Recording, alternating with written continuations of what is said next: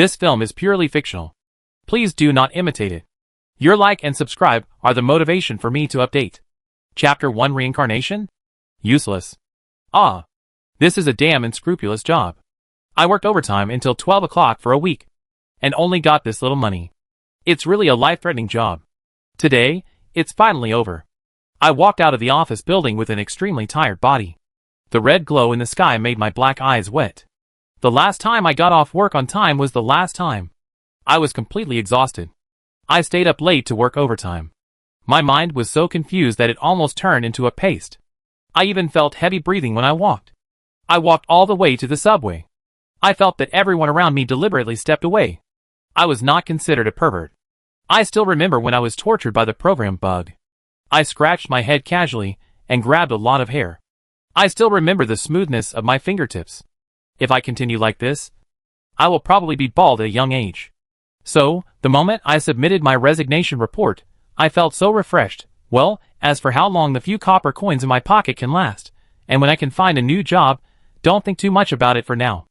Now, the most important thing is, earlier, the Soul Series masterpiece The Circle of Magic, which won the 2022 TGA Annual Crown, the DLC trailer Golden Shadow released by its parent company FS, attracted the attention of countless players. And in 2024, we are expected to go to that vast continent of swords and magic again, experience an extraordinary adventure. When I saw this message on the subway, my body that was about to freeze restarted instantly. Wow, Golden Shadow, is it finally coming, Miyazaki? Old thief, bring my DLC up. Is it not enough to kneel down for you? I feel my heart beating wildly. Recalling when I first started playing the Ring of Magic, to be honest, I rejected Souls-based games at first. The protagonist was a punching bag. Even passing dogs would pounce on me and bite me a few times. Fighting wits and courage with the soldiers all the way, tumbling and rolling. After avoiding being hacked into a muggle, I finally met the boss with a shabby face. In the end, I was killed with one sword. Life is already so hard. Why should I suffer in the game? I'd rather just be my little original critic. But, bang, bang, as soon as I log in, the magnificent music with an extremely heavy epic feeling hits me. At the beginning of the game, the vicissitudes of life and low voiceover narrates a world full of disputes and crumbling. And the protagonist, the Fader, crosses the pale mist and embarks on a journey to save the border or destroy the world.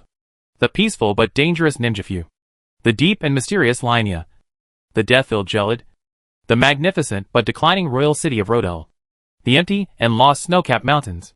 Every scene is so beautiful that it is breathtaking. Except for Gelid. It is another kind of breathtaking. Especially when the corrupt crows and corrupt dogs are chasing behind at the same time. It goes without saying that you are in it. Even if I fall again and again, suffer again and again, I cannot completely extinguish the desire called curiosity and the impulse of exploration and adventure. I seem to be really driving the spirit horse Tourette, galloping in this vast world, becoming the indestructible Atai like a cockroach, writing my own epic.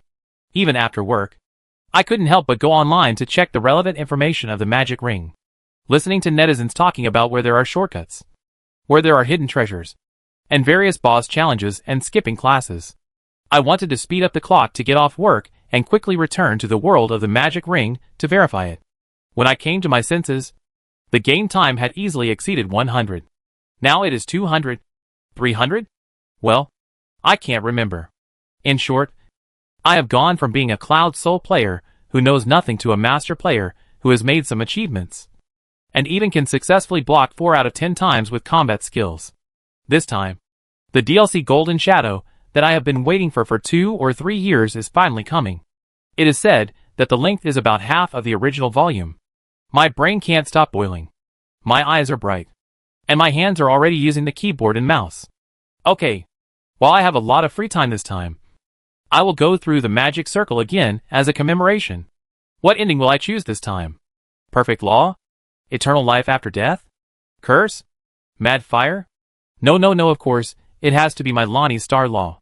After all, that is my wife. Cough cough. After all, that is the longest branch line. And I can experience the most complete process.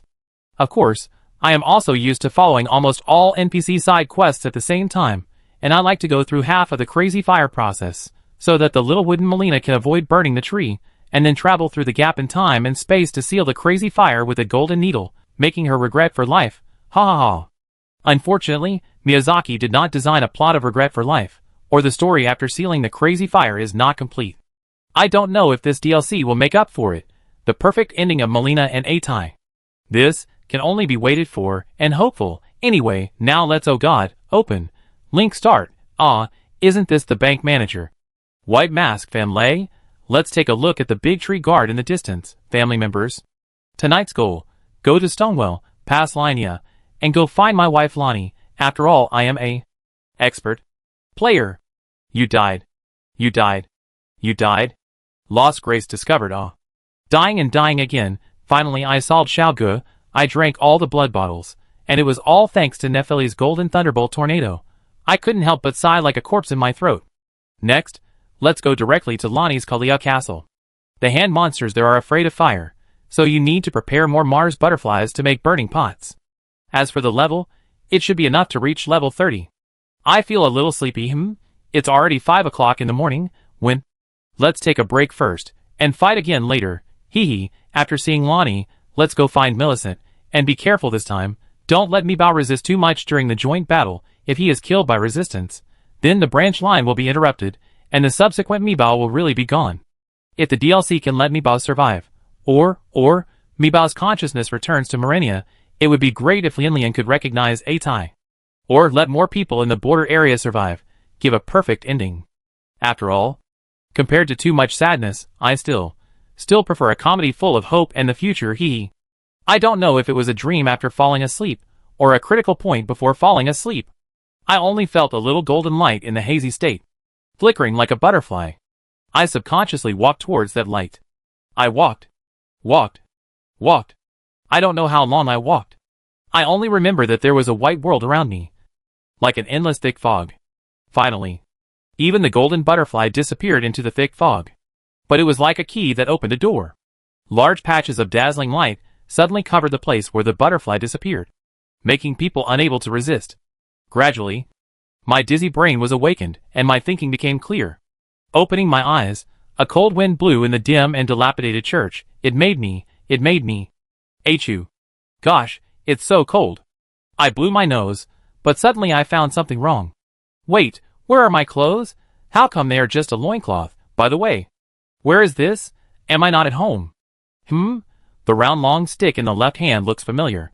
Wait, it's not just the stick that looks familiar, the naked man, the dilapidated and dim church. I vaguely remember crossing the thick fog and coming to the other side. Was I crossing to the border of the real world of the Ring of Law? I'm still naked, the beginning of a useless person. Chapter 2 starting from the Chapel of the King. Wait, am I dreaming? How did I become a useless ATI, and travel to the Ring of Law? By the way, is this the Chapel of the King? Raised his hand, and slapped his left cheek. Fuck.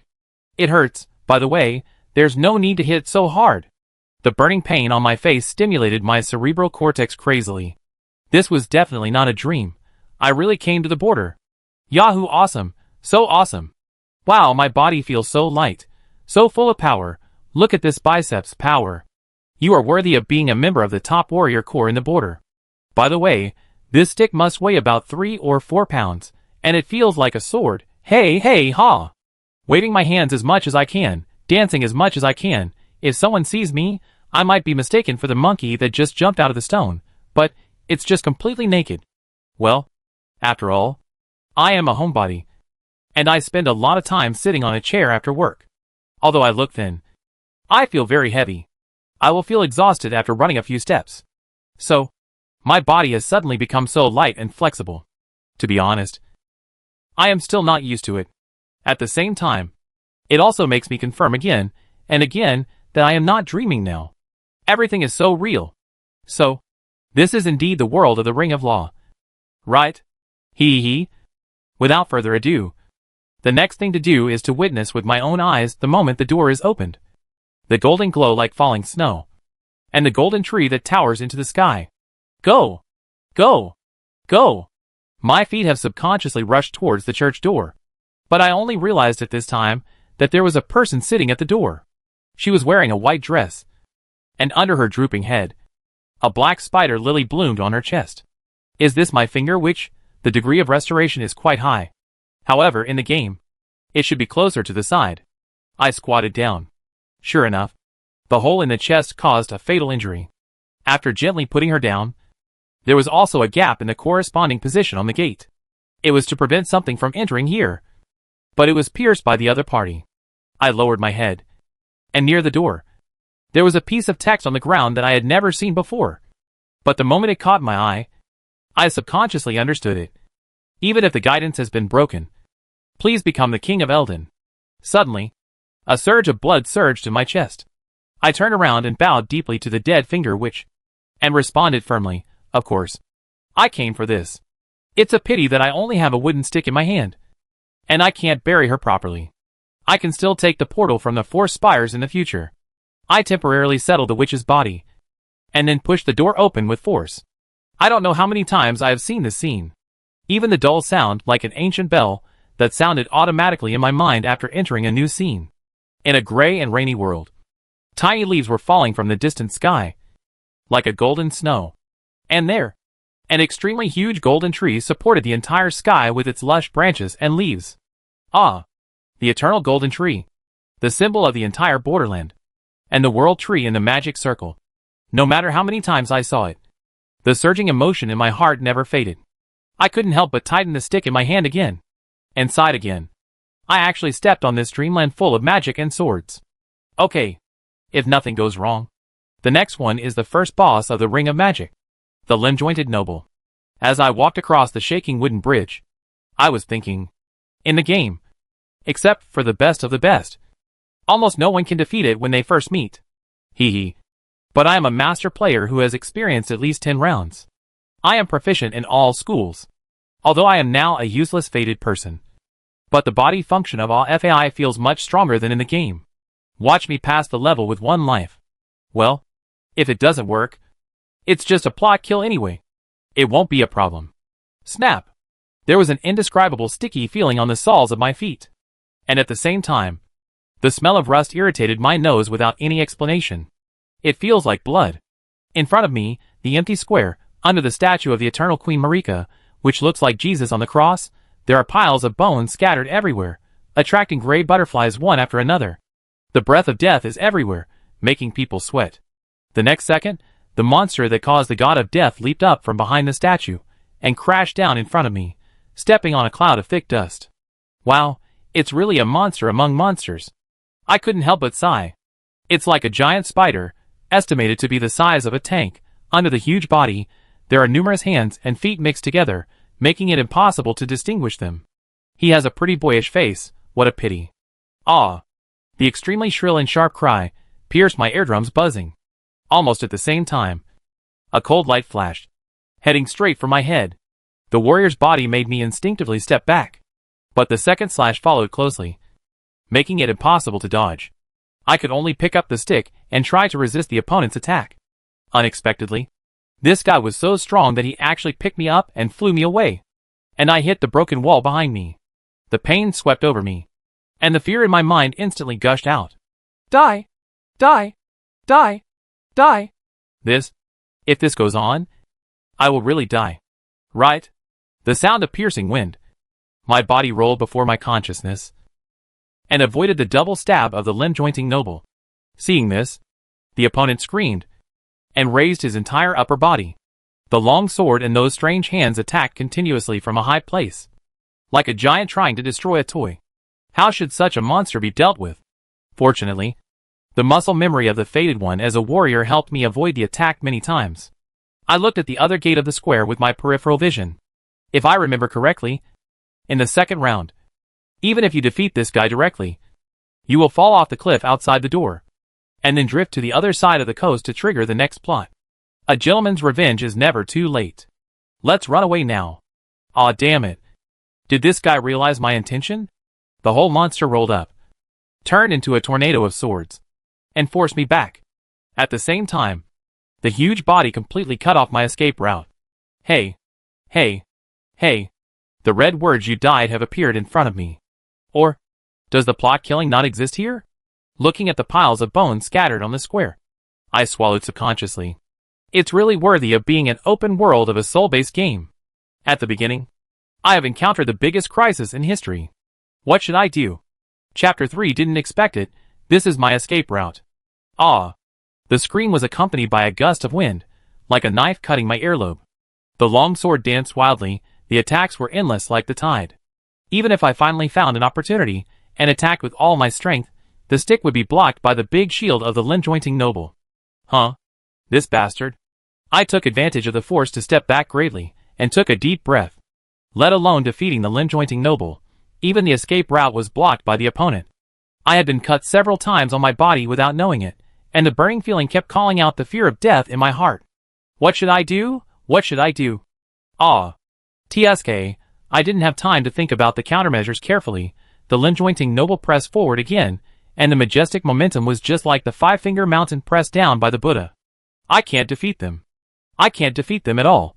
My mind was completely filled with chaotic thoughts. I could even feel that.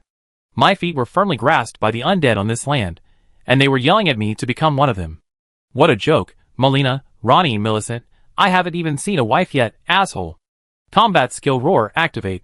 Just blow this guy's head off. I tightened the stick in my hand, which was also scarred, and charged at the limb-jointed noble who was rushing towards me. The other party seemed to be shocked by my desperate momentum, and calmly slowed down his pace, using the advantage of longer arms and wider attack range, and stabbed with both swords. Get out of the way! Holding the stick in his left hand, while blocking the first sword, the whole person quickly spun forward, avoiding the other sword of the limb-jointed noble. Then, holding the stick with both hands, he smashed hard at the regretful face right in front of him. Dang! The limb-jointed noble used a large shield to block my attack in time, and at the same time, the stick, which had long been a candle in the wind, broke with a sound. But it doesn't matter anymore. I seized this opportunity, jumped hard, and stepped on the shield of the noble who had his limbs reattached. I grabbed the top with both hands, and lifted it up with all my strength. The limb-joined noble also reacted, after understanding my intention, hurriedly pushed the shield away. But it was too late. I jumped onto his back, and with another big jump, finally landed steadily behind the limb-joined noble. You didn't expect it. This is my real escape route. The exit of the square was right in front of me. I put all my strength into a 100-meter sprint. Ah. It's useless, the boss in the magic circle, because its body is basically larger than the protagonist, so its turning speed is quite slow. You can't catch up with me. If the warrior starts, with a shield and a long sword, I will roll to the left rear of the limb-joined noble, that is, behind the shield, and start a sneak attack, so I only need to beware of his big tornado, and I can be easily unharmed. However, we are all defenseless now. Let's talk about it later. At the end of the cliff, the gray metamorphosis butterfly is dancing leisurely, as if I have seen the white hole, and the white tomorrow is waiting for me. Littlewood, here I come! With a joyful shout, I jump down the cliff. Hey, wait, come to think of it, I can't swim very well. After all, I'm a nerd. The only thing I can do in the water is diving, which makes me unable to float. And in the magic ring, it seems that Atai is also soluble in water. Splash. Gurgle, gurgle, gurgle. In addition, I stood up and faced the passage blocked by the fog on the right. Of course, the other side of the fog should be the Border Hero Cemetery, I know. There is also a seal sculpture of the stone imp on the left. I don't actually plan to explore it now. But what is the effect of this fog seal? I am very curious. I did it right away. I carefully reached out to touch the fog. I didn't feel anything special, and my feet could easily step in.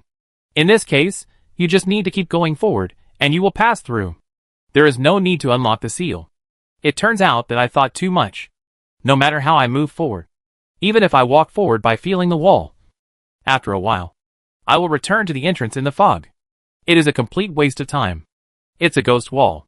I'd better wait until later to unlock the seal. I sighed and continued to move forward. I got a finger-severing knife in the corner of the wall. Can this world still be online? How to connect? With whom? I don't care about that for now. I continue to move forward and step onto the stone platform elevator. The rooms here are exactly the same as the magic ring. The bottles and jars are either empty or completely useless. I'd better honestly lift the last door. At that moment, the soft breeze brushed my hair. The grass rustled. The trees swayed. And the whole world was so bright that it made my heart tighten. I couldn't help but sigh in my heart again and again. Vows 1. I'm here. Chapter 4. The tree guard is here. I stepped out of the door in the gentle and warm breeze, and there was a hint of flower fragrance in the air. Looking around, the whole world was full of greenery. And below the distant skyline, there was a towering cliff, and a pitch-black castle could be vaguely seen standing tall. That was the Storm City. Stonewell, which was the final boss city of Ninjafu. And a little closer, there was also a ray of blessed light. The bank manager, White Mask, was there as expected. This guy is also a member of the Bloodfingers, who likes to stir up trouble. Although in the game, he played more of a discouraged role in persuading players to leave at the beginning, and would not make things too difficult for others. But there might be some accidents in this real land. In addition, I have no weapons at all now, so it is better to avoid this guy. Thinking of this, I quickly bent down, and prepared to sneak away. I always feel that guy won't see me, and he looks so smiling. No, it must be an illusion. Van Lay is wearing a mask. How can he have any expression? Sure enough. He was seen. This guy even waved at me. Helplessly. I could only sigh and walk over. I might as well light up the blessing point at his feet. Oh, you are the fated one. Right? You crave the magic circle. So you come to this junction. I know everything. And that must be the case. Van Lay took out a handkerchief from somewhere, and gently wiped off the smiling brow on the mask. Is this painted on? Forget it. Let's ignore this. But it's really sad that I don't have a witch to accompany me. I took the lead and said the frustrated lines. Van Lay was slightly stunned, and a hint of surprise flashed behind the mask. That's natural. After all, I played it over and over again, and most of the lines were inadvertently memorized. When I was preparing for the crazy ending, I killed this guy as soon as I went out. So of course I was familiar with him. Then, Van Lay's fox-like eyes looked at me again, and said with a smile, Yes. Since you already know, why do you still set foot on this land? Without a witch, you don't know where the guidance is. You can't get the power of Rune. And you can't be invited to the Round Table Hall. You will only die in obscurity. Yeah.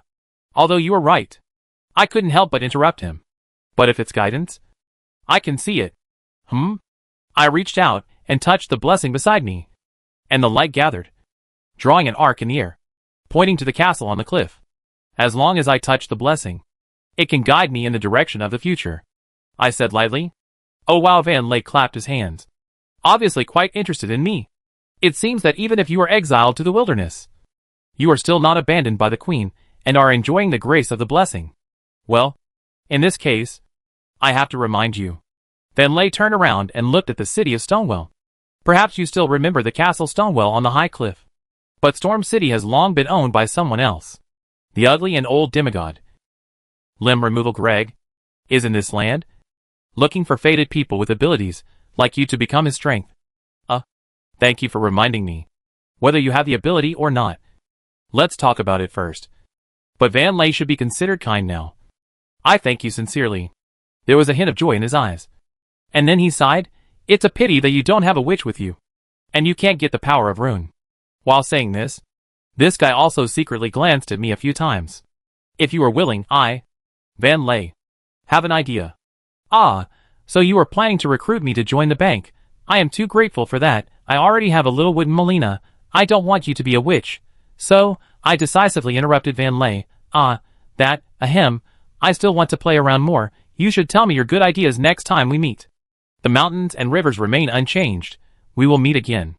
After saying that, I patted Van Lay's shoulder, and ran to the side in a flash. I heard Van Lay shout from behind, Wait, that's... I guess that guy is messed up in the wind. After all, in this world, everyone should be thirsty for power, and there may not be many pacifists like me. The loud neighing of horses, and a strong and powerful frame-dropping music automatically evokes in my mind. I go, the big tree guard. The knight in golden armor drives the horse, like a chariot rushing forward. Under the glow of the golden tree, the halberd shone brightly, and swung at me with an arc of death. I quickly fell to the side and rolled over. The sharp blade almost brushed my scalp, and I felt a chill. It's over. It's over. It's over. The second boss I killed for the first time. And it's also known as the refund killer of the Circle of Magic. It has ravaged countless players' novice village super monsters. How could I forget that this guy is on the grass at the beginning of the guide? hunting the fated ones. There are no weapons now. So let's run away. I rush to the mountain road on the other side of the grass with all my strength. As long as I run up, there will be a ruined airy church there. Touching the blessing point inside can interrupt the battle. Oh! I have seen the door of the church gate. The sound of horse hooves is approaching rapidly. I turn my head, and the sharp blade of the halberd swept across my door. I was so scared that I quickly squatted down and dodged the attack again. Unexpectedly, the guy guarding the tree immediately pulled the reins, twisted the man and the horse into a very strange posture, raised the huge shield in his left hand, and came like a mountain pressing down on me. It was this move that always caused me to suffer a lot of damage when I attacked him from behind. I rolled over and over to avoid it, just like a watermelon worm. Fortunately, the opponent's move was also very stiff. After getting up, I rushed into the church. The golden blessing was in sight. At the other end of this dilapidated church, the wandering merchant, who was wearing a red hat and a red cloak and pretending to be Santa Claus, also noticed me. He put down the huchin in his hand and greeted me. Hey, there are guests. Boom. But the next second, the wall on the side of the church, which was already damaged by half, was broken by a kick. Hey, hey, hey, this is not right. I have touched the blessing, and the tree guard should not return to the initial patrol position. As if nothing happened? This guy is too haunted. The wandering merchant was obviously shocked by this scene, and his dim pupils widened. Lend it to me. Without saying anything, I jumped like a goat and got on the skinny donkey next to the wandering merchant. The old merchant was so scared that he stamped his feet. What are you doing? Can't you see? Of course I'm running for my life. Get on too. I grabbed the merchant's collar and lifted him onto the horse's back. I squeezed my legs hard and drove the horse under me to run away quickly. Also, I narrowly avoided the leap and slash of the big tree guard. Go! Oh my god, I'm still chasing you. In desperation, I could only take the old merchant, driving his skinny donkey, and rush to the jungle a little further outside the church. Chapter 5 Eldon's Wilderness Survival Record. Rustle. I stuck 2 bunches of grass on my head and poked my head out of the bushes, carefully looked around, and after not seeing any figure, I whispered, Nothing is happening here, what about you? Behind me, I heard the dry voice of the old merchant. It's safe here too. Huh, it seems we are finally safe. I took a long breath and leaned tiredly against a nearby tree. It was really scary. The guy guarding the big tree, he chased into the woods aggressively and didn't give up. Fortunately, there were many trees, and he couldn't use his giant horse and long halberd, and finally we got rid of him. The wandering merchant also breathed a sigh of relief, complaining, How did you get involved with that monster? Looking closely, you are the fated one. Right? Yes. That's no wonder. After all, we are in Ninjaview. The old merchant continued. My name is Kale. You may not be able to tell, but I am a businessman. Although I am sorry just now. But I proudly showed my loincloth to show that I was poor and had nothing. Gailey was silent for a moment, and finally sighed and said, That's nothing. And you don't look like you will attack me. Maybe we will have business dealings in the future. But you are a warrior after all. You don't even have a weapon? Gailey asked the biggest question. I also helplessly told him about my bad luck with the limb-jointing noble. So that's how it is. It's not easy for you either. Gailey nodded, turned around and searched in the package on the horse's back for a while, and spread his hands helplessly. Unfortunately, I don't have any weapons here. It doesn't matter. There will always be a way. I smiled. Gailey kindly reminded, Then you have to be more careful. You should have heard of the name of limb-jointing Greg. I nodded. His soldiers are capturing fated ones on Ninjaview and performing evil rituals.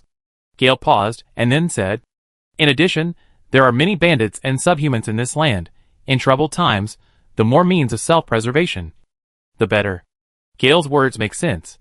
In such a soul world, there is really no sense of security without weapons in hand. Just as I was thinking about how to get a weapon, there was a rustling sound from the bushes around me. Then a thin man wearing a golden iron helmet came out of it. He immediately shouted, Hey, there is someone here. It's the Fader. He was wearing red and green coarse cloth armor.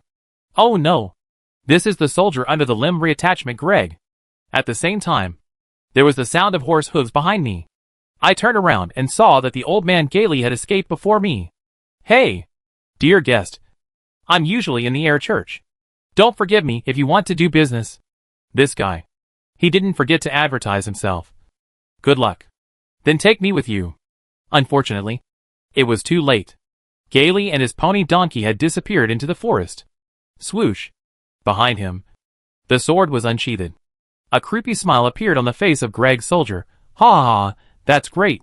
No matter what, as long as you are a fader, as long as I can catch you, it won't be my turn. After saying that, he raised his sword and almost chopped my buttocks with the sword. A FA is about to become a FAZ. Be quiet. The soldier swung his sword again. I quickly rolled over to avoid the attack, then spun my legs, and used the dragon stirring trick to force the opponent away, and stood up quickly. Calm down. It's just some experience points in the early stage of development. Even I, who was just starting out, could easily deal with this guy.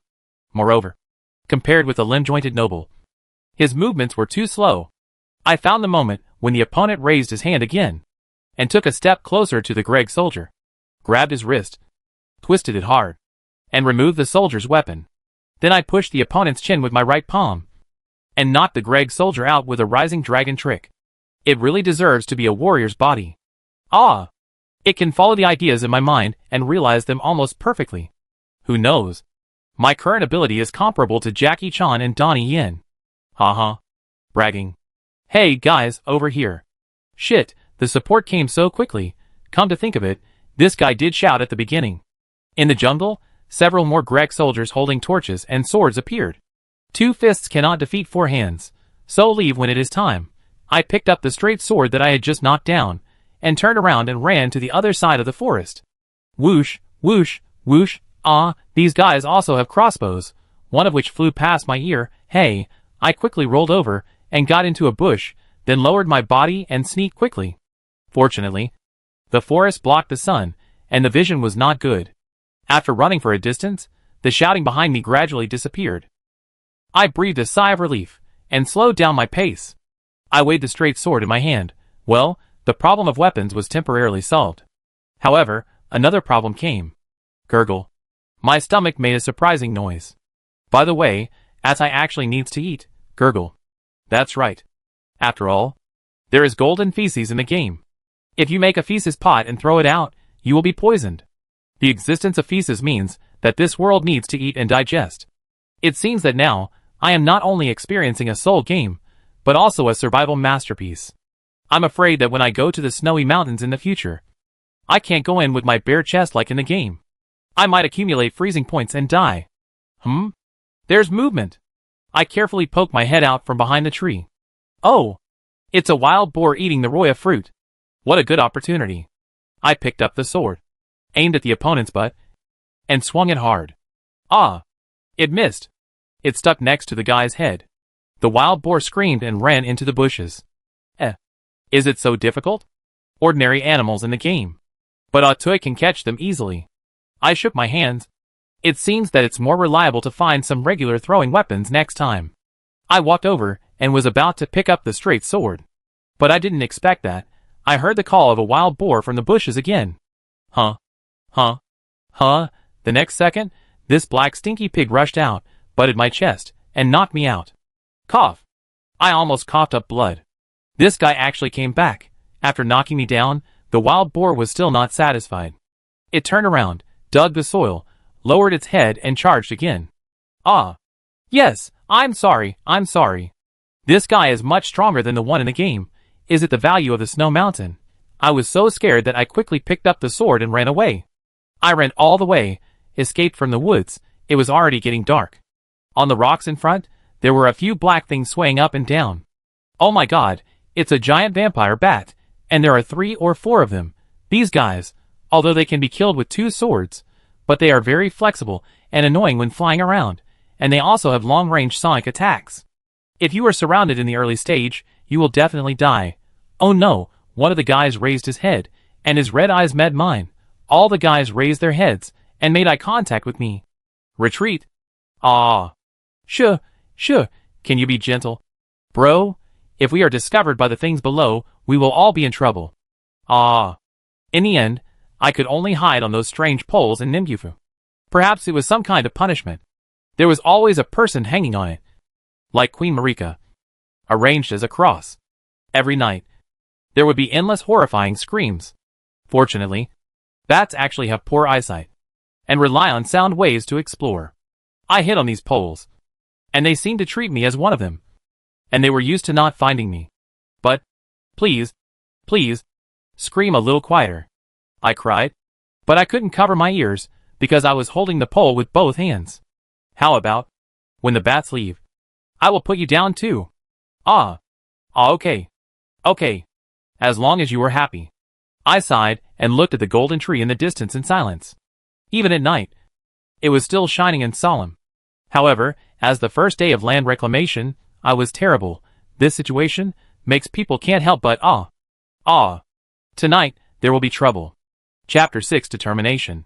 Steal your head, roll roll roll. Are you there? Have you brought the goods? Hee, it took me most of the morning to get what I got this time. You have to take good care of it. Yes. The knife fell, and blood spurted out. Oh, master.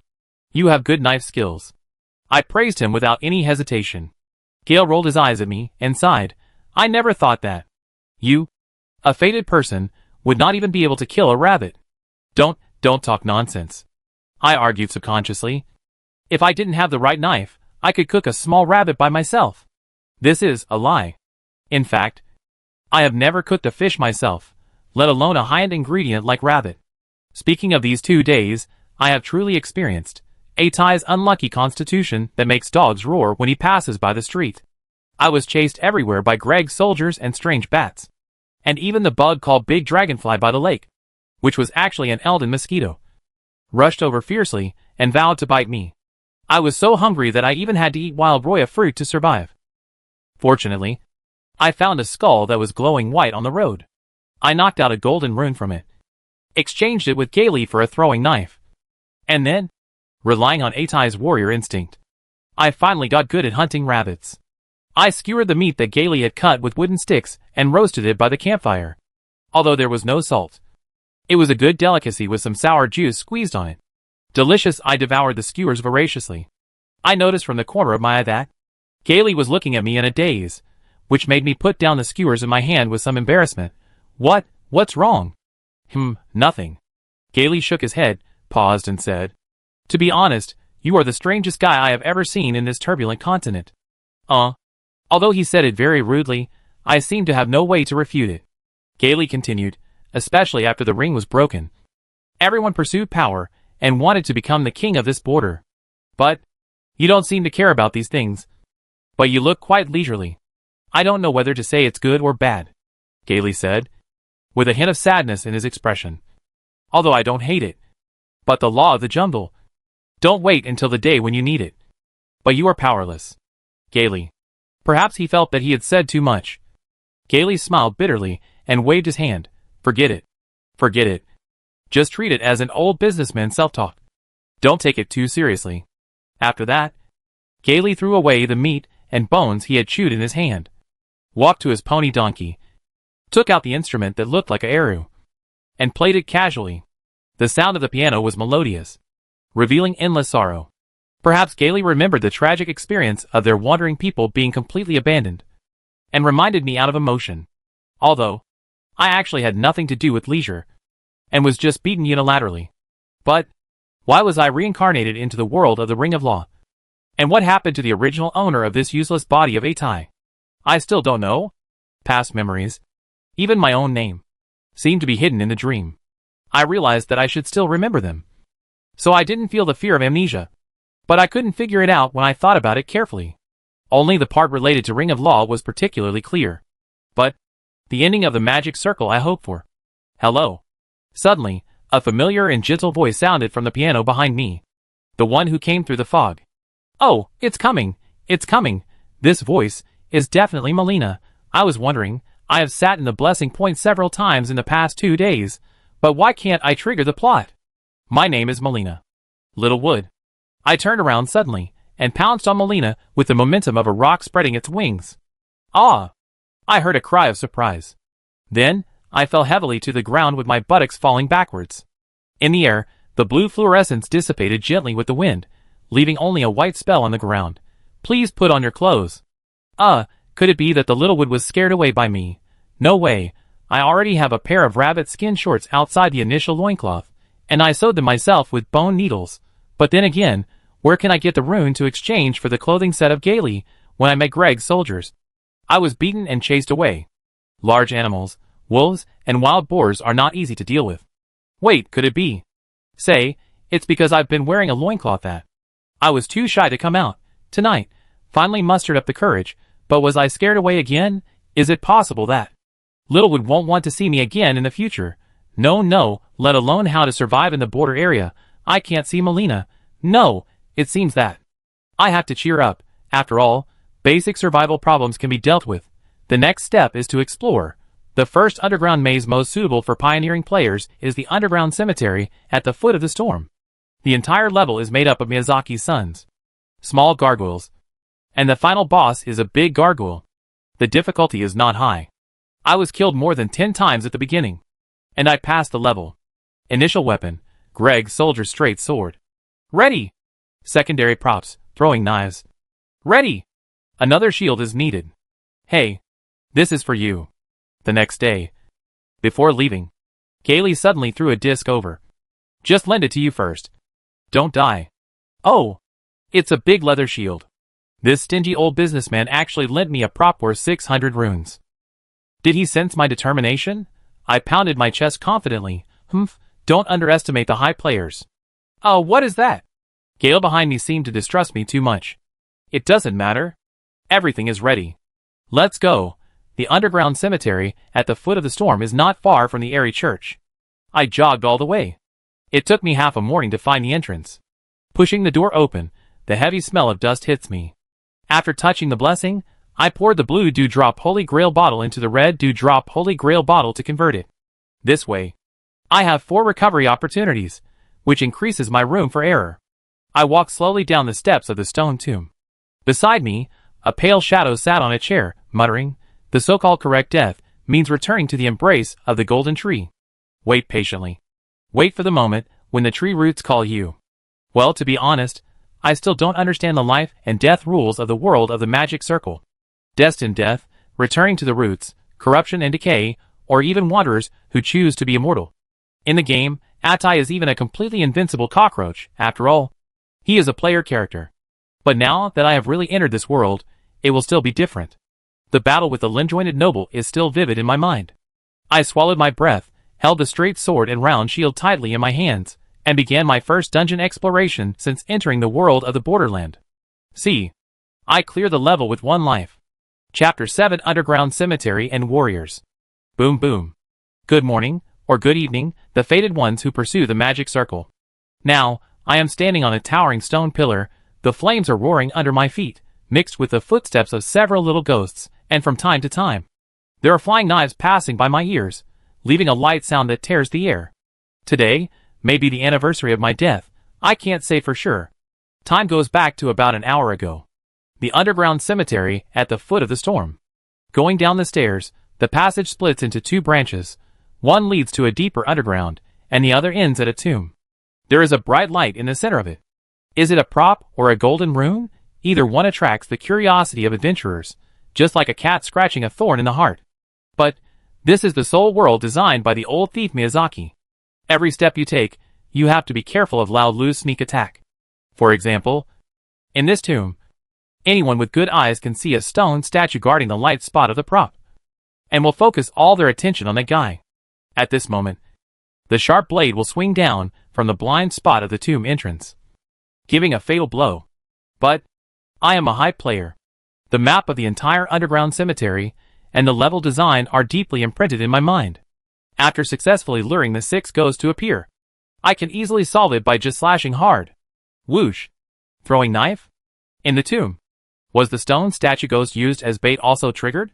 It shouldn't be. My distance control should only attract the hatred of one guy. But I didn't have time to think about it. The ghost who failed to sneak attack from the blind spot was angry, and grabbed a hoe-like weapon, and slashed at me frantically. Calm down. Hold up the shield and retreat. 1, 2, 3, and then the gravity slash. At the moment when the opponent's movements were stiff, I rolled to the back and stabbed the guy's waist hard. Bang! Execution. Completed. But when I kicked, the little ghost stuck on the sword with my foot. I felt a sharp pain in my shoulder. Suddenly, was I hit by a dart? As expected. In the real world, there is no gap for executing invincibility. But, now, you are also alone. I didn't have time to treat the wound. I dodged another flying blade. Took a big step.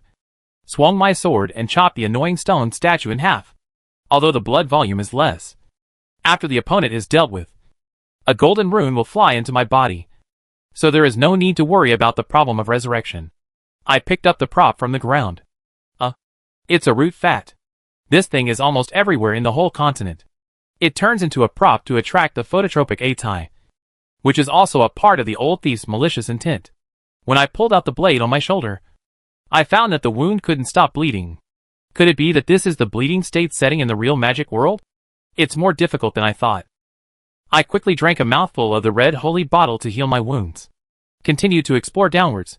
Passing the door of the boss room, you must find the mechanism in the tomb to open the door.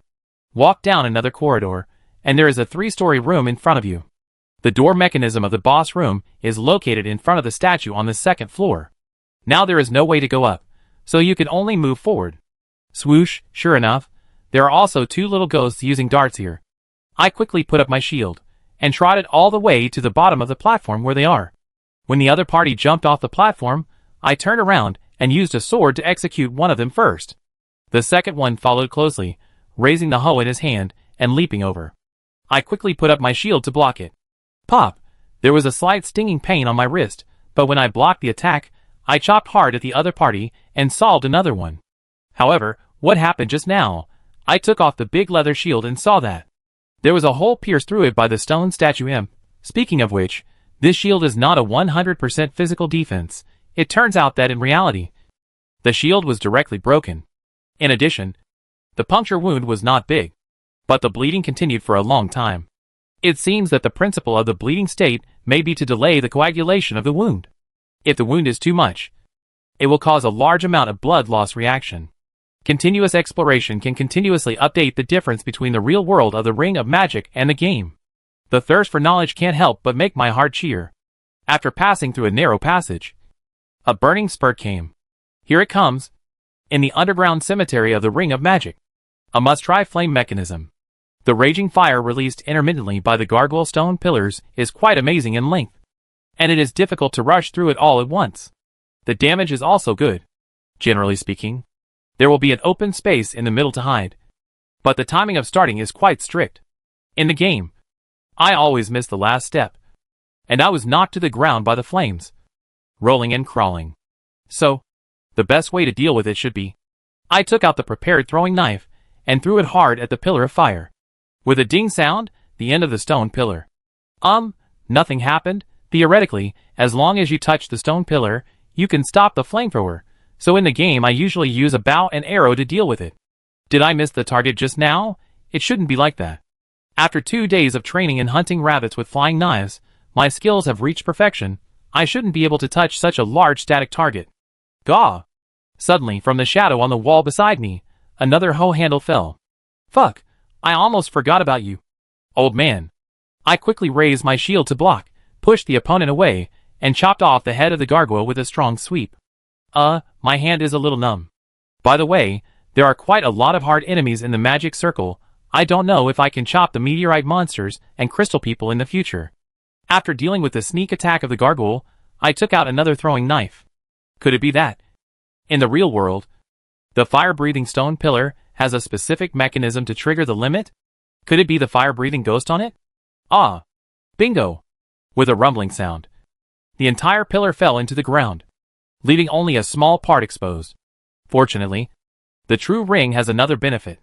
Used items will not disappear at will. That means that you can pick up flying knives and the like after you use them. Great. Oh! I found a mud skull that called out. Hello. A strange sound. Like an old man. In addition, I also tested that the closed stone pillar can be triggered again by stepping on the top or slashing it. This is similar to the game. The same method was used to solve the fire-breathing stone pillar on the other side of the T-shaped fork. In front of me, a silver bouquet swayed gently at the corner of the end of the tomb. Beside it, on the fallen body, the light of the item flickered. Wait, I remember that there were 2 stone statues hanging on the front wall. In addition, behind the supporting stone pillars of the wall, there were guys disguised as stone statues on the left and right sides, and one of them had a head hanging on its head. You are really worthy of it, old thief Miyazaki. In the early maps, there were actually 5 tiger generals in front of a small prop. If you don't kill the newbie, you won't be happy, right? Luckily I memorized the map. I just need to use the flying knife to seduce them one by one. Whoosh. Gaw. You 2 brothers, why did you come down together? Ding. Wait, why did the guys on the left and right wake up? I didn't trigger it. In an instant, all the 5 tiger generals were awakened by me, and rushed over with their knives in hand. It's over, it's over, it's over.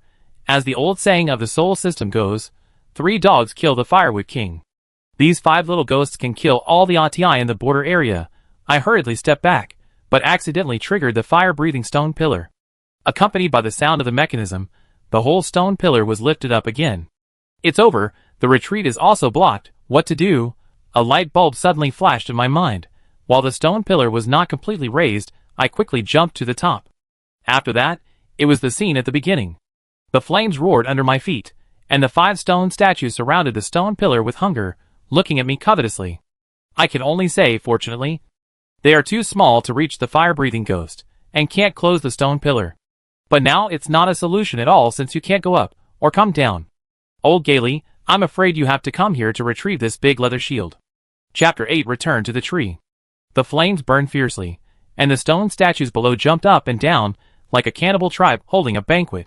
And I was the pitiful sacrifice. I would either starve to death on this stone pillar, or roll into a sea of fire and be chopped into fine pieces. Either way would be unpleasant. Looking at the flames that seemed like the breath of a dragon in silence, I carefully recalled the entire map of this underground tomb. Suddenly, an idea flashed in my mind. Wait, it seems there is a way. Although there is a certain element of gambling, it is indeed worth a try. I quickly put the big leather shield on my back, and prepared to run at full speed. The problem is, I can't touch the fire-breathing ghost in the middle of the stone pillar now. Got it. I untied the string of the loincloth from my body at the critical moment of life and death. I don't care about being elegant or not. I tied it to the handle of the straight sword, and then threw it down with force. Ding! It's done! The stone pillar shook slightly. The sound of gears turning came from the bottom, and it began to descend. The stone statues were obviously aware of it, and they raised their heads, jumped eagerly, and waved their weapons. Come on, stupid guys. Let's have a showdown.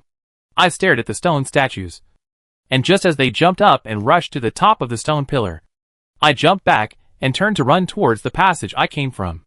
This was the only gap. After all, there was a raging fire in this direction, and those stone statues were willing to get close. But soon, these guys who were knocked unconscious by the stone pillar shouted and chased after us again, just like mad dogs. Boom! But it's not just you who are chasing us. There are also flames. The stone pillars rose again behind me. After all, the real stone statues are also quite heavy. I deliberately attracted them to jump onto the descending stone pillars, so that they could trigger the mechanism that would raise the stone pillars again. Boom! The next second, the scorching fire rushed in. Burn it for me! Gaw! Wow, hot! Hot! Hot! Hot! I rolled and crawled out of the fire tunnel. Ah, the cloak that Mimi gave me was half burned by the fire. Although it was already in tatters after being tossed by me, I still felt so sad. But I didn't have time to think too much. The stone statues followed me closely, rolled out of the fire, and wisps of burnt smoke came out of the cracks on their bodies. Sure enough, the rock attribute is more resistant to fire than ordinary monsters. But, hello little guys. Seeing my figure, these guys rushed towards me energetically again. Sure enough, with their IQ, they didn't realize the danger at all. This T-shaped fork in the road has 2 flamethrowers. I stepped hard on the top of the stone pillar, and just as the stone statue imp was about to rush in front of me, the stone pillar rose up, and a raging fire burned through the entire passage. Then, 5 golden rays of light flew out of the flames one after another, and merged into my body. Humph, as expected, I easily got the newbie killer. 5 tiger generals. I quickly went to the previous location and searched for the props. Mars butterfly. I took a deep breath, and 1,000 horses ran through my mind. Damn it, Hidetaka Miyazaki, after all the hard work, you actually gave me this cheap prop that is everywhere. I wish that tonight, Mars Butterfly can fly out of your bed.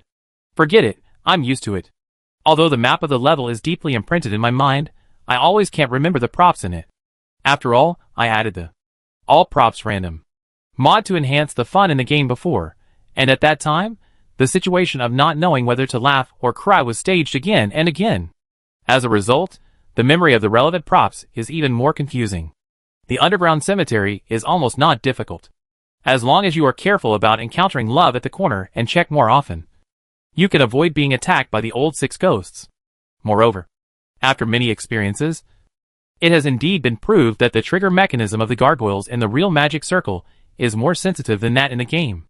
When exploring higher level tomb mazes in the future, you must pay attention.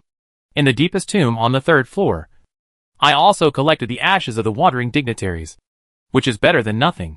Besides, I don't have the soul calling bell yet.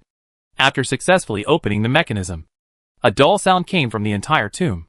The door of the boss room opened.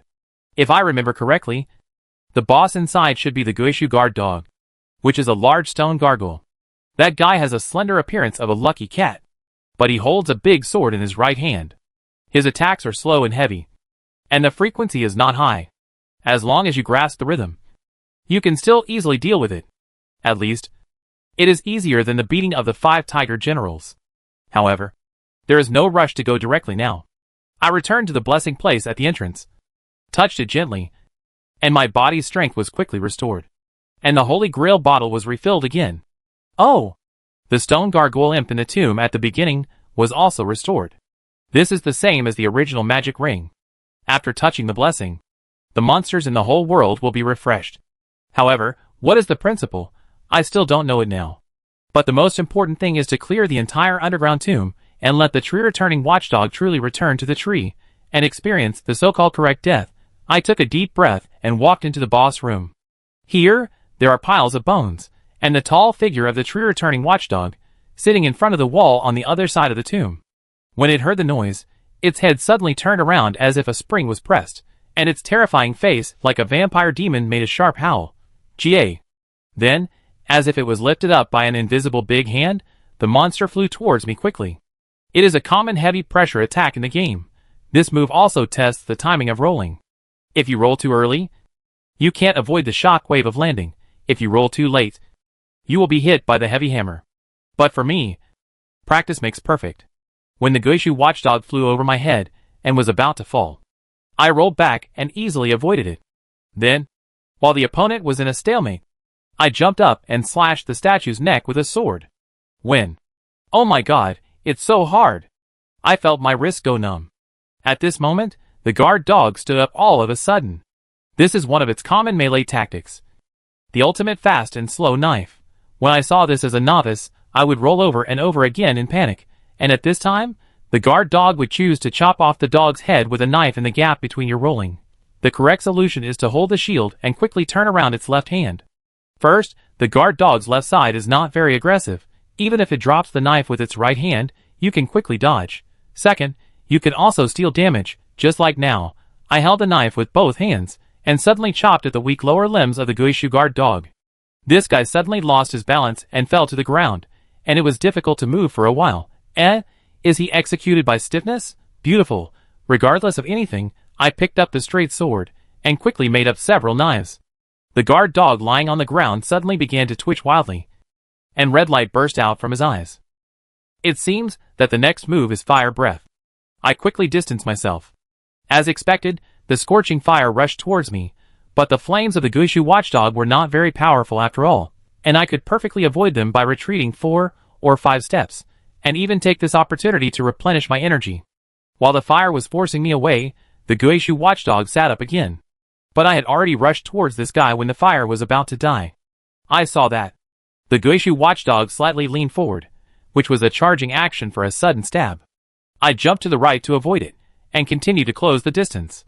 This guy failed to do so, so he chopped the long sword on the ground, obviously intending to use a spinning slash. But, too slow. I jumped up with a big step, and after dodging a sweeping attack of the spinning slash, I held the sword with both hands, and chopped the opponent's neck again with force. Bang! Hee, although you are indeed very hard, water drops can still wear away stones. As long as the attacks land in similar positions, the mere stones can still be chopped down, right?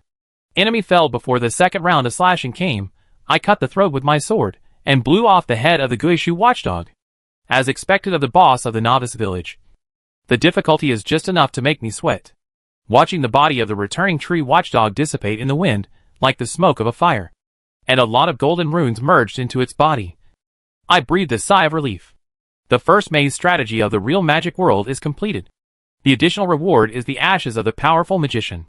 Well, it's better than nothing. I packed up, and was about to leave. In a trance, I seemed to hear a series of weak groans. Was it coming from the end of the tomb? There, the roots extending from the top of the tomb were intertwined. And they actually tightly wrapped around one shriveled corpse after another. As if they were treating them as nutrients and squeezing them dry.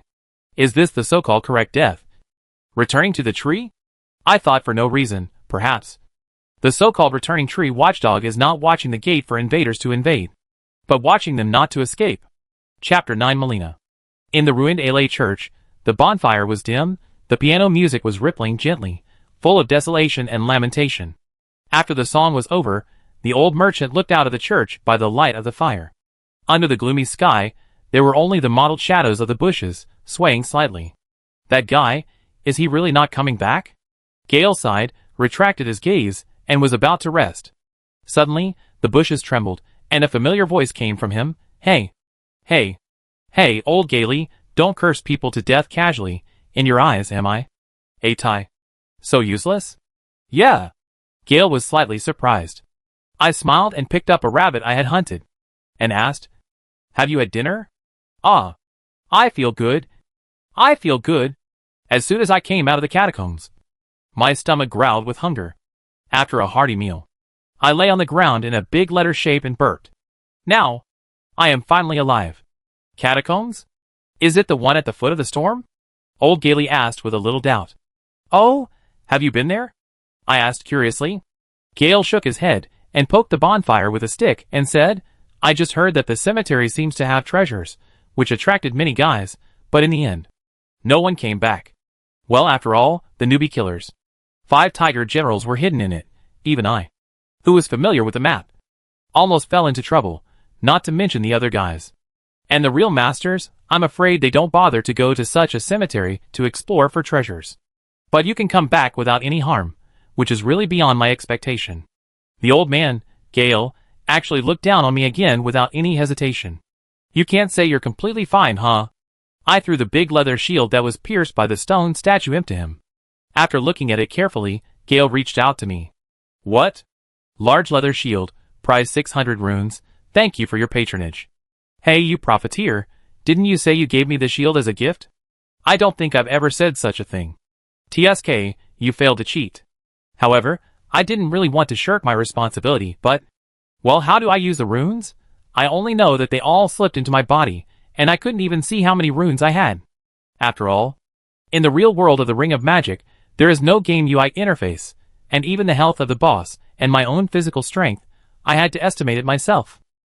After listening to my description, Gailey's eyes widened, and he was speechless for a long time.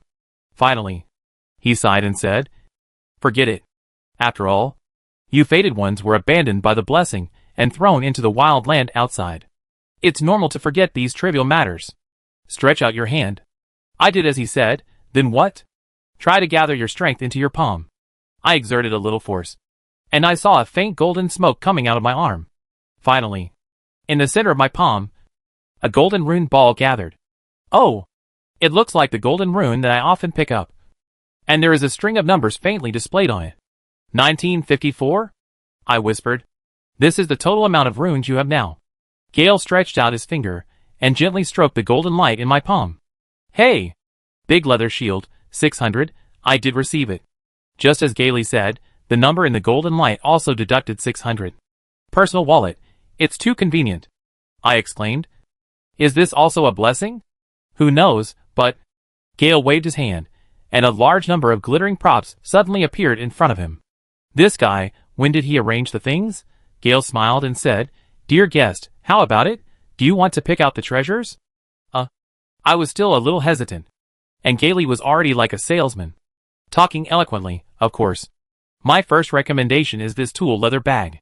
With it, you can make all kinds of simple props. To fight on this land, you need this kind of thing. Okay, buy it. I waved my hand generously. The second is this set of chain mail.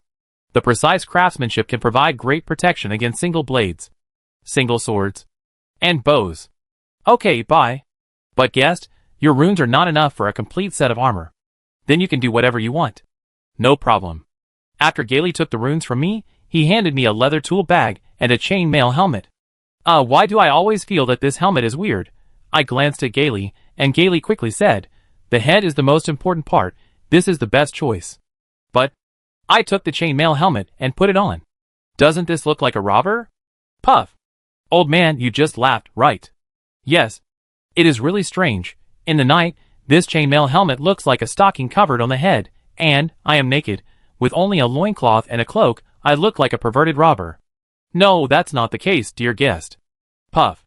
Another burst of laughter. Is this guy no longer able to pretend? I just felt my face turn red. I suddenly rushed towards Gailey, trying to grab his package. Change it. Change it. This helmet is too ugly. Unexpectedly, Gailey was well prepared. After dodging my attack, flipped onto the horse. Once you have made a move, you must return the goods, customer. And I, who didn't have a spirit horse, could only stand there helplessly and furiously. Old swindler. I'll stay here and see if you come back. As I said, I sat down next to the blessing point, angrily thinking how to deal with the swindler Gailey. At this moment, a blue butterfly seemed to float by in my peripheral vision.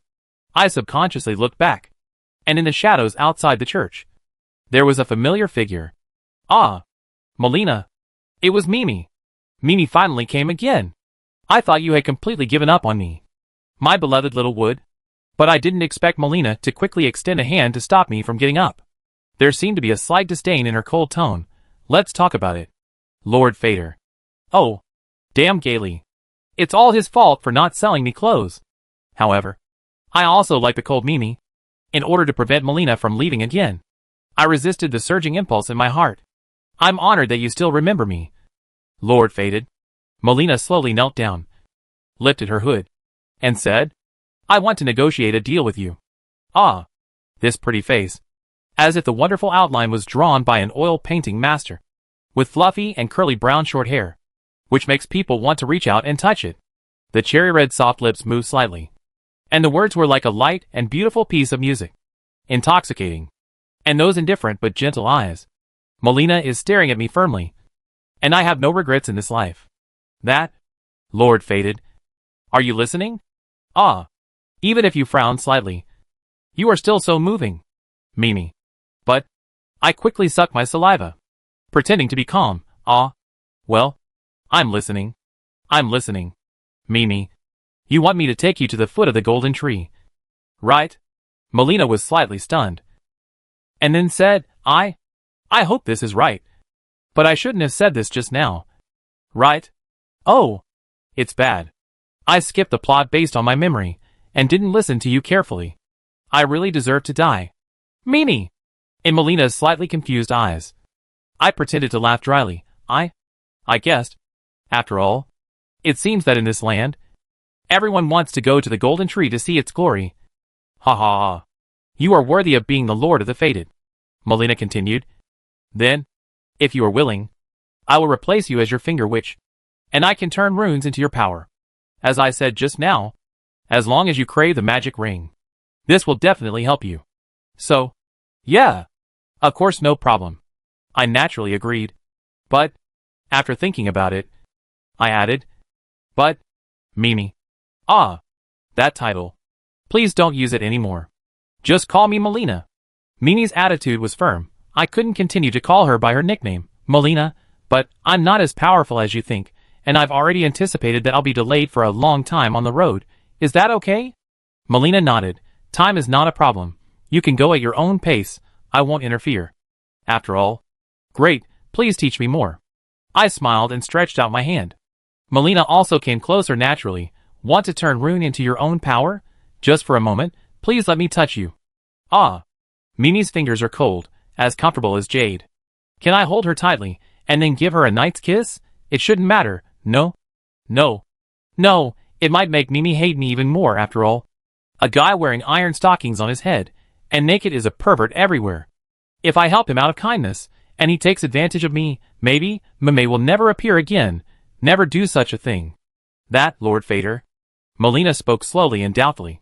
Your rune doesn't seem to be enough to increase your power. Well, I know. I gently held Melina's hand.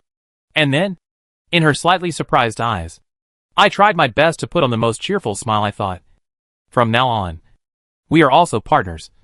Right? This is a symbol of friendship. Melina. Yes. Is it? Before Melina got suspicious, I quickly and reluctantly let go of her hand. If I held it again, I was afraid that I would not be able to restrain my evil thoughts. By the way, in the future, when I want to increase my strength, can I see you? Melina nodded, as long as I am near the blessing. You can call me. Great. I secretly clenched my fists. It seems that every time I upgrade in the future, I will see Melina in the game. I always regret that Littlewood appears too few times. Sometimes, I can't see him even if I want to. When he comes out, it's always Mom's long, Mom's short. And my mother has something to say to you. Look at Lonnie. She even cut off 2 fingers and went to explore the laws of the stars. She was afraid of being lonely and made little Lonnie to accompany Atai. In this way, the competition for the heroine is no longer comparable. Long live the real magic ring. By the way, there is one more thing. Melina handed over a golden ring and said, this ring is for you. When you need to move long distances, use it. It can call the soul of the horse named Tourette. Tourette chose you. And I hope you treat it well. Looking at the golden spirit whistle ring, my heart suddenly moved faintly. And it seemed that a scene of the ring burning red and hot flashed by. A crisp hoarse cry woke me up. I couldn't help but touch the ring and said with a smile, then please give me more advice. Tourette. Chapter 10. Conquering the world, all relying on cattle and horses. In the early morning, the sun dispelled the light mist. The tree guards in golden armor rode their war horses leisurely. Patrolling on the mountain road, the music composed of birdsong came from the forest, awakening the whole land. I reached out and rubbed my eyes, but I felt a bit of extreme coldness on my face. Ah, it turned out to be the ring and spirit horse whistle that Melina gave me last night. After a long time, I finally have the most powerful means of transportation on the border. From now on, even if I run for my life, I can be more chic. I looked at the ring on my finger for a long time. Suddenly, a light flashed in my mind. In the game, Atai always bites the ring and blows the whistle to summon Tourette. At the beginning, Tourette was in Mimi's hand, right? That is to say, Mimi had to bite this ring to summon Tourette. Then if I bite the same place now, does it count as an indirect kiss? Nay. Suddenly, a horse neighed beside me, and a gray-white horse appeared beside me, causing me and it to look at each other in surprise. Yo, good morning, Tourette. I greeted him with a guilty conscience. And Tourette called out again, as if warning me with his eyes, not to use it for strange things. I laughed dryly, and stood up and touched its mane. Oh, I was just kidding, don't be angry. By the way, do you want to have breakfast? I have a lot of dried loya fruit here. Tourette came over happily, and ate the breakfast I prepared for it. I also took out the dried meat, and while chewing it, I thought, now that I have Tourette now, I should explore further. Speaking of shame, I was so busy thinking about survival during that period of time, I didn't even go out of the original forest outside the air church. It was just a few steps in the game. But after it became the real world, it expanded a lot. And there were several more Grek soldiers stationed there. No wonder Mimi's plot was triggered so late. Maybe she was tired of waiting. So she came to me on her own initiative. After all, the first contact in the game was at the blessed point in the ruins before the level. However, the present is different from the past. It is time for us to travel the world with swords. And to shout when we see injustice. Tourette. Let's go! The white horse glided lightly. And the horse's hooves raised dust. As expected of being known as the first spiritual horse in the border area, Tourette followed the path and led me out of the woods, causing Greg's soldiers to scream behind him. Okay, Tourette. Let's bravely enter the border area and explore the entire Yacker Lake area first. Tourette also whistled excitedly, and rushed towards the level outside the forest. Hey! Wait! I quickly grabbed Tourette. Old man, don't you see? This level is heavily guarded. I'm not ready to force my way in. By the way, in the real world of the magic circle, it seems that you can't teleport between blessing points at will. Or maybe I'm using the wrong method. Anyway, if we run through the checkpoint directly now, we will have to go around a long way to get out, which is quite troublesome. In addition, I am not ready to ask Mr. Omen for advice yet. I will pass the checkpoint and enter Storm City after I level up. So, I gave a new order. So, Tourette, let's go to the right, through the ruins, and to the main road? Run! Phew, hey. Wait! Why is this guy still planning to rush into the checkpoint? Ah, I understand. I must not know how to ride a horse. Or maybe I conveyed some wrong instructions to Tourette. I got off the horse first, held the reins to adjust the direction, and then got on the horse and commanded, go forward now. Tourette. Phew, Tourette let out a long cry, turned 180 degrees, and tried to rush into the checkpoint again. Stop! This guy, why is he so disobedient? He is in such a hurry to advance the main line. Did Mimi deliberately give the order before this? Damn it! Just when I was entangled with Tourette, suddenly, a horn sounded from a little distance. Then, a crossbow flew over, whistling past my ears. How dangerous! I was so scared that I broke out in a cold sweat. By the way, the security range in the real world is too wide. I haven't even stepped into the ruins where the Greg soldiers are stationed. What's worse, the soldiers guarding the checkpoint seemed to have heard the horn. There was an extremely loud roar in response, followed by a huge figure falling from the sky, shaking the earth. It was a mountain goblin guard. Seeing it with my own eyes, it was even more oppressive than in the game. If he was caught, he would eat him to the bone with just one bite. If this continues, we will be attacked from both sides. Fortunately, at this time, Tourette finally realized the crisis and rushed to the right with me, moving forward along the cliff near the ruins. Only when he was far away from the ruins and found the blessing point again, did Tourette stop. Ah, could it be that? Tourette, you can also see the blessing? After heaving a sigh of relief, I asked in confusion. Moreover, from the various settings of the game, it also has a close relationship with the eternal Queen Marika of the Border. And Tourette neighed in affirmation. No wonder. This guy didn't take the guidance of the blessing as my order just now. So he kept running into the level. It's not that we won't go. We need to be fully prepared to fight 100 battles. Now, my ability is far from enough. Please listen to my command more next time. I sighed and persuaded Tourette. Phew? I don't know if it understood. Oh. I passed by a sword monument. The giant sword carved with black stone, like a small forest, was inserted into the ground, recording the major events that had happened in this area. In reality, it looked even more magnificent and solemn. Golden Greg, the battle of shame, fighting Michaela's blade. The defeat was overwhelming. Kneeling on the ground, begging for mercy. Ha ha ha. Shao Ji's glorious deeds are worth savoring. It is said that he licked the feet of Marlenia, the blade of Michaela, and was spared. Damn it. Why didn't I lick it? I'm kidding. Lilian is not someone that ordinary people can get close to. She will be corrupted all over. Who is this person? What are you doing here? A rough roar startled everyone. Oh no. It's a Caden mercenary patrolling nearby. He won't also be under the jurisdiction of Greg, hunting the fated ones. Right? Hand over all the runes on you, and I'll spare your life. Oh my god. He has become a bandit. By the way, I have no money. I quickly rode on Tourette and ran away.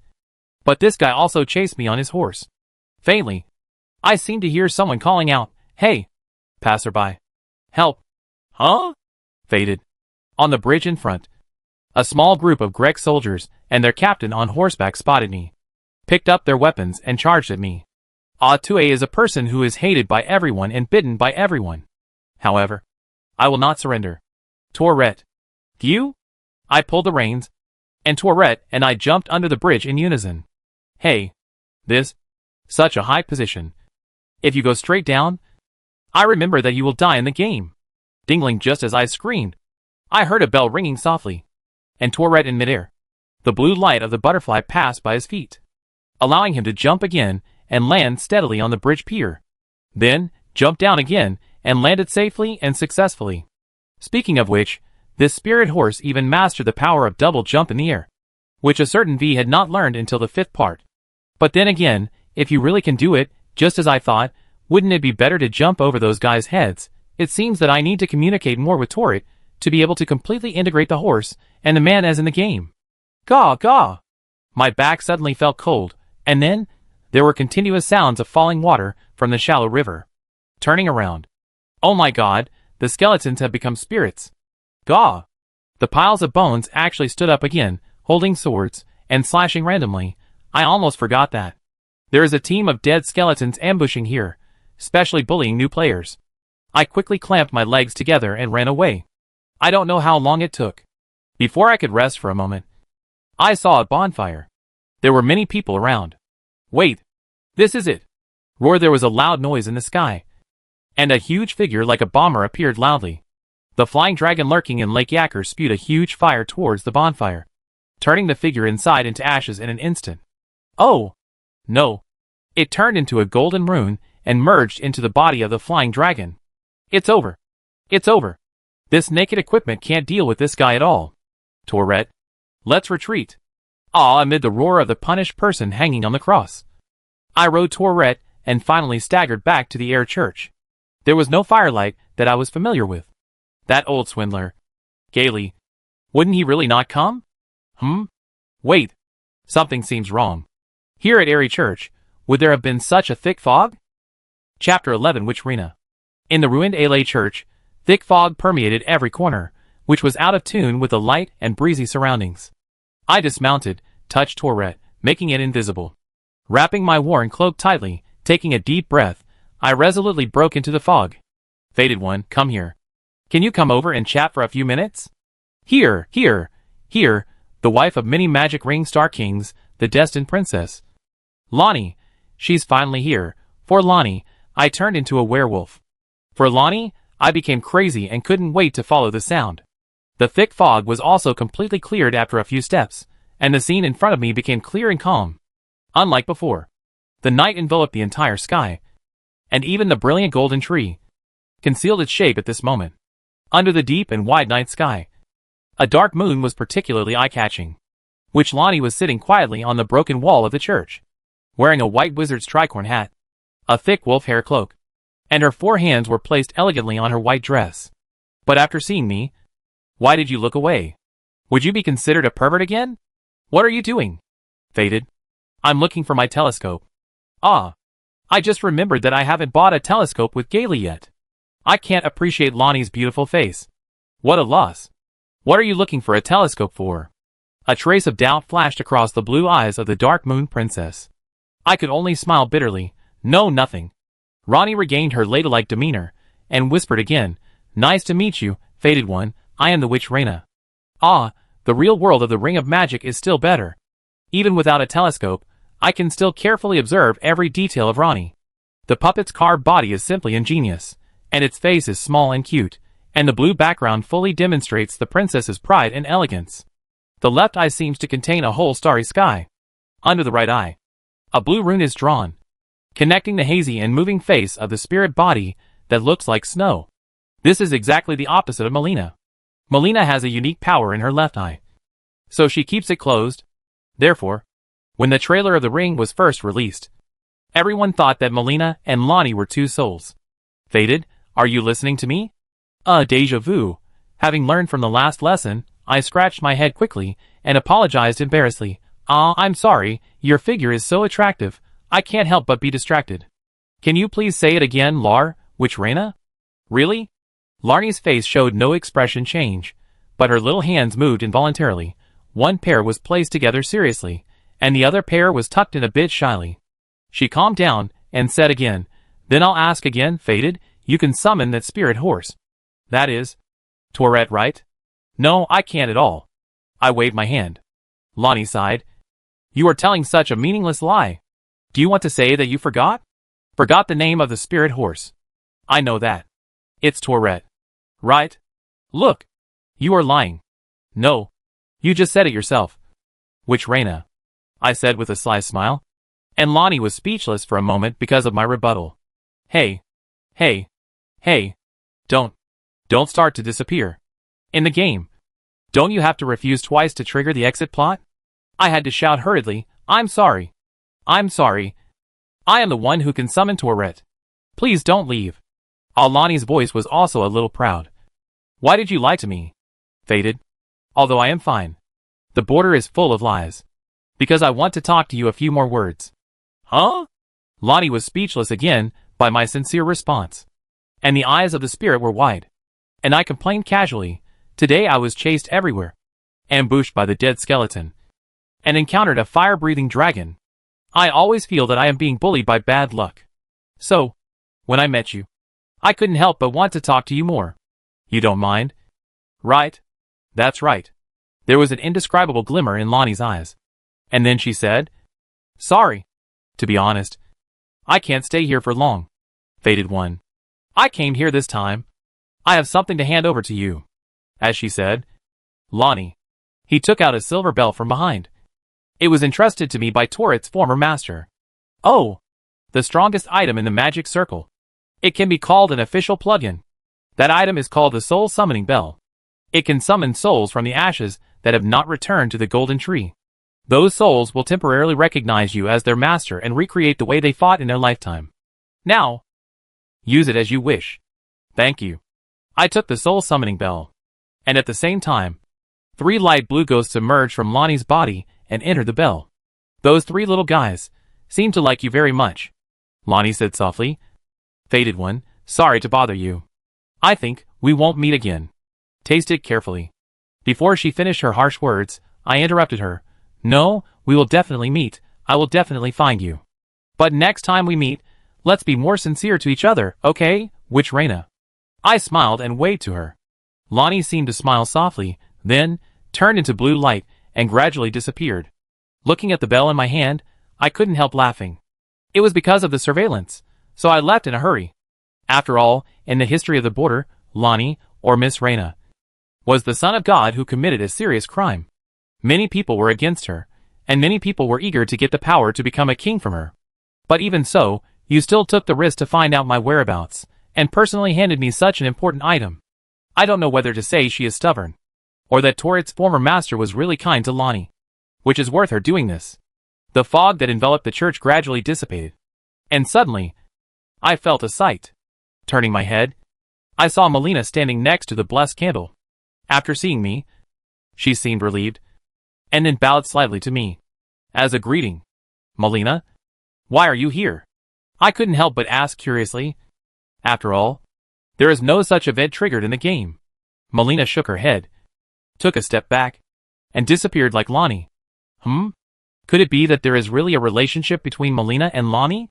That's why she came out to take a look. Or, hey, customer, you are here. What goods do you want to see today? Behind me, a familiar voice sounded. It turned out to be to avoid your suspicion. The hateful old profiteer. Chapter 12 Strange Feeling. I decided to start leveling up. For Lonnie, I will turn into a werewolf for Lonnie. Okay, I won't joke around. Although the main purpose is to meet Lonnie again, but as Gailey said, don't wait until you need it, to find yourself powerless. Besides, I have made an agreement with Melina to take her to the Golden Tree. It's not a good idea to keep dragging it on and stay in the novice village. And the closest place to explore to the air church must be the forest cave in the woods outside.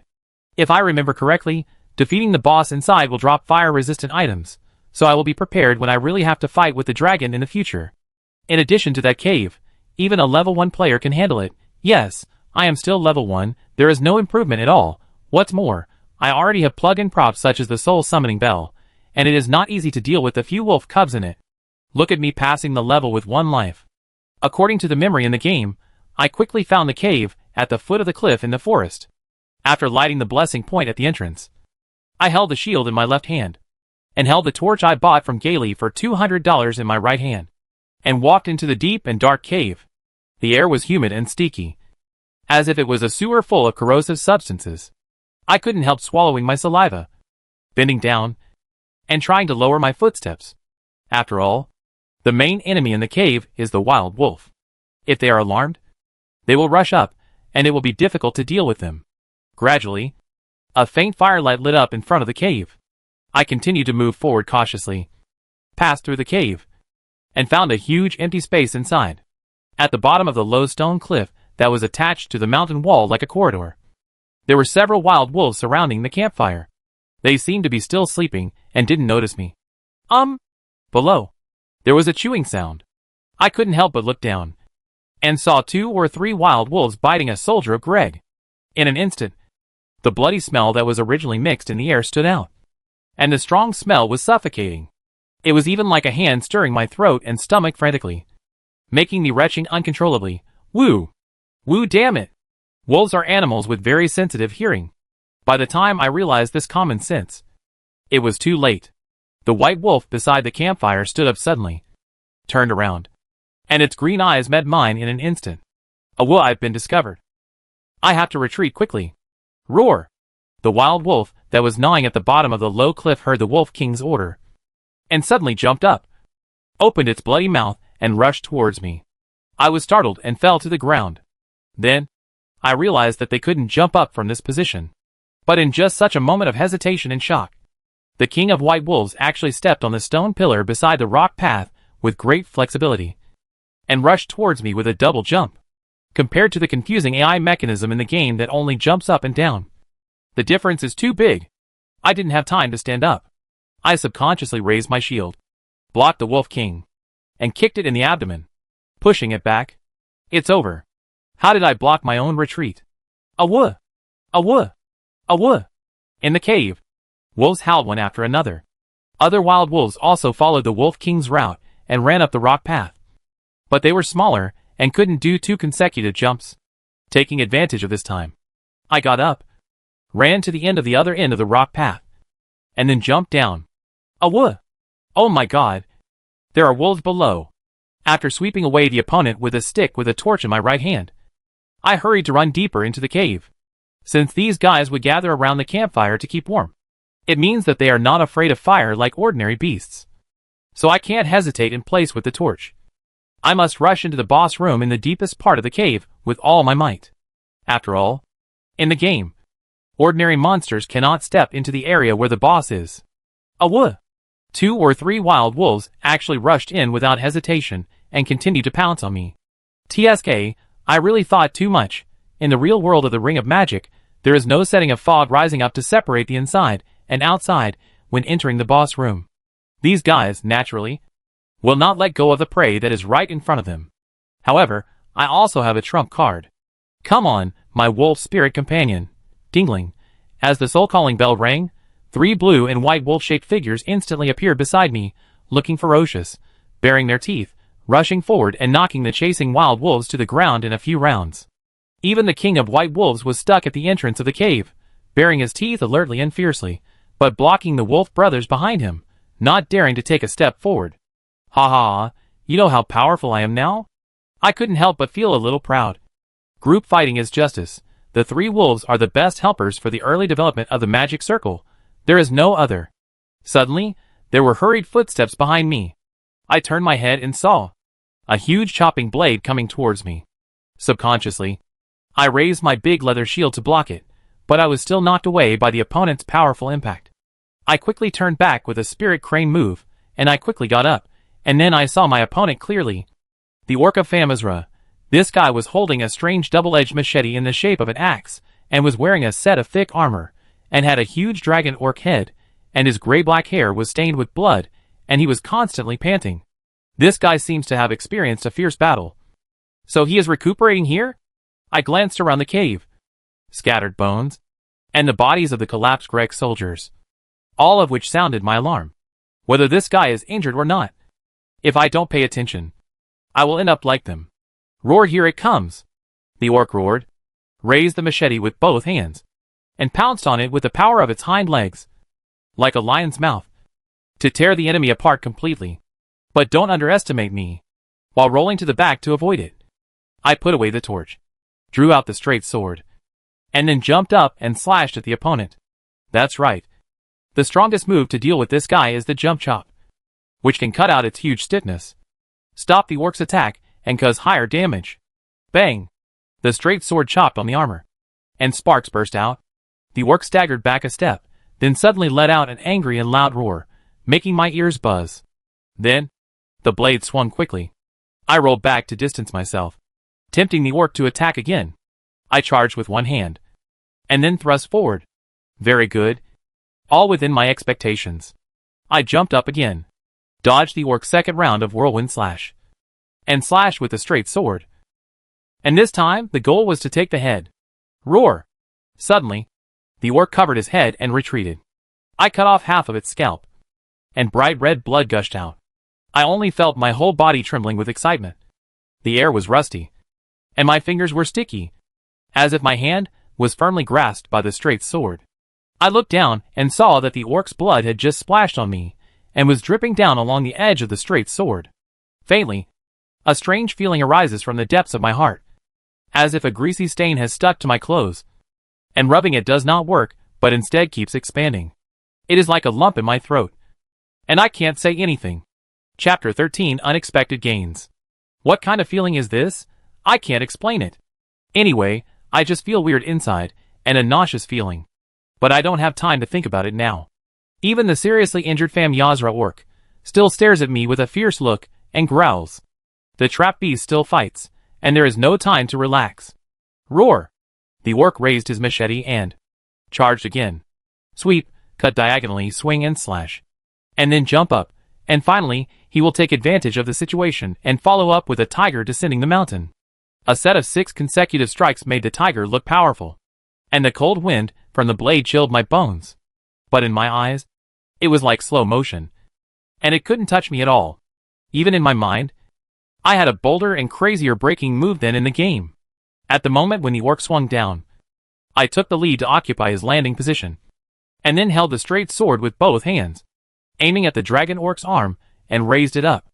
The unstoppable falling momentum. The fragile joints. In an instant, the orc's arm was broken into 2 pieces. Before the other party could react, I continued to turn my whole body, and with great force, I swept the orc's head with a sword. Enemy fell with a dull sound of falling to the ground. The monster boss, Thamazra's orc, was successfully defeated. I began to breathe rapidly, and I felt that my heart was about to jump out of my chest. Gudong, Gudong, Gudong.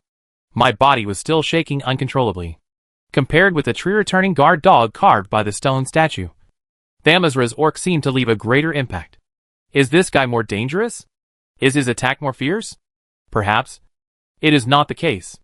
When I struck the decisive blow, I could feel that all my senses were clearer than ever before, as if I could do anything, so much so that even the touch still remained between my fingers. The sense of danger that tore the flesh and cut off life. Awoo! Wolf howl. The battle is not over yet. I quickly came to my senses. Yes, I only defeated the monster in the boss room, but the wild wolves outside are still waiting to hunt. By the way, where are my 3B wolves? When I was fighting just now, they didn't seem to come to help me at all. Right? Turning around, the scene in front of me not only made me dumbfounded, the spirit wolf I summoned was actually watching the show happily with the wild wolf. And they were just about to share the dried meat together. Asshole.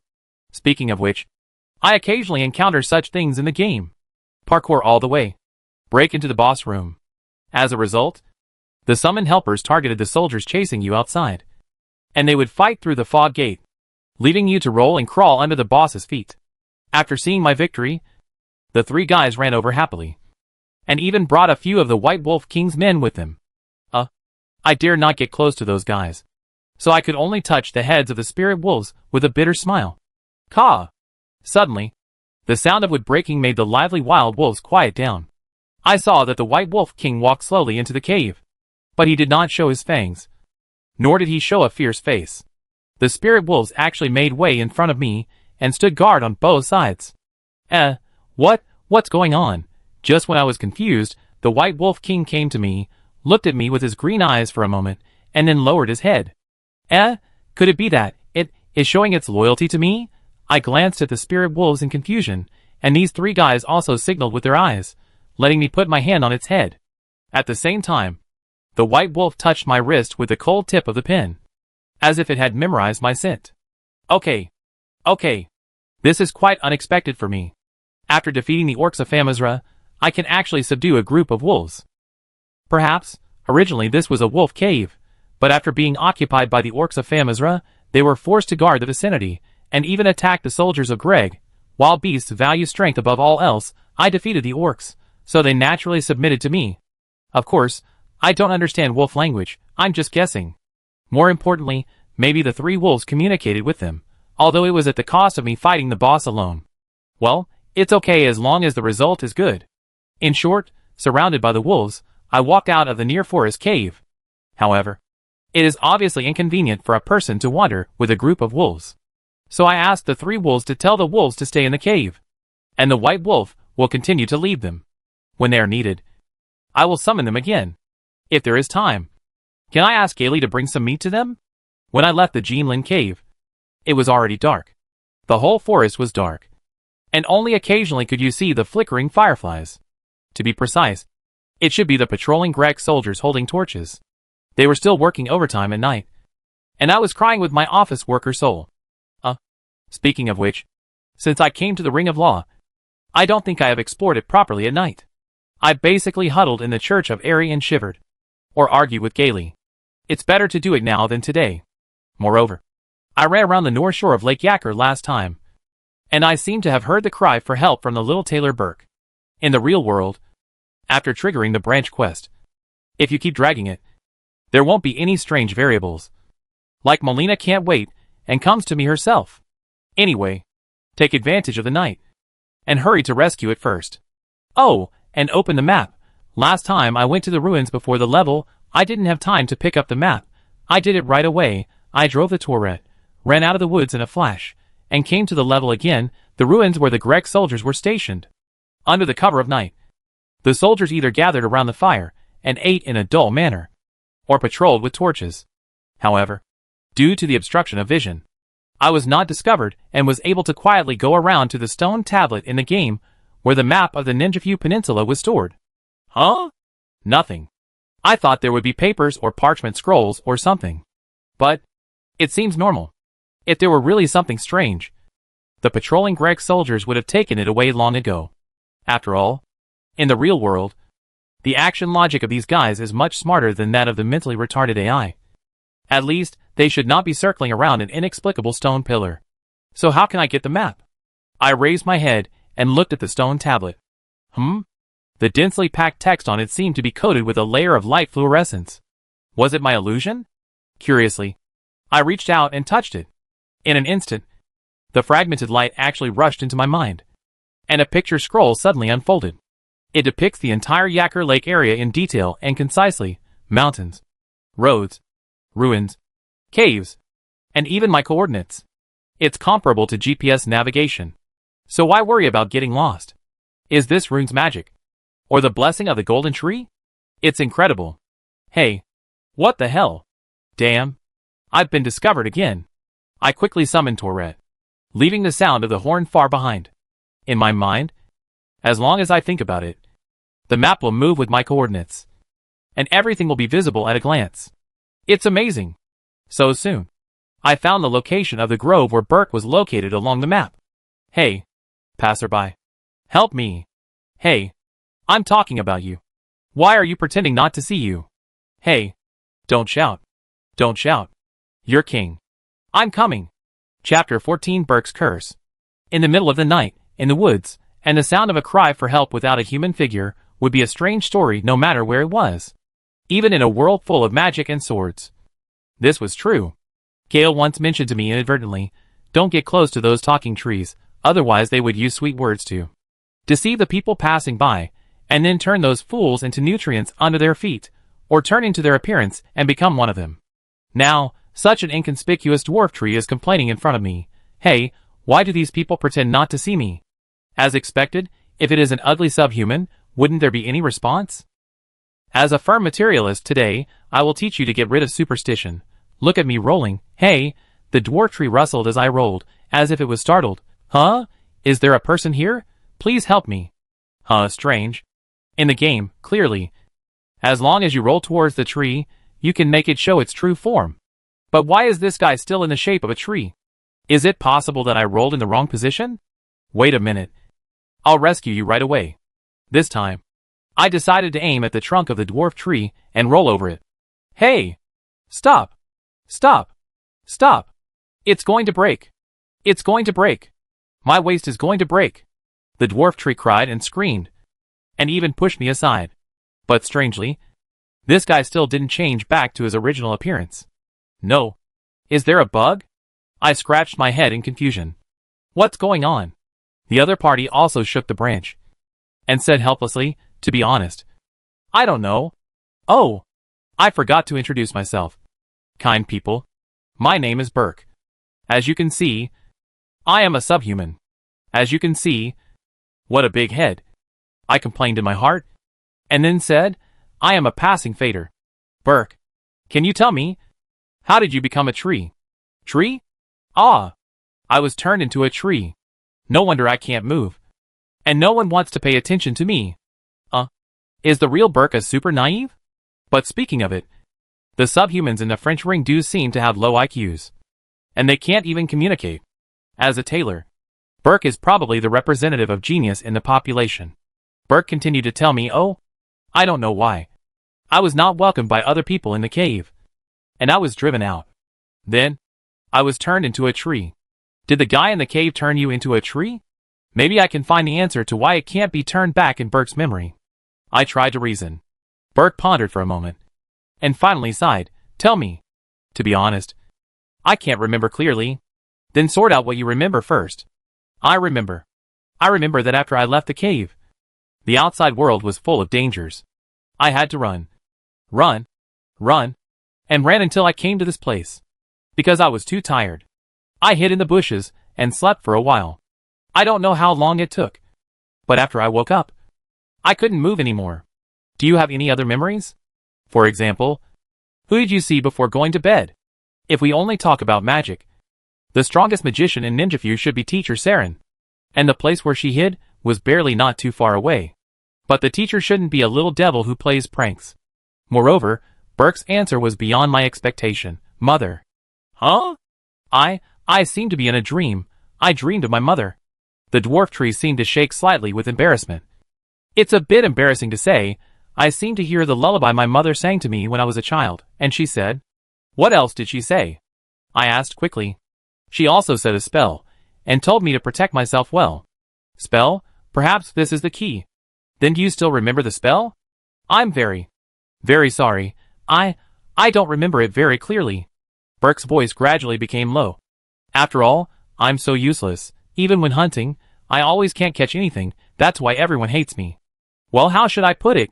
Even for me, some time ago, it seems that I can only bully little rabbits, and I can't even catch goats and wild deer. Well, don't worry about this kind of thing. Just live your own life. I counseled him carelessly, and at the same time drew out my straight sword. Since rolling alone doesn't work, then, let's start the experiment. Huh? What are you going to do? First, of course, it's a slash. I slashed casually. Of course, I only cut off a few thin branches of the dwarf tree, so as not to hurt the other party. But even so, Burke was already screaming, It hurts! It hurts! It hurts! Stop! Please stop! Think of another way. Next, it's time to roast it with fire. I took out a torch and burned a leaf of the dwarf tree. Parker screamed like a pig again. It's hot! It's hot! It's hot! It's going to catch fire! It's going to catch fire! It seems it still doesn't work. I extinguished the flame in disappointment. And Burke also asked weakly, Lord Fated, I dare to ask, are you from the area of Gmir Volcano? I was a little confused. No, why do you ask? It's just that. I just remembered that my mother once said that. The people in that area are very good at using various terrible methods to force confessions. When I was a child, she used this to scare me. Oh, then the next step is water torture. Huh? But I don't want to pee now. Torrit. I snapped my fingers. Torrit ignored me. Burke was so scared. Please spare me. I can't do this. Just kidding. I took Torrit by the hand and got on the horse. Lake Yakwil is nearby. I'll go get some water. I'll definitely find a way to help you, Burke. As I said, I galloped off. Wait. I don't seem to have any water containers, like water pans or water bottles. How am I going to get water later? Phew. Suddenly, Torrit's horse neighed loudly, and it braked urgently even though it was running fast. What's going on, Torrit? I was about to ask this, But another series of horse hoof sounds had already answered my doubts. I saw, ahead of the road leading to Lake Yacker, a knight who seemed to be born quietly in the darkness, driving a heavily armored horse, charging with a long spear in hand. Oops, how could I forget this thing? The Knight Cavalry, the current master of the Royal City Rodel, is also the nominal king of the entire border area. The guard corps sent by the blessed king, specially monitoring, sweeping away the turbulent forces from all sides. Such a guy, naturally, will not let go of the fated one who tried to get his hands on the magic ring. Torrid, run! I pulled the reins and hurriedly turned to run away. The sound of horse hooves behind me intensified. The Knight Cavalry was already chasing me, sweeping the long halberd, going straight for my head. There was no way. The familiar bridge in front of me. Pull aside on the opposite side. Torrid, jump! I quickly gave the order. Rather than continue to entangle with this guy on the road, it is better to use the terrain advantage to get rid of him as soon as possible. Just like last time, Torrid used a double jump in the air. First jumped to the bridge pier on the left, then landed safely on the river below. Gaw! The skeleton squad that was not dealt with last time also sent a terrifying shock. Speaking of becoming a spirit, don't you need to sleep?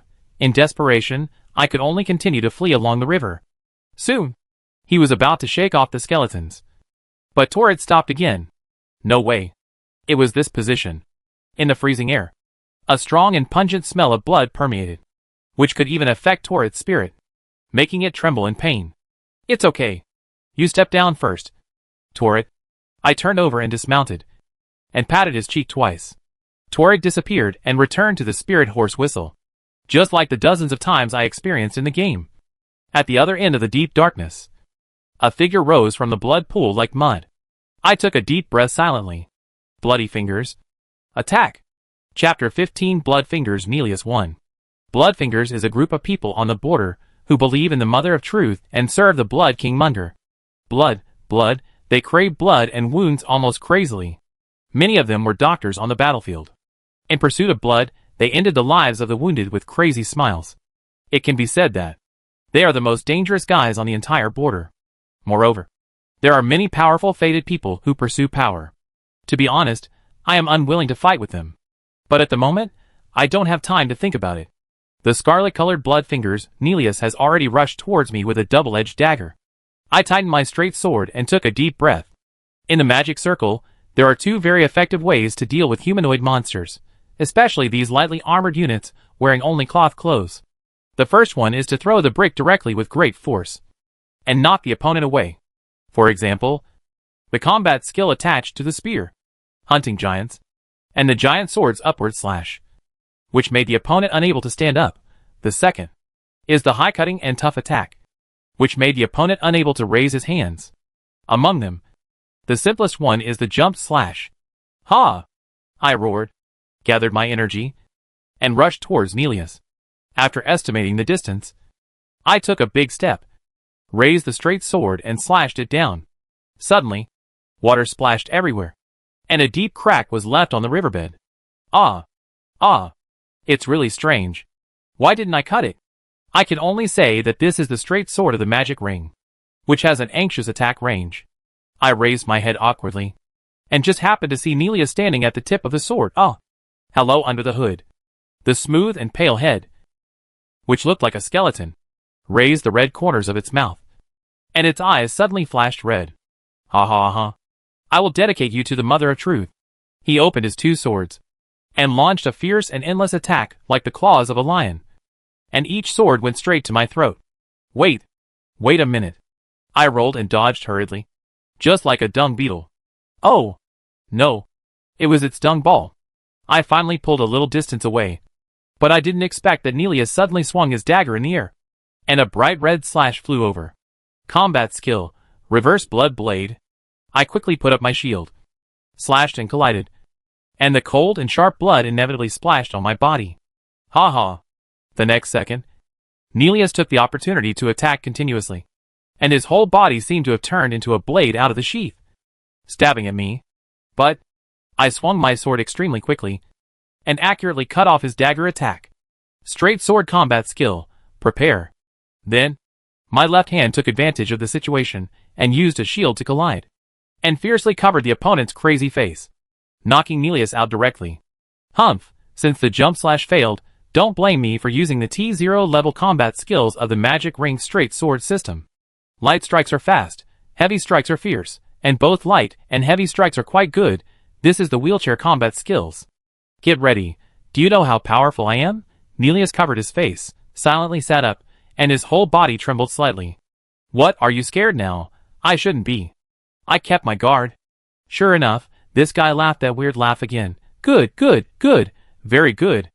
Unexpectedly, the next second, Nelius actually thrust both daggers into the ground, using the power of his hands, jumped up like a rocket, and rushed towards me again quickly. It was exactly the same move. Won't you learn from the lesson? I raised my hand calmly, judged the right time, used my fighting skills again, prepared my stance, and swung my sword. Puff! Huh? Under the deep night sky, the bright red of the flowers on the other shore splashed like rain, seeping into the black river. My shoulder was burning with pain. I should have hit that guy, but Nelius didn't flinch at all. After his body took the blow, he swung his hand back, and almost broke my entire arm. Fortunately, as a fated body, the warrior's instinct is more agile than my thinking. I jumped back and barely avoided such a fatal blow. But I didn't even have time to catch my breath. Nelius wielded his two daggers frantically, and the blood blades flew in succession, making it difficult to dodge. I subconsciously raised the big leather shield to defend. No, I can't use the shield to block. Poof! Suddenly my body exploded without any warning. Chest, arms, legs and feet. In just a moment, I was like pork cut from the assembly line of a pork factory, with numerous wounds, and bright red blood spurting out from every part. It hurts, it hurts, it hurts, it hurts.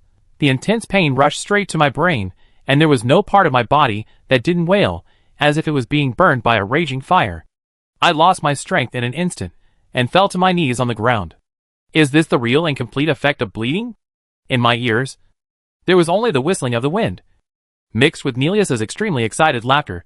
Hee. Very good. Very good. Just like that. Give everything you have to the Mother of Truth. Since I came to the world of the Ring of Magic, for the first time, I heard the footsteps of the God of Death walking so closely. The pain began to be completely occupied by another terrible thought. Die. My mind was completely occupied by fear. My whole body was so cold that I coughed and choked. Even my vision began to become dimmer. No. I don't want to die yet. I don't want to die. Oh, Holy Grail bottle. I have to recover my blood quickly. I trembled, and quickly took out the red Holy Grail bottle, and drank it down. Oh! As soon as Nelius' voice sounded, Death screamed again. The reverse-piercing blood blade hit me again, and my body's reaction was slow for half a beat. Fortunately, there were enough red Holy Grail bottles, and after drinking it twice in a row, the wounds on my body that should have healed were also healed. I have to quickly distance myself and stay alert. But my hands and feet still couldn't stop shaking. Am I afraid of Nelius? Speaking of which, in order to play different styles, I have played the first round several times, and almost every time I failed with him, and lost some runes. For a newbie, he is quite powerful, but then again, where is my good brother Yura? Although he always comes late, when we fight Nelius, there should be a friendly NPC to help us. Could it be that he got lost in the dark night, that guy? I look forward to the arrival of helpers. And Nelius is ready to fight again, and charges at me. Prepare for posture. No, this guy is a complete mad dog, will counterattack me like before, then use heavy blows. But will it be too late? Hee.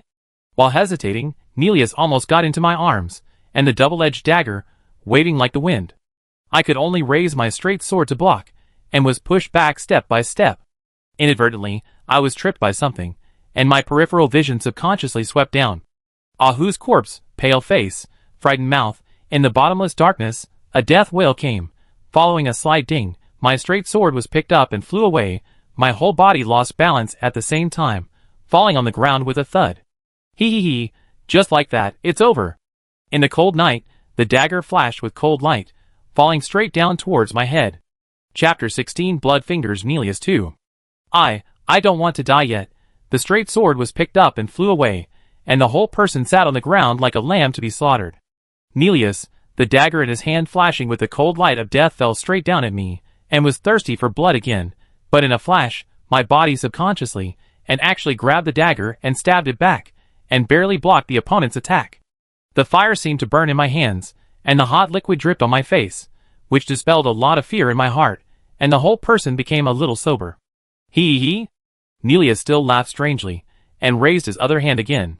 But I was quick-witted, and the whole person pulled the dagger back and lay down, and at the same time kicked Nelius in the abdomen, and kicked him out. Then, I hurriedly rolled over a few times, and picked up the straight sword. I drank another sip of the Holy Grail bottle, and while recovering from my injuries, I also took advantage of the gap to constantly hint to myself in my heart. Stay calm, you must stay calm. The biggest disadvantage of the dagger is the short reach. Nelius, this madman, even hurt himself in order to close the distance. Therefore, he is also seriously injured now. After I drank the Holy Grail bottle, my body is almost full again, and the advantage is mine.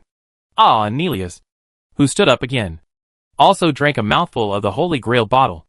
Speaking of which, even the villain NPC, almost all humans in the magic circle have means of recovery.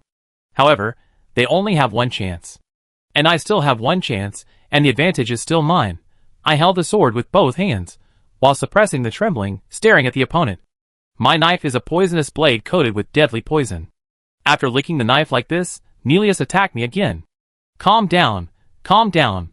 Just when Nelius was about to rush in front of me, I suddenly pulled off the already wet cloak, turned around, and threw it hard on the opponent's head. Nelius subconsciously raised his hands to block and throw it away. But the next second, his foot was hit by my squatting sweeping kick, and he fell out. Don't give him a chance to get up. My mind became unusually clear, and even my vision seemed to be much clearer. I reached for my waist and took out a few throwing knives, and threw them quickly at Nelius. Nelius was a beat slower to react, and after being hit by 2 knives, he rolled to avoid them, and at the same time, he also swung hard, and threw out a reverse stabbing blood blade, forcing me back. TSK, this move is faster than I thought. It's really hard to guard against. I kept a distance from Nelius vigilantly. After a series of purely disadvantageous attacks and defenses just now, the opponent also became more cautious, and moved around with me for a few steps. Since I have a higher overall tolerance rate, then let me launch the attack. I held the straight sword tightly with both hands, put it on my abdomen, and charged towards Nelius. Prepare for a heavy attack. Nelius seemed to laugh dumbly. Do you think I can't beat you? Asshole. Then, he also rushed over. But no matter what, the attack distance of the straight sword is much longer than your stinky dagger, and this time, the distance is calculated accurately. I suddenly jumped up, raised the straight sword above my head, and slashed down at Nelius. Nelius obviously didn't expect me to fight so hard. He changed his moves in a panic, and stabbed the blood blade back at my body. But as I said just now, I have a higher tolerance than you. Moreover, don't underestimate the tough warrior body of Atai. Besides, it was a change of moves in a panic, and the damage was not as good as a full-strength attack.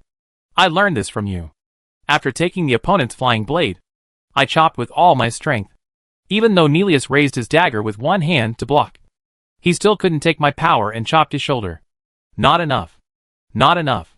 I immediately raised my straight sword and chopped again quickly. Have you heard of the New Year's greeting sword technique of the Invincible Novigrad, the pioneering map of The Witcher 3? Fall down. Nelius. Dang. Dang. Dang. The continuous slashing like iron making made the 3 weapons burst into sparks. Even though Nelius blocked with his 2 daggers, Atai's physical strength was obviously superior, and the fierce attack like a tsunami caused him to retreat step by step. Finally, with another strong chop, Nelius broke through the defense. His hands could not hold firmly, and the 2 daggers were chopped off by me. Hoo! And I was also panting heavily, but next, it's over, Nelius. Raise the straight sword again. As long as I chopped it down, this victory would belong to me. And Nelius was so scared that he collapsed on the ground, raising his hands above his head, trembling all over. Humph, you have come to this day, are you afraid? Death. Under the hood, the terrified and helpless eyes, looking at me almost pleadingly, made my heart tighten. What did I want to do just now? Yes, did I want to kill him? Swallowed my saliva. Killing people, it's always wrong. Even in this crazy borderland, as a human being, and someone who comes from a society ruled by law, I still don't want to stain my hands with blood. Since the winner has been decided then, I hesitated, although only for a moment. But in this moment, Nelius took a breath and suddenly spit something at me. Suddenly, my eyes went completely black. Warm and sticky. Was it bloody saliva? Ah! No. Now is not the time to think about these things. The splashing sound beside me made me come back to my senses quickly. This guy actually played a trick on me and pretended to surrender. This time, I must do it. Poof! I didn't even have time to wipe the dirt off my face. I just felt a sudden chill in my chest, accompanied by extremely severe pain, as if a piece of ice was smashed into a basin of hot water. The heat in my body was almost absorbed in an instant. At the same time, I also lost the response of various senses. Vision, hearing, touch, and even pain were slowly disappearing. Only the coldness wrapped me tightly bit by bit, taking me into the bottomless abyss. I couldn't hold on anymore. I fell forward involuntarily, but was held up by someone's shoulders. I turned my head with difficulty, and in the dimness, I saw a cold light from the end of the night, and Nelia's pale and cold face with a crazy smile. I wanted to push him away, but I had no strength left. This is me. Is it over? My whole body was cold, and my consciousness became blurred as my vision gradually darkened. When I fell, I only remembered the end of the sky, the tilted golden tree, and the flying golden leaves. Everything seemed to be crumbling. I was still careless. A despicable villain. I'm sorry, Melina. I can't fulfill my promise to you and send you to the bottom of the golden tree. I'm sorry, Lonnie. I'm afraid I'll never see you again. Chapter 17 Madness. Patch. Crack, crack, it's the flame, burning and making a sound. In the dark world, a ball of dim yellow fire ignited. And on the other side of the fire, I seemed to hear someone whispering, "Chaos. Who is it? Where am I now?" The flame is silent, no response, only constantly burning, burning, until the sky is blazing, letting the whole world dyed with dim yellow fire. I am surrounded by it. The raging fire took away the oxygen, making my chest feel stuffy and suffocated. The raging fire is burning, sticky sweat keeps oozing out of my body. I lowered my head, and my hands were like wax, dripping and melting.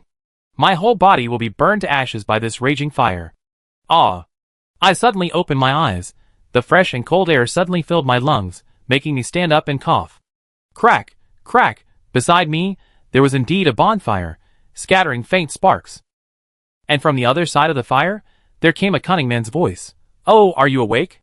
I looked up and saw a bald man. It was Nelius. Suddenly, 100,000 alarms went off in my heart. I glanced around, and my weapons were not with me, and my waist bag was not on me. Did this guy take them all away? Death! In a hurry, I grabbed a stone and threw it at Nelius. "Hey, calm down." The other party quickly stood up and stood away. And I squeezed out a warning from my teeth. Don't come over here, Nelius. I told you, ah. Very good. I hit the bald man right in the face, and the man was also angry and embarrassed. He suddenly took out something from his waist, took a gulp, then he exhaled towards me, which brought up a thick fog of choking yellow dust. Cough, cough, cough. What is this? Before I could figure out the situation, a black shadow suddenly rushed out of the fog. His arm hit my neck, forcibly pressed me to the ground. The next second, the dagger stabbed into the stone, making a crisp and harsh sound. My chaotic brain instantly became much clearer. I could see the person coming clearly. The guy had a pointed chin and a smooth, round bald head with a hint of red. After his fierce eyes met mine, he immediately became kind and said with a smile, "How about it? Are you sober now?" This guy was indeed not Nelius, although they were both bald. He did not have the bright red trident mark on his face, which was the symbol of the Blood Dynasty. Speaking of the other bald guy, naturally, my name is Patch. Crazy Patch. I am a fated person like you, and a wanderer who travels everywhere. Patch stood up and walked back to the other side of the fire. So, let's live in peace. His brain was still a little flustered. Could it be that I am not dead yet? What's wrong with me? Patch smiled and said, "You are lucky. You fainted outside the Melu cave this morning, and I happened to meet a good man like me. So I rescued you. Then, what about Nelius?" Nelius? Oh, which troublesome blood finger are you talking about? Patch flicked the flame. He's dead? Dead? Yes. When I saw you, his body was right next to me. It looked like he was attacked from behind and pierced through the head. Patch looked at me again. Although I don't know who it was. You are lucky. So you got your life back from that guy. I recalled the last scene I saw before I fainted, after being attacked by Nelius. I saw a cold light extending from the end of the night, and it seemed that it had indeed pierced Nelius's head. Blufffinger Hunter. Eula, did he finally come? However, recalling the life and death fight last night, my heart still trembles uncontrollably. Killing a person, or being killed by someone else, is it so terrible? But speaking of it, the time I passed through the fog again. When I touched my chest, I found that the wound had healed. Of course, with the miraculous healing of the Holy Grail bottle, it's not surprising. But the question is, where is my Holy Grail bottle? Hey. Patch seemed to see through my embarrassment, took out a package and threw it to me. Take it. Straight sword, large leather shield, tool bag, 2-color drip Holy Grail bottle, all wrapped in a set of cloth clothes. Remember in the game, Patch hid this set of cloth clothes in the treasure chest at the beginning, to lure the fated ones into being fooled. But now, it should be considered as a free gift to me? In the real world of the Ring of Magic, the first set of clothes I had was actually given to me by Patchy? Could it be that the guy I met was a good person? Patchy raised his hand, and a ball of golden rune light condensed in his palm. However, I will accept the rune on you without hesitation. After all, I saved your life. I take back what I said before. This guy actually took advantage of the fire. But then again, using about $2,000 to exchange for a life. It seems that I am making more money. After seeing me put on cloth clothes, Patch continued, hey, man, you have a lot of runes on you. And you can survive from that Nelius. So you should be pretty strong. I don't know either. I chose an ambiguous answer. But Patch disagreed. You don't have to be modest. To be frank, I have fought with that guy and I know his strength. You can't beat him? So, you can only hide in this cave? I tentatively speculated. Patch was slightly stunned, and touched his bald head helplessly. Ha ha ha. You figured it out? But, I am more familiar with this cave. So he didn't dare to come in rashly. That's right. There are many traps in the Manglu cave. The first time I came here in the game, I was attacked by the poison. And then I was beaten up. My brothers have told me about your fight with that guy. If we really fight, I probably won't be your opponent. Patch put his arm around my shoulder. So, I have a deal to discuss with you.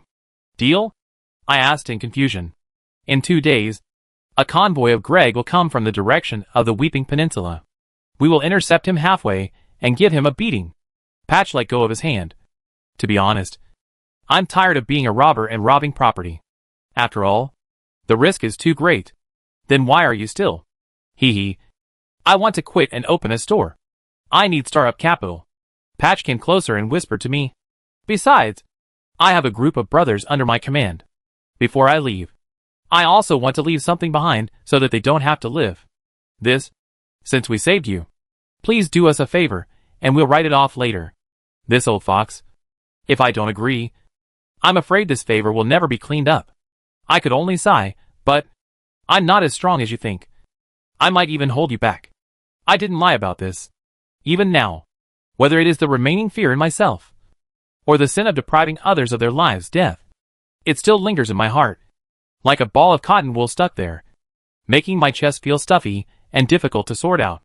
Perhaps Patch thought I was just afraid, and patted my shoulder confidently. It's okay. It's okay. As long as we disrupt the opponent's position together. More people means more strength.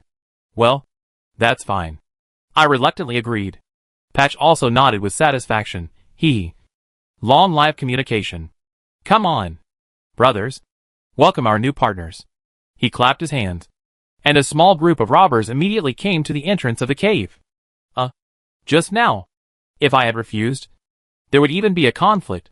Now this small group of guys, will they rush in and execute me on the spot? I felt a chill in my heart. Sure enough, this bald madman Patch is a more experienced fox than I thought. Chapter 18 Haze. Dense clouds covered the sky, but the breeze was not blowing, the weather was just right. On the eastern foot of Lake Yacker, in the distance of the stone road, a dark convoy was slowly approaching.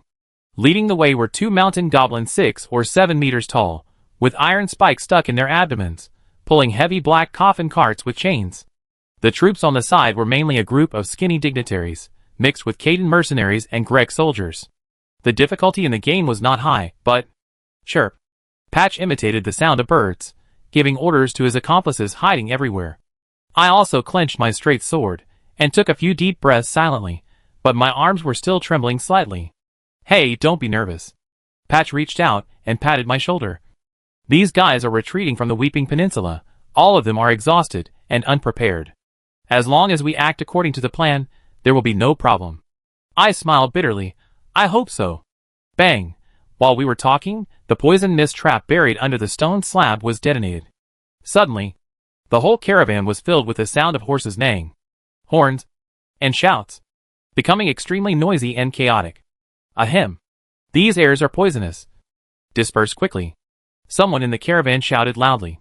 But the arrows shot from all directions soon stopped him from talking. Little guys, come on! Patch held a spear, raised a big shield and charged. I hurried to follow. The most important task assigned to me by Patch was to stop the mountain goblins and stop the caravan from moving forward. It couldn't be easier.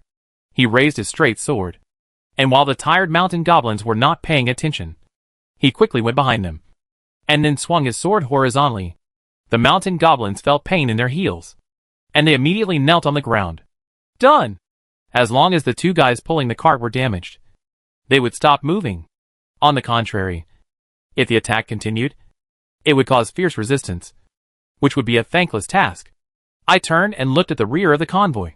The bandits under Patch had already joined forces with the nobles and Greg's soldiers, and the fight was evenly matched. Patch himself was entangled by a Caden cavalryman, and the opponent relied on mobility to be unable to separate from him for a while. As long as I guard the front of the car, it should be fine. Footsteps. I turned around vigilantly, and saw a soldier of Greg actually coming around from the other side of the black coffin car, and slashing at me. I quickly stepped back to dodge, but he did not chase immediately, but shouted loudly at the mountain giants, ordering them to stand up and keep moving forward. This won't do. How can I let you succeed? I took a breath, clenched my straight sword with both hands, and swung it at the opponent. The Greg soldier also bent his arms, raised his brass shield, and used all his strength to block my attack, and actually pushed me away. Counterattack? This guy is so skilled at it. I was slightly surprised, and the opponent's straight sword had already chopped down from the top of my head. Fortunately, I was holding the sword with both hands, so I didn't feel too stiff after being pushed away, and I quickly raised my sword to block. Then, I kicked the Greg soldier away with one foot, and I also stepped back a little. This is not a game world. Even an ordinary soldier must be vigilant. I adjusted my mind again. At the same time, the other party urged the mountain goblin giant to move forward. Roar the mountain goblin, who was ordered here, roared, endured the pain in his ankle, stood up again, and walked forward. Don't even think about it. There was no other way. I could only use more ruthless means to prepare my posture, and hit hard. I held the straight sword and rushed towards the mountain goblin giant. Before it raised its foot, I stabbed it completely into the back of its ankle with a sword, and perhaps even cut its tendons. Roar! The mountain goblin roared again in pain. In my peripheral vision, I also caught a glimpse of a cold light coming, so I had to let go quickly to avoid the attack of the Greg soldier. Seeing that I had no weapons, the other party also seized the opportunity to attack again and again. But try this. I took out the cracked pot that I had looted from the nearby forest cave from my waist bag. Of course, I stuffed mushrooms and Mars butterflies into it now, and it has become a flame pot. Bang! The Greg soldier swung his sword and hit the cracked pot that I threw. Instantly, the flames turned into splashing water, and all of them were sprinkled on Greg's soldiers, burning fiercely. Ah! He screamed. His eyes were smoked so badly that he couldn't open them, and he staggered, and just walked under the feet of the mountain giant. Hey, be careful! I shouted subconsciously. But, with a dull sound of stomping on the ground, the soldier was stepped on and sunken into the stone slab. The irritating smell of rust rushed into my nose, and the bright red went straight into the depths of my mind. I killed someone. The deepest memories seemed to explode at this moment. Nelius raised his hand to beg for mercy. The wounded dragon beastman had his wrist cut off, the body torn by the wolf, the blade stained with the blood of the rabbit, the stones, the pale bones piled up in the square of the chapel of the kings. All turned into an extremely huge hole called death. I stood there. My whole body was freezing cold, as if I had fallen into an ice cellar. They were roaring from below, holding onto my legs and feet tightly, not letting me leave. Wow! Wow! Wow! It was the sound of the tide. The red tide rushed over me, like a giant man-eating mouth, swallowing me up completely. The whole world was completely swallowed up by this sticky red color. Ugh! Ugh! I couldn't help but dry heave. My stomach was churning. At this moment, there was a blow on my back, followed by a pain like drilling into the flesh. I fell to the ground. Looking back, it was a powerful magician. The staff in his hand lit up with a blue glow, and the pyroxene meteor sniped at me again. Death. Avoid? How to avoid? Fear has corroded every bone marrow in my body, making me feel stiff like a rusty machine, unable to move. I saw the pyroxene was about to hit me. Before my eyes, I even saw the scene of my own death, just like the scene of the crushed Grek soldier, lying in a pool of red blood, which made me sick. Phew. But at this moment, a blue light leaped out from between my fingers, as if it had turned into an indestructible wall. To Torret. It didn't even wait for my call, but ran out on its own initiative, helping me block the magician's pyroxene attack. Phew. Then, Torret lowered its head, bit my collar, raised its head and swung it hard, actually throwing me into the air, and then caught me steadily with its back. Wait a minute. I was so weak, and I didn't have time to react.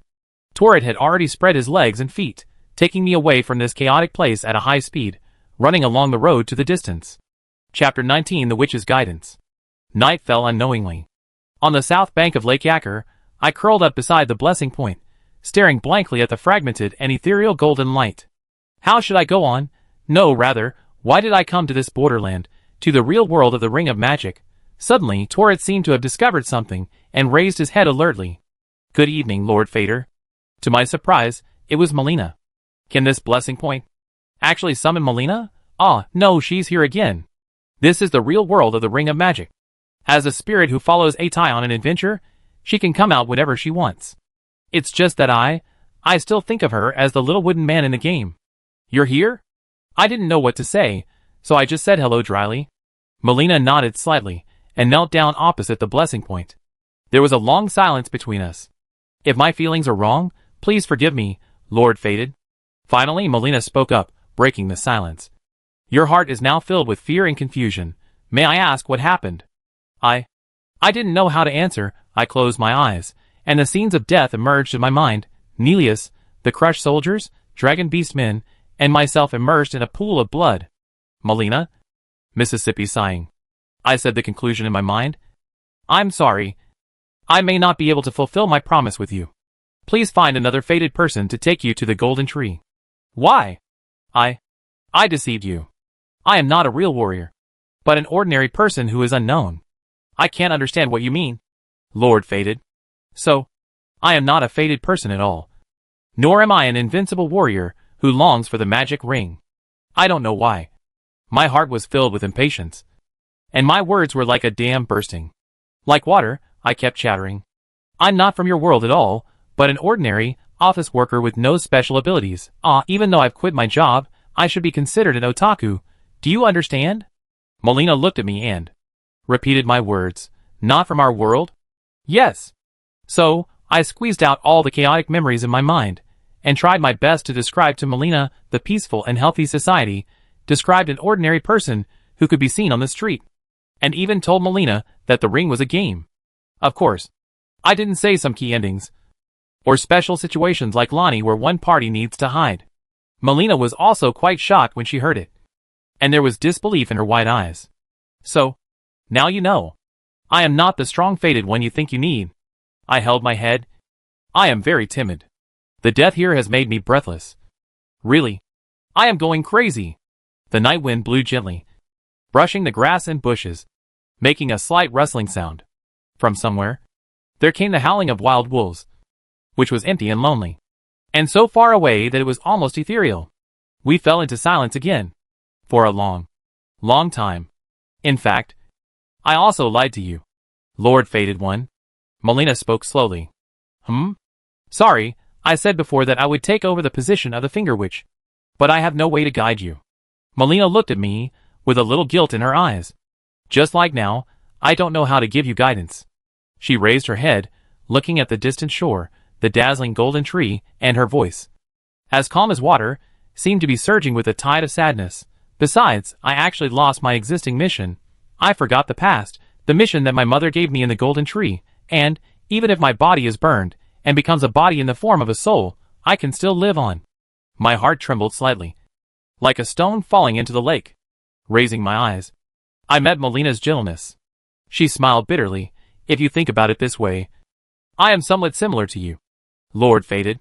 We are not the same, I retorted awkwardly. No, we are the same. Without a mission, I don't even know why I live in this world. Melina smiled slightly, stretched out her hand and touched Torret's head. Torret chose you and let me meet you. Could this be the reason? Huh, Torret responded happily, licking Melina's palm with his tongue. But I'm really timid, especially death. No matter it's someone else's or my own, I'm terribly afraid. Whenever I think of it, my whole body will tremble, and I can't even move. I still want to persuade Melina to leave. Following me like this, you may not be able to accomplish anything. Death is scary, after all. I've experienced it once. Melina paused, then said firmly, but I believe, Lord Fated, you won't die easily. Excuse me, I've actually been observing you, and even suspected at one point. Are you really blessed and guided? Melina continued. But every time you fight, you tell me that you are worthy of the name of a hero. That was just because I borrowed the relevant knowledge of the game. And I barely defeated the opponent. And that knowledge, isn't it your power? But it's just a game after all. It's an AI setting. You are a living being. And you won't act exactly as I want. I was a little helpless, thinking back to that madman Nelius. His fighting style. His madness was almost different from the game. And once again, I almost fell into his hands. Game. Perhaps this is your greatest arrogance, Lord Fated. Huh? Like you said, we are living beings. Not the game you mentioned. This land of suffering. Since the ring of magic was broken, everyone, every living life, has tried every possible way to persist. Melina's words were so true. Like a scalpel, accurately falling on my heart. But from your words, I seem to feel a little awkward. Anyway, do you always treat this place as a game? Or am I just a game in your eyes? Of course not. I was eager to refute. But, looking at Melina's serious and worried eyes, I hesitated again. Of course not. That's not right. Perhaps, deep in my subconscious, I still treat this world as the ring of magic in the game, as a more advanced VR virtual. Therefore, when I encounter things that conflict with the game, I always feel very embarrassed, and even begin to feel extremely afraid of the unknown behind it, which then turns into an obsession with death. Perhaps, I have never really taken a good look at this world. I am glad to hear your denial, Lord Fader. At least it shows that you don't hate me, and that's why you keep asking me to leave. Melina suddenly changed the subject. How could it be? I can't even wait to like you, little wood. Mother said, this world is indeed full of dangers, but she still longs to bring peace and stability to this beautiful and vibrant land, as well as more blessings, just like the original world you described. Lord Fated. Melina lowered her eyes. I'm afraid I don't have such lofty ideals as hers. Originally, I just wanted to go to the golden tree, to find the reason for my survival, but now, can you allow me to modify our agreement? Lord Fated. Can we, and Torret, explore this land protected by Mother together? Perhaps, during this period, we can all recall our mission and the reason for survival. This time, Melina took the initiative to extend her hand to me, and asked with a smile. Lord Fated, can I? Of course. I couldn't help but be moved, and subconsciously held her hand. Even Torret neighed happily, and rubbed his head against our clasped hands. By the way, Lord Fader, since you come from another world, please tell me your real name. It will be more convenient to call you that way. My memory of that seems a little vague. Really? What a pity. Zero. Melina? You can call me Zero. In my world, Zero is a ring, a nothingness, or the starting point of everything. I like the pronunciation of Zero very much. And it can also represent that our journey starts from now. From Zero. This is the promise between you and me. I understand. Then, please take care of me again. Lord Zero. Chapter 20 The Ruins of Post Street. What is the reason for living? In fact, when talking with Melina, the answer in my heart was about to come out. Of course. It is to meet all the NPCs in the world of the Ring of Law, who are good to Atai, and I want to save them, and achieve a super perfect ending in the world of the Ring of Law, although, this goal seems to be out of reach now. After all, I am just a small minion who is afraid of death. Haha, dry laugh. But now, I also have a new goal, which is the new agreement with Melina to explore this border area together, and to re-examine this land that I am already very familiar with. If you say that you have no fear of death, it is naturally a lie. In addition, I realized later that it seems that Melina cleverly diverted the topic last night, which made me face the root of my fear more directly. It is the impatience and anxiety about the unknown and the unexpected, which then caused the panic of death. Melina said she was not a real witch, but she did a good job in guiding me.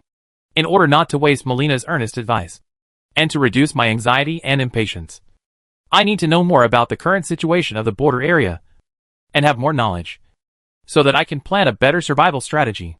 At present, I am starting as a useless person. The weapons I have are only 3 throwing knives, a tattered leather shield, and an empty crack pot. That's it. Alas, I have to find a sword again.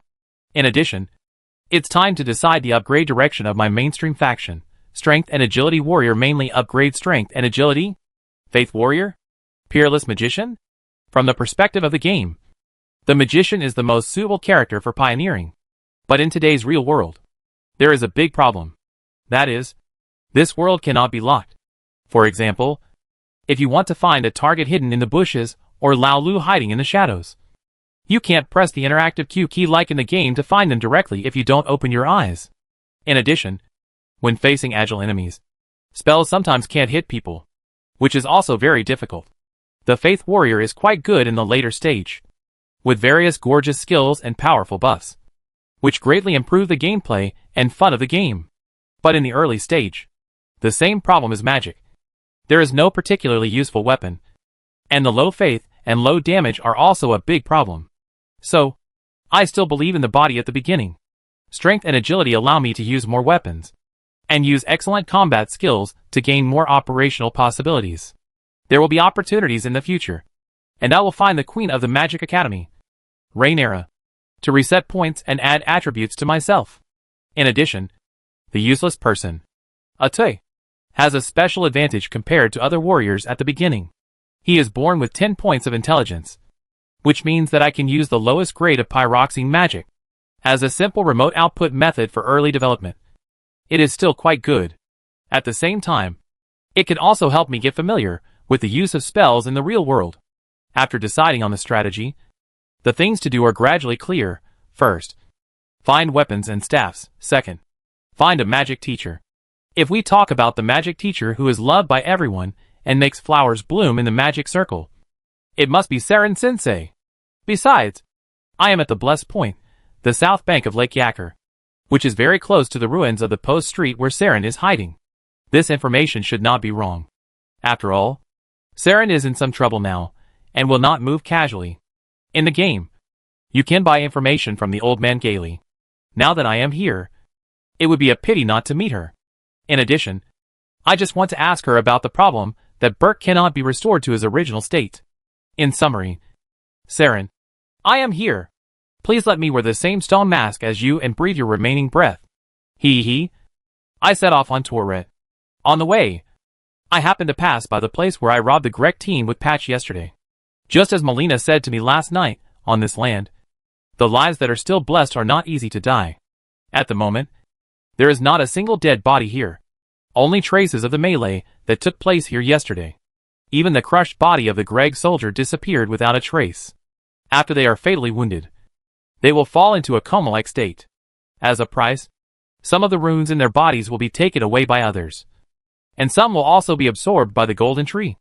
After a period of time, the blessing will come again, and they will be resurrected. Melina explained. I remembered the blank period after the battle with Nelius, and Patch took my runes, and asked curiously if I have enough runes. Can I also be immortal? Melina shook her head. Unfortunately, fated people like you, Master Zero, were originally exiled outside the border by Queen Marika, and the blessings they received were minimal, so they could not be resurrected. In addition, under the effect of blessings, there is another important way to use runes, which is to increase strength. The demigods in the border, or those who crave power, will choose this way of use. Therefore, for them, life is often only once. This is why the Bloodfinger and various boss monsters will be defeated and disappear. I have obtained some crucial information. Although, I still have some minor questions about the mechanism inside, but for now, this preliminary understanding is enough. It can also reduce some crimes that deprive lives. Perhaps, this is the reason why Melina told me this knowledge. Oh, I found it. While searching the battlefield, I found a king's army straight sword stained with mottled blood under a bush. Could it be my original one? After inserting it into the ankle of the mountain goblin, it was pulled out and thrown away. But in any case, I have the ability to fight. Remember, before meeting Teacher Celine, I still need to deal with a crazy pumpkin-headed boss monster. However, that guy, even if he is a level 1 ATI, after mastering the fighting skills, he can easily deal with it. That's right, I am still level 1. It feels like I have experienced several difficult battles, but I am still only level 1. Why? Cry. Driving straight on, I soon found the remains of the post street beside the road. Stepping into it, I soon smelled an intoxicating floral scent. Sure enough, this place is also full of flower monsters in the magic circle. Although they move very slowly, and their attacks are mainly poison spray, they are not very threatening. But a little white glow appeared under my feet, and then several lasers fell from the sky one after another. Miranda's prayer. This range skill has a very long pre-swing, but it also has a long duration. If it is normal, it is okay, but if you encounter situations such as passing through fog gates, or climbing up and down ladders on the horizontal plane, it is still annoying to hit them 2 or 3 times. So, before entering the boss of Post Street, I will deliberately guide the strange flowers to use this move, and then go into the underground entrance. Then, let's fight, crazy pumpkin-headed soldiers. Chapter 21. Zero's first battle. Walking to the basement, there was unexpectedly a fog door here. In the previous 2 boss battles, I had clearly walked directly in. It seemed that this might be a trap set by Teacher Celine. I was also glad that I had induced the flower creation star reign of the poison flower monster in advance, otherwise, when I entered the door, it would be really uncomfortable to be hit by 2 shots. Who told me that I was only level 1? If I am not careful, the game will be over, declaring the end. While complaining, I reached out and touched the fog door. As if someone had pulled me, I walked through the fog for another 10 steps, and the surroundings gradually became darker. Just when I was wondering if I had completely passed through the fog door, a warning came to my ears. Roar. The roar was mixed with the clanking of iron chains, and I subconsciously rolled over and avoided it. The flail hit the wall, and the broken stones flew, and some sparks were smashed. Too unethical, targeting a newbie like me, come to trick, come to sneak attack. I couldn't help but ran to my heart, at the same time, looking directly at the sneak attacking bastard. The crazy pumpkin-headed soldier. As the name suggests, the boss monster wears a huge golden headgear that looks like a pumpkin. It is hunched over, and the flail in its hand makes a clanging sound. It is estimated to be twice as tall as Atai. Due to the pumpkin headgear, it is very difficult to attack from the front, and the attack is easily bounced off by the solid pumpkin head. In addition, the flail on the right hand is also very difficult to judge the attack. It seems that it is in a position that cannot be thrown, but it will be hit for no reason. In an instant, the information accumulated in the game flooded into my mind. And naturally, there are also strategies to deal with it. For the large, slow-moving monsters in the magic circle that like fast and slow swords, go around to the side behind the opponent without a weapon, which is the best output position. Of course, you also have to be careful of this guy's different reaction to being hit from the game. While dodging, I made up my mind and started to show my sword. After watching the flail coming down on my head, I quickly moved to the right to dodge. And while the opponent's movements were stalemate, I quickly went around the pumpkin-headed soldier from the side without a weapon to his back. And at the same time, with a swing of the straight sword, I cut a scar on the opponent's arm. The pumpkin-headed soldier also sensed my position and kept turning to the left. But he was too big, and the pumpkin helmet was quite heavy, which made him unable to straighten his back. His turning was naturally restricted and seemed quite slow. Very good. Exactly as I expected. I always kept my position behind the pumpkin-headed soldier, and took advantage of the gap when he turned to attack with my sword. This trick worked every time. The impatient pumpkin-headed soldier swung the flail to the left in a chaotic manner, and his left hand occasionally reached behind him. But no matter what, the length of his arm was destined to be limited, and he couldn't do anything to me. Just keep your distance. Keep your distance. Roar suddenly. This guy roared. Swung the flail as fast as possible. Crazy to the extreme. Even if it hit his own body, Hey. He's anxious. He's anxious. I couldn't help laughing in my heart. Such impotent rage is totally useless. As long as I stay a little further away, he will be the only one who gets hurt. And he will also consume a lot of energy. And I just need to take advantage of the opponent's weakening strength to give him a fatal blow. I felt my body trembling slightly. But I knew that it was not fear, but concentration. Just like a leopard aiming at its prey and trembling in the warm-up before attacking. Just like now. The pumpkin-headed soldier, who was panting loudly, slowed down his movements, and his right arm dropped in an instant. I rushed forward quickly, aimed at the pumpkin-headed soldier's heart from his back, jumped up, and stabbed the straight sword with all my strength. Roar! The pumpkin-headed soldier roared again. Roar, actually like an old cow with crazy hair, he shook his back desperately. How could this guy still have so much strength? Did I stab in the wrong place? I can't even hold the straight sword with my hands. I could only take advantage of myself before I was thrown to the ground, step on his back with one foot, use the force of jumping back to pull out the straight sword, and prepare to make another plan. But I didn't expect that. At the moment when my feet landed, the pumpkin-headed soldier actually caught my movement, stood on one foot, turned himself into a huge spinning top, and suddenly turned to the right. By the time I reacted, the flail had already hit my side, with a whistling sound of wind. Boom! Cough! I choked out a mouthful of blood. It was just like being hit by a car. I flew out instantly, and finally hit the wall of the basement. My whole body was in pain, and my body was about to fall apart. If I hadn't used the big leather shield to block the flail in time, I'm afraid that this critical hit would have killed me directly. The only good news is that the pumpkin-headed soldier didn't control his balance well. After hitting me, he just turned around and fell to the ground with his head shaking. If he could continue to rotate like he did just now and continue to press forward, I'm afraid I would die here today. Recover. I have to recover quickly. I took out the Holy Grail bottle with a trembling voice and drank it in one gulp. After being hit hard, my buzzing brain stopped. But I couldn't control the trembling of my body. Death began to emerge from the shadows again, trying to slow me down. Roar! Roar! With heavy breathing, the pumpkin-headed soldier stood up again. He was covered in wounds, but his explosive power was still not to be underestimated. If he was hit by the flail again and again, he would probably be defeated before he could recover. What should I do? What should I do? I was so nervous that I even held my breath. But I also unexpectedly found that this guy was not in a hurry to attack. Why? If you think about it carefully, you can actually get the answer. In the real world, pumpkin-headed soldiers naturally do not have AI intelligence to search for enemies. His helmet completely blocked his vision, and he probably couldn't rely on smell or sense of smell. Among the remaining possibilities, hearing is the biggest. And of course, it is not ruled out that it is magical induction. But this situation now only explains one thing. I carefully took out the throwing knife and threw it behind him. Ding! Roar! As expected, the flail turned and hit the position where the throwing knife was. That's easy. I calmed down, took out the soul summoning bell, and shook it gently. If there are too many agile opponents, what will you do? Ding-ling-ling. After the bell rang, my three-headed wolf spirit companion appeared beside me. Before the pumpkin-headed soldier came over, I waved my hand. Go! Ghost wolves. Attack this guy from 3 different directions. With the wolf spirits understood what I meant and quickly attacked the pumpkin-headed soldier.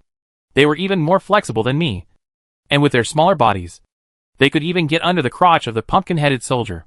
This made the pumpkin-headed soldier even more manic. But even if he used the whirlwind shackles, it would be difficult to catch the wind. Your biggest killer move was sealed just like this. Roar! The pumpkin-headed soldier finally went crazy and began to hit the ground with his big head. It seemed funny to kowtow to the ground, but the range of this move was inexplicably large. Sometimes, even if you stood behind him, you would be shaken and broken.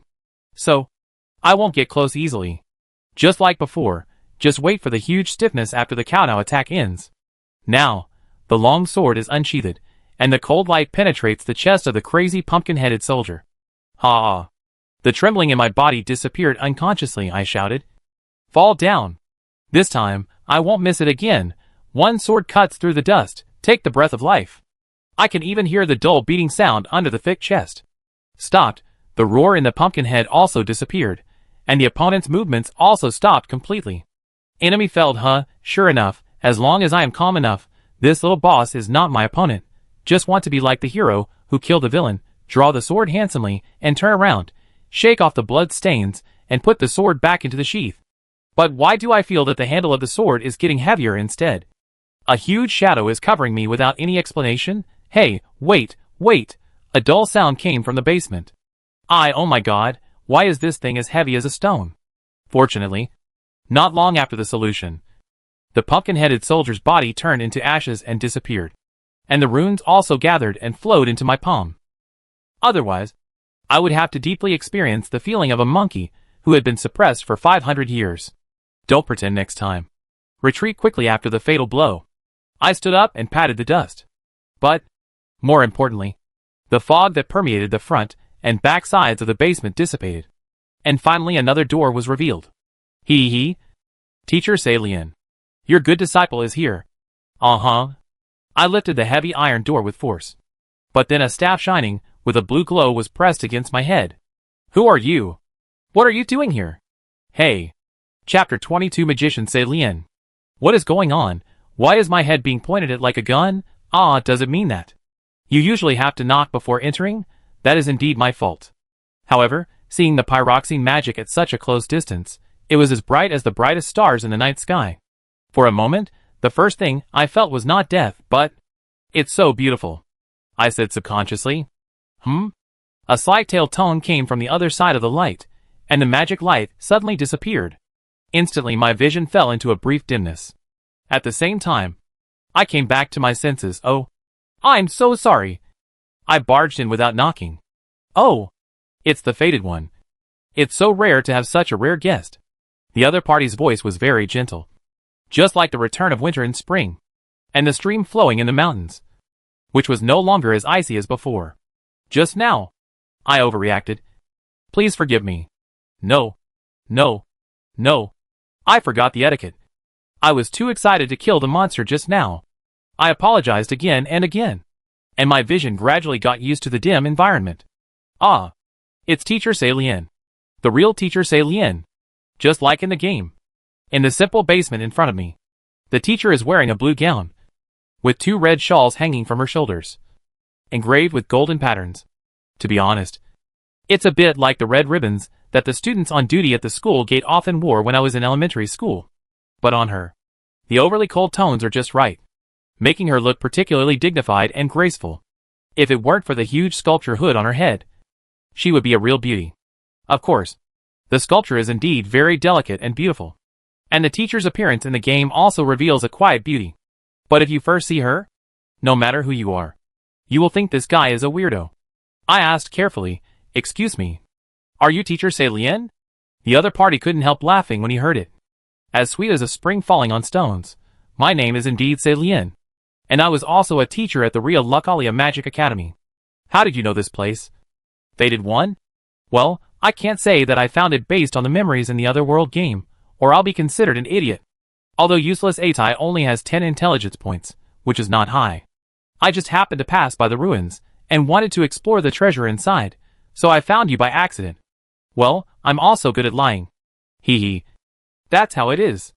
Teacher Salien turned around, and while talking, she leaned on the long table.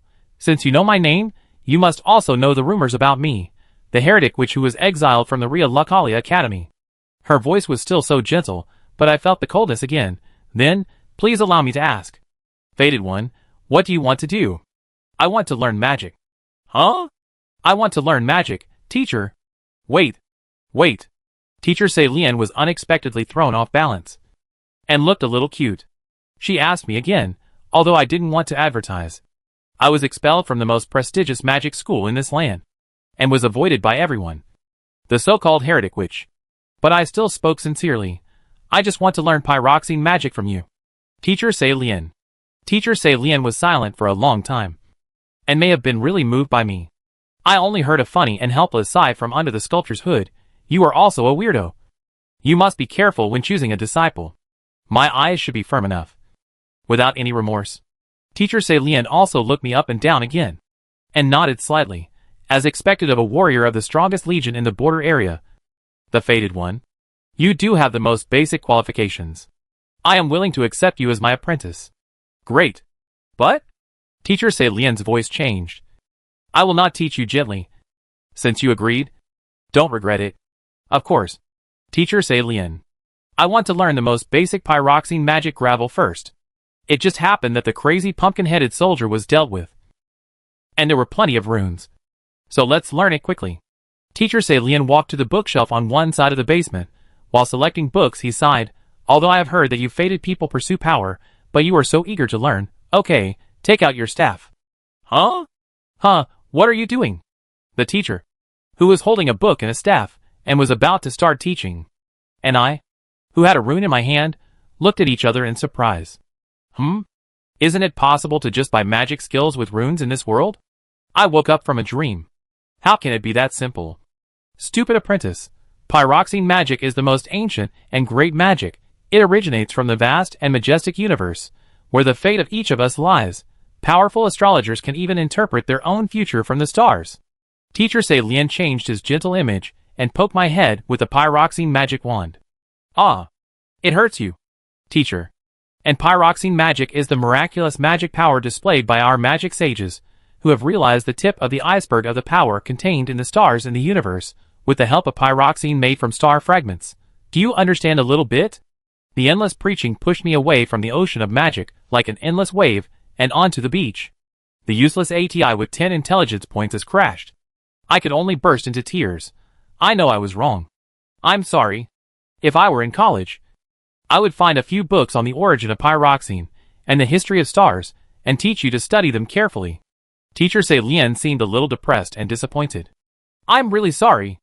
I can't let the teacher calm down anymore. I can only show the spirit of Japanese craftsmanship. What strange thing are you talking about? Is it the language on the other side of the fog? Teacher Sei Lian was slightly confused, then returned to his previous gentleness. Forget it. Nothing can be accomplished overnight. Disciple, you should also remember this. Yes. Go find a pyroxene magic wand. Take it with you. I will teach you later. I will do it as soon as possible. I will not let the teacher down this time. Sei Lian shook his head helplessly, turned around, and put the book in his hand on the table. By the way, Teacher Sei Lian, I have another question. I remembered another purpose of coming here. Tell me about it. Do you know the magic that can transform? Well, it's just a trick of the subhumans, often used to ambush prey. Of course, it's rumored that Queen Marika also likes this kind of magic and often uses it for pranks. Teacher Sei Lian asked casually, but there was a hint of displeasure in his tone. Why, you want to learn that? I shook my head. After a friend of mine used this kind of magic, he couldn't change back. How to crack it? Teacher Sei Lian pondered for a moment, slowly said, generally speaking, the caster can naturally crack the magic he casts. But apprentice, you have to know that the source of magic is our heart. Hey teacher, didn't you just say that? The source is the stars in the universe? This is different from that. Hey, if I can return to the academy, I have to tutor you well. Teacher Sei Lian's body was cold again. Did this person still have Spartan attributes? Okay, I'd better shut up. Let's get back to your topic. The teacher continued. As I said just now, since he can't change back, it may not be a problem of magic, but he doesn't want to change back? Chapter 23 The Curse is Removed. The source of magic is the human heart. Apprentice, your friend can't change back to his original appearance. Perhaps he doesn't want to change back? The words of magic teacher Sei Lian enlightened me. After a short rest at the blessing point in the basement of Post Street, I called Tourette and left in a hurry. At the end of sunset, half of the sky was already covered with deep dark blue, while the night cavalry had not yet taken up their posts. I drove Tourette along the eastern foot of Lake Yacker, crossed the short bridge, and found the small forest where Burke was hiding. Burke, who was still in the form of a bush, also lamented in a low voice as usual, "Hey, passers-by, help me. Hey, Burke, I'm back." I went up to greet him excitedly. The small shrub suddenly shook violently. Was it scared by me? This voice. Oh, is it the fated master from last time? Burke also recognized me. You have been away for so long. It's great that you are still safe. I thought you were in trouble. Well, although I did encounter some trouble, I have good news for you. Burke, I know why you can't solve the magic. I kept it a secret for a while, but I didn't expect the little shrub to tremble again and again. Fated. Lord Fader, please show mercy. In this case, shouldn't he happily ask me why? Was the shadow left on him last time so big? Don't worry, Burke. I won't do anything to you, I said with a smile. After all, the real reason lies in your true thoughts. My true thoughts? Yes. I recall the scene in the game of the Ring of Magic, because it went alone to the coastal cave where it once lived with its mother. And as a result, it suffered a brutal attack from the subhumans inside, and almost died. Combined with the fact that Burke in the real world is so timid, I'm afraid the runes in his body are not even enough for him to bless and revive. Which means he has only one life. Just like me after all. It's the same in the game. All these factors combined, it led to the fact that although Burke verbally thought that he must return to the cave, where there are the treasures that were stolen from him and left by his mother, he was too scared to move forward, and thus could not return to his original appearance. Burke himself probably didn't realize this, so he was confused and asked for help from passers-by. I simplified the reasoning a little bit and told him. Perhaps because of surprise, Burke was silent for a long while, and then he stammered. So that's it. Thank you for telling me, Lord Fated. Oh, so that's how it is. I didn't dare to take action, so I became like this. Mother, what should I do? Don't be afraid, Burke. I patted my chest confidently. I will go back to the coast cave with you and help you take back your mother's treasure. Hey! Burke was obviously surprised, and the whole tree was shaking violently. But, Lord Fated, there are many cruel guys living in that cave. Especially my two former leaders. They are so powerful that they can tear lambs to pieces with their bare hands. I am not doubting your ability, kind Lord Fated, but I am really not worth your risk. Speaking of this, the Coast Cave is indeed a place of suffering for newbies in the early stage. Although the overall difficulty of the monsters is not high, the difficult part is that, in the boss room, there are not only two boss demi-human leaders, but also countless small demi-humans, who will circle around Atai and come up to chop him from time to time. Group fights are the greatest justice in the magic circle. Fortunately, Miyazaki, the old thief, found his conscience and set up a good brother who can be summoned there. Ancient Knight Ishutopia, who is also a first-class taunter. Perhaps we can first find the fated senior and go to the cave together, or I could also bring some companions with me. An idea suddenly came to my mind, making me confidently pat my chest again. It's okay. I have a way to deal with it. Besides, I just happen to have to go to that cave to deal with some small matters. Yes, is that so? So don't be afraid, Burke, change back to your original appearance, and let's go together to get back what we have. I said it with passion and lofty sentiments. Even Burke shook the branches slightly. That, my feet seem to be numb, and I still can't move. I felt a crow flying over my heart, yelling, "Ah, you! What are you going to do, Lord Fader?" "Of course I'm going to massage your feet and pull you out." "Ah, it hurts. It hurts. It hurts. That's my waist, Lord Fader. My waist is going to break. Damn it. Your fear is really deep-rooted." I took a breath and rubbed my palms. But I still don't believe it. Did you pull out the sword? What are you going to do, Lord Fader? Keep your feet down. I stuck a sword into the ground, and then dug a handful of soil with force, and repeated it over and over again. I don't believe I can't pull out a coward like you. Forget it. Please spare me, Lord Fated. This guy Burke actually started begging. I shouted at him, "But do you think this is really good? Burke, since you are so afraid of the subhumans in the cave, you dare not face the powerful leader. Then why are you still begging for help? The treasure left by my mother is very important to you. Even compared with life, you still want to get that thing back more. To be honest, I am also a coward. After I left here last time, I met the Night Riders, Bloodfingers, bandits, and the crazy pumpkin-head soldier. They were all very powerful, so powerful that they almost killed me. This made me extremely afraid of death, as afraid as you, and I dared not take a step. Lord Fated, will you be like this too? That's right. No matter who it is, it's the same in front of death. After all, when life ends, there is nothing left. I sighed with difficulty, and then continued to dig the soil. But death is inevitable. Even in this blessed world, or anywhere else in the universe, there is no thing that will not die in the true sense. Why do you fear death? Isn't it because there are still some ideas that you haven't achieved, that you haven't done, so you are longing for, and begging for more time, more time? If that's the case, why don't you pursue what you really want in your limited life? Be timid and cowardly? Pity yourself? In this way, when the real death comes, just like this bush now, when it is suddenly cut into two pieces by others, won't you regret it? Burke! I almost shouted. These words were not only said to Burke, but also to myself. To myself, who was still confused and afraid. I was roaring and venting. That's right. Burke was me in the past. I don't want to. So, admit it. Burke, in your heart, the treasure your mother left you is so important that you will even lean towards it on the scale of life. Then, take action.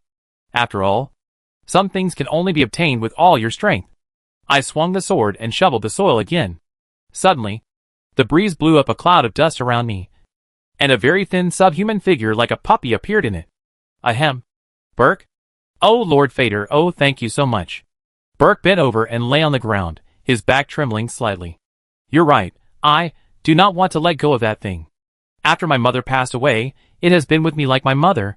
I don't want to be in the true death you mentioned, and still not be able to get it back, at least. So didn't I say, I will help you? I squatted down and patted Burke's shoulder. Burke raised his head, and was already in tears. Oh, Lord Fader, thank you so much, thank you so much. You're welcome. I scratched my head in embarrassment. In the future, don't let me say such a long paragraph of middle school words again. Chapter 24 Preparation for War. Since I promised Burke to take back the treasure left by his mother, then, I must be fully prepared for the battle. Taking advantage of the night, the two of us moved forward, and sneakily poked our heads out of a bush. Wow, so, these guys who have been blessed don't even need to sleep at night? It feels like it's already late at night, and the bonfire in the ruins in front of the checkpoint is still bright, and Sergeant Gregg patrols the only passage, like he is on a catwalk. The number of black coffin cars originally parked here has increased from 2 to 3. The destination of the last convoy turned out to be here. Zero, Lord Zero, what are we doing here? Burke asked in a puzzled voice. I explained. Every ruin in the magic circle hides a treasure chest. And here is the best combat skill for dealing with gang fights in the early stage, and interrupting the opponent's attack. Storm foot. Our goal is that. But there are too many guards here. There are only 2 of us. 2 is enough. I smiled and patted Burke on the shoulder, and continued. Okay. Learn a few words from me. Burke. Now? Well, the first sentence is, come here. All of you. Useless cowards. Waste. You, wait. Master Zero. Isn't this an insult? Don't worry about it. Just learn it. I'll remember it for now. It seems that the kind little Burke is still reluctant to speak dirty words. Well, it's okay to remember it anyway. I continue to teach. The second sentence, you can't catch up. You slow, smelly snail. Lordling. I don't doubt you. Will these be useful? It will definitely be useful. I cleared my throat. Then the third sentence is, I'm really sorry. Sirs, please forgive me. Cowdo, huh? I'm starting to have a bad feeling. Lordling Burke was shocked. Why is this third sentence so different from the previous ones? Well, I hope you don't need this third sentence. I took out the soul-summoning bell from my pocket and shook it gently. After the bell rang, 3 wolf spirits came in response. Burke's eyes widened and he shrank behind me. Don't be afraid. They are friends. They won't bite you. I touched the head of one of the wolves and said, Come on. Burke, sit on it. Me? Although he didn't understand. Burke still did it obediently. Sure enough, Burke was quite thin. Even when sitting on the wolf, the other party did not feel uncomfortable. I nodded with satisfaction. You can hold its neck tightly, get ready. Get ready for what? Let's go, Wolf Knight. Woo-woo. The 3 wolves obeyed my order, and immediately rushed to the ruins in front of the checkpoint, and dragged Burke's screams, like a circle of scattered toilet paper. Woo-woo. Don't forget the 3 sentences I taught you. I waved my hand and ordered. You can use it now. Ah! Soon, there was a commotion in the ruins.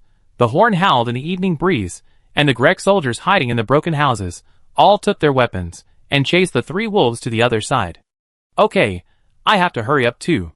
While the guards were attracted away, I quickly found the basement of the ruins in front of the checkpoint, lifted the heavy iron door, and opened the treasure chest.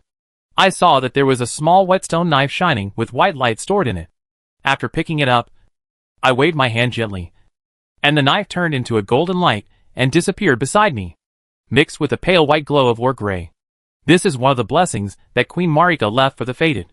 If you pick up a prop that you can't use temporarily, or a weapon, as long as you silently say collect in your heart, it will turn into a golden blessing light and blend into various blessing points. When you rest nearby, you can take it out and use it.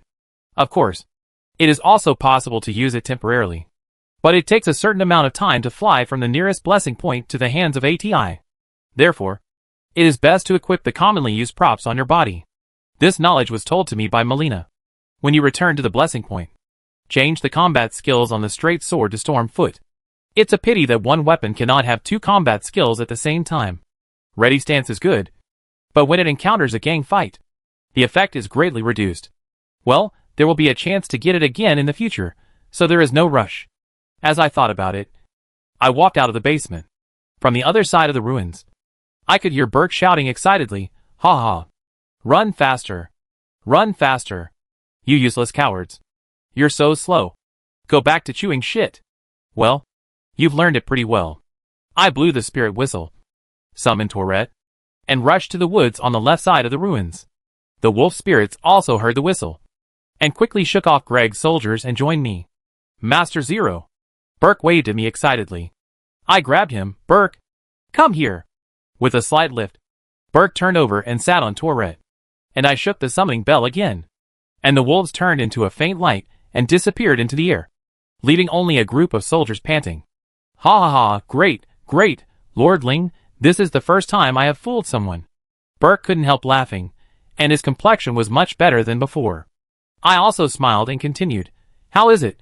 The first two sentences I taught you, are they very useful?" "Yeah. Next, it's time to meet my old friend. I hope he's not asleep yet." Driving the turret all the way, soon he passed through the quiet woods and found the broken airy church. Gray smoke was rising from inside. I walked in with Burke. Sure enough, Gale was still awake, making the roasted rabbit meat I taught him. "MMM. It smells so good. Is there any more, Gale?" I smiled and went forward to greet him. Gale's eyes showed a little surprise, and then he quickly shook his hands.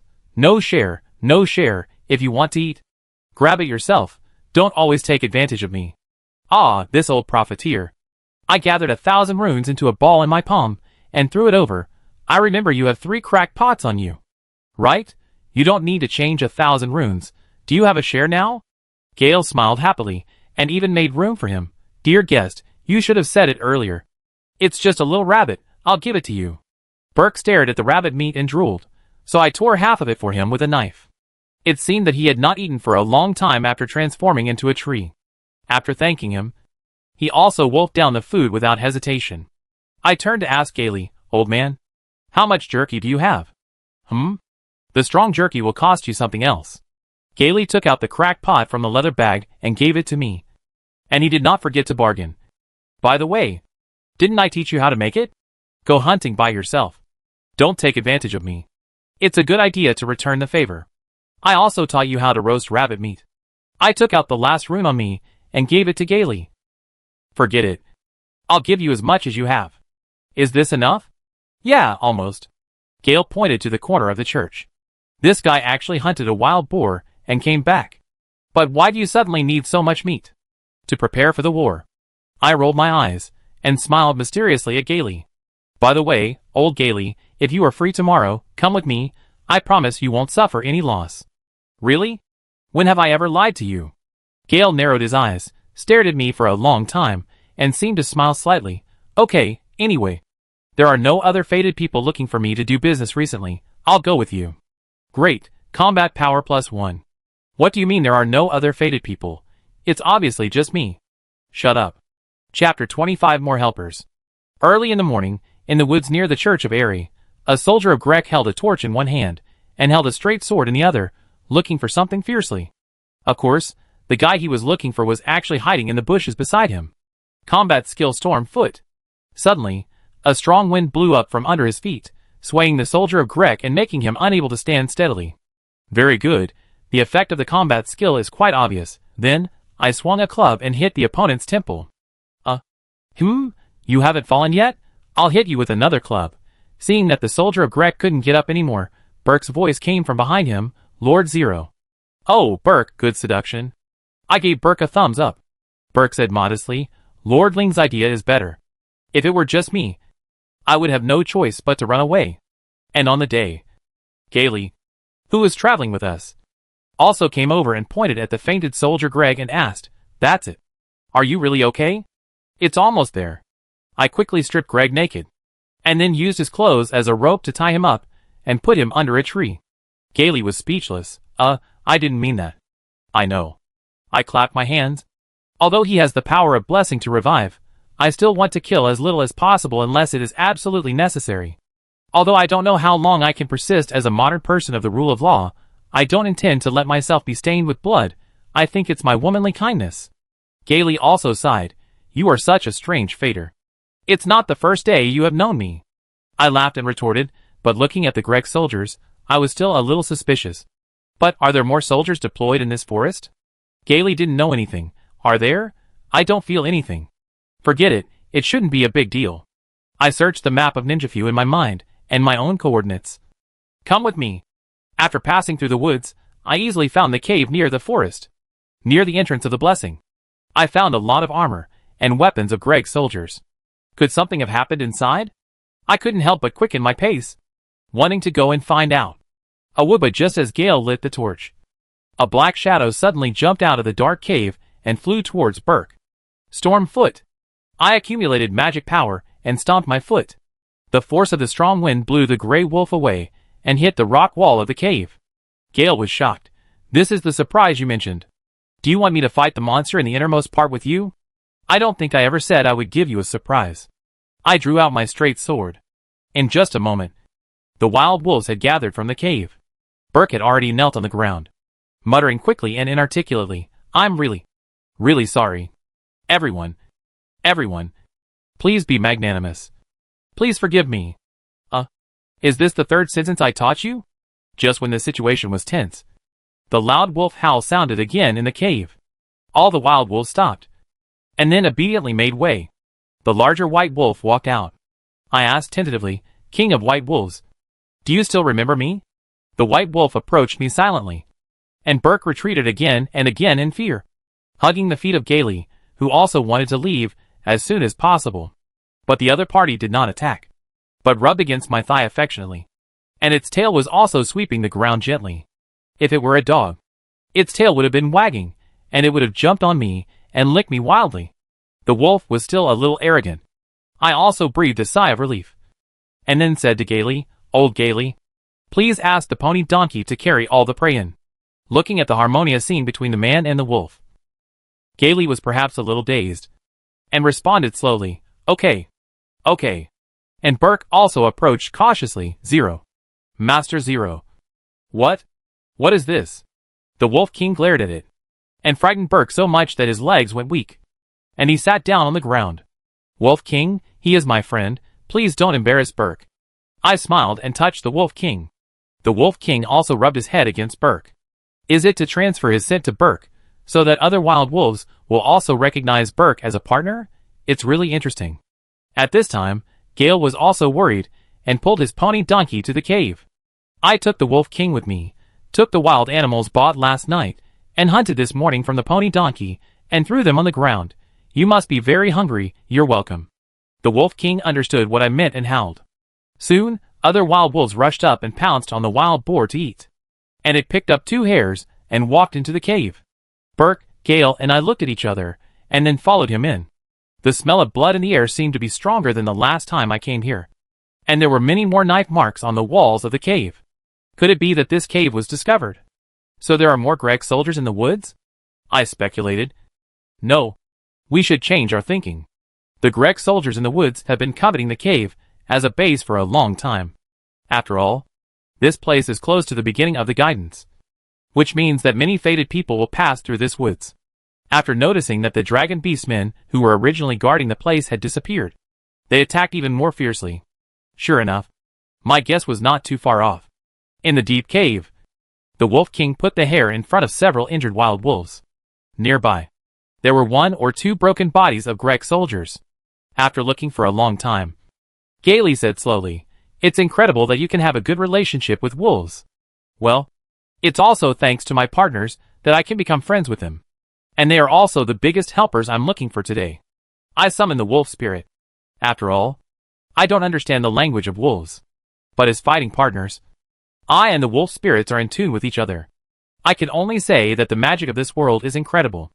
I said to the wolf spirit, "Good buddy, please ask the wolf king if he is willing to fight with me. If it goes well, maybe it and the wolf pack can change a place to live." The wolf spirit approached the white wolf king and howled. The translation should be almost done. The wolf king looked at me.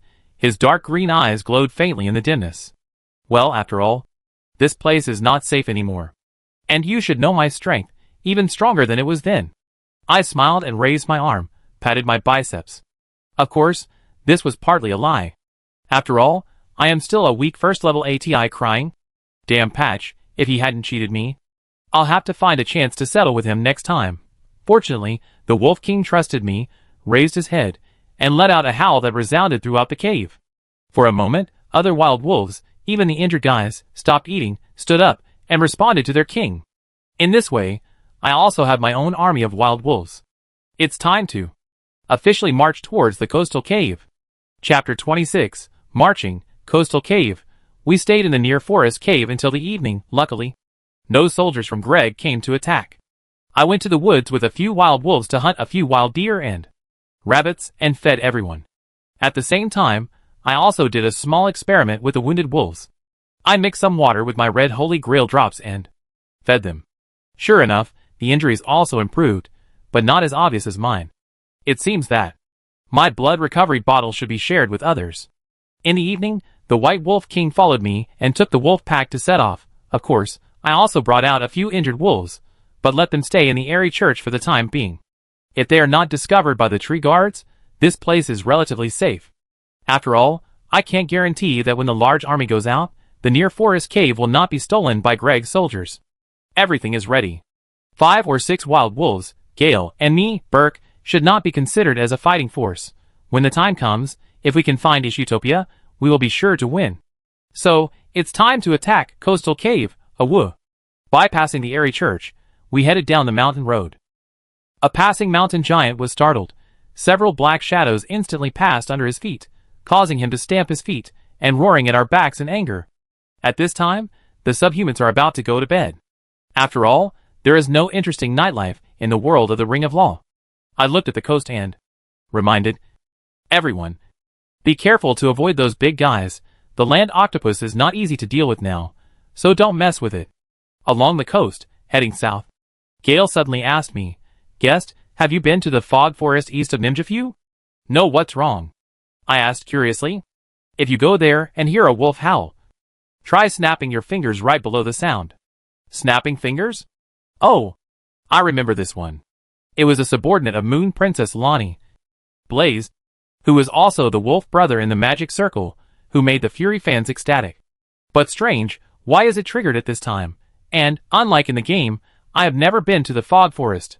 Just like Burke, has the storyline been modified again? Perhaps seeing my confused expression, old Gaylor looked down at the wolves rotting around him, smiled and said, "Nothing, I just thought you would get along with that guy, and it can be regarded as a small favor between old friends. Well, since I am going to meet Lonnie, it is naturally necessary to get to know Blaze. And compared to the game, I also have another branch to try and want to ask Brother Wolf for help. I will accept Gaylor's kindness. However, the most important thing at the moment is Burke's branch, to solve the relevant matters of the coastal cave. However, there is another point along the way that I am more concerned about. In the game, there should be a team of subhumans ambushing when approaching the coastal cave, but now we are almost at the entrance of the cave, and they have not appeared yet. Did they go back to sleep too? With Burke's guidance, we quickly found the coastal cave. The cave was dark, and I could only smell the salty sea breeze mixed with the rotten smell of garbage. Burke swallowed his saliva, still trembling. I patted his shoulder. "Don't worry. We are well prepared. And it's no problem to deal with 2 subhuman leaders. Guest, please come here." Gailey suddenly found something. He leaned over to take a look, and it turned out to be a small white statue, imitating Queen Marika, and made into the shape of a cross. In the game of the Ring of Magic, This is considered a key prop for online play. In front of this statue, using the summoning finger potion, you can find many good brothers' marks and summon them to help. Of course, the red finger marks of the bad brothers are not ruled out. But, how do you use this? I asked curiously. After all, there should be no online players in the real Ring of Magic, and I haven't explored the specific usage method. And Gailey once again showed an expression of disbelief. And sighed, hey, I really doubt. Are you really a fader? The goods are genuine, and I will not cheat you. My mouth was extremely hard. Forget it. Just treat it as a reward for a good customer. Gale took out a small round box from his pocket and sprinkled it lightly on the statue. The powder inside turned into a golden glow like a blessing point, pointing to the outside of the cave. This statue can be regarded as a summoning signal for you fated ones. As long as you use the finger calling potion, you can find the corresponding owner's position. Gale explained to me. Although it is an expensive 1,000 runes, it can find a good helper, and it is a very practical prop. Got it. After a while, I will give you half of the runes I got. What a sly old merchant, I sighed. Thank you for your patronage. However, the specific direction indicated by the finger-calling potion is more to the left outside the cave. I remember, there's another wandering merchant over there. I wonder if Gailey is familiar with him. In addition, it would be great if we could find the ancient knight Ishutopia. Oh, I found it. Beside the swaying campfire, a thin horse neighed, and two figures were caught in a sea of swords and shadows. Surrounded. No wonder I was wondering why the subhuman team on the roadside disappeared. It turned out that they were attracted here. I hurriedly gave an order. Guys, go and help. Awu the Wolf King responded to my call first and rushed over. We and the wolf pack followed closely. It's over. How come there are still wild wolves around here? The knight wearing silver-white armor and holding a cavalry saber frowned. No way. Old merchant. Be careful. I saw that the saber in his hand emitted a strange purple light, and then suddenly stabbed it into the ground. Seeing this, I hurriedly shouted loudly, Wolf King, get out of the way. The White Wolf King suddenly braked. The subhumans around him had no time to react. 2 or 3 guys were pulled over by the purple light that instantly spread from the saber. Then, the knight swung the saber and slashed with one blow. The bright red flower turned into a huge and gorgeous flower, blooming in all directions. Combat skill, gravity, plus combat skill, spinning slash. Damn it, why? Whether it's an NPC or an enemy, other guys can use multiple combat skills on one weapon, forming a combo killer, but Atai can only use one weapon and one combat skill. Infinitely envious. Maybe this is the difference between the buyer's show and the seller's show. Gah! Just as the knight finished his combo and fell into a state of paralysis, a lost demi-human suddenly jumped out from the shadow behind him and slashed at his head with a machete. Be careful. Just as the words came to my throat, I saw the White Wolf King flying over, biting the opponent's neck, and throwing the thin demi-human away after landing. The knight was quite surprised. Huh? The White Wolf actually came to help me? Or, it was just a simple brawl between the demi-humans and the wild wolves. That White Wolf is my friend, Knight Ishtopia. I stepped forward and greeted him politely. Nice to meet you, my name is Zero. I saw the statue mark you set in the cave, and came here to find the fated one. Oh, so, you are my companions, great. Ishtopia put away his weapon, and enthusiastically put his arm around my shoulders. These demi-humans probably regarded us as prey, thanks to you for coming here first. Brother. If their support arrives first, it will be bad luck. Ha ha ha. I laughed dryly. This guy is too familiar, and Gailey also recognized another wandering merchant, and said in surprise, Khufu, you old boy are actually here? Gailey. The wandering merchant Khufu's tongue is also quite sharp. You are an old bone, and you haven't decayed yet? Humph, if it weren't for us just now, you kid would probably turn into rotten meat before me. Although the two merchants were harsh in their words, they smiled at each other. Let's talk about the touching meeting later. I interrupted the topic of the merchants' quarrel. Gailey, Senior Ishutopia just said that a demi-human went back to tip-off. I think we have to leave quickly. If we let the guys in the cave be fully prepared, it will be difficult to deal with. Chapter 27, Dragon's Den and Tiger's Lair. Silence, eerie silence, which makes people feel creepy. I held a torch with Ancient Knight. Ishutopia followed Burke into the coastal cave. This place is quite similar to the near forest cave. After passing through the initial passage, there is a small cave, and a winding slope formed by a half-circle of rocks on the side. Going down, there is a wider cave inside, and there is another path at the other end of the cave, leading directly to a small island on the sea. According to the monster planning in the game, there should be 6 or 7 demi-humans on duty in the small cave, and even Lao Lu will hide at the corner under the slope to attack. What's more stupid is that, before the demi-humans attack, they will shout a little, scare people, and then they will all be stunned. But now, we have passed through most of the cave, and there is not a single demi-human inside, only a few small dead trees, with branches trembling slightly. Strange, where did the demi-humans go? Utopia also became suspicious. I know, they must have heard of my reputation and your reputation, and they all ran away in fear, just pretend I didn't say that just now. I don't have much reputation, Senior, I complained, reminding Utopia to be cautious. Burke walked carefully in front, mumbling, and I couldn't hear what he was saying. Burke, I called him. Further ahead, there was the deepest cave, which was the boss room here. It was dark and empty inside. I could hear the water leaking from the top of the cave, dripping on the ground, forming a puddle that almost covered the cave. On the dry banks in front and behind, there was a bonfire burning on each side. Near the bonfire, the tall figure of the subhuman leader was clearly visible. Burke took a deep breath, and his voice was slightly trembling, and his determination, let me do it. Master Zero. After that, he walked towards the subhuman leader. Utopia and I looked at each other and followed behind Burke. On the side of the cave, there is a towering stone pillar supporting the rock layer, and there are lush weeds and shrubs growing underneath. Our figures attracted several little subhumans at the campfire in the distance, and they all picked up their weapons and came closer. Chief, hello, long time no see. Burke greeted the subhuman leader. Just like in the game, the subhuman leader looked like a half-evolved dog-headed man, with lean and capable limbs, but he had not completely gotten rid of the crawling posture. There was a gray fur on his back, with several horns of varying sizes or something on it, which should be the symbol of his being a leader. Seeing Burke and us behind him, the subhuman leader also stood up. However, he could not speak human language like Burke, but only howled and roared. And Burke also switched back to the subhuman language, communicating with the other party. It's been a long time since we last met. You brought back 2 prey. You did a good job. No, that's not it. Chief, I just want to get back what my mother left me. It has nothing to do with Master Ling and the others. Of course, if you are willing to submit to Master Ling, he will be merciful and let you go. Humph. It's really funny. Do you think that if you find 2 fated ones as your backers, I will listen to you obediently? Utopia came over and asked quietly, Zero, can you understand the words of the subhumans? Huh? Absolutely not. Then what did you say just now? Haha, I was just talking nonsense. My words made Utopia slightly stunned. Zero, Lord Zero, I will not lose to you. Suddenly Burke shouted. Me too, even if I risk everything, I will take back what my mother left me. I will never admit defeat. Unexpectedly, he actually drew out a dagger and stabbed at the demi-human leader. But the opponent just waved his arm and repelled Burke.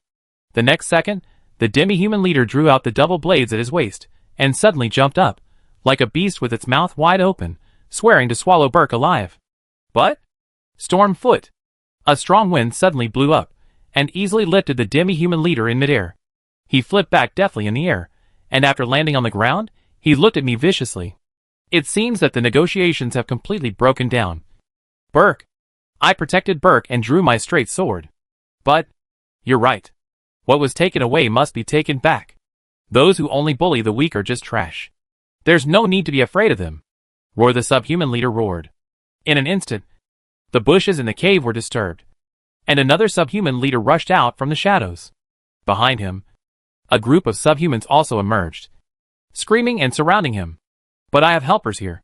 Ha! The cavalry saber swung with all its strength, and with just one move, it forced another subhuman leader back. I didn't expect that there are really 2 big guys here. This won't be boring. Utopia carried the big knife on his shoulder and confidently hooked his finger at the other party. Gale, the shouts of subhumans were heard outside the cave. I saw that the trees that were originally in another small cave also turned into subhumans, waving machetes and blocking our exit.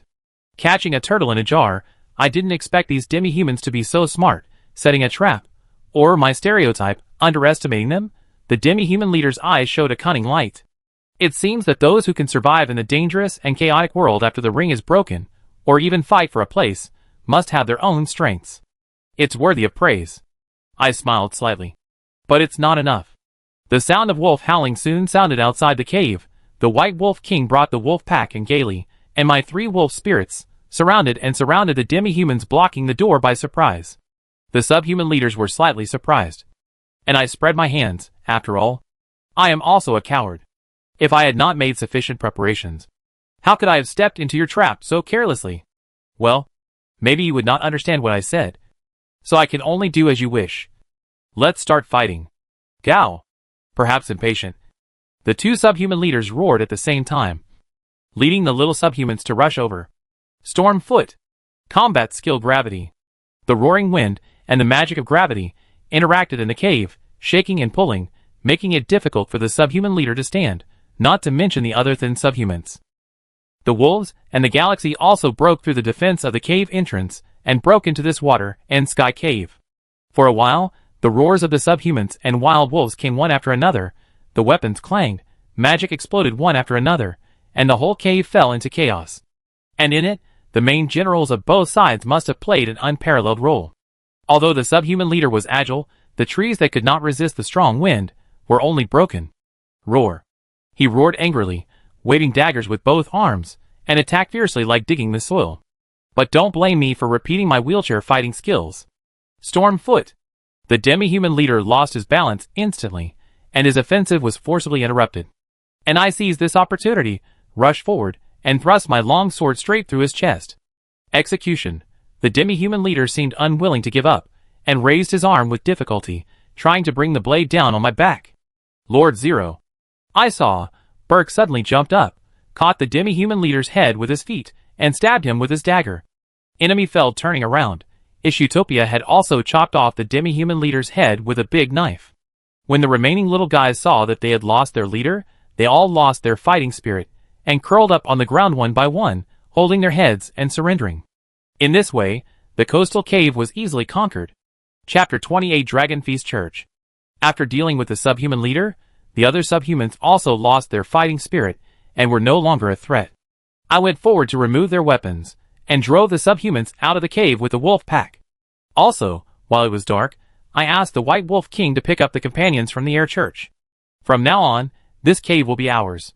Still weird as always, guest. Gale followed with a chuckle, rubbing his hands. Then, you shouldn't have forgotten our agreement. Right? Of course, an old friend has helped me so much. How could I have forgotten it? I readily condensed the golden rune and gave it to Gal. After all, Ishutopia can be said to have been found by Gal, and this time, he had at least half the credit for the coastal cave attack. 136. Gale's pupils widened, his cheeks trembled slightly. Dear guest, at this time, please don't joke. How could it be? I said confidently. I gave you half of all my belongings, old Gaily. Absolutely impossible. Didn't we just deal with the leader here? Gale still couldn't believe it. I held out my hand calmly. If you don't believe me, come and see for yourself. Gale immediately held my hand, and after a brief inspection, I was surprised to find that I actually only had 136 runes left on me. How could it be? Gale was stunned. And I spread my hands helplessly. The last attack just now seemed to have landed on Burke, so all the runes of the subhuman leader gathered on him. Gale was speechless. Well, after all, in this real world of the Ring of Magic, Atai is not the absolute protagonist, so it's not like in the game, where all the runes will be attracted to him anyway. Only by giving the enemy the final blow can you get the opponent's rune reward. This is the rule here. And in this strategy battle, I have been dealing with the subhuman leader. Although Stormfoot can forcibly interrupt the opponent's offensive, the damage is minimal, the other subhumans just can't get close, and I can't even deal with one. So, all the people present are rich, and I am the only poor one, crying. I comforted Gaily, but old Gaily, you have defeated many subhumans. The runes you harvested are your reward. Gaily rolled his eyes at me helplessly, and shook his head. Following you, I am really losing so much that I am going to have epilepsy. Besides, think about it carefully, the air church is not a shelter, how can it compare to this? I patted his shoulder. And you can also ask your old friend outside to live with you. You don't want me to be a nanny here? Hey, I've been seen through.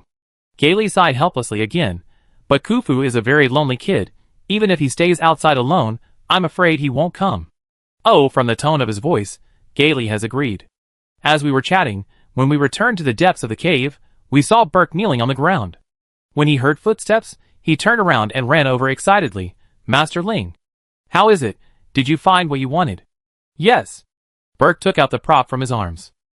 Is this a sewing needle and sewing tools? Gale looked confused. Burke nodded. My mother was a tailor. And this is the legacy she left me. After all, I was born inferior to others, and my mother gave me all her skills, so that I can live well. As he said this, he couldn't help sobbing. Born inferior to others? This seemed to bring back Gal's memories. He squatted down, patted Burke. It's not easy for you, Burke. But I met Lord Ling, and Lord Gal, and everyone. Burke raised his head, with tears in his eyes but smiling. When I was extremely desperate, you helped me, so that I could get back my mother's treasure. I am so lucky. No matter how much I thank you, it's hard to repay you. Thank you. It's so great. Thank you. Well, after all, this is our agreement, I said with a smile. So you're welcome. Burke continued excitedly. I will become an excellent tailor like my mother. In the future, let me sew your clothes or other things. Oh, then please. I also agreed, by the way. But as for old Gaily, it's better to settle accounts with him. Quack, you are a dishonest businessman customer. Gaily jumped up. I don't want to be called a profiteer. Ouch, this old man is still tough. I am a first-level player, and we are evenly matched in strength. Looking at us fighting, Burke couldn't help but laugh, and quickly acted as the good guy in the middle. Lord Gaily. If you need anything, I will do my best to help you, but I also hope you can teach me how to settle accounts. Maybe one day, this can help everyone. Oh, what a good kid. Gaily and I both had the same expression of, look at him in our eyes. But never mind. I'm not used to sentimental plots, and bickering is more suitable for me. Looking around the empty cave, I asked in confusion, Burke, do you know where Senior Ishutopia went? Sir Ishutopia seems to have walked along the deepest passage in the cave. Did he go to the Dragon Feast Church? Gaily and I also passed through the tunnel deep in the cave, and came to the small island on the other side of the coast. The sea breeze was cool and refreshing. Under the quiet night, the golden light reflected the dilapidated church, showing a special solemnity and antiquity. After entering the door, the body of a fallen white dragon suddenly appeared in the ruins, and Ishutopia stood in front of the petrified ancient dragon. There, in the brazier on the stone pillar, the eternal flame was still burning, dark red, like boiling dragon blood. Ishutopia turned around after noticing the movement behind him. Hey, you are here. And Gaily was completely stunned. Is this a dragon? Ah, it's so beautiful that it's suffocating.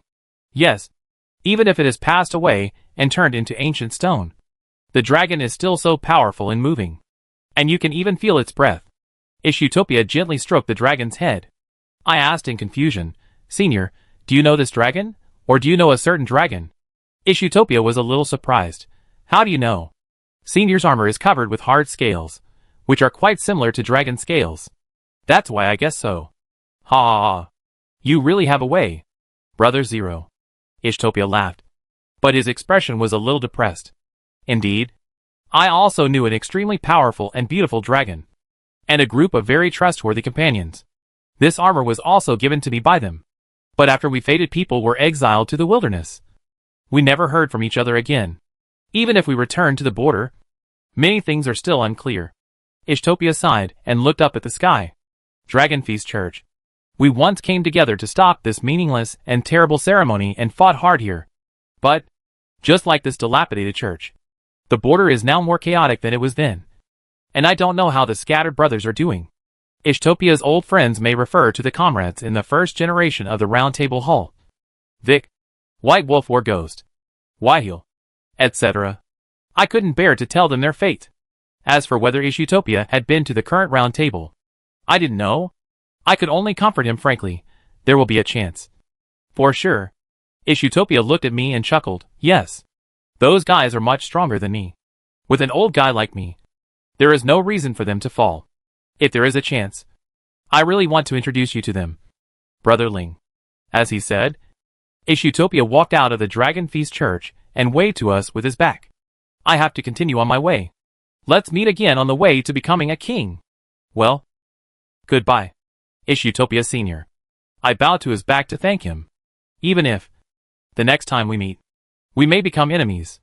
Chapter 29 Retire. And then live a slow life. A wolf on the cave coast. A group of wolves surrounded a huge strange creature. A land octopus. This guy makes people feel physically uncomfortable just by looking at it. It has a huge beak like a bird and makes annoying noises. 2 long tentacles extend from its body, slapping the ground frantically, raising large pieces of dust, making it difficult to approach. On the blocky body, there are many tentacles wriggling and entwined. In the gap, you can also see a lot of white granular objects.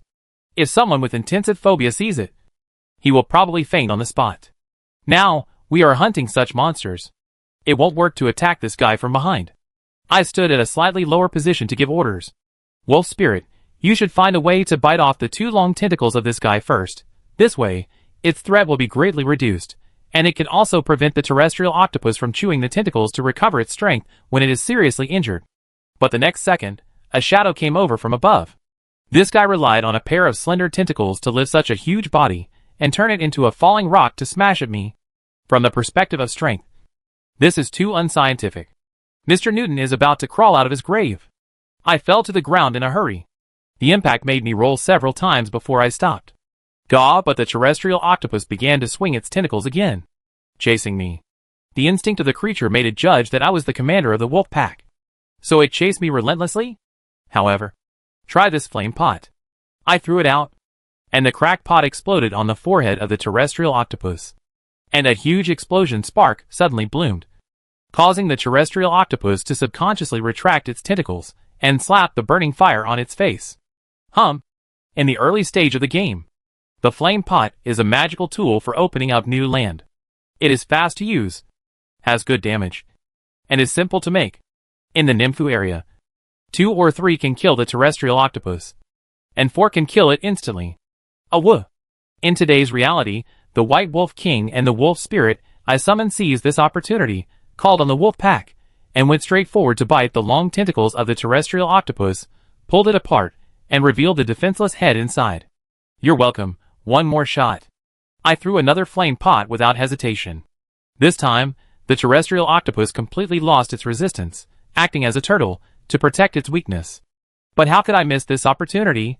I charged forward with my straight sword, and one sword directly penetrated the terrestrial octopus's shrinking head. Execution. As the golden rune merged into my body, the terrestrial octopus's tentacles lost their vitality, and the tentacles wrapped around its body loosened. Very good, this solves it. I blew a whistle, and the little Asians hiding a little further away swarmed over, using stone blades, knives and other tools to start breaking up the octopus tentacles and the granular octopus eggs on its body. After peeling it almost completely, they pushed the big guy back into the sea. After all, Molina told me, there are limits to using runes and blessings to resurrect.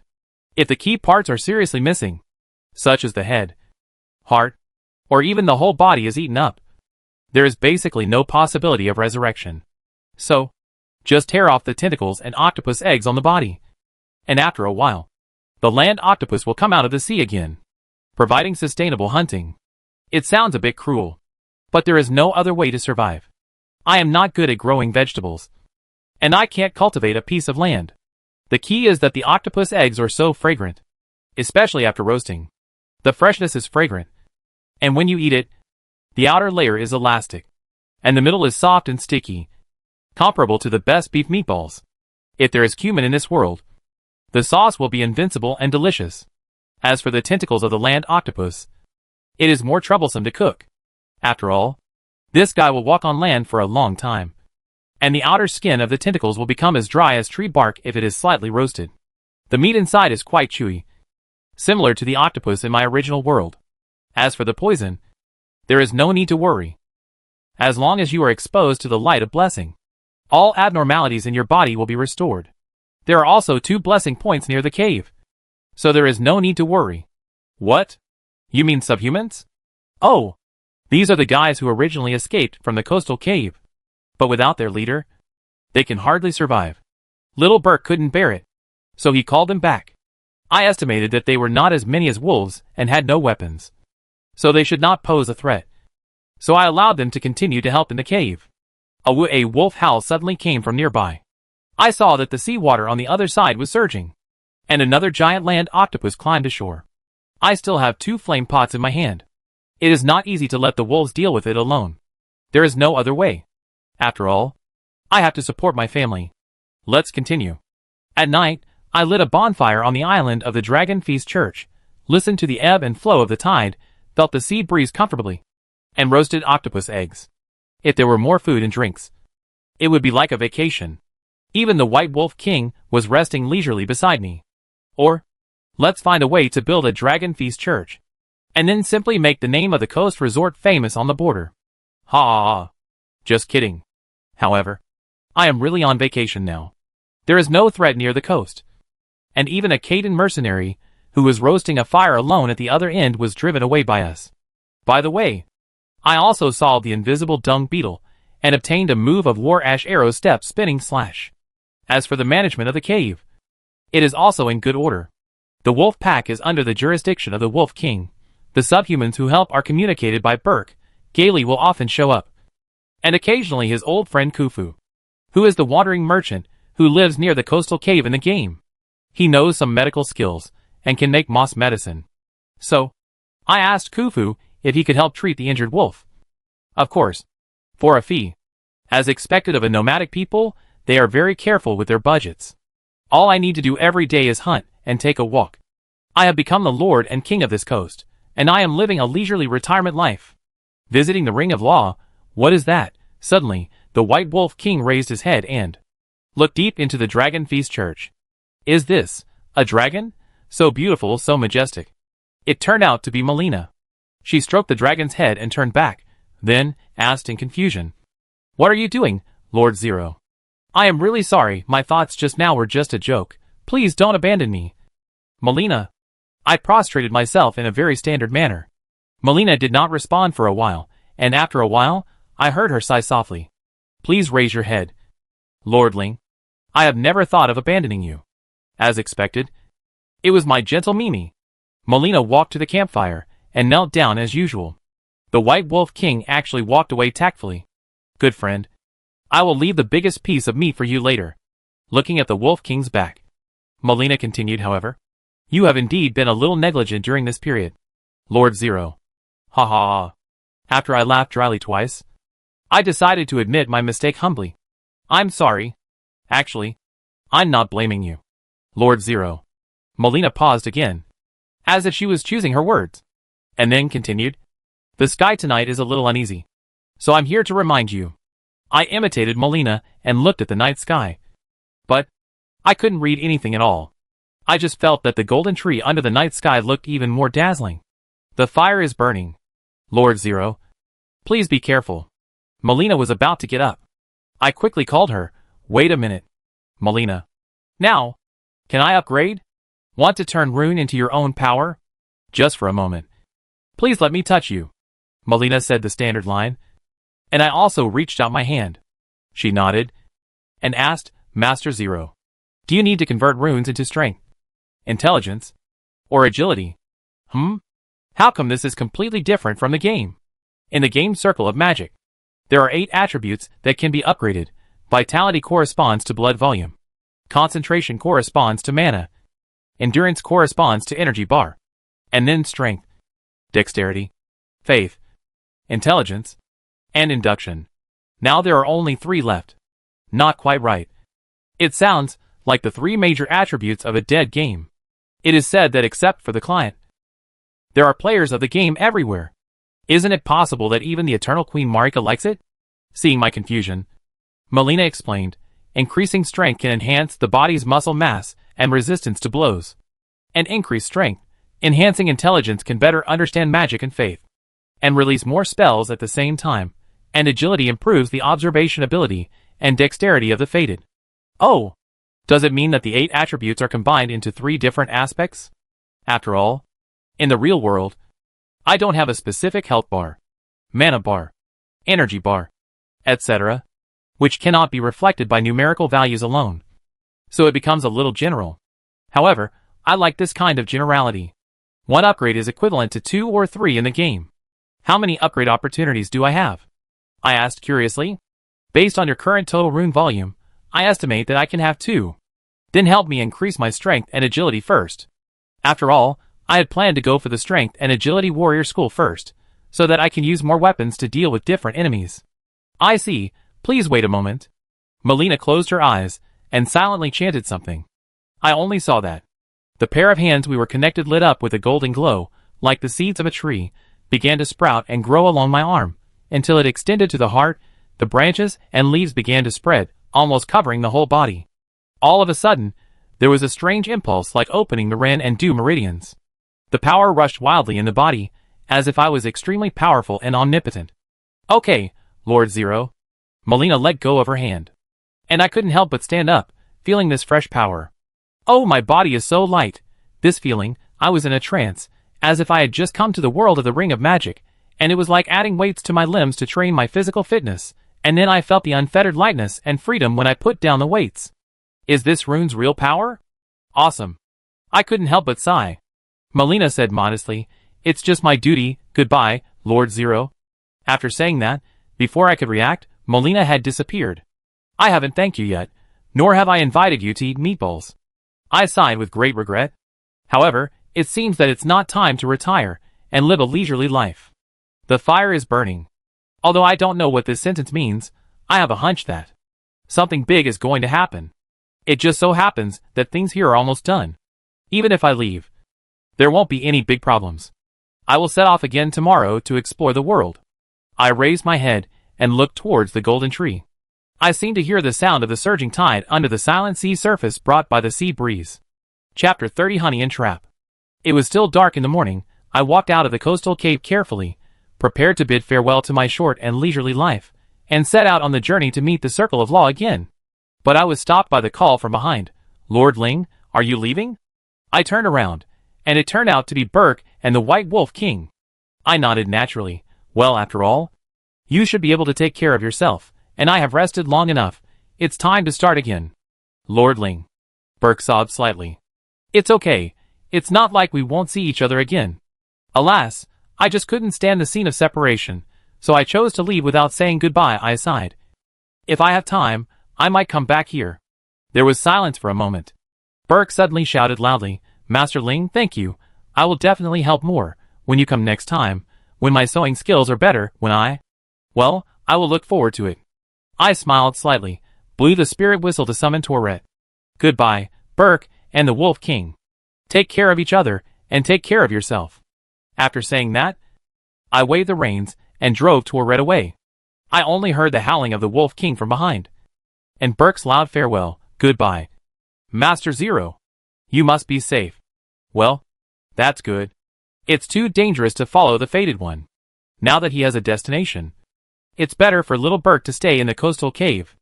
After all, I can't guarantee that everything will be the same as the progress of the game. And I can guarantee his safety. I ran all the way up the mountain road, through the airy church and the nearby woods. I thought, several relatively easy points nearby have been explored, and the strongest enemy is only the big tree guard. Now, my ability and level should be equivalent to level 5 in the game. It may be difficult to fight the big tree guard directly. I should go to the east coast of Lake Yacker first. Or go to the Weeping Peninsula first. It can be said that it is the real novice village, and the difficulty and level of the monsters are lower. Passing the short bridge on the north side of Lake Yacker, I suddenly remembered the crazy patch in the nearby Montlu cave. I don't know how the last carjacking went. And this time, he should have changed his career to become a businessman, so it's a good time to go and see the situation. Although I don't have any runes, but with the eloquence that Gailey and I have cultivated, maybe I can get some benefits, or not. With such a little thought in mind, I just did it. Let's go to Tourette. Phew! Tourette jumped off the short bridge skillfully, avoided the pursuers, and took me all the way to the Menglu cave. Raised the torch, walked in alone. After a few steps, I saw 2 robbers under Patch sitting in the empty cave. Hey! I waved my hand to say hello. And the 2 robbers saw it, and ran over enthusiastically. Long time no see. Patch, I'll go. Before I finished speaking, a long sword came straight at me. Luckily I reacted quickly enough, and dodged the attack. I was extremely confused. Don't you recognize me? Or is Patch no longer here? The robber did not respond, but raised his sword and attacked again. But too slow. I rushed to get close first, kicked one with a strong kick, then pressed my body and swept my leg, avoided the attack, and tripped another robber to the ground. Ding-ling-ling. Unexpectedly, after one robber fell to the ground, it just triggered the alarm. Soon, from the deeper part of the cave, several more robbers swarmed in. I quickly took out a flame pot and threw it hard in front of them. Boom. The flame ignited the nearby haystack, burning fiercely, and also blocked the robber's advance. The robber who took the opportunity to get up from the ground waved his straight sword again. Still coming? Stop! Suddenly, someone shouted to stop the other party. Inside the cave, a bald head suddenly appeared. Oh! It's Patch. Patch smiled and opened his arms, walking over. Look who's back again. Isn't this Atai who's with us? Let's forget about the hug. Men shouldn't touch each other. I nimbly avoided Patch, and then pointed at the robbers and asked, what's wrong with them? Patch looked me up and down, making me feel uncomfortable. What's wrong with you? Cough, cough, cough. Patch sighed, changing the subject. Hey, if these guys were smart, would they have fallen to the level of robbers? As he said, he waved to the robbers. Go away, let me have a good chat with my old buddy. The robbers put away their weapons, and I followed Patch into the largest cave. So, after I left that day, your plan succeeded? I expressed the biggest doubt in my heart. Did you forget? Patch chuckled. Crazy Patch, have never failed, of course. It was also thanks to you that you stopped the mounting goblin pulling the cart, that we were able to do so smoothly. At first, I was worried how to deal with such a big guy. Well, after all, the mounting goblins are exhausted, and they will stop if you stop them, and they can't wait to have a good rest. But Patch came over. Old man, you really do have a horse, right? Yeah. Why didn't you say it earlier? Last time you didn't admit it. Last time? What last time? Oh, I heard what Patch meant. He was blaming me for having a horse and not dealing with cavalry, after all. Infantry is really hard to deal with flexible units. So, I quickly found an excuse. Your plan doesn't seem to require a horse. Right? Patch looked at me, was silent for a moment, and spread his hands helplessly. It seems to be true, I changed the subject. So how is it now, your Patch store? Oh, it's almost ready. Do you want to be my first customer? Patch asked, rubbing his hands. I remember that in his shop, there was indeed a very useful item. Market's prisoner, which could temporarily suppress the evil omen demon and the king of blessing. It was very useful when breaking through the main gate of Storm City Stonewell. Unfortunately, that thing cost 5,000 runes, and I don't have a penny now. So, I can only shirk, next time, or you can give me some benefits as a reward for helping you rob the car last time, so that you can retain more customers. Why is this guy silent again? I always feel that Patch is a little weird today. However, after a while, he agreed again. What you said seems to make some sense. Oh, success. The goods intercepted last time are over there. You can choose one. Patch pointed to the corner of the cave. There were treasure chests there, even more than in the game. However, there should be a teleportation trap inside this old bastard. Although there are no treasure chest monsters in the Ring of Magic that are loved by everyone, and even make people want to lift Miyazaki up high and give him Luchan experience cards. There is a teleportation trap setting that will send you to a completely unfamiliar corner. There is a ruthless one in the Dragon Breath Ruins, who once caused me to get lost in the scarlet-filled Gelid Cave, and I don't know how many times I died. But then again, these treasure chests can't all be traps. Plus, I already expected it now. As long as I can avoid it and see through Patch's trick, I might be able to turn the tables and get more props. After all, in the game, if you roll urgently the moment you open the trapped treasure chest, you can avoid the fate of being teleported. And I have succeeded many times. Thinking of this, I took a deep breath with confidence and reached out to the first treasure chest. Bang! Safety. What is this? There are weapons and armor on that car. I am trying to find a way to exchange them for runes, Patch explained. And I also curiously picked up a flail from the weapon box and swung it a few times. Remember this weapon? Shouldn't it be obtained from the black coffin car in the ruins before the level? How come it is here? It hurts. I accidentally threw the spiked meteor hammer part of the flail on my shoulder, which made Patch laugh. Damn it, is it because the dexterity points are not enough? In this world, it turns out that this is why you can't fully utilize the power of your weapons. I opened the next larger box, and inside were some straight swords and axes. Among them, I found a giant axe, which must be the treasure dropped by the caravan. Do you want that thing? In our cave, no one can use it, Patch reminded. I lifted the giant axe, and it was indeed not enough for my current strength. Forget it, maybe I will shoot myself in the foot again. The next treasure chest, the next treasure chest. I opened the treasure chest again. Bang! Suddenly, a thick black mist gushed out from it. Oh no, it's a teleportation trap. I held my breath, and hurriedly tried to roll away. But it was still a step too late. My head suddenly became dizzy, and my limbs lost strength, and I knelt down in front of the treasure chest. It was so dark inside that it was bottomless, like a monster's throat. Oh! You are so shameless. Old man. Taking advantage once is enough. Do you really want to come? At the last moment before his consciousness faded, he felt someone push his back, and he fell into the bottomless abyss in the box. In his ears, he could still hear Patch's arrogant mockery. In this case, you deserve to be punished by God. Well, this is a punishment from God. Hee. Chapter 31. Fire King. Spare me, squeak.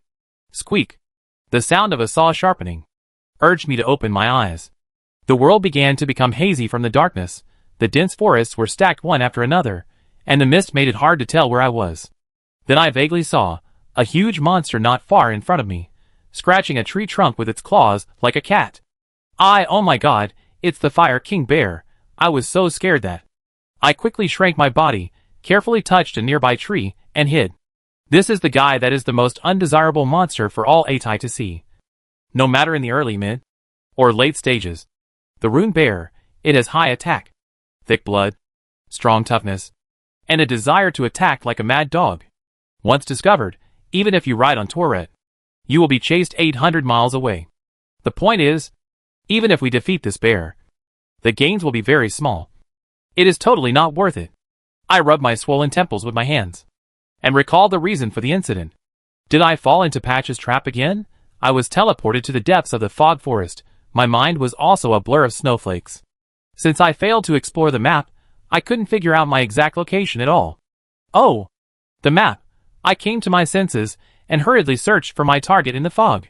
If I remember correctly, in the game, the map of the fog forest area is near the teleport location.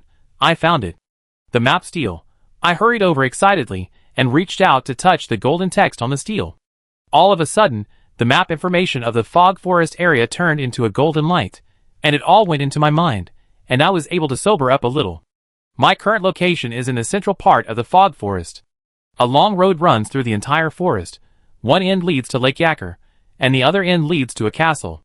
By the way, since we have come to the fog forest, why not go to the nearby ruins and look for Wolf Brother Blaze? After all, before the plot dialogue with Gailey, I had inexplicably triggered it. This was originally part of my plan, taking a shortcut through Patch's teleportation trap. Yes, all this was just my plan. Roar? What? Just as I was complacently immersed in my own thoughts, I heard a low roar. Looking closely, in the woods behind the stone tablet, another sturdy rune bear seemed to be eyeing me. Morning, or good afternoon. I raised my hand stiffly to greet him. Roar. Wow! The bear Fire King is chasing me. I'm not so friendly. I quickly blew the spirit whistle, and Tourette took shape beside me, and when I grabbed the reins and jumped on the horse, I sped up. However, Rune Bear is the king of fire. And one more thing is that this guy's running speed is not even inferior to Tourette. Tourette, turn quickly. The roar behind me made me sweat. I subconsciously pulled Tourette to turn right, and I caught a glimpse of a huge black shadow flying towards my original position. The move failed, and the Rune Bear grabbed the ground and made a sharp turn, chasing us again. It's over. It's over. It's over. The Rune Bear's weakness is the sleep pot, but I only have a flame pot, and I have never collected Talina water lilies, so I can't make it at all. Phew, the neighing of Tourette's horse brought me back to reality. I saw another Rune Bear turn out from the woods in front of us. This foggy forest is simply their hometown. Roar! The giant bear in front heard the noise here, and rushed towards us without hesitation. Finished, I'm being attacked from both sides. What should I do? What should I do? I'll give it my all. I'll accelerate as fast as I can, Tourette. I gritted my teeth, focused all my attention on the Rune Bear in front of me, and sorted out the information in my mind in detail. Distance, the size and arm span of the bear, and even the tiny differences in every movement of this guy. Closer, closer, closer. The ruined bear raised its forearm half an inch higher than before, and it was stretching. It's the prelude to the attack. Tourette. I lowered my body, turned Tourette into a blue shadow, and returned to the spirit whistle. I used inertia to slide directly, watching the giant bear fly over my head, and then crashed into the guy chasing me. Nice. This is the effect I wanted. Taking advantage of the chaos, I rolled and rolled into a cluster of bushes nearby, hiding my body. At the same time, I monitored the next movements of the two ruined bears through the fragmented gaps. Unfortunately, the two ruined bears that had twisted and collided did not fight, but separated quite peacefully and growled at each other. Are they complaining? Or exchanging information? I don't understand. I don't know, but what I know is that the two guys began to bend down, their noses twitching slightly, searching for my scent in the air. This is not scientific. In the game, as long as you lose sight, hide in the bushes, you should be indifferent even if someone walks in front of you. Do these two stinky bears know how to find enemies by smell? If I had known, it would have been better to retreat quickly. I quickly moved stealthily in the bushes, but in order not to be discovered, I kept a very slow speed. And the low roar behind me was getting closer and closer. There is no other way. I must continue to fight desperately. I blew the spirit whistle again, summoned Tourette, and ran away with all my strength. And the two ruined bears naturally found me, and started the relentless pursuit mode again. Damn it, damn Pashi. When I return to Menglu Cave, I will definitely teach you a lesson. It is useless to complain now. I quickly searched for the escape route in my mind. Under the cliff on the west side of the forest, there is a rising soul cyclone. Tourette can leap into the air along the airflow, and he will definitely be able to shake off the ruined bear. In front of me, there is a ruin. I have been wandering around, and I just happened to find the ruins of the mist forest. Among them, on the top of the tall building that looks like a chimney, I also vaguely saw a black figure. That must be Blaze. There is a ruined bear in the ruins. Although it was sleeping, the noisy roars of the two guys behind me apparently startled it, and its entire body began to slowly rise. If 3 ruined bears chased me together, it would be too brutal. I should just be a coward. I took advantage of the fact that the ruined bear in the ruins had not fully woken up, jumped off my horse, and ran over quickly. Remember? In every ruin, there is at least one treasure chest, and it is always in the basement. And the basement of the Fog Forest ruins is right in front of the guy lying there. Hey! I quickly jumped into the basement of the ruins. The entrance here is very small, and it is impossible for the ruined bears to get in, unless they can trample the basement. Soon, the other 2 ruined bears chased me into the ruins, and there was even a sound of smashing the wall. Roar! Roar! The ruined bear that was woken up was not in such a good mood when he woke up, and he roared directly at the other 2 bears. Well, since we are here, we should make the best of it. Regardless of what they are like, I calmed my rapid breathing, lifted the door of the ruins basement, and pried open the treasure chest inside. The axe amulet can strengthen the charged attack, usually just a heavy attack. It's better than nothing. However, the next question is, how can I get out? Chapter 32. Half-Wolf. Blazer. Roar, roar. The beasts above my head roared, and they were quarreling fiercely. I sat in the basement of the Fog Forest ruins, helplessly waiting for the quarrel of the Bear Cinder Kings to end, so that I could take the opportunity to escape. Gradually, their roars seemed to stop. Finally, I got rid of the hatred, and should be ready to leave. I breathed a sigh of relief and walked out. If I was only dealing with one ruined bear, I just needed to run away with all my strength. Oh, what? I just popped my head out of the basement. Originally, there was only one bear left outside, and it was already drowsy, facing the underground exit, and lay back down again. But in the moment when our eyes met, this guy immediately started roaring, and a claw stretched directly in, scared me so much that I rolled and crawled back to the depths of the basement. Roar. The roar that came straight at me was deafening, even forming multiple echoes in the basement, so loud that even the dust on the wall was shaken off. If I had known, I should have waited a little longer. Waited until the guy fell asleep before going out. I was so impatient that I burned my mouth. What was even more terrible was that the roar of the bear called back the 2 guys who had originally left. The 3 ruined bears frantically dug into the corridor with their claws, making the inside shake. Could it be that they really wanted to tear this place down? Moreover, this time, they seemed to have reached a consensus and would not leave for a while, vowing to eat me alive. What should I do? I thought hard about a good plan. But I didn't even have a way to die in a more beautiful way. The roar of the ruined bear continued, making my head swell. Wait. Something seems to be wrong. I suddenly realized that one of the roars of the bear was missing. And the other two sounds were much lighter. Not like before when they roared directly at the entrance of the basement. What on earth had happened? I plucked up my courage and carefully emerged from the basement. The cold wind blew in my face, and a few pieces of scarlet frost fell, which made me sneeze hard. A giant bear was lying at the entrance of the cave, but it was motionless and looked stunned. Was it killed? Was it Brother Wolf? I walked out and saw a huge bloody hole on the back of the giant bear. I had taken its heart directly. There was a thin layer of frost around the wound, which confirmed my guess. Combat skill wolf attack. The image of half-werewolf Blaze, holding a giant sword with frost, falling from the sky like a meteor, and taking the vitals of the ruined bear appeared in my mind. Then, the frost magic exploded, shaking the other two guys. So awesome.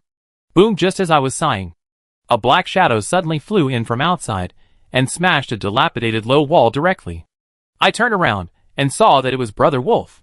He propped himself up with his giant sword, and after catching a glimpse of me, he shouted, "What are you still standing there for? Go!" But, before I could finish my words, the wall of ruins next to Blaze was suddenly knocked open, and the ruined bear opened its arms and rushed over. Blaze lowered his body, quickly dodged to the side, and at the same time, the royal giant sword in his hand also scattered white frost. A whoop! Accompanied by a wolf howl, Blaze seemed to soar into the air, and slashed the giant sword in his hand down like thunder. Instantly, blood splattered. However, the ruined bear was really thick-skinned and strong, and it actually relied on its shoulders to take Blaze's fighting skills. At the same time, another slap slapped Blaze out of the ruins. Without even giving him a chance to breathe, the other giant bear on the outside immediately launched an attack. I was frightened and shrank to one side from the beginning, but fortunately, I was not noticed by the ruined bear. It seems that even for Wolf Brother Blaze, it is quite difficult to deal with two ruined giant bears at the same time. You are worthy of being the Bear Fire King. No, now is not the time to sigh. I have to go help Brother Wolf. But with just a straight sword and a shield, I am afraid I can't even intervene, after all. Whether it is the giant sword or the bear's arm span, the attack range completely crushes me. So what else can I do? I looked around, and suddenly noticed the swaying white flowers of Talina water lilies in the ruins. This is the main material for making a sleeping pot, which is also the main means of restraining ruined bear. Unfortunately, I don't know how to make a sleeping pot yet, and I don't know if the flowers alone can be used. I picked a Talina water lily and sniffed it. The flower exuded a light and elegant fragrance, which really made people feel a little dazed. And the stamens also contained a lot of pollen. I hope my idea will work. I quickly collected all the nearby Talina water lilies, and then rushed out. Outside the ruins, facing the double teaming of two ruined bears, Half-Wolf Blaze was obviously alone, and only relied on his superb ability to barely withstand the opponent's fierce attack like a tidal wave. Seeing that, he was forced to the corner of the ruins. There was no way out. Roar! Perhaps because they had never encountered such a tough opponent, the two ruined bears also showed signs of fatigue. I seized the opportunity, rushed forward, and shouted, "Brother Wolf, cover your nose." Blaze was slightly stunned. What are you going to do? Roar! The giant bear attacked again. Come on! It's time for the experiment. I sprinkled all the Talina water lilies in my hand on the ruined bear, and at the same time gathered magic power on my feet. Storm foot! Suddenly, a strong wind blew up and crushed the flowers. The whole air was filled with a calming and elegant fragrance and sleep-inducing pollen. The two ruined bears couldn't help but slow down their pace, and their spirits were slightly dazed. Come here! Blaze saw this, and quickly grabbed my collar, easily climbed over the low wall behind him, and then ran for his life. Cough, cough, cough. Wolf, Brother Wolf, be gentle. It's not good to be strangled by clothes. I struggled and said, Wolf, Brother Wolf, let me run by myself. Oh, sorry. I was too anxious and didn't pay attention. Brother Wolf let go of my hand. I immediately summoned Tourette and followed Brother Wolf to escape until we found a short stone fortress, like a yurt in the misty forest. And then we stopped. This is the underground world of the Ring of Magic, the entrance to the well of the Shiver River, and there is an elevator inside the stone fortress. We should be safe for now. Brother Wolf breathed a sigh of relief. And while resting on the door of the stone fortress, he said casually, I didn't expect that the Talina water lily could be used in that way. I really escaped. This is the first time I have tried this. And fortunately I am lucky. I also smiled relaxedly. Ah, thank you for saving Brother Wolf. After approaching, I took a closer look. Wow, Brother Wolf is so handsome. Let's not talk about the image of the werewolf that has been popular in monster stories for a long time. Tall, mighty, wearing a set of black Kalia knight armor and a gray-black wolf hair cloak, he can easily wield the royal giant sword with one hand, and he is agile and swift in battle, and has a thunderous and brutal force. As a comrade, he is a strong man with a sense of security. Moreover, this strong man has a deep voice, full of magnetism, and has a strong domineering vibe. But he also shows a cute side. Just like now. He seemed a little embarrassed to scratch his face with his claws. Brother Wolf. It's too flattering. After a pause, he asked again, but, what are you doing around here? Faded. It's not peaceful around here. It's best to leave as soon as possible. Or, are you going to deal with the castle? I came to my senses, and quickly stretched out my hand, and snapped my fingers one after another. Hey, Blaze sighed. Okay. Once is enough. Kale is still the same. Worrying about this kind of thing. Huh? Kale? Isn't it Gailey? I was slightly confused. Blazer stared at me with wide eyes. Ah. Are we talking about the one at the Islay Church? Well, although I have a slight guess, I still don't want to admit it. So did he go there? Blazer suddenly realized, but he also continued to follow me to confirm. Faded, you should also be talking about a wandering merchant wearing red clothes, right? It's over. It's that old profiteer. I swallowed a mouthful of saliva, somewhat ashamed. I could only nod silently. It's over. I'm an illiterate husband. Was the old merchant called Kale? Why did I always think it was Kale? I guess I didn't pay attention when I played for the first time. After I misread the word, I formed a stereotype, and it was quite easy to call him that. What's worse, I seem to have been calling him Kale all the time, and he didn't get angry or remind me he shouldn't be angry. Right? While I was frantically thinking about finding a crack in the ground because of my stupidity, Blazer had already introduced himself. Since you have passed through Kale, and you also have that spirit horse, I don't think you are a suspicious person. My name is Blazer, and I am looking for a man named Daravier. Brother Wolf, are you sure your name is Blazer? Not the one from Ultraman? I asked cautiously, so as not to make any mistakes and make a fool of myself. Ultraman? Blazer was slightly stunned, and seemed to be infected by my stupidity, and then he confirmed himself again. I am indeed called Blazer. Great. I breathed a sigh of relief. Ah, Blazer obviously couldn't get on with the conversation with me. I quickly got back to the point. Brother Wolf, if you want to find Hound Knight Darrowell, I know his approximate location, please follow me. Chapter 33. Hound Knight Darrowell. Relying on the sharp sense of smell of half-wolf. Blazer, we avoided the ruined bears in the misty forest and left quickly, following the road back to the east bank of Lake Yacker, and then headed south to the Weeping Peninsula. On the way, I was idle anyway, so I asked, Brother Wolf, when we were in the misty forest ruins just now, why did you suddenly help me? At that time, you didn't know that I had a relationship with Kale. Right? Besides, Atai is a character who is bitten by dogs and beaten by people. I have never seen Brother Wolf actively helping players in the game. I am very curious about the fork in the branch line. Well, I'm just worried that those ruined bears will destroy everything nearby. If we are discovered, it will be even more troublesome. It's not easy to escape from my position. Then, Blaze sighed again. But, I didn't expect someone to be so brave that he attracted 3 ruined bears at once. How did you provoke them? I hurriedly retorted with a sad face. How dare I provoke them?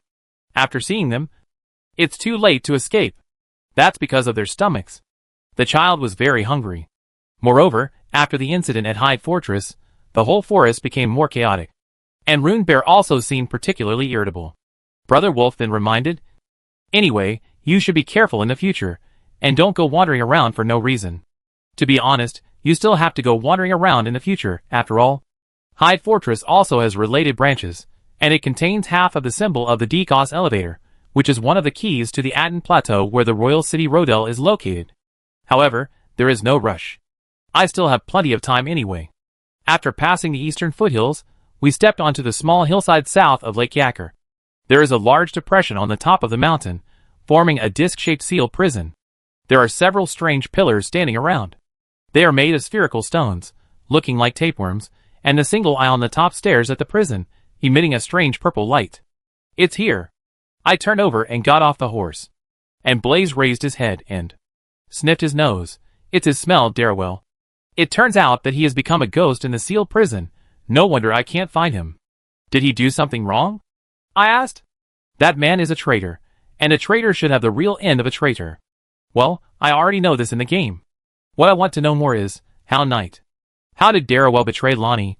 Why was he only imprisoned, and not executed directly? After all, betraying the royal family, in ancient times, the whole family would be executed, and the entire clan would be implicated. From this point of view, the Kalia royal family headed by Ronnie is quite merciful. Blaze didn't say anything more, and I couldn't ask any more questions. After all, I was just an outsider. If I asked too many questions, it would only arouse his suspicion. I walked to the center of the sealed prison and looked at the fine patterns on the round plate. I was in trouble. How should I open this prison? Melina didn't teach me. Or, like in the game, just touch the ground? What are you doing? 0. Seeing me, myopic eyes picking up the contact lenses that fell on the ground. Blaze asked curiously and confusedly. I had to admit honestly. I'm sorry. I don't know how to open the prison yet. It's okay. Let me do it. Blaze walked to my side and bit his finger at the same time. Blood dripped in the center of the round stone slab. Suddenly, a dazzling blue light shone from under the stone slab, until it swallowed us all. For a moment, don't make a move, 0. Blaze said seriously. I nodded. In the prison, the air was cold and refreshing, and magic formed a barrier of light, isolating this place. In the corner of the prison, a crack was emitting a blue light. Blazer walked forward with the royal sword. Show yourself, Darrell. In the dim light, a figure rose. He was wearing the Kalia armor similar to Blazer, and his left hand was wearing a steel claw, and he was lying on the ground, resembling a beast dog. And the curved broadsword on his back, which was nearly a person's height, was one of the artifacts of the strength-sensitive warrior. The hound's fangs. It was not inferior to Brother Wolf in terms of momentum. Hey, isn't this Blazer? Long time no see. The voice under the other party's helmet was getting hoarse, but it was quite friendly. Unfortunately, Blaze didn't respond, which made him feel a little bored.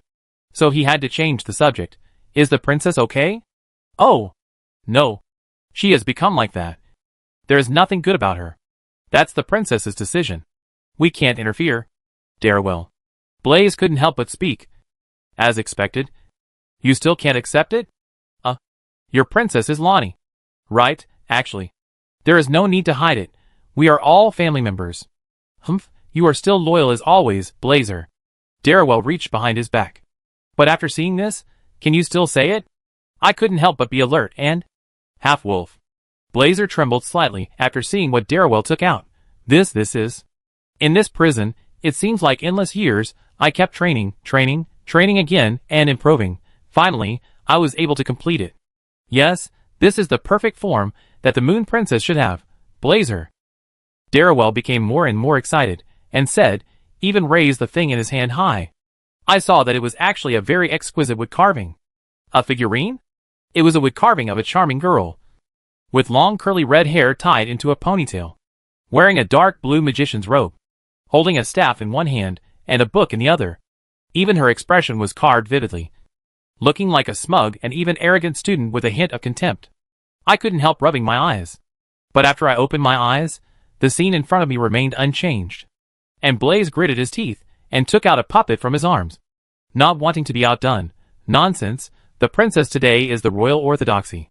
The snow-white dress and the wizard's tricorn hat, the blue four-handed puppet, and this is naturally the witch Reina, that is. What is the current appearance of Lonnie?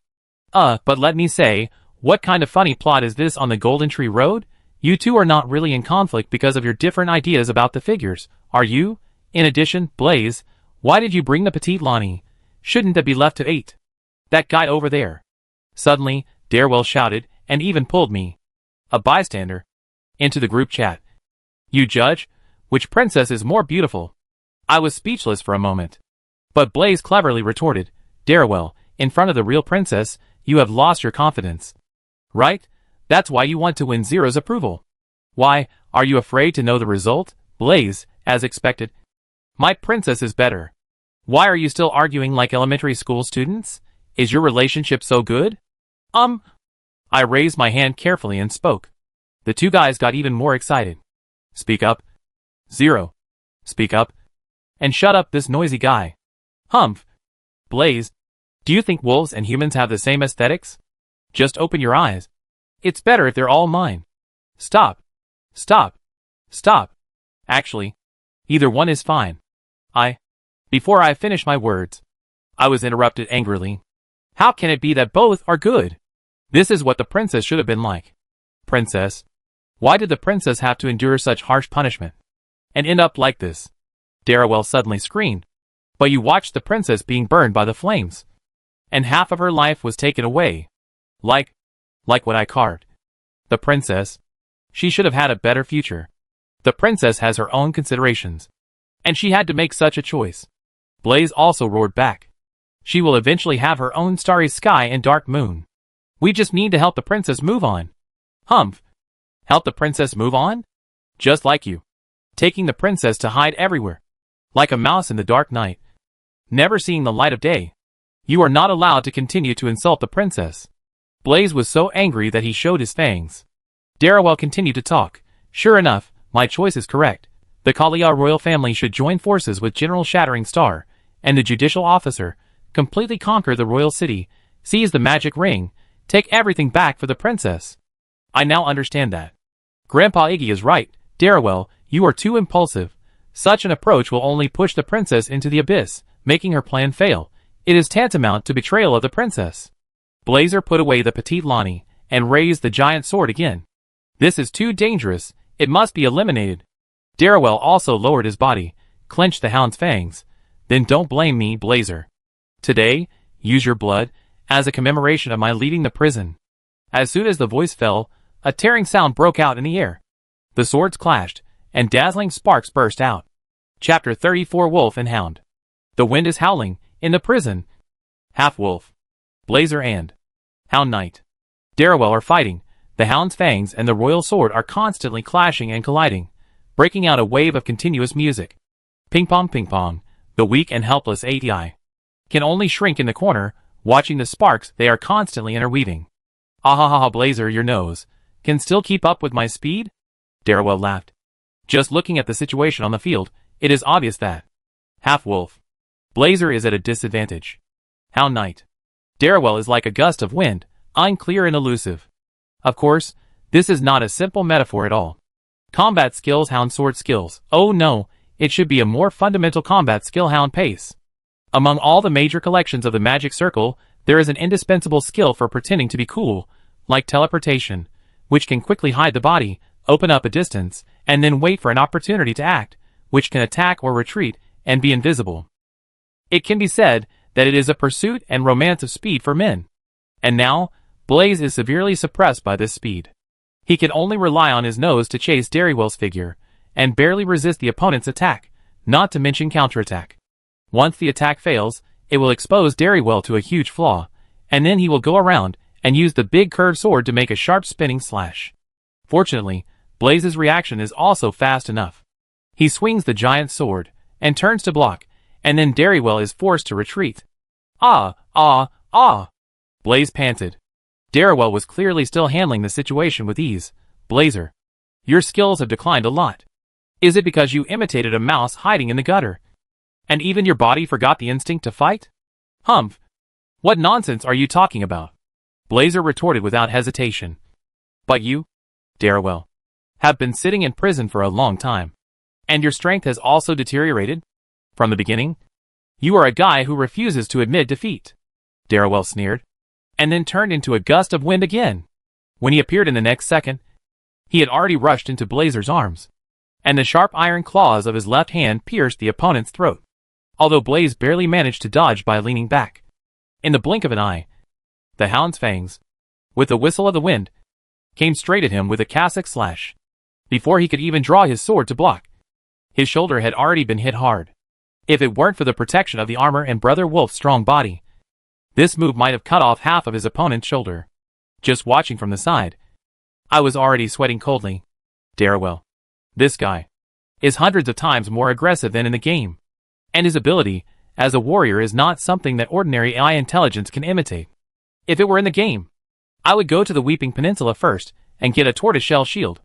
Only after applying the combat skill Iron Wall shield defense can I completely block the opponent's strong attack of the large curved sword, and use the shield's defense to counterattack, and execute it in 3 hits.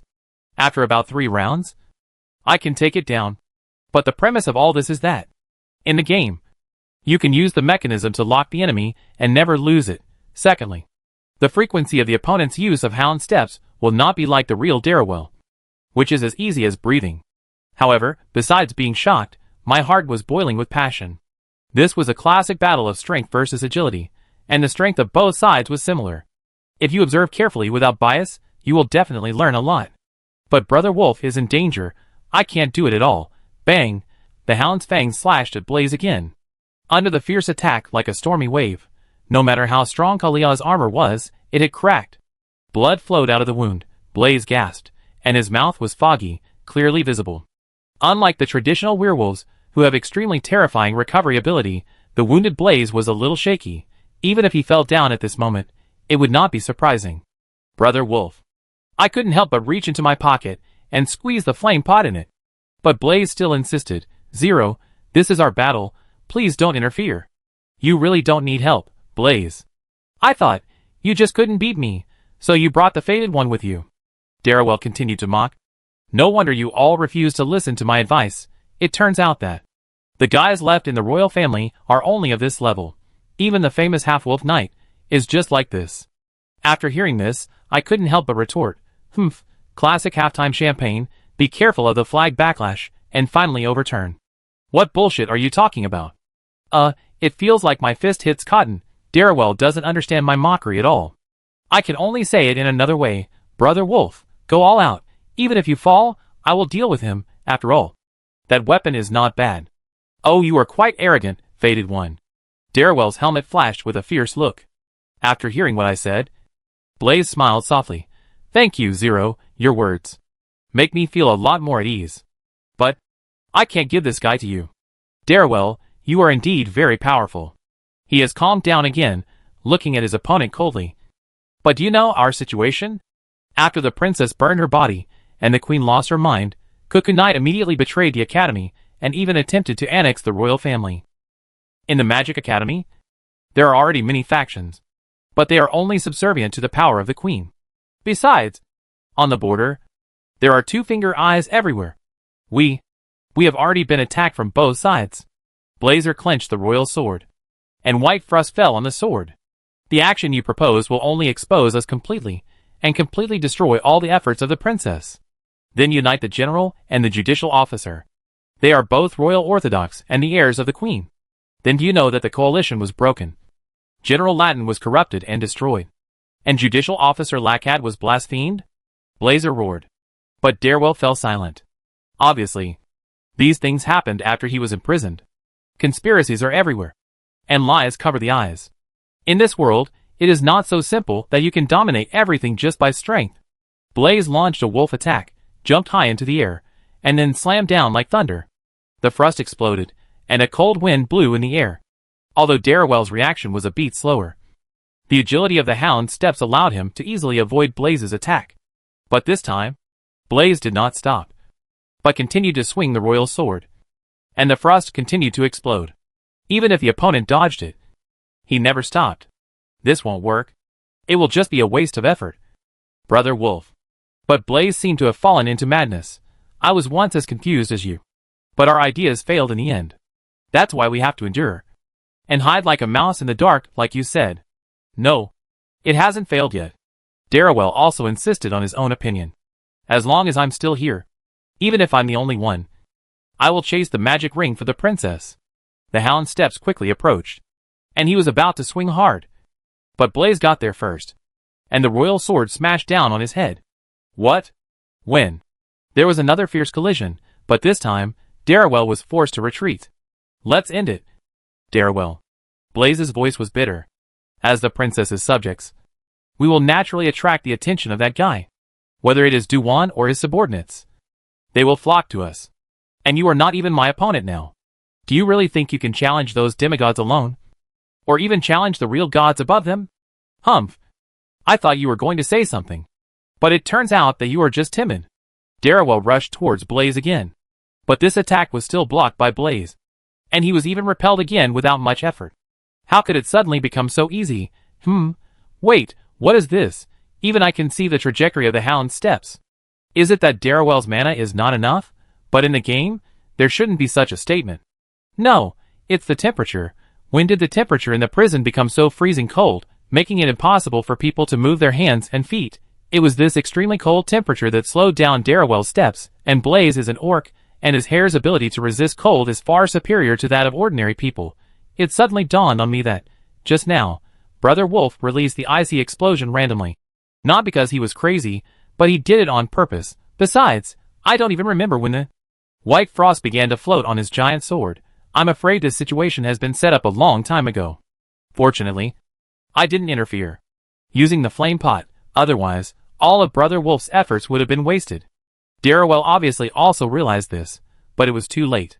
Forget it, Darrowell. I know why Old Man Iggy locked you up in this prison. As long as you stay here, I will spare your life. Blazer did not take the initiative to attack. But Darrowell was relentless. You have changed a little, Blazer. But don't forget what a warrior is. This was probably Darrowell's full-strength attack. His figure was stretched quickly, even rolling up the frost on the ground. But compared to his previous actions, it was still too slow. Blazer just raised his straight sword, and the opponent seemed to have bumped into him, and pierced Darrowell's chest with one blow. Even Blazer seemed a little surprised. But Darrowell coughed lightly, with a hint of relief in his words. Yes. You beat Blaze. I admit. Blood seeped out of the helmet. His voice became weaker and weaker. But he insisted on handing over the red-haired Lonnie puppet. Princess. It depends on you. Seeing Blaze silently taking the puppet, he also lay down, turning into a light blue haze. Enemy felled. Chapter 35 Competition. As Darrowell was defeated, the walls of the entire prison lit up with magical light, making people's eyes hurt. A moment later, the breeze blew across my cheeks. When I opened my eyes, it was already sunset, and the entire hill was dyed orange. And half-wolf. Blazer stood at the place where his former comrade had died, holding a puppet of Lonnie's original appearance in his hand, looking up at the dazzling golden tree, and did not speak for a long time. Brother Wolf. I broke the silence and threw the red drop Holy Grail bottle over. Blazer came back to his senses, after taking it, asked curiously, "What is this?" "Drink it, to heal the wound." "Thank you very much." After Blazer drank it all in one breath, the wound only healed a little.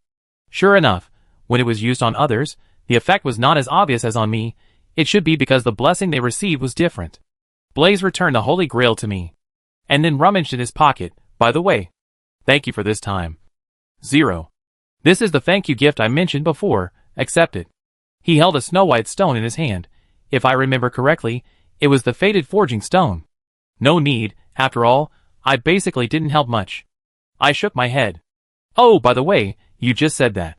You wanted Darrowell's weapon, right?" Blazer seemed to suddenly realize, and gently clenched his left hand. The blue light gathered, condensed into the hound's fang. "Although, I didn't mean to say that. But since you insist on giving me something, then I won't be polite. Thank you very much, Brother Wolf." Blazer smiled. "Nothing, I can't use that guy's knife. It would be a waste to give it to me. By the way, you fated ones still have to continue traveling to pursue the magic ring. Right? Won't you stop it?" After all, Darrowell seemed to think so. I was a little confused. Blazer shook his head. "You fated people are different from that guy. You are not serving the princess, so it won't have any impact on us. But I still want to remind you that this road is not easy to walk. There is no way.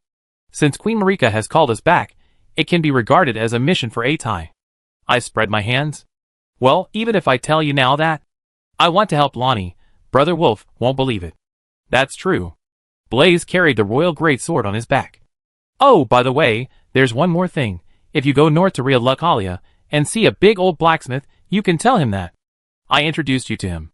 He should give you some preferential treatment." I nodded. "Old Master Iggy." "Right." Blaze's watery wolf eyes suddenly widened. "How do you know?" Could it be that you already know him? A sense of déjà vu. They are indeed a master and servant, and they make the same mistake. I explained. You just said it when you were fighting Darrowell. And I thought it should be the same old man. Did I really say it? Blaze scratched his face awkwardly. Sighed. I accidentally said too much again. No wonder that Serbia guy always told me to be careful. Don't betray Princess Law. Accidentally. Very good. Brother Wolf. It turns out you are still a big leak. You almost exposed all 4 members of the team just now, even though 3.5 have already been exposed. Cough, cough. Blazer pretended to cough lightly to cover up his mistake. It's time to say goodbye, Zero. Wait a minute, Brother Wolf, I have a small request. It may be a big one. Do you have time? I quickly stopped him. Since we are already close to the Sobbing Peninsula, let's give it a try. Can we change the future a little bit? Blazer was a little confused. Tell me first. I want to protect someone, just over there on the Sobbing Peninsula. On the peninsula, but I'm afraid I can't do it by myself. I can't be in 2 places at once, so... I added. Of course, this person should have nothing to do with you. Brother Wolf pondered for a moment, turned his head, and looked towards the peninsula in the south. I heard from Kale that it's quite chaotic there, and it's really not easy to protect someone and leave. She should be behind this bridge, not far away, as long as Brother Wolf help me protect her for a while when I leave. No problem. Blazer agreed readily. Really? You helped me a lot. I'm just giving you something I don't want. It's not quite equal. Great, thank you, Brother Wolf. However, the sacrifice bridge is heavily guarded. Ordinary people can't get close to it. Do you have any solution? What Blaze said makes sense. The first time I played the game, I approached it without knowing what was going on, and then I was beaten by a group of soldiers, and there were crossbows like cannons, and even Torrid suffered a lot with me. However, they have another plan, but I have a ladder to climb over the wall. I patted my chest. No problem at all. But Brother Wolf, do you have any solution? Wait until it gets a little darker, it should be fine. Blaze was full of confidence. Then let's compete to see who can reach the other side faster. How about that? Interesting. The night was getting darker. After hearing the first howl of the coyote, we both made sufficient preparations and headed for the Weeping Peninsula. Let's go, Torrid. Whoa. I drove Torrid from the sealed prison of the ownerless hound down the slope in the southwest direction. This mountain is roughly divided into 3 layers, like a cake cut diagonally. The bottom layer has nothing, only jump props at the end, and a circle of ambushed little Asians. The top layer is the prison. And the middle layer, if you run to the end, you will find a soul airflow. This is a shortcut that I accidentally discovered when I was in the 5th or 6th round. As a spirit horse, Torrid can ride this rising airflow and make a super leap. Right now, get up. Facing the direction of the Weeping Peninsula, I jumped suddenly. A hurricane lifted us up, as if we had grown wings. Wow! I couldn't help but shout loudly, just like riding a roller coaster. The wind on the drum surface made my eyes dry and sore. After reaching the highest point, it seemed as if everything had come to a standstill. I could even clearly hear the sound of the river flowing below me, and the shimmering waves, like a pearl necklace in the night. Wow! After weightlessness, there was a feeling of rapid descent and overweight. I hugged Torrid's neck tightly, and then I began to fear that I would be thrown out. And, as I saw the ground getting closer and closer, I just remembered a question. Is there Newton in the French ring world? This height is comparable to jumping off a building. Even if Torrid can bear it, Atai's fragile body will be broken. In a trance, it seemed that several blue-grade butterflies were flying around me. When I opened my eyes again, Torrid had landed steadily on a stone pillar on the bank of the Weeping Peninsula. Stinging, exciting. It was even a bit too much. The first time I experienced it, I felt that my heart was severely ravaged. Next time, let's start with a simple airflow, like the one in front of the sacrifice bridge, and you can also get a magic scroll. Speaking of which, I haven't got the magic wand yet. Teacher Say Lien, I'm so sorry, I'm too slow. My chaotic mind finally calmed down. I suddenly remembered that I still had a match with Wolf Brother. So I quickly asked Torrid to double jump along the nearby stone wall, climb to the top of the hill, and then continue forward. Going past. It is behind the sacrifice bridge. Brother Wolf is standing on the side of the road, which is exactly where Irina, the daughter of the mayor of Morn City in the Weeping Peninsula, is in the game of the French ring. In the plot, she will ask Atai to help deliver a letter to her father. the mayor, and then she will be killed by an unknown villain. After that, Irina will be occupied by the 3 fingers of the mad fire, and become the finger witch Haida of the mad fire. The proof of this point is that someone used a white mask, a piece of cloth given by Van Lay to the players, and asked us to kill any finger witch, and Irina's blood was also certified by Van Lay. However, now there is the help of half-wolf Blaze. When I go to deliver the letter, let's see who dares to touch her hair. Brother Wolf, you run so fast. I waved and said hello. Blaze turned around quickly, whimpering, looking extremely flustered. Zero. Come here. Come here? I just bypassed the shadows and ran directly from the bridge. It's nothing. It seems that it can't be simply called nothing. Is it so fast that the soldiers guarding the bridge didn't notice it? I couldn't help but laugh. What's wrong? So flustered? Don't come over. Blaze wanted to block something with his body. Unfortunately, I had already noticed. The city lord's daughter Irina was dead. Chapter 36 Bifurcations. Irina, is she dead? Blazer apologized to me with a depressed look. I'm sorry, Zero. When I arrived, the girl was already like this. No, it's okay. Looking at the scene in front of me, I was a little dazed. Just like in the game, Irina curled up and fell in a pool of blood on the side of the road. Beside her, there was a black machete covered in blood, as if proudly showing off what she had done, and the owner behind her. But why? First, it's not easy for players to kill Irina. She will use a move, rejection, to deflect all attacks. Second, I clearly haven't triggered any plots in the crazy line, but Irina is still dead. The blood has turned black, and it is estimated that she has been dead for almost a whole day. In the game, even if I ran to the Yatan Plateau and entered the snowy mountains in the later stages of the game, as long as I didn't follow the plot and ran back, I could still see Irina sitting here, waiting. No, this is not the game world. Things will not wait until I arrive to start happening.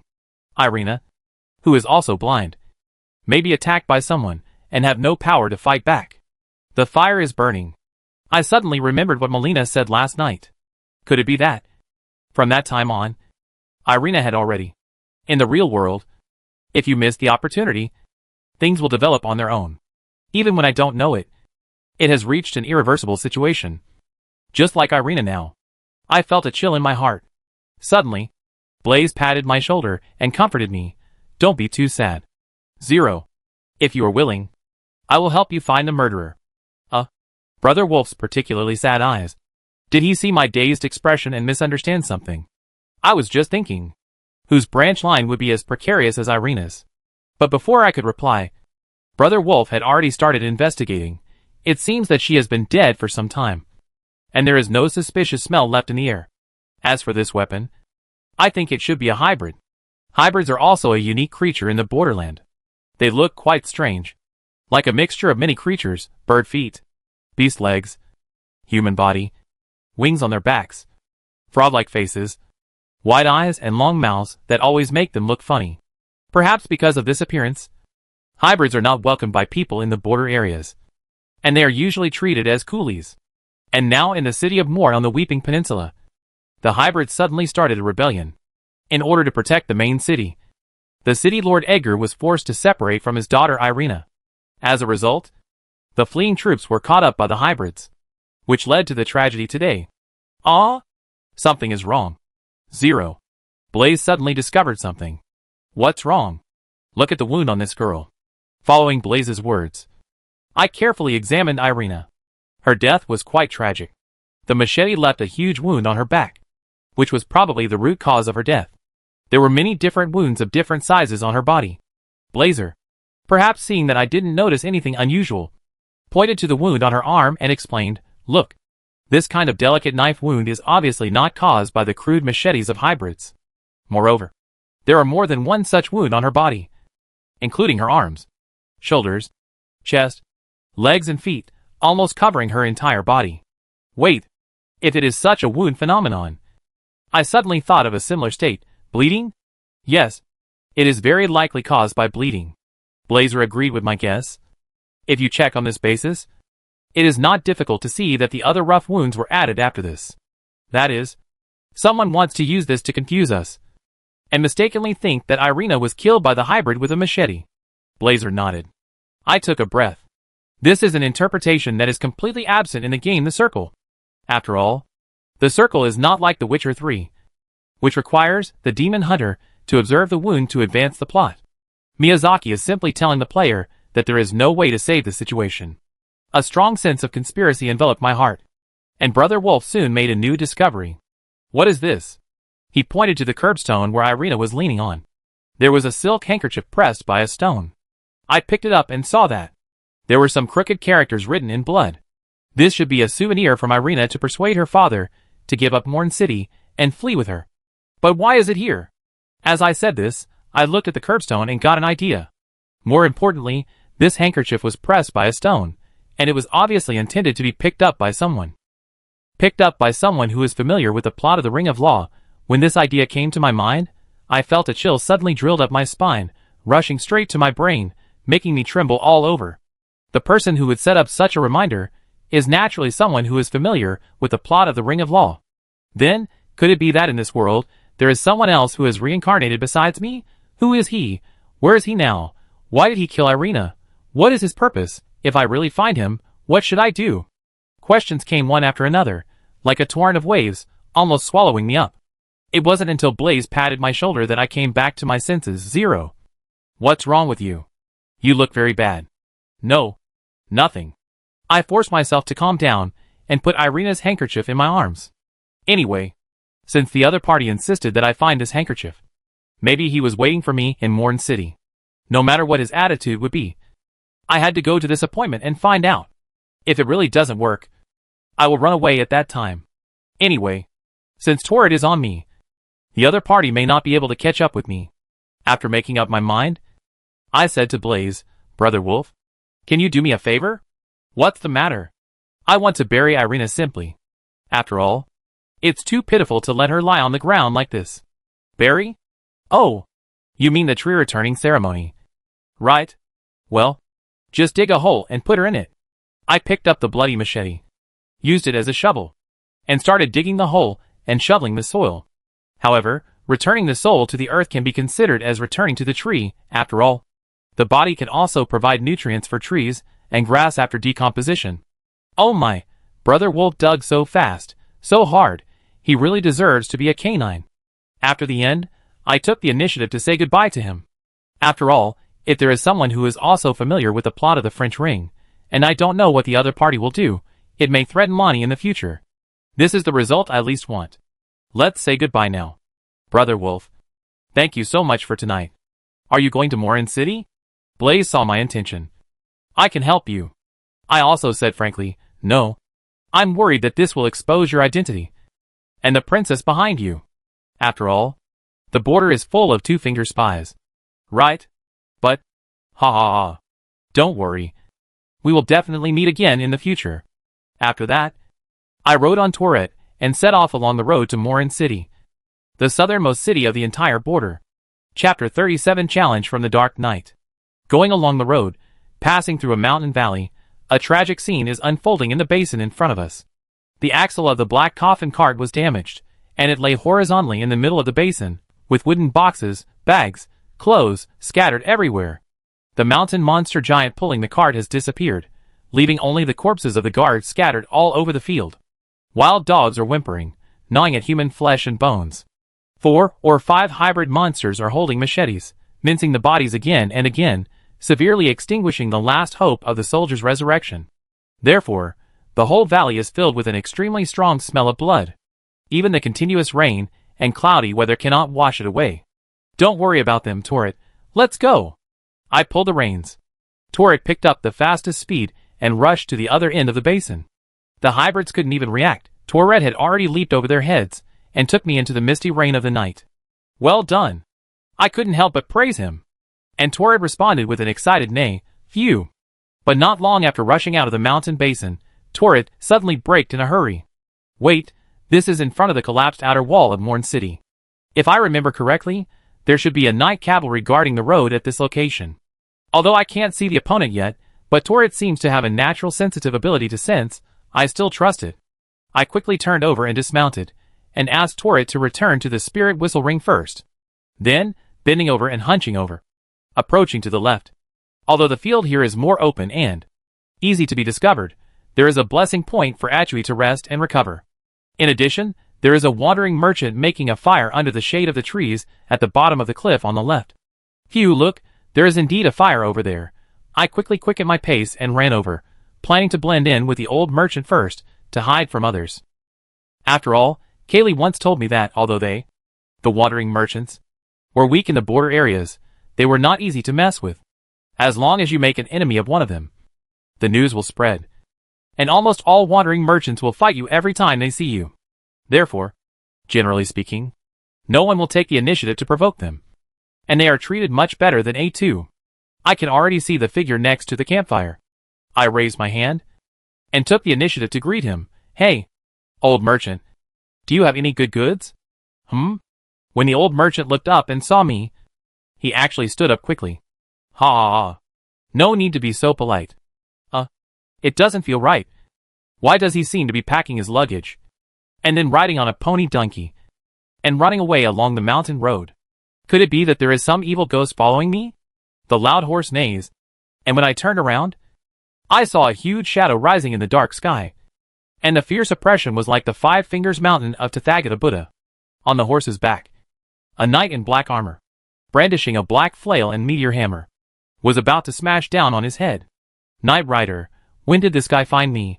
I didn't have time to think about this. I quickly rolled to the right and dodged the attack. At the same time, I took off the big leather shield and the king's army straight sword from my back and prepared for the battle. Calm down, calm down. The monsters in the Weeping Peninsula are not difficult. In fact, this is the novice village that the initial level Atai should really come to. So there is no need to be afraid. The attack of the Knight Rider has a bleeding effect, so you must keep the frequency of being hit. At the same time, this guy is powerful and powerful. In the early stage, Atai can only resist one of his attacks. The second time will break the shield and stiffen.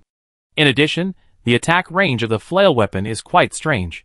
So, the best way to deal with this guy is not to escape, but to move forward bravely, and then attack the left side of the Knight Rider that cannot hold the weapon. If you seize the opportunity, you can even cut 5 or 6 times at a time, leaving a little physical strength to roll and dodge. In an instant, all the coping methods in the French ring game flooded into my mind. Since you insist on causing trouble for me, I will accept your challenge with reluctance. Speaking of which, you guys, you didn't go to the chaos in Morin City, but you are patrolling here to find Atai. Or, you, the Night Cavalry, judged that the life and death of Morin City would not affect the entire border area at all. So you ignored it?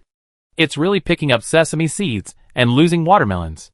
Just when I was madly complaining in my mind, the Night Cavalry had turned the horse's head and charged at me again. Lean to his left. Lean to his left. Following my experience in the game, I held a big leather shield and mustered up the courage to charge forward. But I didn't expect that this guy clamped his legs on the warhorse and rushed towards me without stopping. I subconsciously dodged to the side, but was still hit by the warhorse. Suddenly, half of my body seemed to be pushed by an unstoppable force, and I lost my balance and fell to the ground. Cough, cough, cough. It hurts. Is it different from the game right from the start? But now is not the time to lie on the ground and complain. The Night Cavalry once again grabbed the warhorse and turned around. I quickly stood up, avoided the charge of the warhorse, and swung the sword hard at the opponents, but I missed it completely. That's the trouble. I understand the annoyance of Brother Wolf when he fought against Darrowell. The maneuverability is too strong. In this case, activate the second strategy. While the Night Cavalry ran past me, before he turned his head, I took the initiative to charge at his back. Atai's physical fitness is much higher than that of ordinary people in reality. In this way, even if he failed to catch up, he couldn't increase the speed of the warhorse to the fastest in a short distance, like now. As I ran towards the warhorse, I reached out from my pocket and took out the flame pot, and then threw it hard at the horse's head. Boom, phew. Although the warhorse was covered with a black cloth and could not see the raging fire, I believe the burning pain would still awaken your fear of fire. It suddenly stopped and raised its body in fear. I also took this opportunity to flee to the left side of the Night Cavalry and swung my sword to the horse's belly and the opponent's legs and feet. I slash. I slash. I slash. The Night Cavalry quickly calmed the warhorse and then used the horse's weight to twist it towards me, pushing me away. And the next second, the flail meteor hammer fell on my head. I quickly put up the big leather shield, blocked the attack, and felt my whole arm start to numb. It was another different move from the game. The AI in it would only make this guy stupidly switch the flail to his left hand, and then swing it awkwardly, giving the player room to roll and dodge. How could he be as smart as he is now, turning his upper body, and attacking directly? After seeing that I was forced away, the Knight Cavalry quickly drove the horse away. I also took the opportunity to take a few breaths and adjust slightly. The Knight Cavalry did not rush to charge forward this time. Instead, after turning around, Rama stood there for a moment. Are you thinking of a way to deal with me? I won't give you time. I drank a blood bottle to restore my strength. And this time, I will take the initiative to launch the attack. Chapter 38 Blood Bowl School. Just when the Knight Cavalry suffered a loss in the confrontation and chose to stop and watch, I took the initiative to launch an attack and rush towards the opponent. As long as the distance can be shortened, don't let the warhorse run around and charge endlessly. The advantage is on my side. This guy actually pulled the horse and ran away. So cowardly. No, he is circling me, wanting to consume my physical strength, and then fight to win the decisive battle. I won't let you succeed. Torret. I blew the spirit whistle. And Torret had already made preparations, running at my speed, and materializing at the same time, letting me jump on the horse as soon as possible, and then attack with all my strength. Want to escape? Torret is the first spirit horse in the border area. In terms of speed, you are not his opponent. Not long after, we have closed the distance. And the Knight Cavalry obviously didn't expect this, and they didn't seem to react. Without further ado, while the distance was getting closer, I threw the flame pod directly at the opponent. Boom. One round is not enough. One more round. Boom. The scorching flame splashed on the Knight Cavalry, and also on the back of the warhorse, burning the warhorse to stop first, raising its body and neighing loudly. This time, even the Knight Cavalry was thrown to the ground. Good opportunity, although, if I dismount and rush over now, I won't have time to execute the fallen cavalry, but this time the roles are reversed. It's my turn. I drove Torret around the corner, and then charged at the cavalry. Dang! The sword blade chopped on the opponent, sparkling dazzling sparks. And he threw the flail, and it fell without a doubt. What a pleasure! You have tasted my impotent rage just now. Torret, let's continue. I changed direction again, and continued to charge. But I saw that the Knight Rider stood in place, holding the flail tightly with both hands, and actually raised the meteor hammer above his head, spitting it with a whirring sound. He wanted to fight me head-on. Let's try it. I took out the last flame pot, waited until I got close to the Knight Rider, and immediately threw it at his feet. Suddenly, the fire burned fiercely, and even submerged the opponent. It served him right. But in the next second, a spiked meteor hammer was thrown out from the flame, and the timing was very exquisite, and it rushed straight to the side of Torret. Torret suddenly jumped, and a faint blue halo lit up under his feet. He jumped twice, and barely avoided the opponent. I couldn't help but sweat. The attack just now was absolutely powerful. If I was hit, not only Torret, but I would also be thrown off the horse's back. Fortunately, Torret reacted even faster than me. Thank you, Torret. I patted its neck with lingering fear. Leave it to me next. You? Torret disappeared. The Knight did not even rush to summon his warhorse to come to the rescue, but walked over swinging his flail. It seems that we both agree that in a battle where the warhorse cannot fully exert its speed, riding a horse will give the opponent more opportunities to take advantage. In the Magic Circle, there are not many records of fighting with the Knight Cavalry on the ground. After all, you have to be vigilant. I held the shield steady and planned to focus on defense and counterattack. Bang, clang, clang, and soon, the Knight Cavalry approached, swung the flail with one hand, and smashed it to my left side. This guy is really strong. I still feel tired even with the big leather shield. My whole body was bent a little, and I couldn't spare the strength to fight back. The second attack came immediately from the top of my head. I hurriedly turned to the side and dodged it. The popular iron hammer fell to the ground, making a deep hole, which was embarrassing. Damn it. If I didn't have the flame pot, I would have burned you to a crisp. Just as I stood up, the Knight Cavalry ran over with the flail, raised his hand, and almost attacked. Combat skill, Storm Foot. Suddenly, a strong wind blew up. Even though the cavalry was strong and had heavy armor, they still shook a little. And at this moment of shaking, I seized the opportunity to jump up and slashed the opponent's shoulder with the sword. Dang, what a hard armor. The next second, I felt a pain in my waist and abdomen, and the Knight Cavalry punched me and sent me flying. Then he took a big step, and before I even stood up, the meteor hammer on the flail was already heading straight for my head. I could only roll on the ground to dodge, and swallowed a mouthful of dirt. It's a bit difficult, I didn't expect that. The ground combat capability of the Knight Cavalry was so strong. I stood up, and the Knight Cavalry looked like he had won, swinging the flail slowly, and approaching me step by step. What should I do? What should I do? I'm no match for him at all. Should I evacuate first? However, since he found out that I wanted to pass through here, he might even patrol and wait during the day. After all, this is the real world, and the cavalry shouldn't leave work on time at the appointed time. I was forced to retreat step by step, my eyes fixed on the flail in the opponent's hand. While guarding against his sudden attack, I was thinking about countermeasures. In the corner of my eye, a golden light appeared. Have I even retreated to the blessed point of the outer wall of Morn City? Beyond that, there are cliffs and mountains. There is no way to retreat. Calm down, think carefully. Get information from the battle. Wait. Staring at the flail that the Knight Cavalry kept turning, I suddenly had a new idea. By the way, when I got close to him just now, he didn't attack me with the flail, but used his fist directly right. Although, that should be just a subconscious reaction, doesn't it also prove that the Knight Cavalry originally believed that the flail could not exert its full power in extreme close combat? After all, the attack mode of this thing is to use kinetic energy to instantly transform into a powerful impact force, so even if there is no attack, the Knight Cavalry will swing the flail to prepare. This is the same reason as the need for a sufficient distance to charge in horseback combat. What I lack is the courage to fight forward. Now, the blessing point is right next to me, with plenty of room for error. Ha! After making up my mind, I roared and charged at the Knight Cavalry. Seeing this, the Knight Cavalry stood still, speeded up the swing of the flail, and then aimed at the moment when I approached, and smashed straight at my head. Put up the leather shield.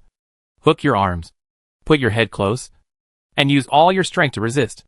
The opponent's extremely heavy blow hit the shield above my head, and my neck couldn't help but shrink, as if I was a little shorter, and even my head was slightly dizzy.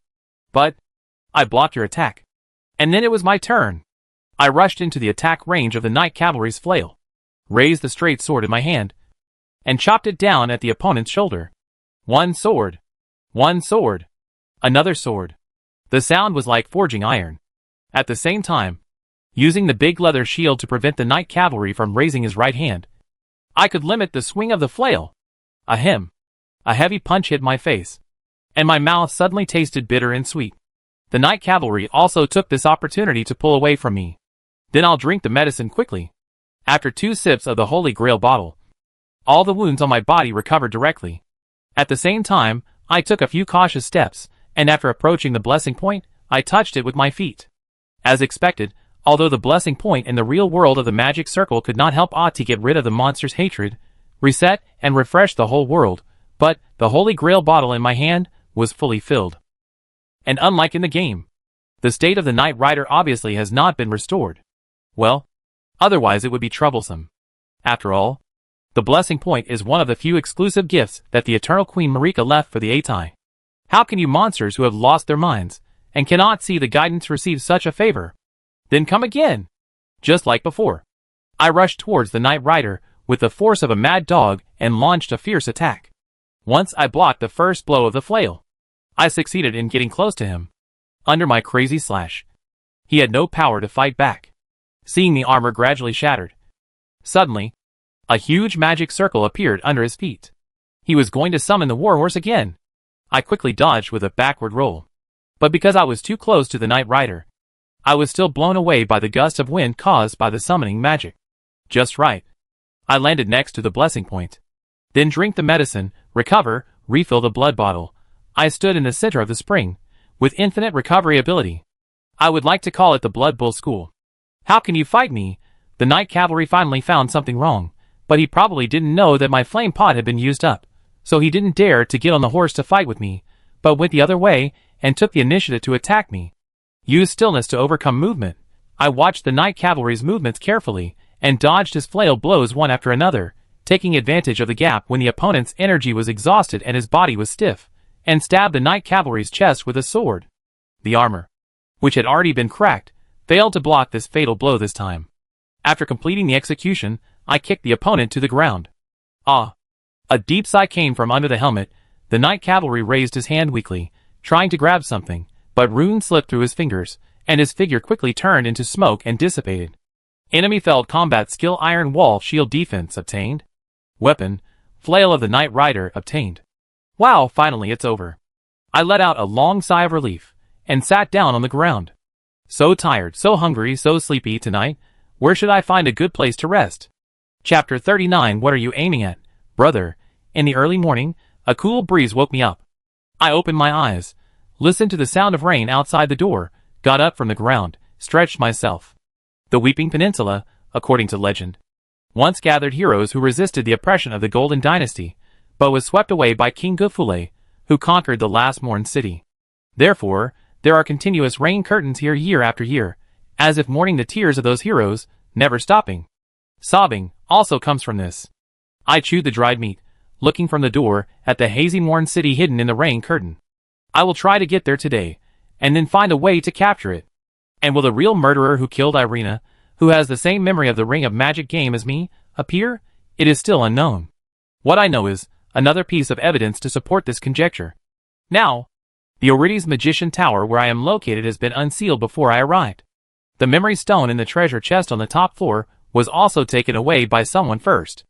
Last night, after racking my brains and finally defeating the night cavalry patrolling on the Weeping Peninsula, I was worrying about how to find a peaceful and quiet place to rest and sleep in this chaotic land.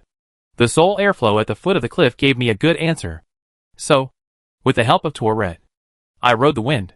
First, I climbed up to the observation tower on one side of the outer city wall, found the tortoiseshell shield, and also changed to a straight sword. After all, the straight sword I got at the beginning has been with me for a long time, and after last night's battle, it was completely worn out. Weapons have wear and tear, which is different from the game. However, it was within my expectations. Then, I went to the Orides Magician Tower near the observation tower, and unexpectedly found that the seal had been unlocked. The decryption here is not simple, although we only need to look for 3 turtles named wise beasts around the Magician's Tower. One of them is exposed in front of the Magician's Tower, and the second one is hidden in the bushes on the left side of the door. But the third one is quite hard to find. I didn't check the guide at the beginning, so I went around and around, and my eyes were blurry. Finally, I found out that the dead turtle was hidden in the puddle on the right side of the Magician's Tower, and it was only found because it was spitting water intermittently. Now, someone took the treasure in the Magician's Tower first. This also warned me that there are other players in this land, and they will snatch resources from me. If he is not easy to talk to, even fighting is inevitable. It is necessary to act quickly. After eating and drinking, I walked out of the Orides Magician's Tower, summoned Tourette, ran to the cliff on the west side, and after seeing the location of the soul airflow, I jumped down. Well, after getting used to it, this thing is like taking an elevator, fast and exciting. Perhaps riding on Tourette would generate a biological force field similar to Superman. So no matter how high the altitude is, as long as it leaps through the cyclone, it can land safely. As soon as I got off the cliff, I saw the homeless merchant who escaped last night. Just in time, after defeating the night cavalry, our wallets are fuller, let's spend some money. Old merchant, you don't have to run away today. Right? I rode my horse, walked over with a friendly smile. The merchant was startled, and hurriedly looked behind him carefully, then he breathed a sigh of relief. So you are the fading one, no wonder there was a ghost-like guy following you last night. Do business? Hearing this, the merchant's face changed immediately, and even his voice rose 8 degrees. Yes, of course, dear guest, what do you need? Are all wandering merchants the same as Kale? Oh no, the one next to the coastal cave is quite lonely, and every time I walked over, he was full of impatience. I turned over and dismounted. Let's take a look first. What do you have here? The merchant quickly opened the package beside him, and the props inside were scattered. After taking a quick look, I asked curiously, Don't you have any crackpots here? You have a good eye. Customer. The old merchant originally had this for sale, but unfortunately, someone got there before the customer a few days ago and bought it. TSK. The resources are being robbed again. A few days ago? How many days ago exactly? About 6 or 7 days ago. Do you still remember what he looked like? The old merchant began to play dumb. seemingly not intending to sell out the customer's information. Alas, there is no other way. A profiteer like Kale, I'd better use money to get the job done. I threw out 100 runes. Now, do you remember it? I remember it. I remember it. The merchant smiled and continued. The customer had a hood on his head, and it happened to be night, so I couldn't see it clearly. I only remember that his face was quite pale, but his eyes sparkled in the dark, making the old merchant feel an inexplicable sense of familiarity. Familiarity? Could he be reincarnated as a member of a nomadic tribe, or a wandering swordsman? However, the old merchant only met the customer once, and I can't remember anything else. Okay. Pale face. Someone similar to the nomadic tribe. These two are also good information. I looked down at his goods again, picked up a wooden round shield and a red amber pendant, and used the remaining money to buy some throwing Gurkha knives. Thank you for your patronage, and welcome back, dear guest. I drove the turret into the outer wall of Morn City, while looking at the red amber pendant. In the game, this thing can increase some health. But now, why don't I feel anything at all? Is it because I'm using it the wrong way? It seems that I have to find a chance to ask Mimi later. Oh, I found the map stele of the Weeping Peninsula. I got off the horse, reached out to touch the stele. The appearance of the entire peninsula spread out in my mind, and it was connected to Nymphu in the north. Boom! Suddenly, there was a loud explosion not far from my side, causing a burst of sand and rocks. Ah, it's coming! One of the 1,000-mile snipers in the magic circle. The stone giant. I bypassed the stone tablet, and a wide plain opened up in front of me. At the end, there is the gray main city of Morn. At the main city gate, there is a red and yellow tinge floating in the rain and fog. That should be the eye of the stone giant. I raised my arms high. Tai Jun. Shoot here! Boom! Another arrow came with the wind, like a javelin, and stabbed into the land 10 meters away from me, stirring up a large piece of stone and soil, and frightened Torrit so much that he couldn't help screaming. However, it's good. The test is over. I touched Torrit's neck and comforted it. Good boy. Don't be afraid. Torrit, you go back first. Torrit called softly, perhaps to remind me to be careful, and then turned into a blue light and drilled back into the spirit whistle ring. Boom! Another arrow came and exploded in front of me. There have been 3 arrows in a row, and I think everyone understands it. That stone giant is just a rookie who loves to play sniper in the game, except for the first arrow aimed at the stone tablet, which is a little more accurate after that. Even if you stand still, he can't hit it. On the contrary, if you run too fast, you might get hit by an arrow. In the game, I was frightened by the beyond visual range sniping, and I drove the turret to speed through the plain. But I was taught a bad lesson. I even cleverly looked for obstacles to avoid the attack, and waited for the opponent to move slowly. But later I found out that I was fighting wits and courage with the air. Damn Miyazaki. His bluffing scheme succeeded again. The thunder was loud, but the rain was small. I can only say that if you are new, practice more. And if you can't afford to lose, don't. Oh! The stone giant doesn't seem to be able to afford to lose. And he is indeed practicing like this. However, you can't blame it all, because in the game, this guy is not in full condition. In addition, sniping must consider air humidity, air flow, distance and gravity interference. In rainy weather like this, it is a big obstacle. I moved forward slowly, amid the sound of giant bows and arrows. People walked up to the stone giant, which was still pulling its bow to its full length, preparing to shoot arrows. What on earth are you aiming at, brother? Boom. Ouch, another arrow shot at me. I had forgotten that I was so close. Even though I missed, the powerful impact still caused me to spin in the air for 2.5 weeks, and then I fell straight to the ground. My fists clenched. Fat woman, how dare you sneak up on me while I was so proud? It's time to do some warm-up exercises, and warm up. I was furious. I got up, held my straight sword, and quickly rushed to the foot of the stone giant, and attacked the ankle that looked like tree bark. Kneel down. Ah! With a long roar from the stone giant, it fell down with a bang. I imitated the execution method in the game, and quickly ran to the giant's chest, and stabbed it hard at the lower side of its ribs. Instantly, the turbid yellow thick slurry burst out. The stone giant also became my rune, ending its mission of defending the city. Huh? The Supreme Mr. Attai has arrived at his loyal Morn. I wiped my muddy face, let out a long sigh, and walked into Morn City. As the elevator climbed higher, the smell of burnt protein gradually penetrated my nose, and I could hear the warm welcome in my ears. Let's start the strategy. Watch me clear the level with one life. Chapter 40 Parkour. The Great Escape of Morin. Gaga. Wow. Wow. Taking the elevator up to the main city of Morin, the first thing that came into view was a square. Stones and human corpses piled up into hills, blood seeping on the ground. Even the raging fire could hardly burn.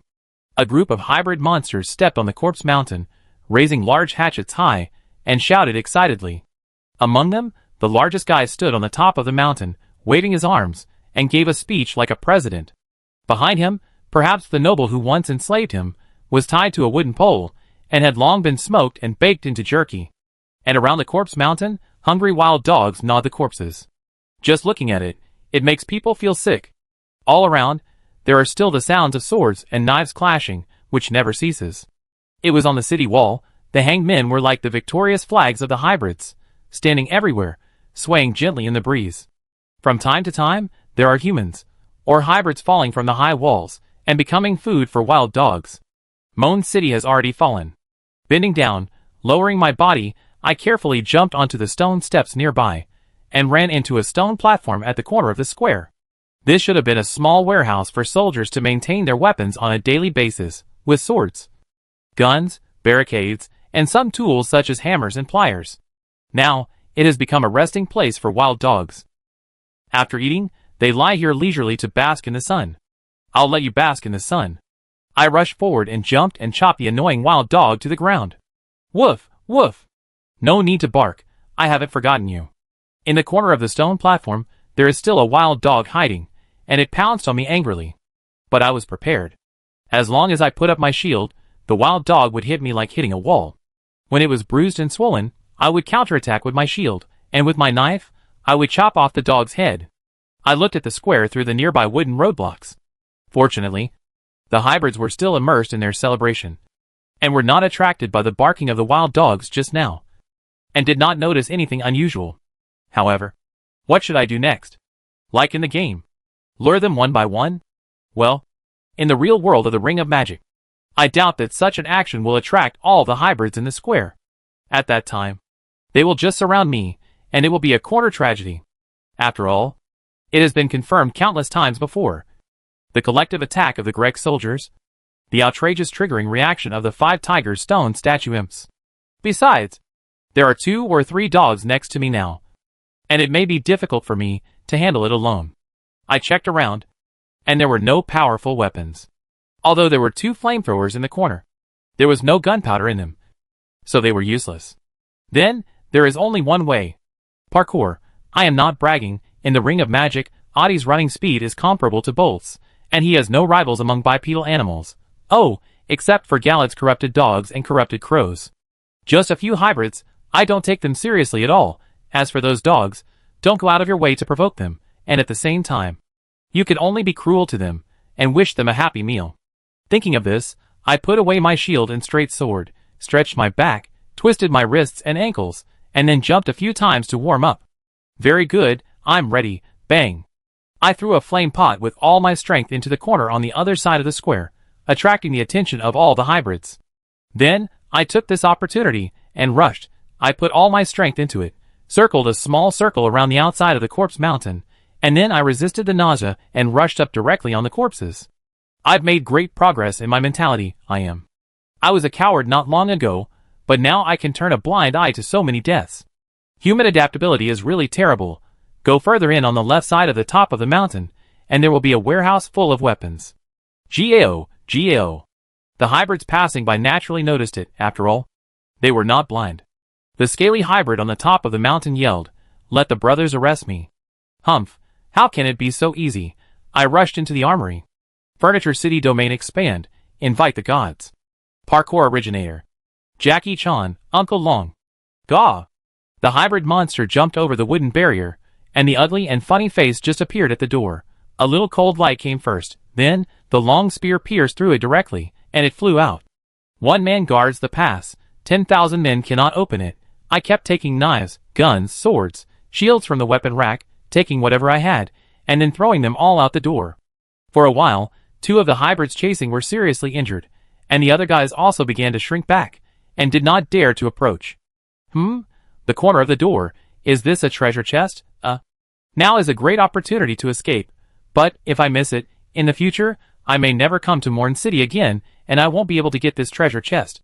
I looked out the door carefully, and the hybrid saw the spear in my hand, and quickly retreated out of my sight. Ha ha ha, these cowards. Never mind, people die for money, birds die for food. I tried to kick the treasure chest open with my foot, and a silver-shining big sword suddenly appeared inside.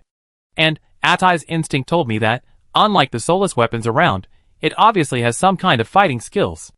How lucky. I just picked up the sword, and suddenly there came a cheer like a hybrid outside the door. I saw a large silver gray wheel rolling forward, and rushing straight towards the armory. It was a scale hybrid.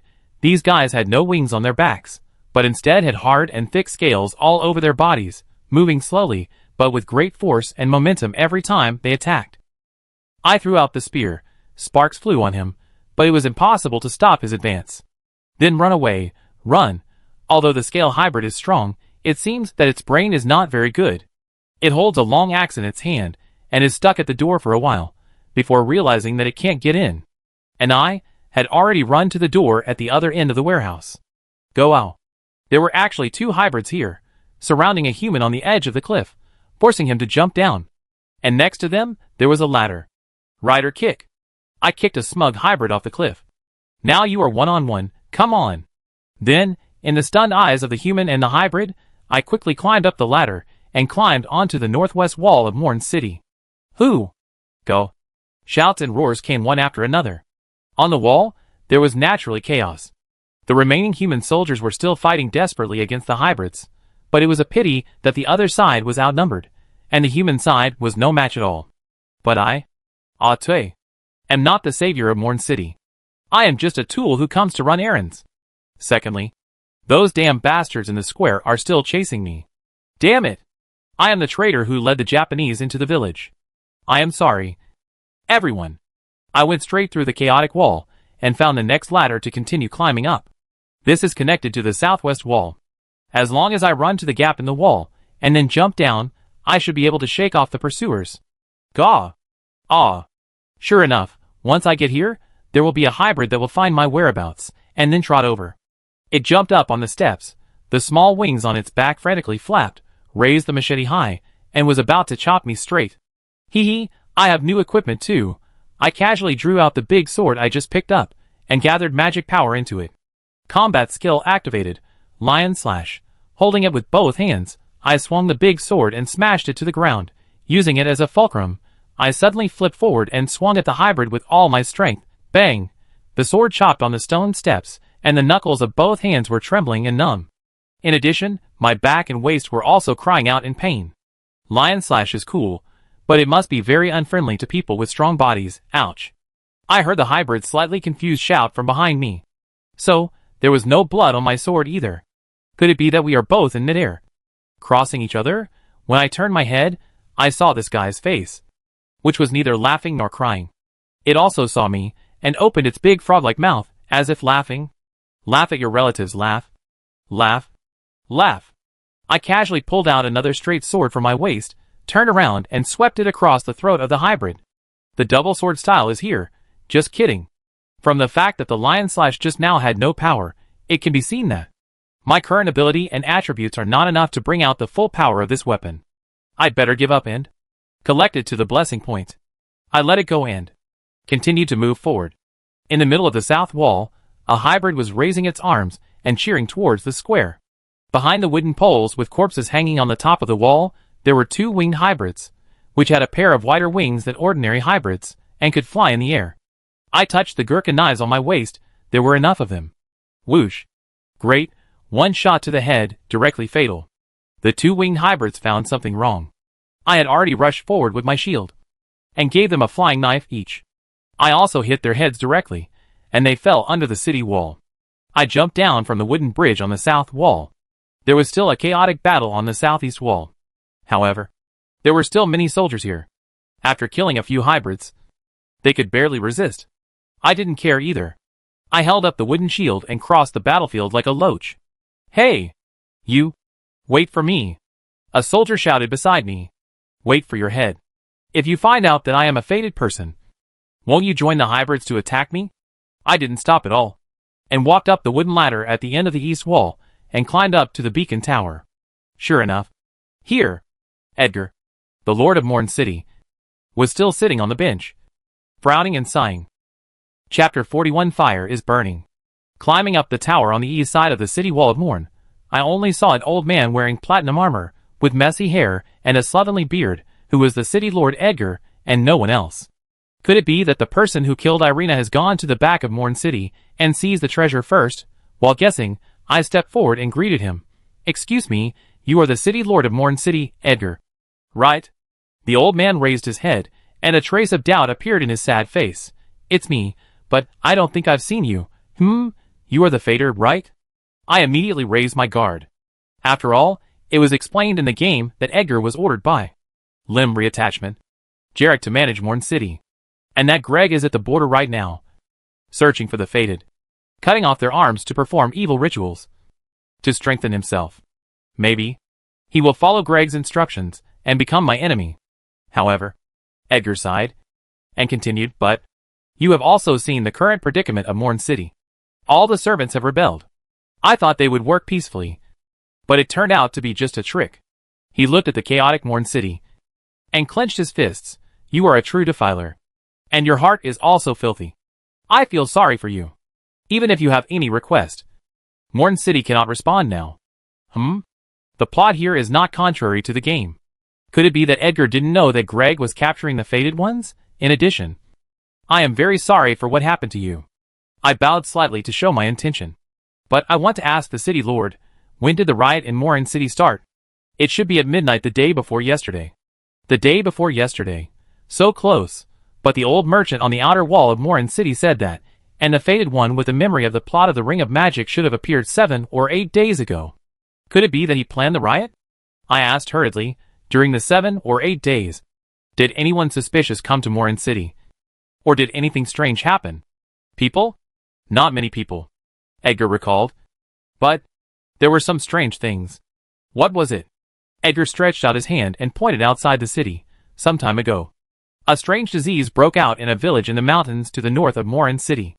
According to the investigation, their eyes became extremely painful, as if they were burning inside. Epilepsy. This word instantly broke into my mind, making me widen my pupils. There was no mistake. The fire that resided in the eyes, the sick village that Edgar mentioned, was infected with epilepsy. In the Ring of Magic, fire has many forms. The fire of the furnace of life, which brings human civilization, and thus creates today's prosperous future. In addition, the boiling magma in the Earth's core can also be said to be a form of fire. The furnace of life, which gave birth to everything from the golden flame, is also the most original root of the border. The flame of the giant of the snow mountain can ignite the fire of the golden tree. In my opinion, it is a closed-loop fire, which is the opposite of the fire of the furnace. The fire of the furnace melts everything, and the golden tree symbolizing the border flourishes from it, while the fire of the giant burns the golden tree, truly turning the scattered whole into a huge one. The fire of the destined death can cause the death of a person, and this black and red fire is the real means of permanently depriving life in the border, making it impossible for a person to be resurrected. The night flame is a black and white fire. It is said that the goddess with the night eyes originally controlled the destined death, but in the duel with the eternal Queen Marika, she was defeated. The black and red fire was deprived, and only the black and white colors were left. The most dangerous and terrifying thing is the insane fire. It is a raging fire that burns everything, and can even burn the entire world. It is a cursed fire on the border. It will burn everything to zero. Epilepsy is the spread of this curse. I suddenly remembered what the old merchant on the outer wall said. He felt a sense of familiarity in that person. Maybe I was wrong. It is not simply that someone has reincarnated into a member of the wandering people, but that person has been infected with epilepsy. His purpose may be to complete the epilepsy branch line and complete the epilepsy ending. So, he took the initiative to kill Irina, because he needed to make Irina into the finger witch of epilepsy. Haida, does that guy want to destroy the world? Why? If the world is destroyed, he will die too. It doesn't matter in the game, after all. In order to collect different endings and achieve platinum achievements, I have also been the king of epilepsy. But the guy who still wants to destroy the real world, could he be a psychopath? Or does he not care at all? Because he is already extremely disappointed with the whole world. No, I am not disappointed yet. I still want to live happily with Lonnie, and Melina, and everyone else. I just feel cold all over, as if I fell into a cold cellar. On the other side, Edgar was still saying, I sent people to investigate, and it turned out that some of them were infected with a strange disease. After that, before we could deal with it, a rebellion of hybrids broke out in the city. It was really... Oh! The city lord didn't know that at this moment. I had already had the idea of killing him. In the Mad Fire branch, Haida truly became a Mad Fire witch. And she needed to be fed two things, Chapalili grapes and finger-marked grapes. Those were actually the eyes of people infected with Mad Fire. And one of them was produced by Edgar, the Lord of Morn City, in front of me. As long as he was killed, the Mad Fire branch would be interrupted. Wait, will it? In order to prevent Xiaomu from burning the tree. In the game, I often take the initiative to get Mad Fire, and then find a way to seal it. Because of the information provided by many netizens, therefore, there is actually no need for the guidance of the Finger Witch, and players can successfully meet the 3 fingers of Mad Fire, and become the King of Mad Fire. No wonder there is no sign that Guy has ever been to the city of Morn. He didn't care about the fate of the city lord Edgar, and deliberately left the handkerchief. Perhaps just to make a simple insurance for the future branch. Alas, I was tricked. I sighed, and couldn't help but feel quite ashamed of the murderous intention I had just had. Since you want to do the crazy line, I won't stop you on purpose. What I should do is to follow my original idea and try to save the NPC characters who are friendly to Atai. As for the King of Mad Fire, as long as I meet Marika before him, I can achieve the ending. Come if you want, I will defeat you fairly. Perhaps because of my changing expression, the city lord Edgar asked with a little concern and confusion. Faded, what's wrong with you? Huh? No, nothing. I scratched my head and said. By the way, city lord Edgar, although my suggestion may offend you, but now that Morn City has fallen, why don't you leave? Are you going to take the soldiers and the city with you? I miss your... Originally, I thought your daughter Irina would not want to do this either. But when I thought of Irina's death, I quickly stopped talking. Edgar sighed again. You have a point. But, even if the city has been lost, as the ruler, I still have things to do. That sword, Morn's priceless treasure, must not fall into the hands of the defiler. Then go get it, I urged. But, Edgar looked embarrassed. It's a pity that the city fell too suddenly. I heard that the sword has been taken away, and I don't know where it went. Well, that means we still have to fight the boss. Right. I shook my head helplessly, and then said, I know the whereabouts of the sword. The sword skeleton great sword. Right. Chapter 42 Indiana Jones. When I said the word sword skeleton great sword, the city lord Edgar was slightly surprised. How do you know? This? I thought for a moment and lied. It's a strange great sword made of many blades, right? On the way here, I happened to see a very powerful large hybrid showing off with this thing, so I wrote it down. Large hybrid? Edgar was thoughtful. He is now. Where? I think the guy seems to be running to the back of Morn City. Hearing this, Edgar looked embarrassed again. Back? I asked curiously. City Lord, what happened? Faded, you don't know? The back of Morn City was originally used as a prison, and it was also where the hybrid stayed. Now all the passages in the city have been occupied by them. With our current manpower, it's not easy to get through. Edgar pointed out the biggest difficulty. However, for someone like me who has a full map cheat, what do you say counts? Don't worry. I found other routes. What I need now is help to defeat the guy. I patted my chest. Oh! Edgar's tired eyes brightened a little. But he was a little suspicious. After all, he is the city lord. There is no way in Morn City that he doesn't know. I made an excuse to explain. I looked at the route that Hybrid left, and I guessed that we should be able to take it. If that's the case, I'm willing to serve.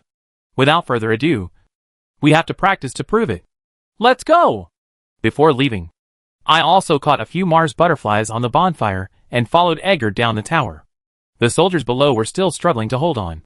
When they saw him, one of them, while resisting the hybrids, hurriedly shouted, Lord Edgar, please leave quickly.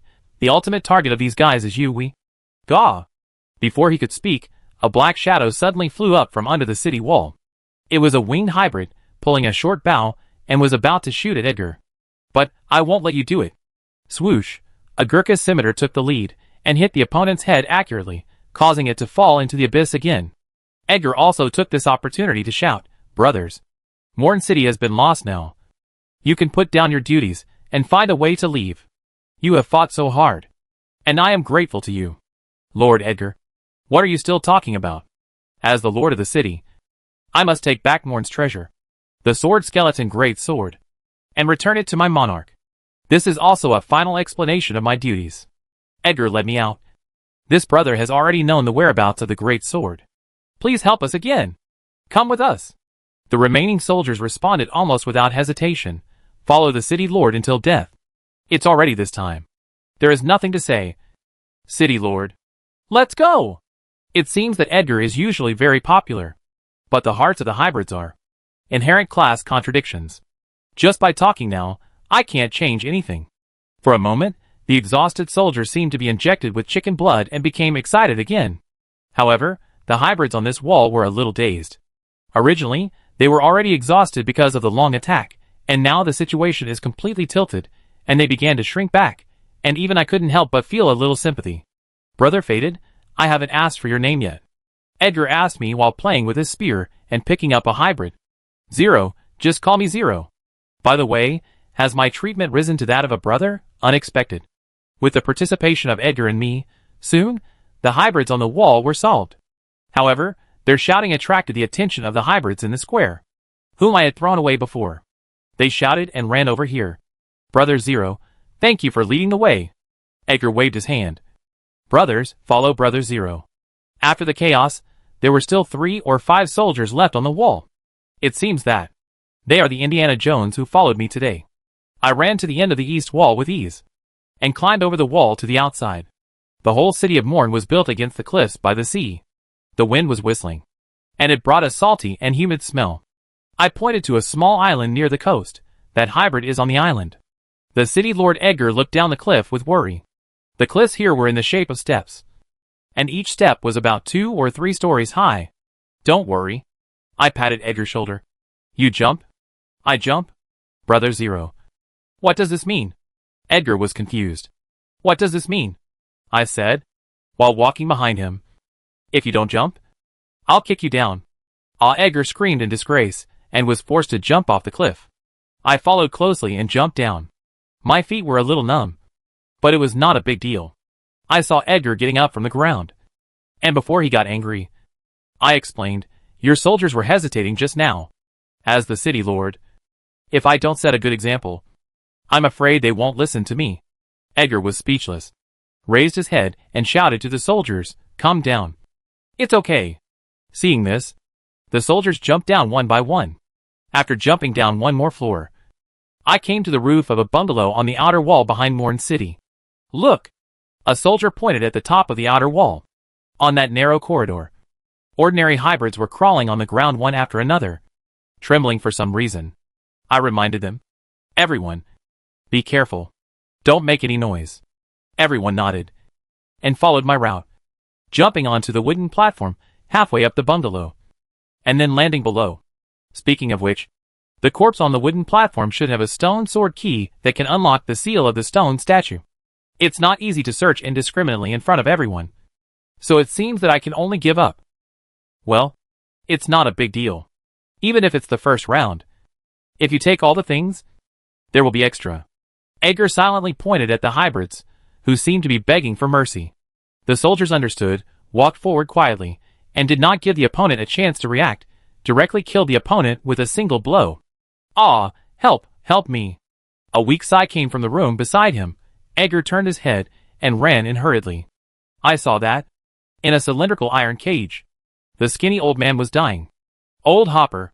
Edgar hurriedly walked up and used a nearby knife to force open the cage.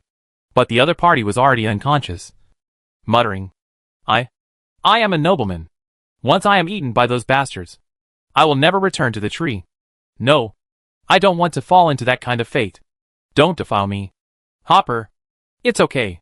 Old Hopper." Edgar's call seemed to awaken the other party's consciousness. City Lord? Yes, it's that guy." As he said that, Old Hopper closed his eyes completely. "Old Hopper." Edgar sighed helplessly. Suddenly, I found something wrong. Rushed forward, raised the wooden shield, and blocked the black shadow falling towards Edgar. The corrupted slime, I almost forgot that this guy was stuck to the ceiling. In the game, when A2 was picking up items in the room, it would suddenly hug the person's head. Although it wouldn't kill you, but being hugged by that slimy and smelly thing was disgusting just thinking about it. Thank you, Brother Zero. Edgar still looked sad. I could only comfort him, at least. The old man was at ease before he left. After all, he knew that he had avoided the most unpleasant ending. Let's finish our business as soon as possible. Yeah. Edgar nodded, picked up the old man's body, and walked out of the room. Then threw him off the cliff. Go back to the tree with peace of mind, old Hopper. You will not be defiled. On the other side, the remaining soldiers had actually cleared all the hybrids on the wall. Even the scale hybrids fell to the ground. It was quite powerful. Remember, there is a talisman on the watchtower here. I climbed up to see the next road, and quietly took this double-headed sword talisman that can strengthen the last blow of continuous attacks. Better than nothing. Let's start jumping from here. After descending the watchtower, I stood on the gap in the city wall, pointing to the roof of the tower below. Edgar immediately said alertly, I will jump by myself this time, don't worry. After saying that, he took the lead and went down directly, in order to prevent the tiles on the roof from breaking and collapsing in the real world. I told the others to choose a different position to jump down. We continued to jump down. When we reached the roof of another tower, I pointed to the beam and said, Everyone, be careful. If you jump onto the pole, you will die if you jump all the way to the bottom. Well, in terms of difficulty, it is certainly not as difficult as the crazy fire jumping fun. I jumped down first and stabilized myself on the single beam. As expected of a natural warrior, 8 has a good balance. Crunch. Then Edgar also jumped down. His feet trembled slightly, and the wooden beam made a strange sound. I suddenly thought of a question. Edgar, have you repaired the beams here? Repair? To be honest, Brother Zero, the height here makes it difficult for us to repair it. The prison is left to the hybrids to manage. Hearing this, I raised my head in a hurry and shouted to the soldier who was about to jump down, Stop, come one by one. But it was too late. This group of anxious guys, is it the last one's turn? It's over, snap. Wow. Unexpectedly, but within reason, the beam broke. A group of people fell directly down, and fell on the hard floor like rain. My back. So this is how Spider-Man feels when he fails to swing the web and falls to the ground. I don't want to move because of the pain all over my body, but I feel like something is licking my feet. Damn, it hurts, this bastard bit it.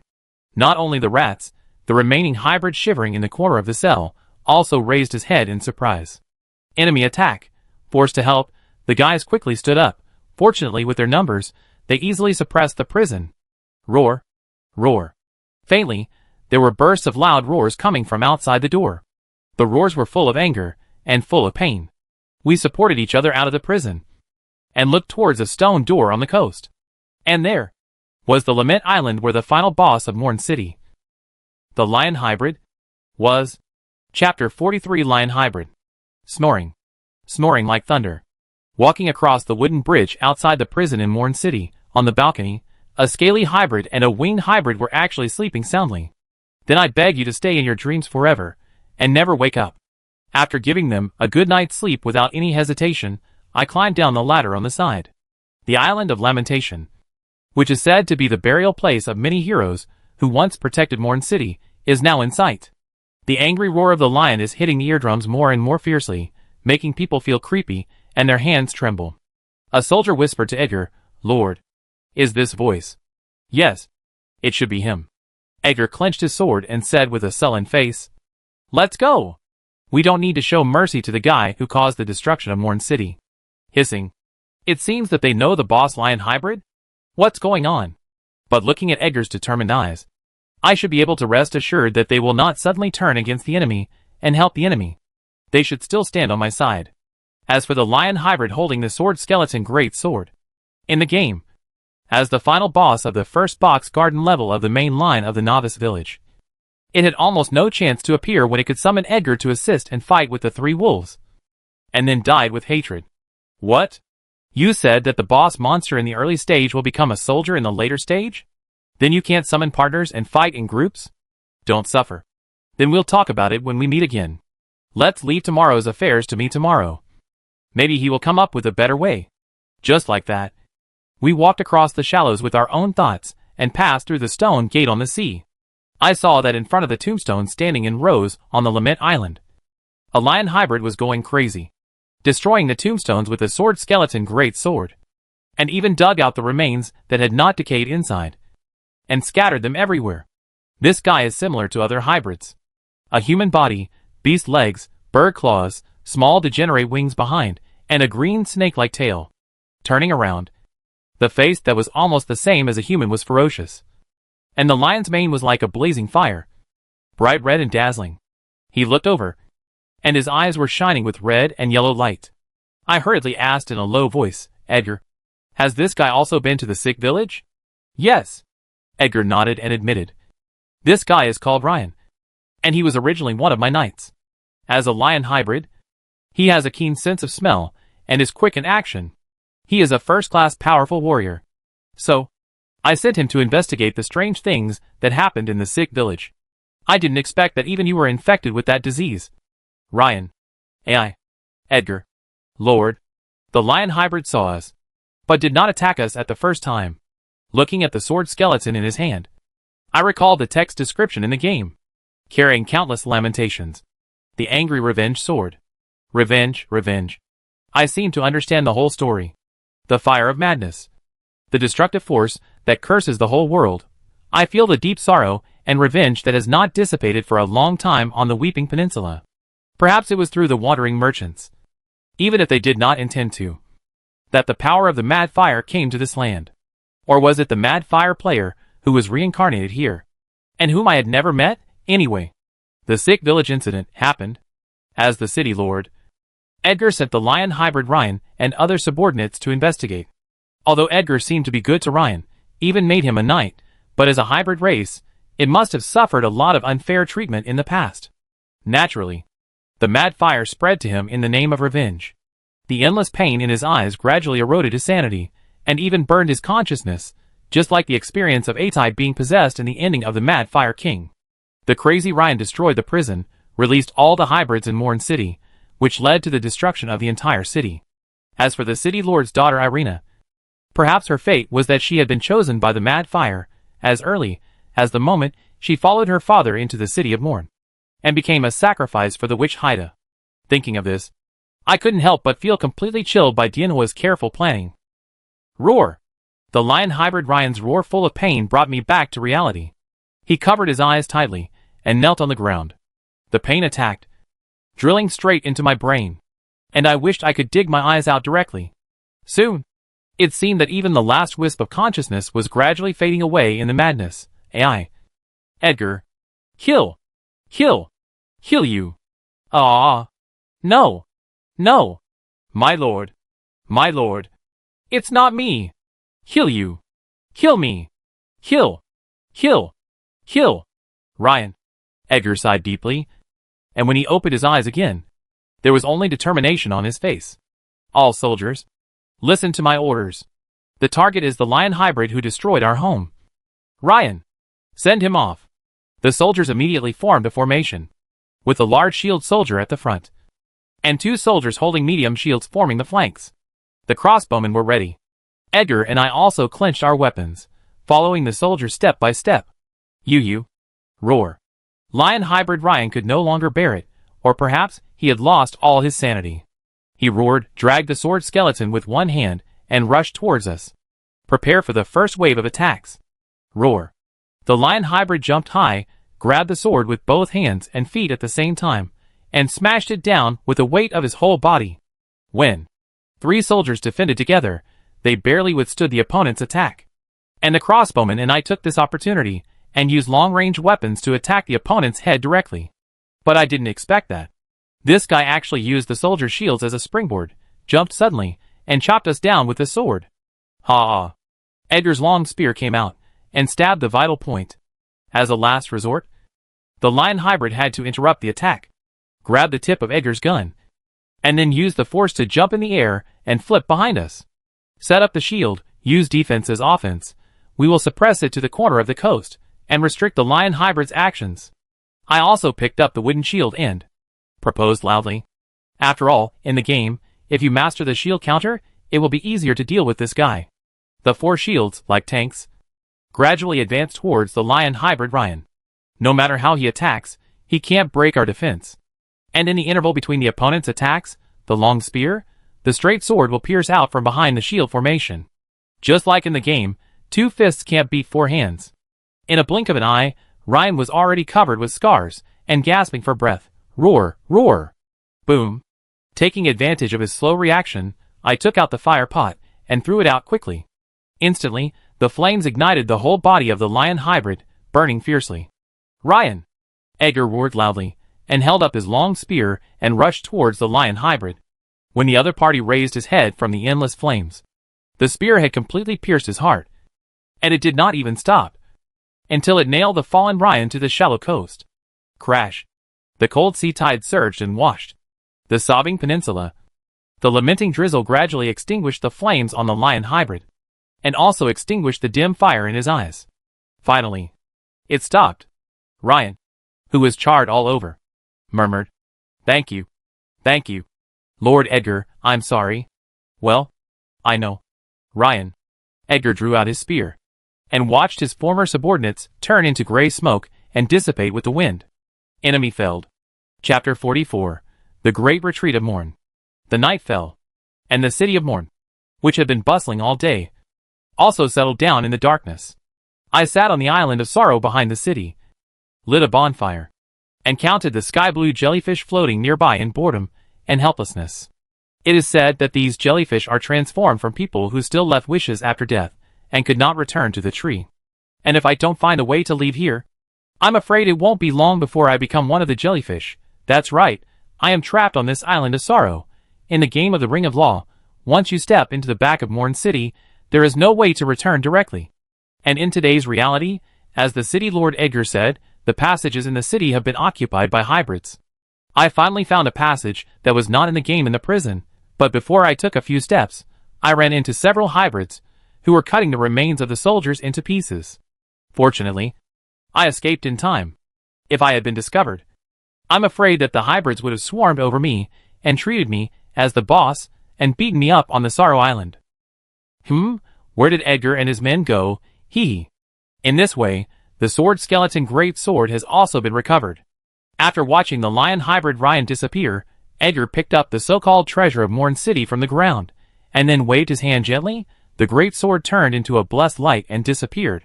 This is obviously my action of collecting equipment.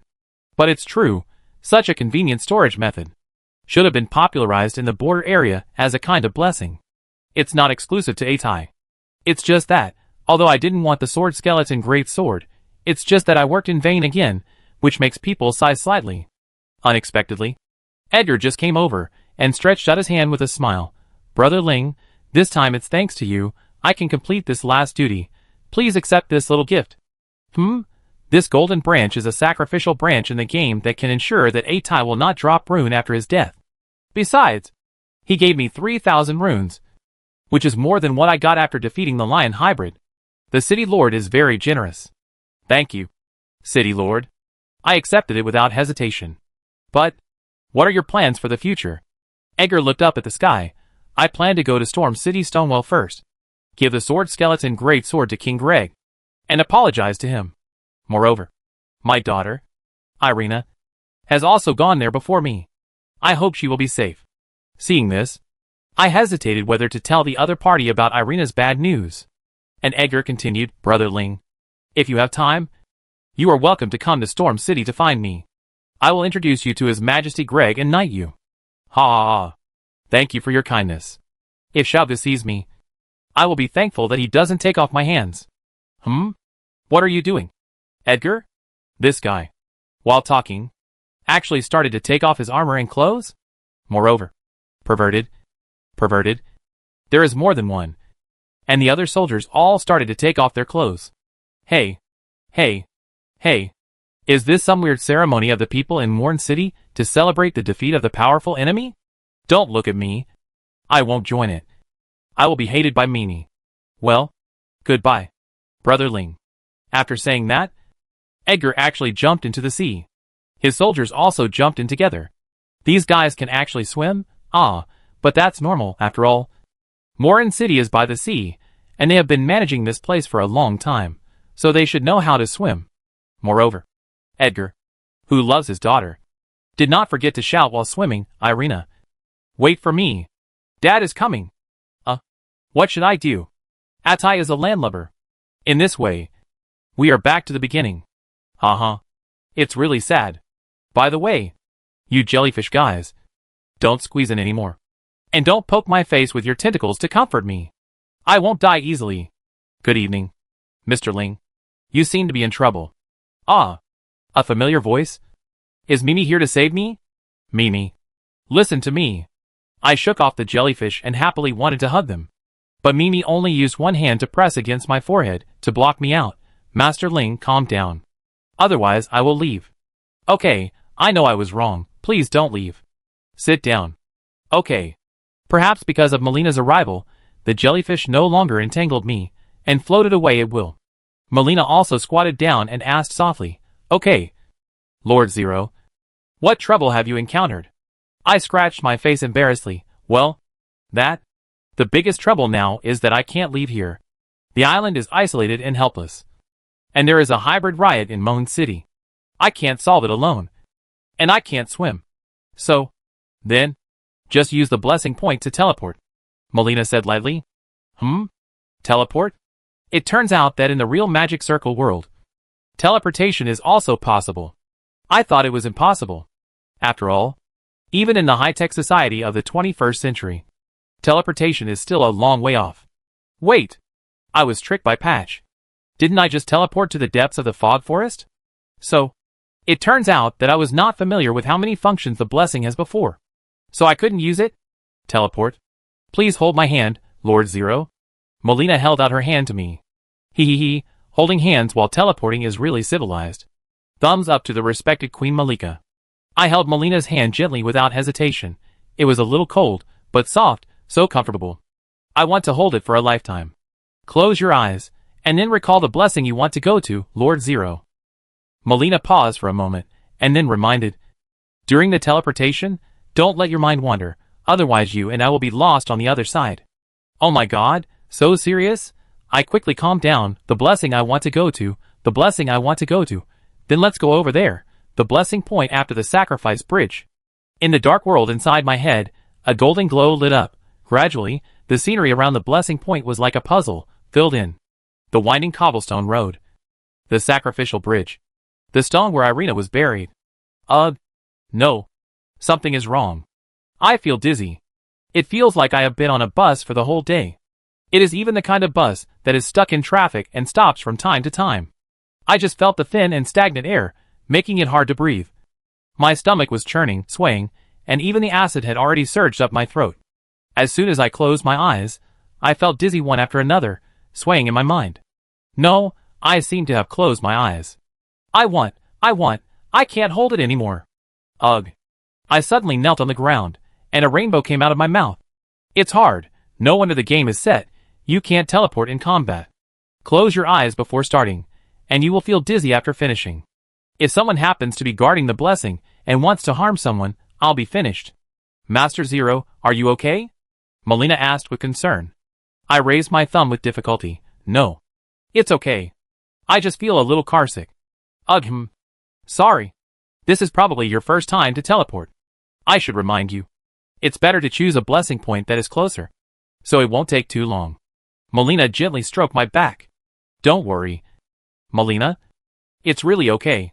And, after spitting it out, it feels much better. I turned my head, wiped the corners of my mouth, and tried my best to smile. For some reason, Melina stared at me for a long time, with guilt and a strange feeling in her eyes that I couldn't describe. Then, she looked away. Is this the sacrifice bridge? Yes. I supported myself and stood up, and walked to the place where I buried Irina with half-wolf Blaze. The soil here showed no signs of being disturbed. Moreover, Edgar should not have discovered that his daughter was actually here, so there was no trace of him nearby. Of course, it is also possible that he has not arrived here yet. I dug a small hole nearby, put Irina's handkerchief in it, and buried it. Then prayed, what you need me to do is over. Miss Irina.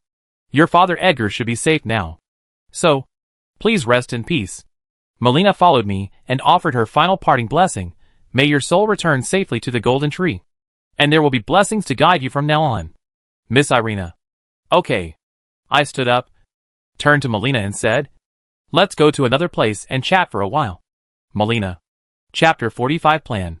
Oh. Hold it. I succeeded in holding it.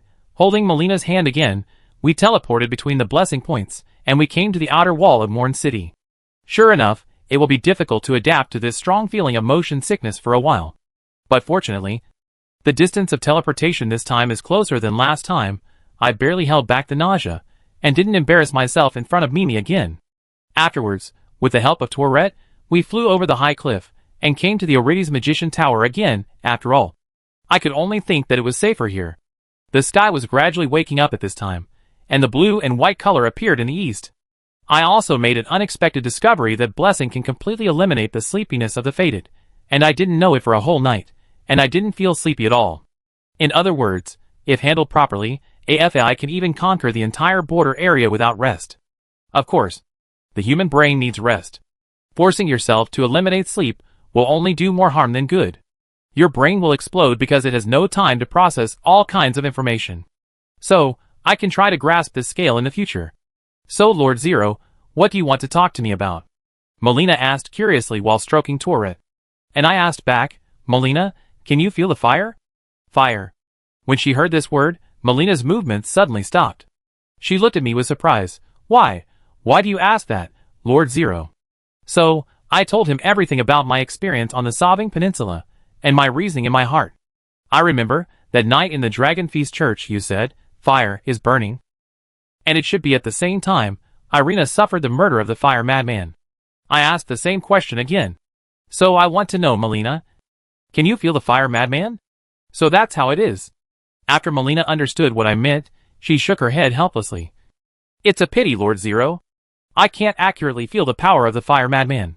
Regarding Irina's words, that night, I just read the rough information from the fallen leaves of the golden tree. Huh? From the fallen leaves? Can it be like this? I was surprised. The golden tree contains almost all the life in the border area. So the fallen leaves from it also contain certain information. The fallen leaves bring messages. The first sentence of the opening of the Ring of Magic. I thought it was just a metaphor like the wind brings news. Autumn is coming. But it turns out that you can really read something from the fallen leaves. By the way, Teacher Céline also said that the stars contain life, and capable magicians can read fate from them. In the same way, Melina's existence is closely related to the eternal Queen Marika, and the other party is the founder of the Golden Dynasty. So it is not surprising that she has such a talent. But, the mad fire. That is a terrifying force. A chaos that will devour all life and all consciousness. Melina raised her eyes, which seemed to be filled with a trace of sadness. If possible, I don't want anything to come into contact with or be contaminated by the mad fire. Of course, that includes you, Master Zero. I just turned a blind eye. If Melina still wants to sacrifice herself in the later stage of burning trees, then I will have to consider the help of the mad fire. Oh, Mimi seems to find that I am perfunctory to her, and I have to change the subject quickly. No, but the most important thing now is that someone has been infected with the mad fire, and even intends to become the king of mad fire. I reminded Melina. Moreover, that guy seems to come from another world like me, has most of the information about the relevant magic ring, and will even compete with me for resources. So, I want to ask you, Melina, what resources do you think I must get first? On this point, Mr. Ling, you should know more about it than me. After all, I don't have much information. Melina did not answer directly. When you asked this question, your first reaction was the resources we need most now. Mimi's suggestion is really powerful. First reaction. My first reaction is the Elixir Holy Grail bottle, located in the third church of Malika at the border of the Nimeg Fog Forest.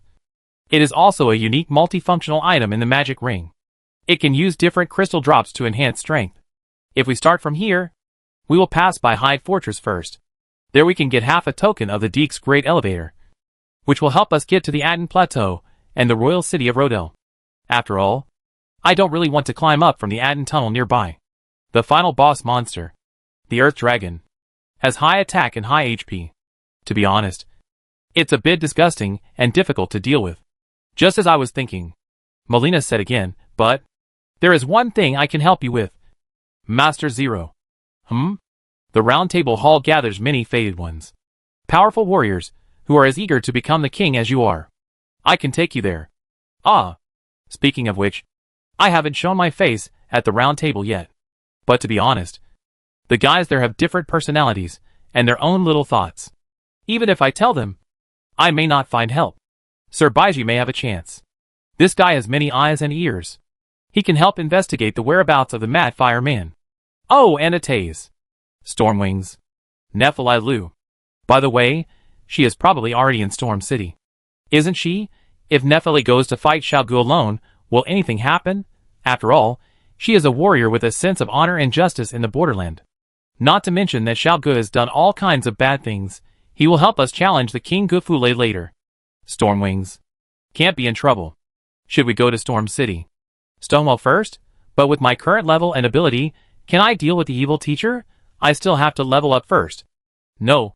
The more I think about it, the more confused I am, and the more confused I am, the harder it is to decide the priorities.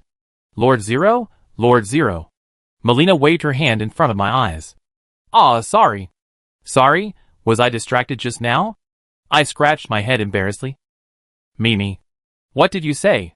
Oh no, Melina doesn't seem to like me calling her Mimi, so I usually call her in my heart, but I blurted it out subconsciously just now. Ahem. Fortunately, Mimi was not angry, but continued to ask. Master Ling, I just asked if you wanted to go to the Round Table Hall. Oh, that? I thought about it carefully, and decided not to do it for now. I made up my mind. Let's talk about it when we enter Stonewell. The most important thing now is to level up and increase my strength. First, as I said just now, go to Hyde Fortress for a walk, and then go to the Third Church of Marika to get props. This level may not be enough, but fortunately there are a few novice caves to go to. I hope I won't be preempted by that guy, said. Melina took the initiative to extend her hand to me. Master Zero, you just finished your journey in Morn City. You should have enough runes to strengthen your strength. Right? Yes, you kept saying that your level was not high enough, and you forgot about upgrading. I held Melina's hand. Thank you very much, Melina. You're welcome. This time, there are also 2 opportunities to improve your ability, Master Zero. Then, just like last time, let's strengthen our strength and agility first. Looking at the power of the golden runes spreading in my body, I secretly made up my mind. Come on, Zero. Try to head to Stonewell within a week and challenge the evil teacher. Save Xiao Ji's hand. Chapter 46 Strategy for the Attack of Hyde Fortress 1. It is a new day again, the weather is fine and sunny, the sky is clear, the golden tree, as always, spreads its brilliant light to the border. It is a good day to go out and play. And even in such a good day, why don't you give me the pyroxene magic wand in your hand, old noble? Ah! In Ninjafyu, on the high cliff on the right side before the sacrifice bridge, I was playing tug-of-war with a noble magician on the balcony of a ruin, for the magic wand in his hand. Who can understand your awe? Don't be stingy at most. You can sell it to me for 100 runes, no more. Not to mention, this old guy is very strong. I pulled him to the ground, but he still held on to the magic wand. Hurry up, there are fated ones bullying the old magician. At this time, the other Grek soldiers stationed nearby found me, and rushed over with straight swords and iron pickaxes in hand. In the sound of the wind, there was also the sound of horns. No, isn't it just a staff? Why mobilize so many troops? Oh my god, a fluorescent blue spell came straight at me, and almost hit my head. On the opposite ruins, another powerful magician also noticed the situation here, and started his pyroxene sniper. We have to make a quick decision. I held the magic staff in one hand, and quickly took out the straight sword with the other hand, and slapped the old noble's hand with the side. The old noble was so scared that he quickly retracted his hand, and I kicked him in the face, and he was kicked over. If you had been more polite earlier, wouldn't you have avoided being kicked? Let's go. The task assigned by Teacher Celian was completed. I blew the spiritual whistle, and before the soldiers arrived, I summoned Tourette and ran towards the eastern cliff. The Grek soldiers were so angry that they stamped their feet behind him. Damn Fader, don't let us see you again. Well, then I can only say don't worry. There is a treasure chest in your position that I haven't taken yet. I just passed by today. I'll come back to play next time. Going down the slope of the mountain, I passed an open-air cemetery. There were 3 or 4 rows of tombs neatly arranged here, but the stone slabs on them were almost pried open or pushed away. After all, in the setting, these stone tombs were buried with fated ones like me, who were exiled to the wasteland of the mist. They were awakened and crawled out of the tombs after being summoned again by the eternal Queen Marika. Now, on these long empty tombs, there are some golden runes left, which are shining. I didn't miss it, so I plundered the surrounding area and continued on my way. I could already see Hyde Fortress. Continue to go down the hillside, cross a coastal beach, and you can find a golden light floating in a corner outside the city. After I went to light up the blessing point, I walked carefully along the cliff to Hyde Fortress. Strange, today's Hyde Fortress is unusually quiet. After all, Brother Wolf mentioned before that something happened in Hyde Fortress, which caused the entire fog forest to become restless. As for what happened in the game, Hyde Fortress was occupied by a cursed knight captain. Like those blood fingers, he worshipped blood and drove out the original fortress owner Kenneth Hyde. He even killed a subhuman queen in the jurisdiction of the fortress, which led to a subhuman riot in the entire area. But now it is sunny, and there is no chaos at all. Of course, it is not that I am afraid of chaos in the world, but that there is a crossbow machine on the high wall of the fortress, without the little subhuman to attract firepower. Even if I ride Tourette, I will be shot into a hornet's nest if I am not careful. Could it be that someone has solved the problem of the fortress before me? I carefully poked my head out from behind the hidden rock. In the narrow passage at the entrance of Hyde Fortress, there are several rows of wooden roadblocks to prevent riots. Inside, there was indeed a crossbow machine on the terrace of the side wall, and a soldier was sitting on the ground behind it, eating something leisurely. I can't tell what's going on just by looking, so I'd better go and check it out. So, I mustered up my courage, walked out from behind the rock wall, waved my hand and shouted to the soldier on the platform, "Hey, can you hear me? I'm here to investigate the fated ones on the commission of Lord Kenneth Hyde." Hey, the soldier heard my call and hurriedly stood up. Something's wrong. What is this guy doing? Is he aiming his crossbow at me? Whoosh. In an instant, several crossbow arrows flew towards me. Fortunately, I reacted quickly and retreated behind the rock wall. Okay. You treat your guests like this, right? Don't blame me for kicking you in the ass later. But, how do I get in? I looked around. Hyde Fortress is like the main city of Morn, surrounded by the sea on 3 sides, but the remaining side faces the misty forest. Moreover, there seems to be a petite figure flashing in the misty forest. I immediately came up with a plan. I blew the spirit whistle and summoned the spirit horse. Tourette, let's go. Tourette also understood and took me into the misty forest. Let me look for it. GA. I got it. But these 4 or 5 demi-humans are not enough to break through the fortress. There should be something more powerful. Oh, I found it. I grabbed Tourette, and then shouted to the huge figure walking leisurely in the fog forest, "Hey, big stupid bear. I'm here. Roar. If you have the guts, come and chase me." Roar as expected of Rune Bear. He didn't say any nonsense and rushed over directly. Tourette, run. Hugh Tourette also turned around and ran away. Along the way, I also ran into the little demi-humans who were chasing me just now. I kindly reminded them, run faster. If you don't run, you will become a rice field. GA?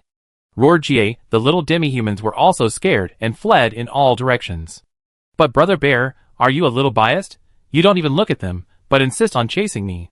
I don't have a certain brand of syrup, although it was indeed me who provoked you, and it would be really troublesome if you lost me. In a blink of an eye, I was chased out of the fog forest. As expected, there is no range limit in the real world, and Big Bear is still chasing me. Then come on. Charge towards Hyde Fortress. Driving Tourette, I used double jump without hesitation to jump over the rows of roadblocks on the entrance passage. And Big Bear was like a bulldozer, easily overturning the entire row of wooden barriers with one arm. Perhaps he was scared silly. The Hyde soldier on the Hyde platform actually forgot to load the crossbow machine with crossbow arrows, and seemed to be in a panic, and could only shout, "Enemy attack! Enemy attack!" Suddenly, a group of soldiers in armor rushed out, and behind them was a pumpkin-headed soldier holding a flail. However, this is a great gift for meeting. Everyone is welcome. I drove Tourette and double jumped again, and jumped over their heads. Then, the ferocious and brutal Rune Bear slapped the stunned soldier and sent him flying. Roar wow. What the hell? You brought Rune Bear here? Great reaction. Brothers, come on. Watching the bear wrecking the small courtyard of Hyde Fortress. The soldiers had no time to control me.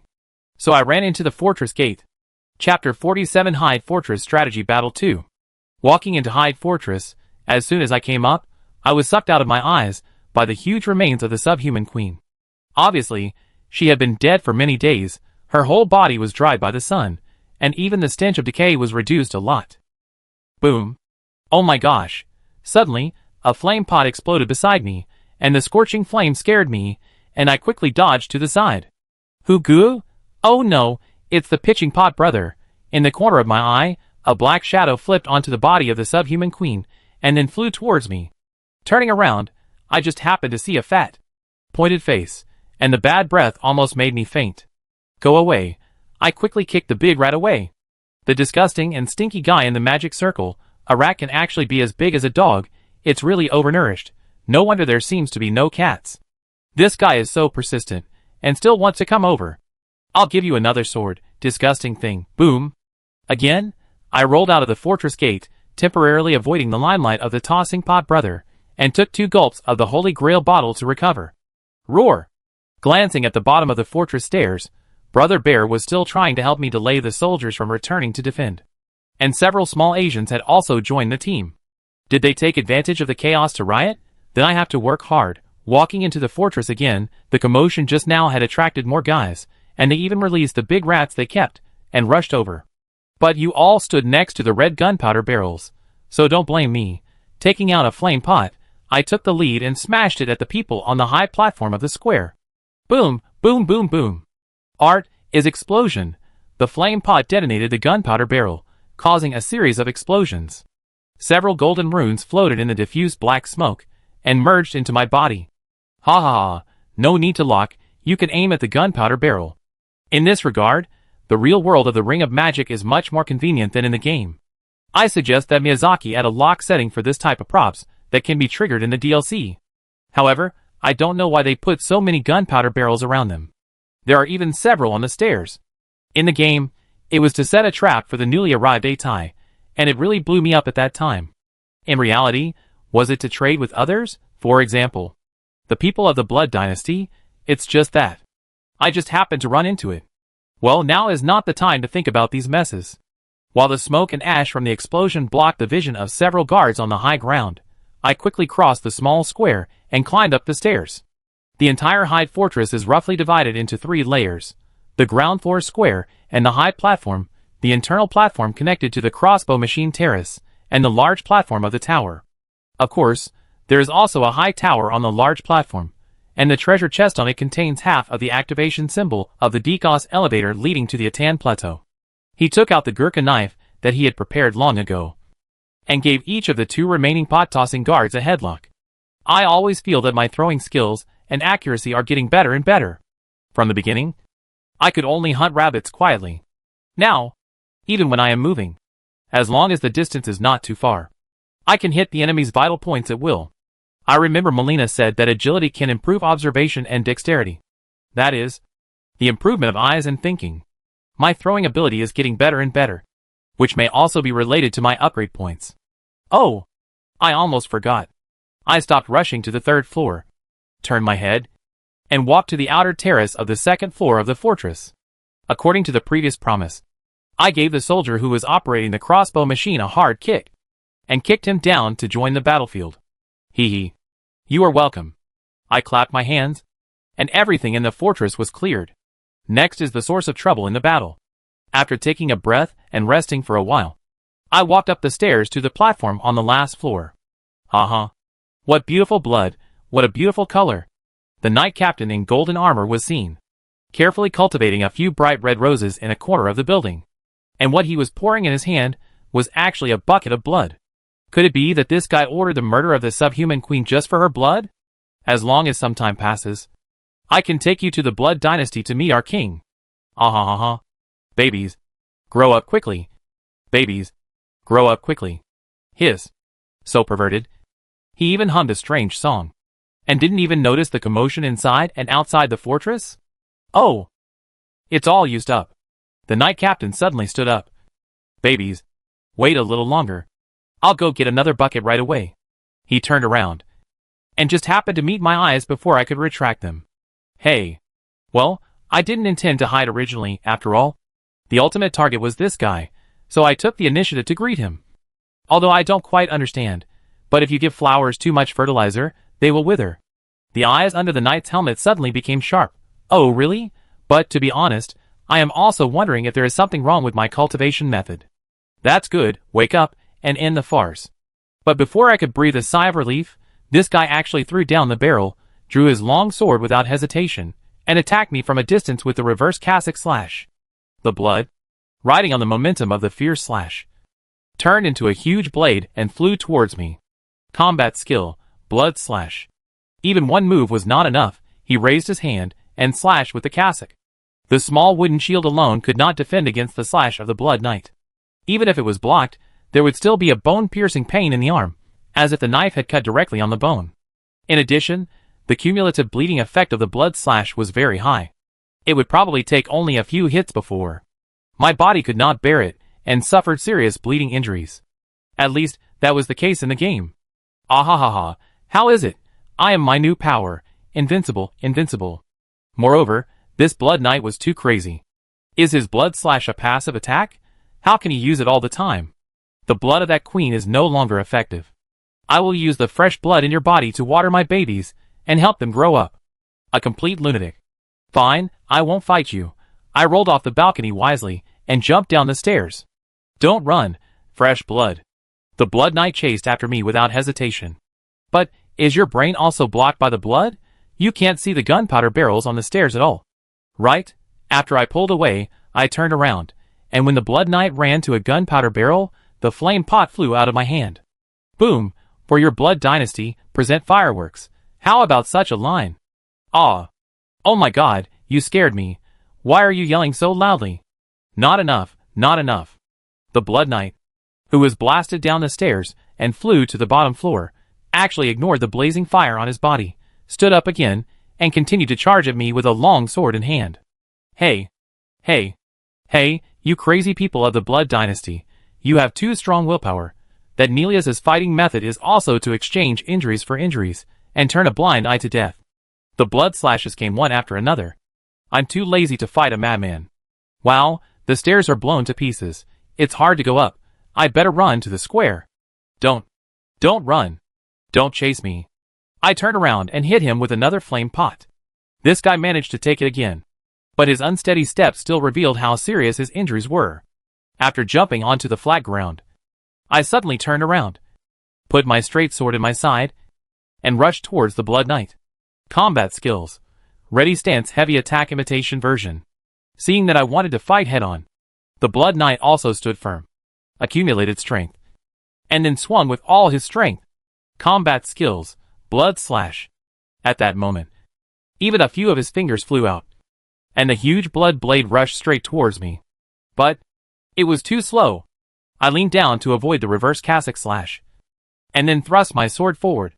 Stabbing. Stabbing, before the straight sword touched the blood knight, he actually fell down by himself and stopped moving.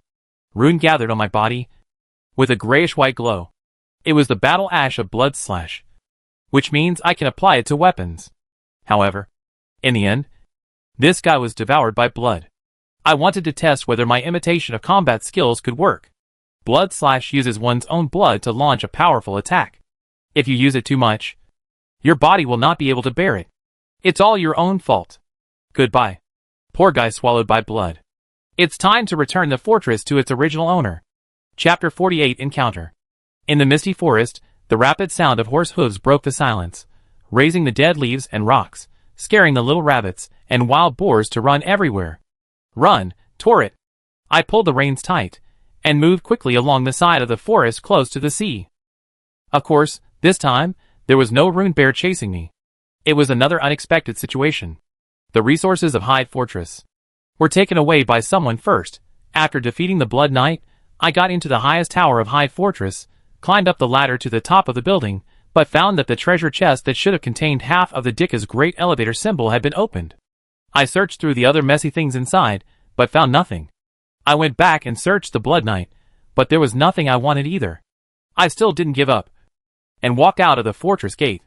I suddenly realized that something was wrong. Where did the golden phantom tree that was supposed to be planted here go? The golden phantom tree can be said to be the body of the golden tree now. When the magic ring was broken, the golden tree threw its seeds all over the border area. In this way, even if the golden tree was damaged, it could grow again in another place. Just like what happened before. Before these seeds grow, they will turn into golden phantom trees at the place where they landed. Collecting them can increase the number of times the Dewdrop Holy Grail bottle can be used. Now, the two most important items in Hyde Fortress have been taken away. That is to say, the Mad Fire has been here. Of course, there are more than two of us who have reincarnated into the border area, and this possibility is also possible. But it is too troublesome to investigate it in detail. But in any case, the most important thing now is to go to the third church of Marika on the edge of the fog forest to find out the Holy Grail bottle of spiritual medicine. I hope that thing has not been taken away. After passing through the foggy forest, the dusk has already dyed the earth. Looking along the coast, a dilapidated church suddenly appeared in front of us. As soon as I got off the horse, I ran in hastily, and according to my memory from the game, I found a large stone disc. It was filled with dead leaves and mud. It was over. The elixir Holy Grail bottle was also taken away. Has that guy explored the entire area of the Mist Forest? I should have come earlier. I was too leisurely in the early stage. I sighed weakly. Lord Zero, Melina, who appeared at some point, called me. She was in front of the statue of Marika in the church, picking up a golden short-footed cup, which emitted a faint golden light. Is this the Holy Grail Dewdrop? I walked over curiously, and looked inside the Holy Grail. The golden transparent liquid exuded a faint sandalwood fragrance. Melina nodded, and stretched out her hand to me. Please lend me the Dewdrop Holy Grail bottle, Lord Zero. I handed over the bottle obediently and sensibly. Melina carefully poured the dewdrops from the Holy Grail into the Holy Grail bottle, and explained, this way, the Holy Grail bottle's recovery ability will be improved. I know this, but I am more confused. Since someone has taken the Holy Grail bottle of the spiritual medicine, why couldn't they take the Holy Grail dewdrops? Could it be that the other party doesn't have the Holy Grail bottle of dewdrops?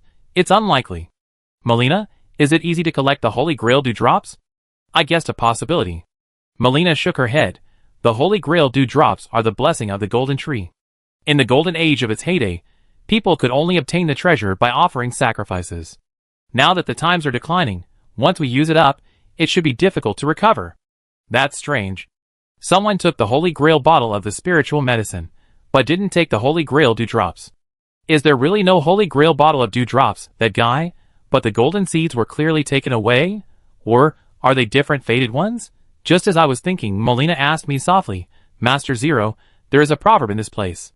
It is the proverb left by Queen Marika, who disappeared a long time ago. If you want to hear something, I can tell you.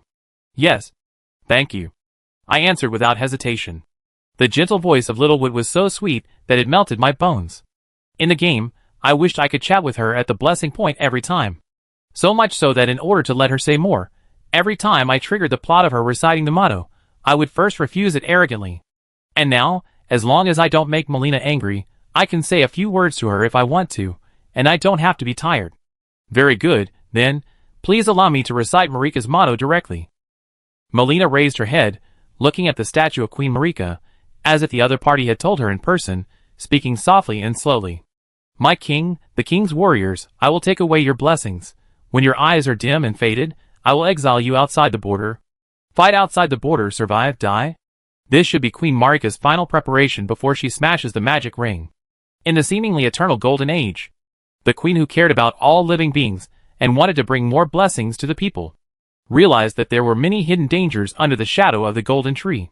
However, she had already entered the game, was deceived, and her fate was no longer in her control. Even the fate of all living beings in the border area was, to a certain extent, manipulated by a certain huge will. Therefore, Queen Marika chose the fated plan and exiled her confidant, her most trusted King Gufule. outside the border area, and deprive them of their blessings. After their death, they would be able to completely break away from the mastermind behind the scenes and no longer be affected by it. When the time was right, Queen Marika smashed the magic ring and recalled the fated. At that time, the entire border area had fallen into great chaos, and the huge consciousness must have no way to take care of the Aphades. The Eternal Queen is betting that heroes emerge in troubled times, and she also hopes and trusts that her king, Jefuli, can return to clean up everything and create a new border. It's a pretty big gamble, Your Majesty. How is it? I hope it can replace the witch's guidance to some extent. Melina retracted her gaze. Haha. Cute little wood. Are you still concerned about whether you are qualified enough to be the finger witch of Atai? Thinking of this, I couldn't help but reach out and gently touch Melina's head. It's okay. Melina, your guidance is much more important than you think. Without you, I would still be a shivering Atai who is stuck in a corner and can't do anything. So, give yourself more confidence. Thank you for always accompanying me. Melina lowered her head and remained silent for a long time. Me? What am I doing? The soft hair and the warmth in my palms made me come back to my senses suddenly. Did I cross the line just now? Melina won't be angry. Right? Next time. She won't show up. Right? Ah! Sure enough, Mimi was angry. And Mimi turned into blue fragments of light and disappeared. Wait. Before I could say anything, a man's powerful voice came from one side of the church. Is there anyone here tonight? What a surprise. I turned my head. The man was wearing a dark blue robe, and a light green robe underneath, with golden patterns embroidered on it, like the vines of a tree, and he was dressed like a vice noble. And with this golden middle-parted hairstyle and fair and pretty face, in the game, I can only think of one person. Kenneth Hyde. The real owner of Hyde Fortress. Why did he come here? Chapter 49 Kenneth Hyde. Just when my overstepping behavior made Mimi angry, and she ran away, a man who was beyond my expectation appeared in the third church of Marika. Kenneth Hyde, shouldn't he be on the top of the valley near the edge of the fog forest, on the huge ruins that fell from the Sky City, calling for help? How did he come here? Well, from your appearance, you are a fated one. So that's it, are you here to worship Her Majesty Queen Marika? Too? Kenneth Hyde said to himself. But to be honest, I'm not here to worship the statue. Roar! Suddenly, there was a roar outside the church. I looked up and saw a huge face behind the broken wall of the church. It's a mountain goblin giant. How could this guy Hyde lead the monster here? I quickly drew out my straight sword. The mountain giant is also a difficult monster in the early stage. It has a lot of health, good attack, but moves slowly. To deal with him, most warriors would just hide behind their heels and give him a foot treatment. Just be careful not to get stepped on. This guy actually drew his sword right away. Won't the mountain giant only draw his sword and attack when its health drops below half? Hey, old friend, calm down. This guy doesn't look like an enemy. At this time, Kenneth was actually persuading the mountain giant. At the same time, he turned around and pointed at the straight sword in my hand. Fated, you should also put away your sword first. This giant is not your enemy. Huh? I looked at the mountain giant. Unexpectedly, he actually listened to Kenneth Hyde's words and put his sword back on his back. Since that was the case, I couldn't continue to act on my own, so I withdrew my offensive. Kenneth walked over with a smile. Don't be fooled by the fact that the mountain giants are big and scary. But in fact these guys are quite honest and obedient. If there is no danger, they will not actively attack people. To be honest, this is different knowledge from the game. Of course, it could also be because of the physical problem of 8, who is hated by everyone. The mountain giants in the game are not so friendly. By the way, I forgot to introduce myself. Kenneth stroked his chest with one hand and said confidently, My name is Kenneth Hyde, the eldest son of Lord Ninjafu. Oh, now it should be said that it was once. As he said that, his expression became a little lonely. I also extended my hand and said, My name is Zero. It's our first meeting. Please teach me. Is this the unique etiquette of you fated people? Kenneth shook my hand with understanding, and then said, This method is really good. No matter what race it is, hands are the best help in creating its civilization. Connecting such symbols through handshakes is the best proof of friendship. This guy speaks with a scholarly style. However, in the game, Kenneth Hyde is also a benevolent and righteous king. Even in such a chaotic era as the border, He still advocates equality for all things, and can maintain the proper order regardless of status.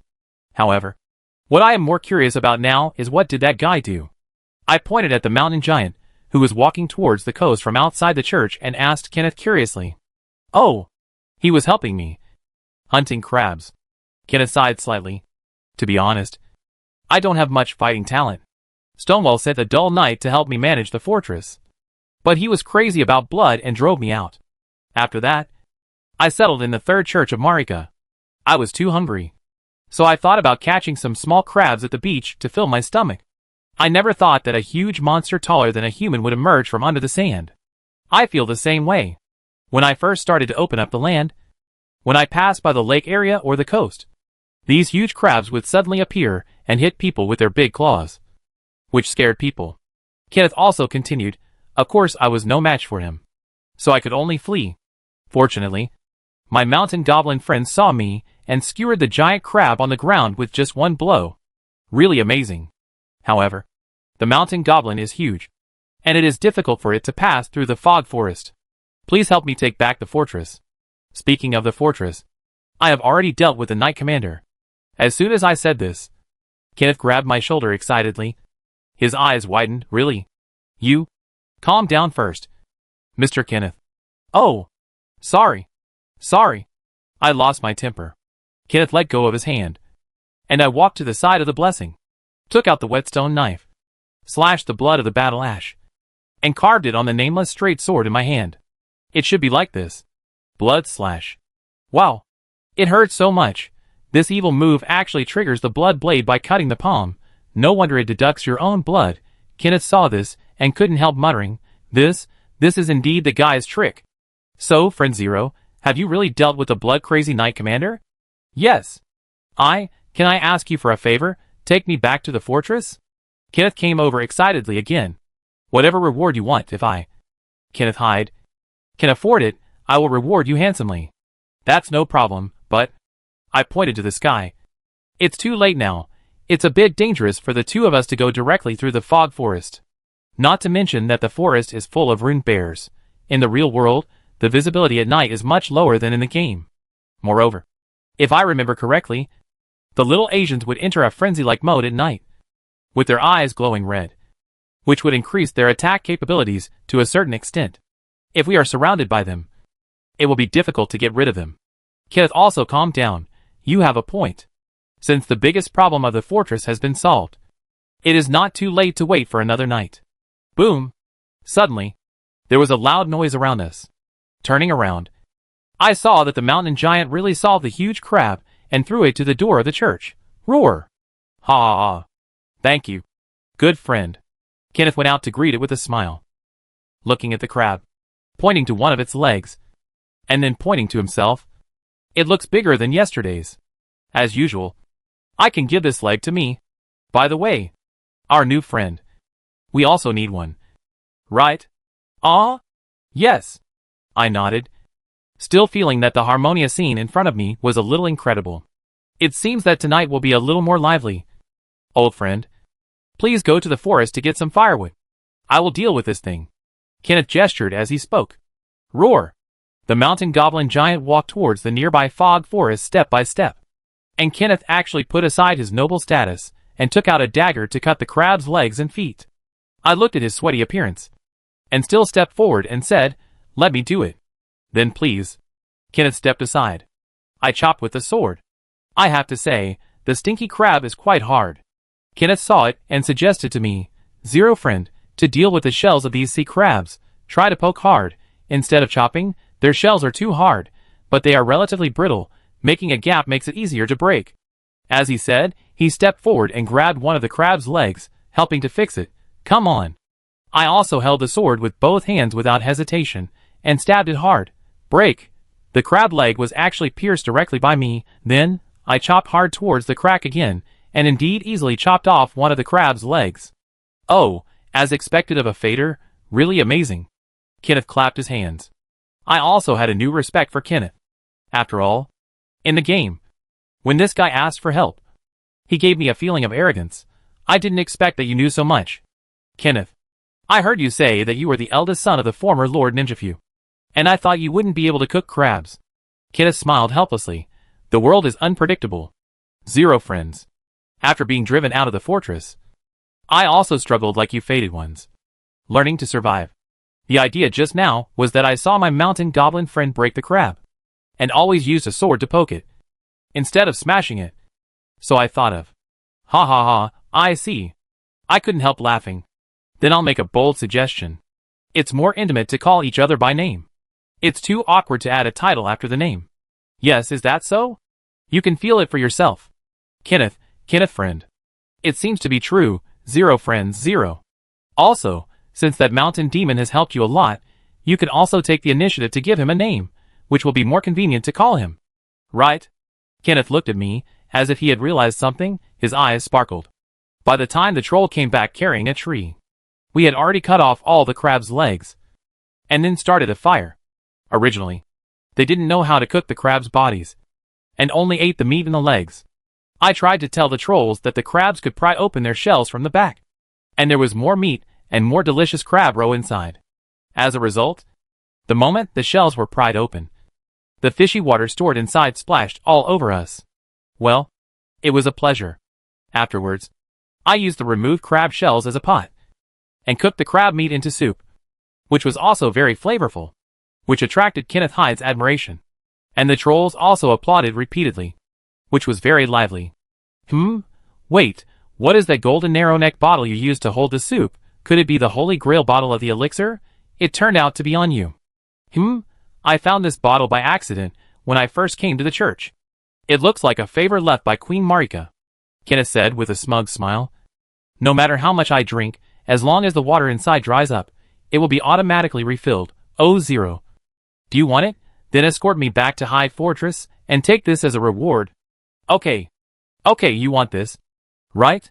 I accepted this commission with tears in my eyes. After a full meal, the mountain goblin actually walked into the church, knelt down and prayed devoutly in front of the statue of Marika. This also surprised me. But Kenneth Hyde was used to it. That queen, although the world doesn't understand why she smashed the magic ring, caused such a huge chaos in the border area, but in the past era, she created a prosperous golden dynasty, willing to accept everything, giving us supreme blessings. Both me and the mountain goblin Roar respect this eternal queen very much. As he said, he also walked to the mountain goblin named Roar, and prayed to the statue of Marika. Respected queen, where are you? Are you really going to abandon us? Your people? Chapter 50 Hyde's determination. Zero, are you willing to be my knight? On the way through the fog forest to Hyde Fortress, Kenneth Hyde suddenly asked me this. The game side story was triggered so suddenly, which made me slightly stunned. Huh? During my wandering, I thought carefully, a person like Greg is not worthy of being a king, and the ruler of Ninjafew.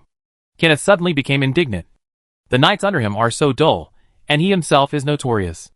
Oh, it's time to come, little G's glorious deeds. After the defeat in the battle to defend the royal city of Rodel, he escaped among the women. He was afraid of Latin, so he hid in the city, and dared not say a word. He underestimated Marenia, and ended up losing miserably. He even knelt down and kissed her feet to show his obedience. He is really a weak and shameless man. Speaking of limb grafting Jarek, Kenneth really talked about it, and was indignant. Even if he was born into a famous golden family, it can be seen that Guffule's bloodline has faded a lot. And now, I heard that the guy is performing an evil limb grafting ceremony in Stonewell. You fated ones know this better than me. I remembered. As soon as he walked out of the king's chapel, he ran into a limb-jointed nobleman and nodded. Well, thanks to him, I have indeed suffered a lot. Now that Ninjafew is in such a mess, it is not an exaggeration to say the guy is the culprit. Kenneth sighed, thinking carefully. That queen, that noble warrior, their descendants have fallen to such a state, which is also sad. I understand your hatred for Xiaogu. Xiaogu. Oh, you mean Greg, right? Well said. Greg, a villain, named Xiaogu. Xiaogu. You are really hated by others. I continued my topic, but what does this have to do with me being your knight? Of course it does. Ninjafew must not be completely controlled by Xiaogu and his ilk, Kenneth said firmly. I was expelled from the fortress, although I was forced to do so. But I also saw a lot of things. I would never have learned them if I stayed in the fortress. So, I want to travel around Ninjafu like you fated ones, to find more possibilities in this land. However, as he spoke, Kenneth said a little sadly, "It's a pity. I am not good at fighting, so I need help. You are able to defeat the blood-crazy Knight Commander, and you are very capable. Besides, becoming my knight will bring many benefits. Oh, work under me. Learn the proper order under the golden tree, and maybe one day, the blessing will return to your faded eyes." Perhaps, Kenneth himself felt that this was a bit empty, and added, "In addition, I am the eldest son of Lord Ninjafu, and Greg dare not do anything to me. As long as you are mine, I believe he will not dare to touch you at all. This is a good benefit, but I don't know what the actual effect will be. But since the other party said so, I didn't want to embarrass Kenneth Hyde too much, so I agreed. Okay. I'm also trying to find a way to go to Stonewell." What are we going to do in Stonewell? Kenneth was a little confused. Once we get back to the fortress, there's still a lot of work waiting for us. First, we must restart the communication with the subhumans, and secondly, we have to. As Kenneth chattered, we continued to move forward along the mountain shore where the fog forest and the sea meet. When we passed through the fog forest and saw Hyde Fortress, it was already half a day. After all, Tori couldn't carry 2 adult men all the way, and it would be weird for me to ride a spirit horse alone. However, although the speed was slow, we didn't encounter any enemies, and even ran into a wandering merchant near Hyde Fortress. During the break, Kenneth had a good chat with the merchant, and even invited him to work for him. It seems that this guy's fortress is really short of manpower. Once again, back to Hyde Fortress, the soldiers guarding the crossbow machine on the outer wall are gone, and the soldiers who originally guarded the passage are gone, luckily. Rune Bear is not here. If it is still here, it will be troublesome. Everything is so quiet, as if the whole fortress has become an empty shell. I took Kenneth into the fortress. This is... When seeing the remains of the subhuman queen, Kenneth couldn't help but widen his eyes, trembling all over. That guy actually committed such a serious crime. No wonder. Be careful. Gaw. Suddenly, a sharp roar came from the fortress, and several subhumans rushed out from all directions. I quickly threw out a fire pot, forcing these subhumans to stop, and at the same time drew out my straight sword, protecting Kenneth. Gaw. These little demi-humans lack the means of long-range attack. I am stuck at the gate of the fortress with Kenneth. Even if they rush forward, they can only fight me one by one, avoiding being surrounded and beaten. And in a one-on-one fight, there are several demi-humans without a leader who are no match for me. Zero, let me do it. Kenneth suddenly grabbed my sword-holding wrist. I reminded him, "Kenneth, are you confident that you can communicate with the demi-humans now? I'm afraid this is no longer a simple communication, which can be solved." He sighed, the veins on the back of his hand bulged, trembling slightly, as if with a kind of determination. I couldn't stop him, so I put away the sword. "No matter what happens, don't make a move. Even if they kill me, just leave as soon as possible, Zero." Kenneth stepped forward resolutely. Perhaps, these demi-humans still recognized him, and did not attack him at the first time. Everyone's eyes were focused on Kenneth Hyde. He quietly walked to the body of the subhuman queen, then knelt down devoutly and bowed his head. Gaw! One of the demi-humans suddenly roared. The other demi-humans also picked up stones from the ground and threw them at Kenneth Hyde. The stones hit him, and the dull sound was like raindrops. Soon, a hint of blood and rust flowed into the air. But Kenneth Hyde did not make a sound, nor did he resist at all, but said softly, "I'm sorry, Queen of the Demi-Humans. It's my Kenneth Hyde, who failed to discipline me, and the disaster has befallen you. I couldn't bear to watch it any longer. It's been 2 or 3 minutes, and the demi-humans haven't stopped throwing stones for a second. After all, it was that Blood Knight who did it. You demi-humans can't beat that guy, but you really want to smash Kenneth to death?" I was about to draw my sword and step forward, but I felt someone gently holding my hand. I turned around, and didn't see anyone. "Is it Melina? Why did you stop me?" Gaw! At this time, a demi-human shouted again, and the other demi-humans stopped attacking with stones, and they were all exhausted and panting. Then, Kenneth actually managed to stand up shakily, not caring about the blood overflowing from his mouth, and said loudly, I am Kenneth Hyde, the Supreme Lord of Hyde Fortress. Yes, I feel sincerely sad about the Queen's experience. My friends, the bloodstained sinner who has defiled the Queen has been defeated by my friends, who are fated. The most urgent thing is to bury your Queen, and let her return to the tree in peace. Gaw, gaw! Gaw, gaw! The demi-humans seemed to understand Kenneth's words, and they didn't care about me at all, and scattered in all directions. Kenneth, who was forgiven, relaxed, and his shaking body fell backwards. Kenneth! I hurried forward and held him up. Cough. Cough. Cough. 0. Thank you very much. Kenneth smiled bitterly, and blood foam kept pouring out. I quickly took out the dew-drop Holy Grail bottle. Don't talk for now. This medicine can at least heal the wound. Thank you. Kenneth drank the Holy Grail bottle, and then his face regained color. Hiss. Now it seems that Kenneth's head is not injured.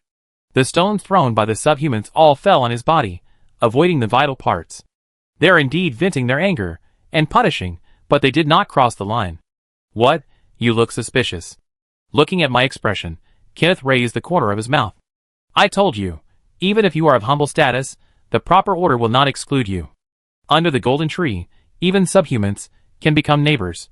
Their wildness can better communicate with animals, and also ensure that the rune giant bear in the fog forest will not actively invade Hyde Fortress. So, you should be happy that I can restart communication with them. I was speechless, and could only look at the busy subhumans, curiously. I asked, what are they doing now? The subhumans are preparing for the Queen's tree returning ceremony. After a pause, Kenneth said to me, 0, could you please go to the Mist Forest to hunt some animals? Boards. Deer are all fine, 2 or 3 will be enough. This is also a night's job, right? I sighed, and stood up. I'll be back soon. Please. I'm already familiar with hunting wild boars and deer. After asking the wandering merchant about their approximate locations, I quickly completed the commission. When I returned to Hyde Fortress, some of the demi-humans were digging a huge pit in the open space at the entrance of the fortress. Other demi-humans, together with Kenneth, moved the remains of the demi-human queen out of the city. I hurried forward to join them. Afterwards, they buried the queen and the prey I hunted together, and planted a tree on top. Around this tree, the demi-humans circled together and danced a strange dance. This is a kind of sacrifice of the subhumans. Kenneth came over and sat down beside me. As far as I know, first, the subhumans use dancing to indicate the safety of the tribe in order to reassure the queen. Second, they pray that the queen tree can thrive. I laughed and joked, you are almost a humanist in the world of trade. If I encounter a troublesome race in the future and have something I don't understand, I will ask you for advice. I'm very happy. There was a moment of silence between us. And Kenneth suddenly apologized to me. I'm sorry, 0. What's wrong? Originally, I didn't expect that the situation would become so serious. Now Hyde Fortress is just a name, and I am not qualified to make you a knight.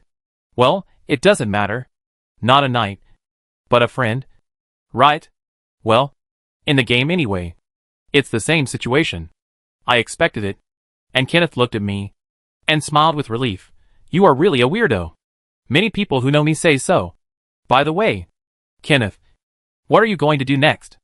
There are still many things I need to deal with in Hyde Fortress, and I can't get away for the time being. After I officially deal with the demi-human affairs, I plan to travel around Ninjafu as I said before, to find a powerful person who can be entrusted with the orthodox government. Not a weirdo like Xiao Gu. He sighed. You can see it too. A land without a king is terrible. Can't you do it yourself? I asked curiously. I think, Kenneth, your ideas and the action you can take to implement them are enough to be called a hero. This is not just a simple compliment, but my sincere recognition. But Kenneth smiled silently and shook his head. My strength can't support the weight of a king. If you want to wear the crown, you must bear its weight. In today's border area, there is no order, the weak are preyed upon by the strong, and people without power will indeed break at the touch of a finger, and it is difficult for others to recognize and submit to them. But precisely because of this, people who can still carry out their ideals with a weak body shine like stars in the era. Kenneth Hyde. This man will definitely do great things in the future. I thought so. You will continue to travel. 0. Kenneth took out 2 things from his arms. The Holy Grail of spiritual medicine and the brass dagger. You wanted this bottle before. It should be very useful to you fated ones, and this brass dagger is the symbol of me. Kenneth Hyde. Maybe you will be able to use it. Although it is a little meager. Please accept it. Well, thank you very much. But what will you do when you go out in the future? Me? Then I will go find Roar. I hope that after the things here are over, it will still be waiting for me near the 3rd Church of Marika. Yes, there is also Roar. In Ninjafu. The only natural enemies that can suppress the mountain giants are the tree guards and powerful bosses like the flying dragon Yacker. Kenneth raised his head and looked at the distant golden giant tree. It will be a long road from now on. I hope we can still meet each other. The cool breeze rustled. Under the dance of the subhumans, the small tree in the courtyard rolled up the broken light and floated away. Chapter 51 Coercion. In the morning, I said goodbye to Kenneth Hyde, and by the way, I also went to the nearby wandering merchant and exchanged a blue and gold kite shield. I drove toward it through the fog forest, and went straight back to the eastern foot of Lake Yacker. Next, which way should I go? Go to the south on the left, which is the road leading to the Weeping Peninsula. Oh, and you can also go to the ruins of the Post Street to learn magic from teacher Celine. It feels like a long time has passed. I hope the teacher has not forgotten me. As for going to the checkpoint ruins on the right, I suddenly remembered something that I haven't done yet. Okay, Torrit, let's go to the right. I raised the reins, and found the short bridge on the north bank along the road, and then jumped down from it with ease. Even the Grek soldiers guarding the bridge looked accustomed to it, and shouted a few times, and didn't even bother to chase. The dead skeletons are really dedicated. They fell from the bottom of the bridge one after another like rain. They couldn't catch up with Torret, so they had to crawl back slowly, pretending to hang themselves, waiting to scare the next guy who came. Soon, I found the Minglu cave on the side of the road. I jumped off the horse, went in and saw the blessing point. And then I realized it. I can just ask Mimi to take me to teleport. I can also apologize for what happened last time. Then, what about the truth? I can also hold Mimi's hand openly when teleporting. Blood loss. Big mistake. After sighing, I broke into the Minglu cave. Just like before. The two robbers stayed in the cave with light leaking from the top. One sat on the ground boredly, and the other was running around, as if doing exercise. I greeted them politely and asked, "Hello everyone. Is that bastard Patch at home?" Perhaps he recognized me. Or perhaps he was scared by my murderous appearance. The runner ran into the deepest cave. The other bandit also stood up quickly, and pointed frantically at the cave where Patch was hiding. Very good. I rubbed my fists and walked in. Hulu hulu hee hee hee, make money, make money. As soon as I entered the cave, I saw a shiny bald head flashing by the campfire. Patch hadn't gotten up yet, and was dreaming a dream that could be seen through at a glance. Boss, are you still doing the business of making money today? Make money, make money? Patch suddenly woke up, and didn't even bother to wipe the saliva from the corners of his mouth, and quickly put on a smile. Of course, welcome to. His pupils were wide and round, like two light bulbs, and his Adam's apple kept swallowing saliva, making a gurgling sound. Very good reaction. Where is the supreme and handsome guest? I asked with a smile. He, supreme, extremely handsome, invincible beloved guest, what brings you back? Patch is so smooth talking, and he even gave me a false reputation without blushing or breathing heavily. But don't think I will let you off, asshole. I took advantage of the moment when Patch was rapping and let down his guard, and quickly got behind him, wrapped my arms around his neck, and directly carried out a naked choke assassination. Of course, I didn't use any force yet. Patch was so scared that he immediately fell like a turtle lying on its back. His hands and feet were flailing around randomly, and he choked on his saliva anxiously. Old man, let's talk it over nicely, cough cough cough. Do you know you're wrong now? I know, I'm sorry. Patch apologized repeatedly. Since you know you're wrong, then give me Market's prisoner for free. I asked for the lion's mouth directly. How do you know I have that thing? Give it to you or not? Patch immediately turned into a sad face, with tears streaming down his face. That's not okay, customer. Market's prisoner, but I spent my life to get it. If I give it away, my store will go bankrupt. It seems that you will not give up until you reach the Yellow River. Die? Man, you are kidding me. Patch swallowed subconsciously, after all. My arm was quietly exerting strength. What do you think? 1,000 runes. I can't give you any more discounts. Are you saying that your life is only worth 1,000 runes? 1,005. 1,005. Brother, the price really can't go down any more. Forget it. After bargaining to this extent, I just let go of my hand and asked, how much will it cost after the discount? Patch touched his neck, cleared his throat. Only 3,500 runes will be enough, old man. 3,500. Right. I pretended to touch my pocket. I don't have that much money. Huh? Patch quietly backed away from me at a safe distance, and immediately jumped up and changed his face and rebuked. Then why are you asking me the price, if you really want to rob me? I'm not afraid of you. Don't say such harsh words. I stretched out my hand and waved, indicating Patch to sit down and talk. I found a good way to make money, but... Hearing this, Patch's bald head came over again. But what? It's hard for me to do it alone, but if there are too many people, you know, it won't be enough when it comes to dividing the portions. Hee, buddy, then you've found the right person. Patch rubbed his hands and said with a smile. Old Patch's handyman shop can help with everything, can accomplish everything, is now open for a limited time, and only this amount is required. As he said, he raised 2 fingers. Good? I pretended to be confused. What's good about it? It's this price. Patch couldn't help complaining. 20? No. Oh. I pretended to be enlightened, and put my arm around Patch's shoulders. To give back to old customers, it's only 2 rooms. Right? I understand, Patch. You are really a genius in business.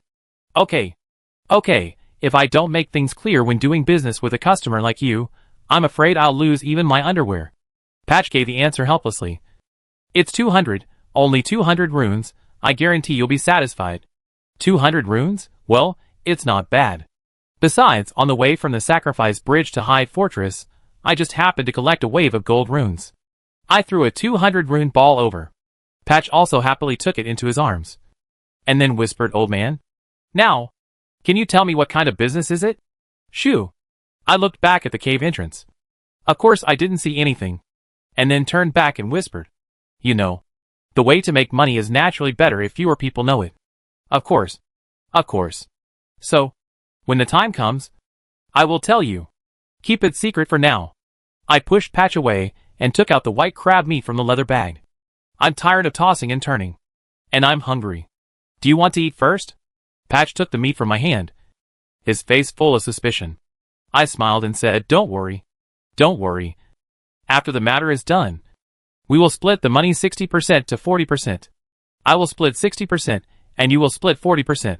And earn an extra cent for intelligence fees. Patch chewed the meat, which was considered to be completely agreed to my commission. Of course, even if he doesn't agree, I still have ways to keep torturing him. In short, Patch has temporarily joined the team and become a partner, which is a cause for celebration. Chapter 52. Business is not easy. Bring Patch out of the Menglu cave, and continue walking north along the river, passing through a long and narrow valley. Rotten remains piled up on the roadside, and the smell is so bad that even the river water seems to be shackled by it, and becomes dirty and sticky. That guy Nelius actually threw the human remains here casually. Patch followed me with a frown. Old man, the business you said will make money, how long will it take? It's almost there, just ahead. I suddenly stopped. But someone wants to give us some sweetness first. The riverbed rippled. I saw that. Pieces of bones actually rolled by themselves, gathered together, and formed the shape of a human skeleton. Deadborn, we are surrounded. Patch quickly set up a large shield, and held the spear tightly. But I was eager to try. I didn't bother to deal with you before because I was in a hurry. If a tiger doesn't show its power, do you really think I'm a sick cat? Leave the front to me. Patch, you handle the back. After saying that, I put up the shield, blocked the arrow of the dead crossbowman, stepped forward quickly, and chopped off the head of the skeleton holding a gun with an arrow. Falling already? So fragile.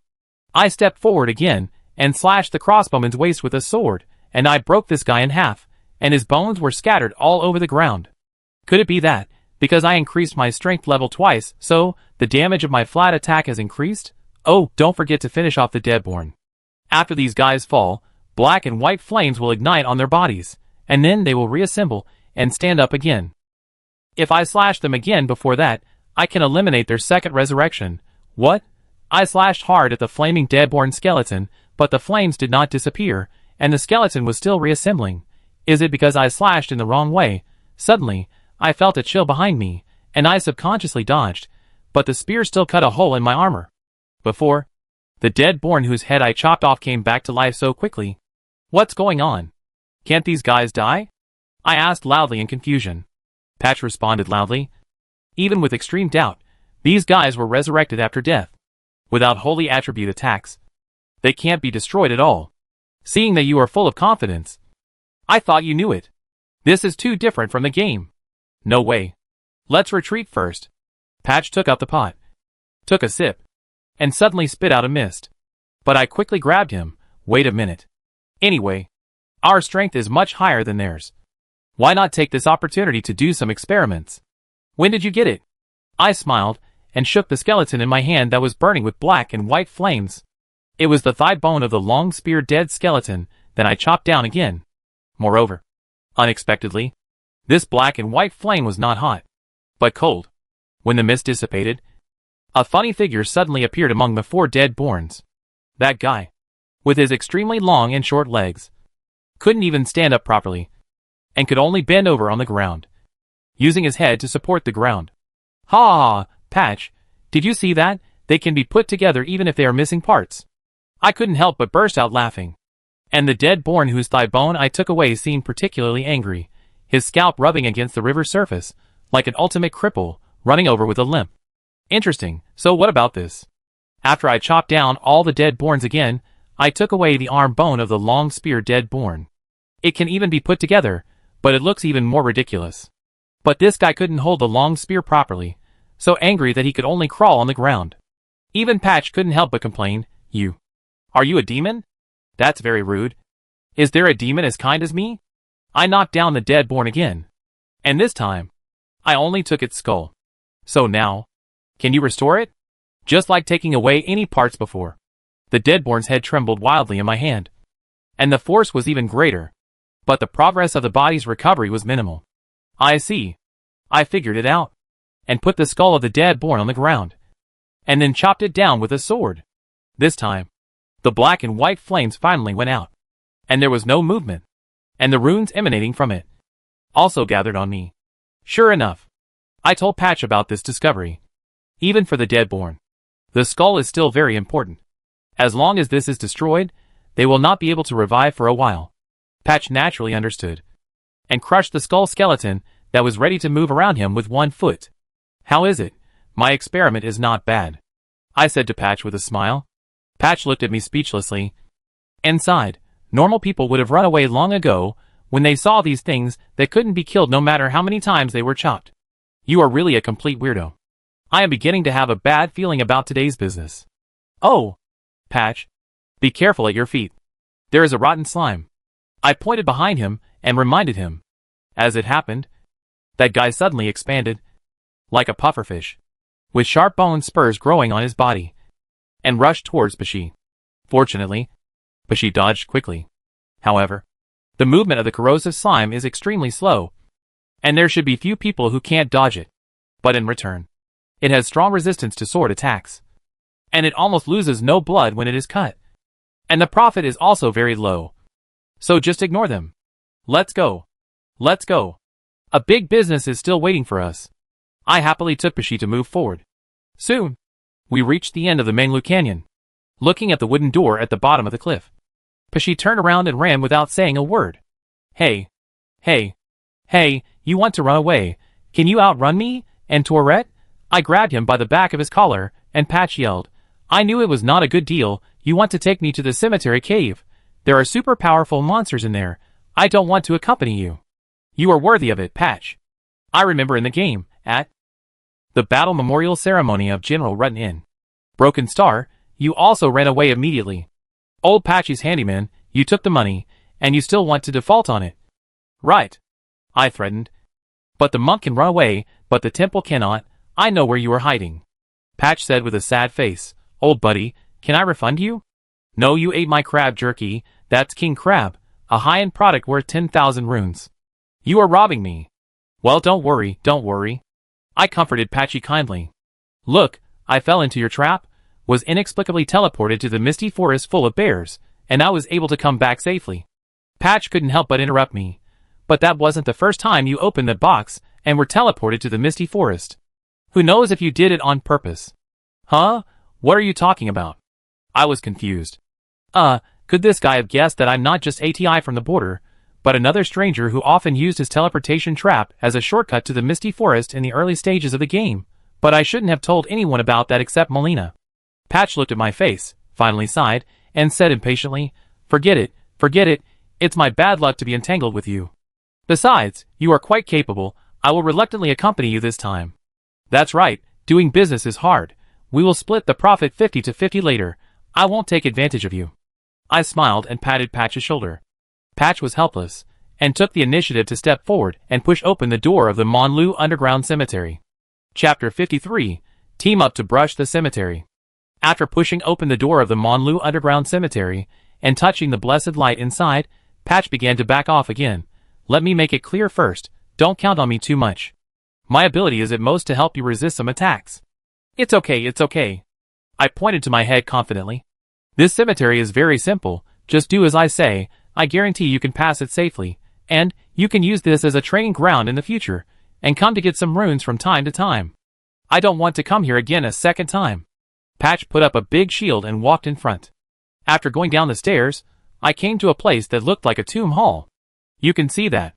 There are 2 stone gargoyle statues standing at the foot of the wall pillars on the left and right sides, and the 3 heads on each stone gargoyle statue are fierce, as if they are staring at the intruders who broke into the cemetery. Patch couldn't help but tremble. Hey! Hey! Hey! Didn't you say it was easy? How come there are 4 large gargoyles right at the beginning? Calm down. Look at the colors clearly. I comforted him. Those 4 are just statues. They won't move. Look at the wall at the end of the tomb. There is one lying on the ground. There is one on the roof in the middle, hidden in the upside-down stalactites, and I pointed to the left side of the door. There is another old 6 in this corner. I'll deal with it later. Patch looked at me, dumbfounded, and extremely surprised. What? The map master takes you through the levels, isn't it simple? The little ghost lying on the wall at the end jumped down on his own initiative. Its eyes glowed with golden light, like the owner of the tomb, walking slowly step by step to greet us. I pointed at it, and asked Patch with a smile, You are so lucky, that stone statue little ghost has more runes than the average one. Do you want to give it to you? Humph, what you mean is, don't you want to give the 2 guys in front to me? Patch said, but he still happily went up with a big shield. And I was behind him, turned the corner quickly, and stabbed with a sword, and stabbed the head of the stone statue little ghost in the corner. Break! It actually pierced through. It seems that after adding strength twice in a row, my attack ability has indeed improved a lot. And Patch, relying on the classic big shield and spear flow, also easily dealt with 2 stone statues. Well, after all, this kind of thing is mainly a sneak attack that is most frustrating to the mind. In addition, when the number of people increases, it will be quite troublesome to surround and suppress a tie. I vaguely remember that in a certain tomb's boss room, in addition to the boss, there were 4 or 5 stone statues of these little ghosts, which were even more powerful than the 5 tiger generals in the underground tomb under the storm. At that time, in the game, I suffered a lot, and lost my runes and life again and again. After collecting 2 cemetery lilies, I passed through the tomb hall, and continued to walk down. There was a mechanism to open the door of the boss room in the tomb at the end of the passage. And turning the corner in the middle of the passage was the boss room. Well, I told you it's easy here. I continued to move forward with Patchy. In the tomb ahead, besides the ones you can see clearly, you also have to be careful. There's also a 6th in the corner, preparing for a sneak attack. This guy trembled as he touched the stone statues of the imps placed on the side of the passage. These guys aren't real. Are they? They shouldn't move. Right? It's okay. The ones with blue bodies are the ones that have magic power and can move. Suddenly, I felt my feet sink, and I subconsciously slapped Patchy against the wall of the tomb. Whoosh! Whoosh! Whoosh! Suddenly, several flaming arrows shot out from the tomb in front, neatly arranged in 3 rows, whizzing through the entire corridor of the tomb. Patch was so scared that he lay on the wall and dared not move. And I quickly reminded him, be careful. The stone statue imp is coming. Crack! Bang! As expected, a stone statue imp suddenly jumped out from the corner of the tomb door. Unfortunately, none of us stepped forward, causing its attack to fall in vain. Hello. And goodbye. I stepped on the arrow trap at my feet again. Just like before. Arrows flew out from the mechanism deep in the tomb, and the stone statue imp in the middle was pierced into a hornet's nest. The other 2 imps also saw that the situation was not good, and immediately triggered in advance, throwing flying knives continuously. Defense is coming. I pulled Patch, who was still lying on the wall, over to me. Wow! Patch hurriedly raised his shield. Then I pushed him forward, charge. Patch had no choice but to charge forward with his gun. The two of us worked together to easily suppress the tomb. But Patch couldn't help complaining, "Old buddy. You know there is a trap in the passage. Right? Please tell me earlier next time." Sorry. I didn't pay attention. I returned to the passage. This place is also very different from the game. The mechanism stone slab is actually embedded directly in the ordinary stone slab. It is not like the game at all. A large square white stone slab is used openly, and a circle of small stone slabs are deliberately framed around it to completely distinguish the trap from the surroundings and remind the players. Look at your feet more when walking. After suffering a loss once, you will basically be on guard. It seems that if you encounter a flying arrow trap in the future, you will have to rely on your reaction speed. However, the position of the trap is similar to that in the game. If you look closely, it is also a little different from other stone slabs. The trap is more square and slightly larger. Pull the mechanism lever, and a heavy door opening sound came from the depths of the cemetery. Patch and I walked down the last flight of stairs. There were also 2 stone gargoyles guarding the door of the boss room. I pointed to the wall above my head, suggesting that there was also a 6 stone gargoyle hiding above the door. Then I pointed to the ground, telling Patch to pay attention to the arrow trap under his feet. Patch nodded, followed my example, and stuck to the wall, and then rushed into the tomb. The little devils had just triggered the enemy defense mechanism, and the swords and spears had only taken their heads. Ah. Easy. It's really easier to break into the tomb with one more person. I pulled the sword out of the stone statue little devil and blew off the stone powder on it. Patch asked, "Old man, since you know this tomb so well, you should also know what the monster at the bottom is." "Well, if I remember correctly, it should be a gladiator." "Gladiator? Don't worry. You defend. I'll attack. Easily deal with that guy, and earn all the runes on him." I took Patch down the stairs of the boss room. In the dim tomb, a burly black figure in a black cloak was sitting on a pile of bones. Hearing our footsteps, he stood up and picked up 2 huge war hammers that were twice as big as my head. Great Keeper, before the opponent launched an attack, I took the initiative and threw a flame pod directly. Boom, the flame exploded. But as the fighter pulled the burning cloak hard, it rushed towards us like a demon passing through the fiery purgatory. Roar. Wow! Patch and I subconsciously coordinated and turned our heads to run towards the door of the boss room. "Why are you running? Didn't we agree that you would defend, Patch? Why are you running again? Didn't you say that this guy is easy to deal with, asshole?" I just have an experiment to test, isn't it okay?" I argued and rushed up the stairs. But I didn't expect a loud bang behind me. "Great Keeper," the boss rushed out of the boss room. Chapter 54 Despicable Stranger. Roar. Unexpectedly, but also within reason, the Great Keeper holding 2 warhammers completely opened the door of the boss room, and then continued to chase me and Patch. Well, this is normal, since there is no fog door blocking the door of the boss room. If we can get out, the boss can naturally get out too. We continued to run out. Suddenly, I noticed that Patch had stepped on a square stone slab, which was slightly concave. Patch, 3 consecutive jumps. Wow! Swoosh, swoosh, swoosh. From the hole on the stone steps in front of me, 3 flaming arrow feathers flew out in succession, scaring Patch like a rabbit, jumping again and again. And I turned sideways and passed through the gap between the arrows. But the gray guarding fighter, who was chasing us, was not so lucky. Besides, his vision in front was blocked by us, so he had no time to react to the arrow mechanism that suddenly shot at him. Roar! Several flaming arrows pierced his thighs one after another, causing the opponent to roar in anger. Even a puff of red smoke appeared on his body, and he pulled all the arrow feathers off. Monster! It was difficult to hide in the passage, so Patch and I could only continue to rush out. Until we reached the tomb hall near the exit, I grabbed Patch. "Okay, let's fight here." "Huh? Are you sure you want to fight that monster?" Patch was shocked. I nodded calmly, and hid in a corner of the passageway, just as we planned before. "Please." Patch touched his bald head, and smiled helplessly. "I really can't do anything with you." "Then I'll accompany you again." Roar! The roar of the Great Keeper has been heard, and Patch stood in the center of the tomb hall, hitting the big shield with the gun to attract the other party's attention. "Come on, big guy." The heavy and hurried footsteps quickly passed by me, and I started almost at the same time, chasing after the Gravekeeper's back. This guy's movements are very open and close. The two warhammers are tied with chains, so they can be thrown to attack. So the big tomb just now was too spacious, which gave him room to play. And now the hall is long at both ends and narrow in the middle, which can well limit the fighter's ability to play. Roar! Just when the tomb-guarding fighter raised his two warhammers and was about to smash down at Patch, I suddenly jumped up, held up my straight sword, and stabbed the opponent's neck hard. This is the stinky gargoyle in your maze, who taught me. Success? Patch was very surprised. No, not yet. Only I, who attacked, could understand that.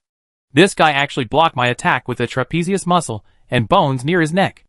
Of course, it also has something to do with the fact that I stabbed a little off. Roar! The Gravekeeper swung his warhammer behind him. I didn't waste any time. I drew my straight sword and somersaulted back. It's inconvenient for him to turn around here. We'll attack him from the front and back. A big hand like a pair of pliers rushed towards me suddenly. Before I could react, it grabbed my collar. I was supposed to be grabbed by the neck, but fortunately I managed to avoid it a little. It's over. Next is this guy's throwing skills. In the game, every time I go around to attack him from behind, it's a little hard to guard against this move. I turn quickly, and my speed is fierce. I didn't expect to be hit again now. The Gravekeeper has great brute force. He lifted me up in the air like a chicken, and then smashed me to the ground with all his strength. Cough ha.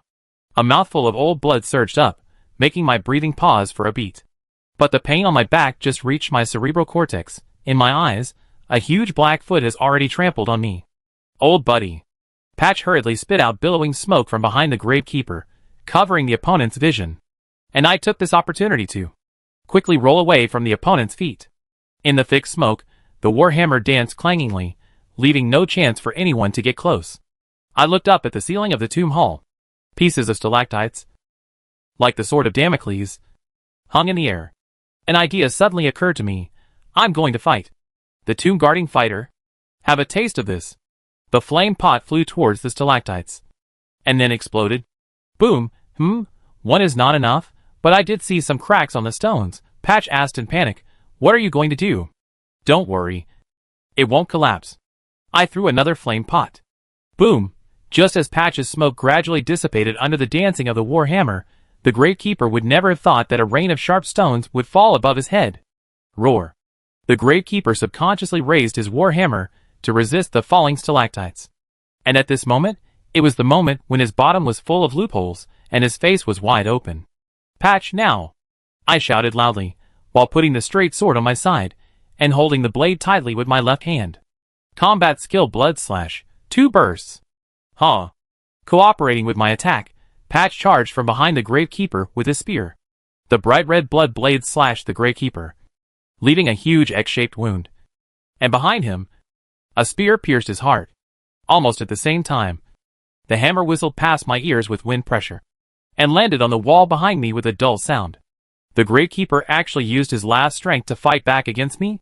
If it weren't for the fatal combo between me and Patch, which somewhat affected this guy's accuracy, he might have succeeded. He is really a gladiator. He can't let his guard down until the last moment. Then I'll give you another flame pot, so you can finish him off. Boom! In the raging fire, the huge figure of the Gravekeeper turned into gray smoke and dissipated, and the rune on his body, with a hint of blue, gathered in my hands. Summon the ashes lost Nightingale. Obtained? Huh? It's finally over. Patch wiped his bald head and reached out to me. I decisively slapped his palm. Yeah. You the reward. Reward, don't forget to split it 50-50. Patch was powerless to complain.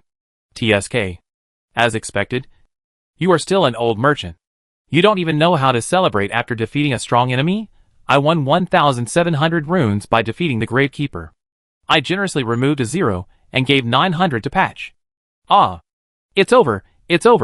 Let's go out for dinner. I stretched my body and saw that Patch was still standing there, looking at the rune in his hand in a daze, and asked, What?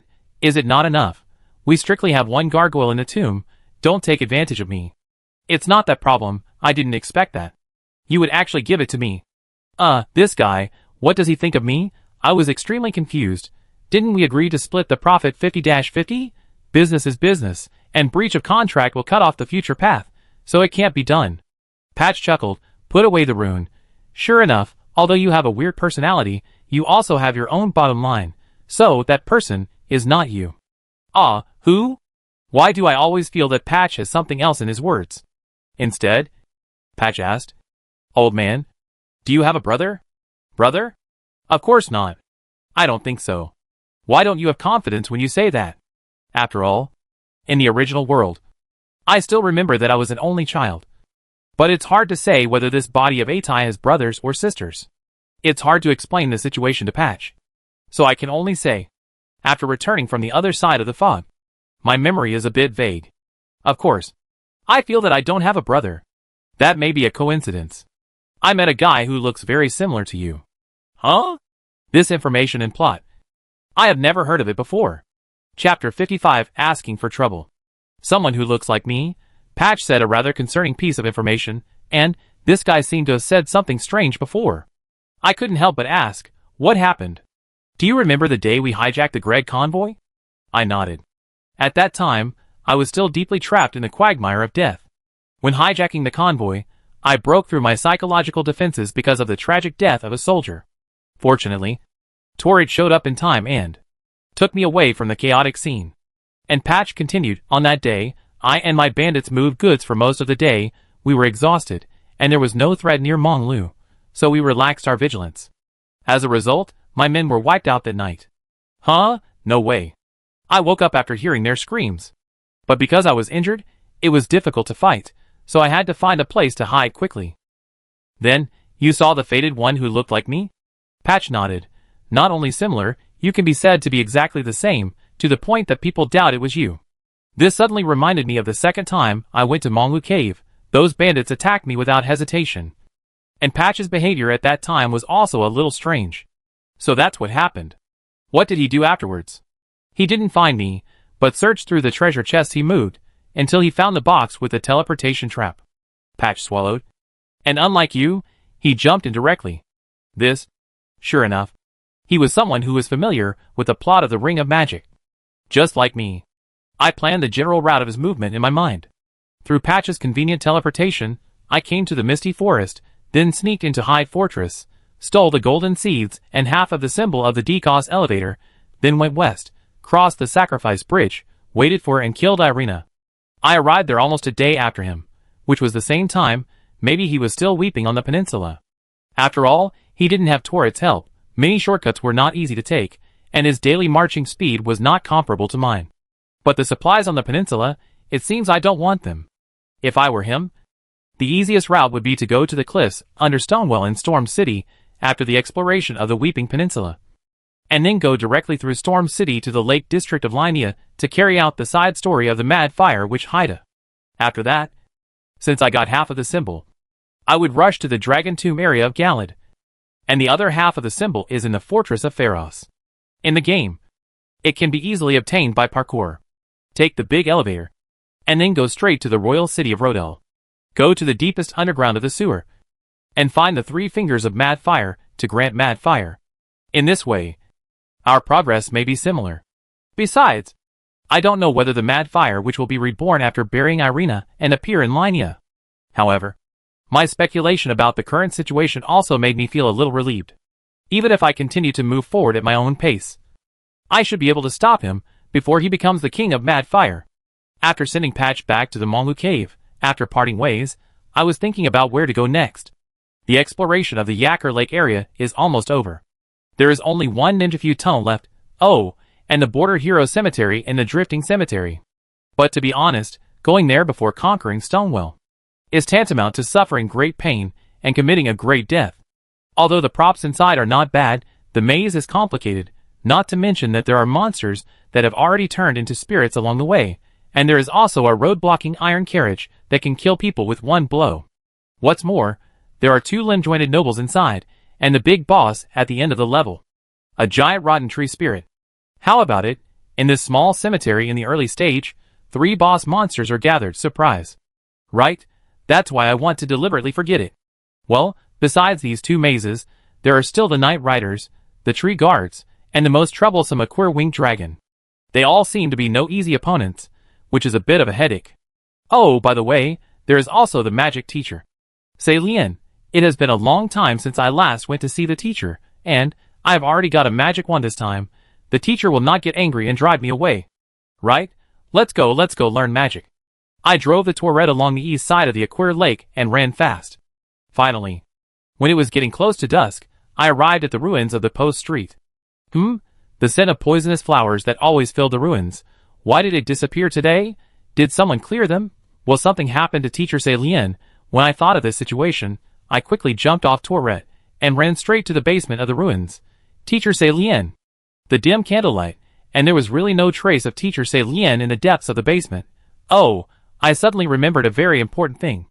Now, Teacher Salien's body should be imprisoned in the ruins of the Sealed Witch on the Weeping Peninsula.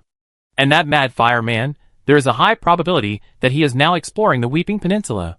Will he, who knows the plot well, go first and harm Teacher Salien? Thinking of this, I felt a chill in my heart. That guy. Suddenly, the teacher's voice came from behind me. Who did I think it was? It's you, disciple. Teacher Salien. I breathed a sigh of relief. Where did you go just now? You scared me. What's there to scare you about? The teacher's chuckle came from the plaster hood, and then she turned around and walked out. Don't worry, my fate is temporarily sealed by someone now. Although it is difficult to get free. It will not hurt you. Yes. Is that so? I followed the teacher to the basement. And suddenly, a white light shone under my feet. Oh no! It's the magic attack of the poisonous flower in the ruins. Quiet. He is not an enemy. With a command from Teacher Salien, the light suddenly disappeared. At this time, she was holding a magic wand against the giant poisonous flower. And the pyroxene on the top was shining with a blue light. I curiously stepped forward and asked, are these flowers all raised by you? Teacher? It's just a little interest cultivated when I was bored. And it can at least prevent rude people from approaching. Teacher Salien picked up a bucket of water and poured it on the roots of the flowers. The water seemed to be mixed with fluorescent green powder. Could it be pyroxene powder? The magic contained in it made the other little magic flowers slowly approach and greedily absorb nutrients. By the way, disciple, long time no see, do you have any questions for me this time? Teacher Salien put away the tools for watering the flowers, turned around and asked curiously. No, I'm here to learn magic this time. I proudly took out the Ojite staff of the powerful. I prepared the tools. too. Oh, it's a good thing to be eager to learn. Come with me. Teacher Salien took me back to the basement, while continuing. Since you left that day, I've been bored, and I've written a little bit of the origin of Ojite and the concept of magic based on my memory, and I can show it to you now. That's really too much trouble. Teacher. I smiled and followed the teacher into her studio. Then my smile froze. In front of me, what are the books and papers piled up like a mountain on the desk? Is it possible that these are all my tutoring materials? That's right. Apprentice. Although I can't see it, the strange magic I feel in this basement should be the blessing of you fated ones, right? Teacher Salien asked gently. But why? I feel a chill inexplicably. Yes. What's wrong, teacher? I heard that the blessing left by Queen Marika for you can eliminate the negative state of the human body, so sleep can also eliminate it. Under the flickering candlelight, I only felt that the shadow behind Teacher Salien was getting higher and higher, and bigger, even gradually swallowing me up completely. This time, let's learn magic from the beginning. I won't allow you to fall asleep easily. Yeah. Chapter 56 Teacher Salien's Magic Guidance. The Witch is a truly terrifying witch. The origin of magic is in the past, when ancient stargazers turned the starry sky they saw into reality, and thus, amber stars fell on this land, becoming the present, the starting point of the present pyroxene magic. Ah no, it's not working anymore. My head has completely turned into a paste, and the words in front of me have also begun to become crooked. The words I read mechanically seem to have become the prayers of angels, clearly coming from my own mouth, but they are so distant and ethereal. I don't know how long I haven't closed my eyes to rest. I only know that, since I found Teacher Salien and started learning magic, I have lost my sense of time and continue to study the book she wrote, and listen to the teacher's teachings. Once I feel sleepy, Teacher Salien will let me touch the light of blessing, and after completely eliminating the sleep state, I will continue to study. She was serious, not joking at all. I didn't even have a way to escape. She used magic to seal the exit of the basement, and even teleported to the blessing point. If you want to go out, you must use force. But who can bear to hurt Teacher Sei Lian? I have to say that Teacher Sei Lian is indeed a real magic block which with some Yandra attributes. Now magic is divided into factions. And there are many factions. Such as Big Head. I am so hungry. I can't do it anymore. Even my brain can't control my random thoughts. I can't even distinguish the words in front of me. Okay. Stop. Teacher Sei Lian's voice came to my ears. Stop? What stop? Oh. I'm sleepy again. Should I go to the blessing point to wash my face and eliminate the state? I stood up mechanically. But I felt the ground shaking and shaking. And then it tilted completely. Disciple? Disciple.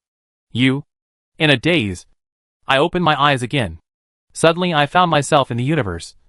Surrounded by darkness. But above my head countless bright stars were flickering and shining. And in the center of the universe, a dignified and beautiful woman was like the conductor of a music concert, gently waving her magic wand, making the stars turn. Even her stone statue hood was perfectly integrated with the vast starry sky, showing a strong sense of mystery. So amazing. I couldn't help thinking. The woman happened to turn her head at this time. Oh, disciple. Are you awake? Awake?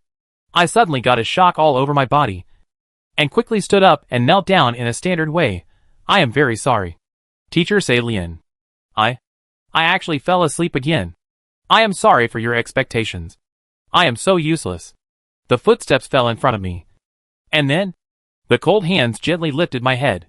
Teacher Sei Lian said gently, please stand up. I should be the one to apologize, disciple. I'm sorry. Huh? How could it be?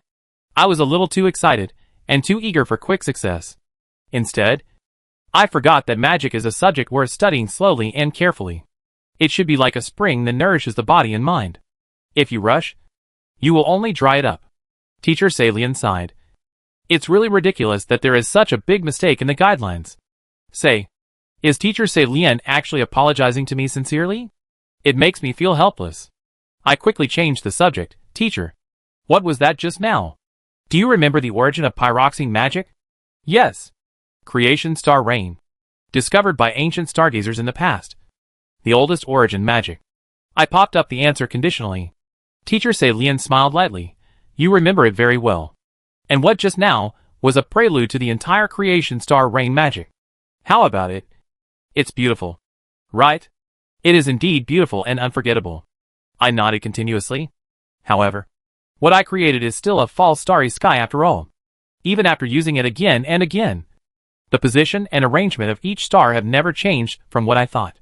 This reminds me of the unchanging starry sky of Nox Stella, the eternal city in the underground world. It is said that this is a false starry sky created by the rare people in the past for their black moon. I asked in confusion, is it better to be different? Everything is just a predetermined answer, which will of course make people lose interest. However, for you, the magic may be too profound. Teacher Sei Lian walked to the studio deep in the basement. By the way, apprentice, how is your magic rune training going? That. I scratched my face a little embarrassedly. The so-called magic rune is the symbol of different factions of magic. In the game of the magic circle, before using various magic, the pattern of the corresponding school will always appear at one end of the staff. After learning, I also understand that the magic rune is more like a start key. The magic of the borderland is divided into many schools, for example, Academy Magic, Kalion Magic, Celia Magic, etc. Each magician created the magic system of its school, and the magic rune is the corresponding start prelude, guiding the magic power you want from the system. Teacher Sei Lian continued, I know that you fated ones are only seeking the power of magic. However, if you don't learn how to draw magic runes, the harm will be endless. It's okay if you can't release it, but if you make a small mistake, the magic power in your body will go out of control, and you will be destroyed in the end. Ah? This is so serious. I widened my eyes in disbelief. After all, I just thought that I was just scratching my head when I couldn't release magic. If you are eager to learn magic quickly, you will make mistakes in a hurry. I have seen many magicians who made mistakes in a hurry because they learned too many mixed magics. In the tense battle, they mixed up the runes and brought disaster upon themselves. Teacher Sei Lian patiently persuaded. And I, naturally, don't want you to end up like that. So I will be strict with you in this regard. Otherwise, It is not impossible to tell you a simple shortcut. I nodded obediently. But I was constantly roaring in my heart, Teacher, I know you have good intentions. But do you know that in my previous life, I was nicknamed Amazing Hands Destroying Flowers. After all, as otaku, who doesn't want to have some painting skills? But every time I draw a beautiful girl, she either has uneven eyes or wide-set eyes. Not to mention the uncoordinated body shape. But I didn't give up, and I repeatedly created pictures of ancient gods. It was because I was a bad artist and loved to play that I was ridiculed as a flower destroyer. Now, you asked me to draw these more detailed magic runes. Isn't that killing me? Teacher Celine picked up a few practice drafts I had drawn before I fainted, and patted the chair. Apprentice, come over and draw another one now. Ah, my fingers were starting to ache slightly. But after all, this is part of learning magic, and it's hard to make excuses. Besides, it doesn't matter if I really do it wrong. Teacher Celine will guide me to correct it. So with this mentality, I walked over and sat down. Teacher Celine seemed to see my nervousness, touched my head gently, said with a smile, Don't be nervous, relax. Just follow your memory. According to my memory, in my mind, I unexpectedly recall the endless practice of magic runes in the academy during this period of time, even to the point of being able to perfectly reproduce every stroke. By the time I realized what was happening, a rune diagram had already been drawn on the paper roll. After watching me finish the drawing, Teacher Celine couldn't help but sigh, You are indeed a fader. Your talent for knowledge about combat even surprised me. This rune diagram is already perfect. Hee. I felt embarrassed by the praise. I didn't expect that AFA's artistic cells were quite high. Then, Teacher Celine handed me another parchment roll and a peculiar pen. The pen holder was golden, and the tip was made entirely of fluorescent blue pyroxene. She said, Apprentice, now, gather the runes in your body into this pen, and then use your memory to draw the rune diagram just now on this parchment roll. I did it honestly, but I always felt that I had seen this golden magic rune somewhere before. Very good, then touch it. I reached out and touched the magic rune I had drawn. Suddenly, the golden rune on the parchment turned into a spring and penetrated into my brain, and a clear and ethereal echo came from inside. So that's it. This is rune magic similar to those map tablets. The runes consumed for learning magic are from here, and not purchased directly from the teacher. Teacher Celine continued, Now, you have completely learned the basic of the basics of pyroxene magic. Pyroxene magic gravel. Oh! I was so excited that I quickly stood up and took out the pyroxene magic wand, and then easily recalled the magic runes in my mind. Swoosh! A fluorescent blue glow shot out, and after hitting the bookshelf, smashed with chips and scattered books. Teacher Celine turned his head stiffly, and I had already prostrated myself, and said, Really, I'm very sorry. Chapter 57, First Battle After Learning. Magic, Pyroxene Magic Gravel. I raised the pyroxene magic staff. While the magic runes of the academy appeared in my mind, the pyroxene on the top of the staff lit up with a fluorescent blue glow, and then shot out. Snap! A wooden board 10 meters away broke with a sound. So, I started to take steps while running. I continued to use magic continuously, and attacked several wooden boards in the distance. Finally, I even did a somersault, before landing, and swung out the pyroxene magic gravel. Only the last shot missed. I landed smoothly, and my head felt a little dizzy, which was the opposite effect of running out of magic power. I quickly drank a mouthful of the blue dewdrop Holy Grail bottle to recover. And at this time, applause sounded behind me. Well done, apprentice. It seems that you have mastered this most basic magic. Pyroxene magic gravel. No. Compared with the teacher, it's still far behind. This is not just my modesty. Even if we use the same magic, Teacher Celine's pyroxene magic gravel has a longer range than mine, and its power is also higher. My range limit is probably only 10 meters, and I can use it 10 to 11 times at a time. As for its power, it is quite good for bullying small animals. Perhaps this is the manifestation of the difference in intelligence. Here, consider it as my initial gift to you as a teacher. Teacher Celine handed over a long wooden barrel, and when I opened it, there were several blank parchments stored inside. Then, she reminded me, Apprentice, according to my judgment, with your current memory ability, learning and applying 3 kinds of magic should be the limit, but don't covet too much power. If it confuses your memory, the consequences will be disastrous. That is, In the game, the 3 initial memory grids of odd die. So this is how the setting came about. However, I also have a question, Teacher Lien. Can I rely on my own efforts and training to enhance my magic memory ability? Teacher Lien shook his head. For this kind of thing, everyone has different talents. So it's best not to force it. Actually, if you spend your whole life studying the 3 types of magic thoroughly, it would be enough. However, there is a memory stone that can help us store magic memories. Unfortunately, I didn't bring one with me when I left the academy. The first memory stone that should have been obtained in the Orides Magician Tower has been taken by someone else. In addition, if you go to Ria Lucalia one day, I believe you will find more magicians there. If you want to learn from them, it's fine. But it's better to use the method I teach you, step by step, so that you can better master magic and not make mistakes in a hurry. Teacher Saren repeatedly reminded me. Perhaps she had already anticipated that I would leave. After all, I have indeed been here for several days, and compared with the planned week-long adventure to the Storm City Stonewell, there is not much free time left. Don't worry, I said with a smile. I think there should be no better magic teacher in the world than Teacher Saren. You must follow the teacher's teachings. A chuckle came from under the hood of Teacher Lien, a better magic teacher. If you knew my past, maybe you would no longer think so, and... Then, the teacher shook his head helplessly, and changed his tone.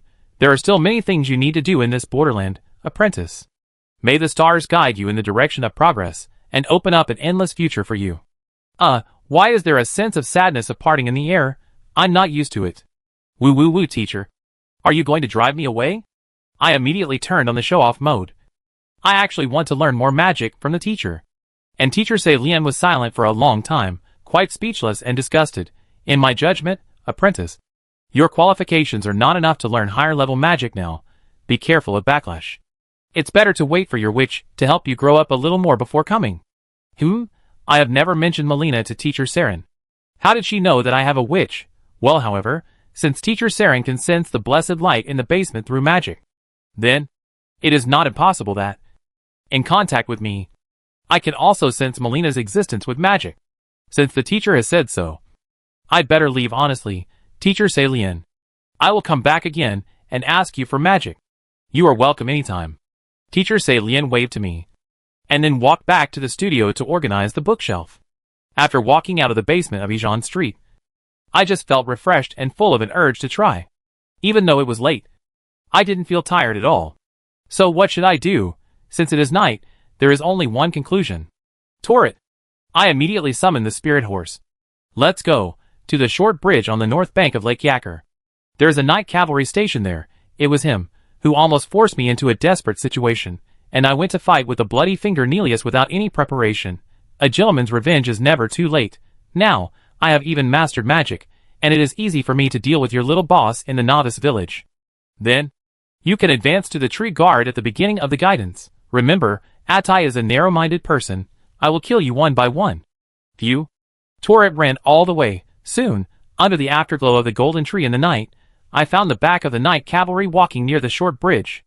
I stopped Torret and quietly approached. Magic pyroxene, magic gravel, bang. The fluorescent blue pyroxene exploded on the back of the night cavalry, and a piece of crystal was broken. This is how I greet you. A bastard. The night cavalry immediately turned his horse's head, held the long halberd in one hand, and charged towards me. While the opponent was still some distance away, magic, pyroxene, magic gravel, continuous fire. Swoosh, swoosh, swoosh. The night cavalry just shook his head left and right, and easily dodged my 3 consecutive magic gravel shots. He jumped up on his black warhorse and his long halberd, under the glow of the golden tree, drew a bright moon blade, and chopped at me. I dodged.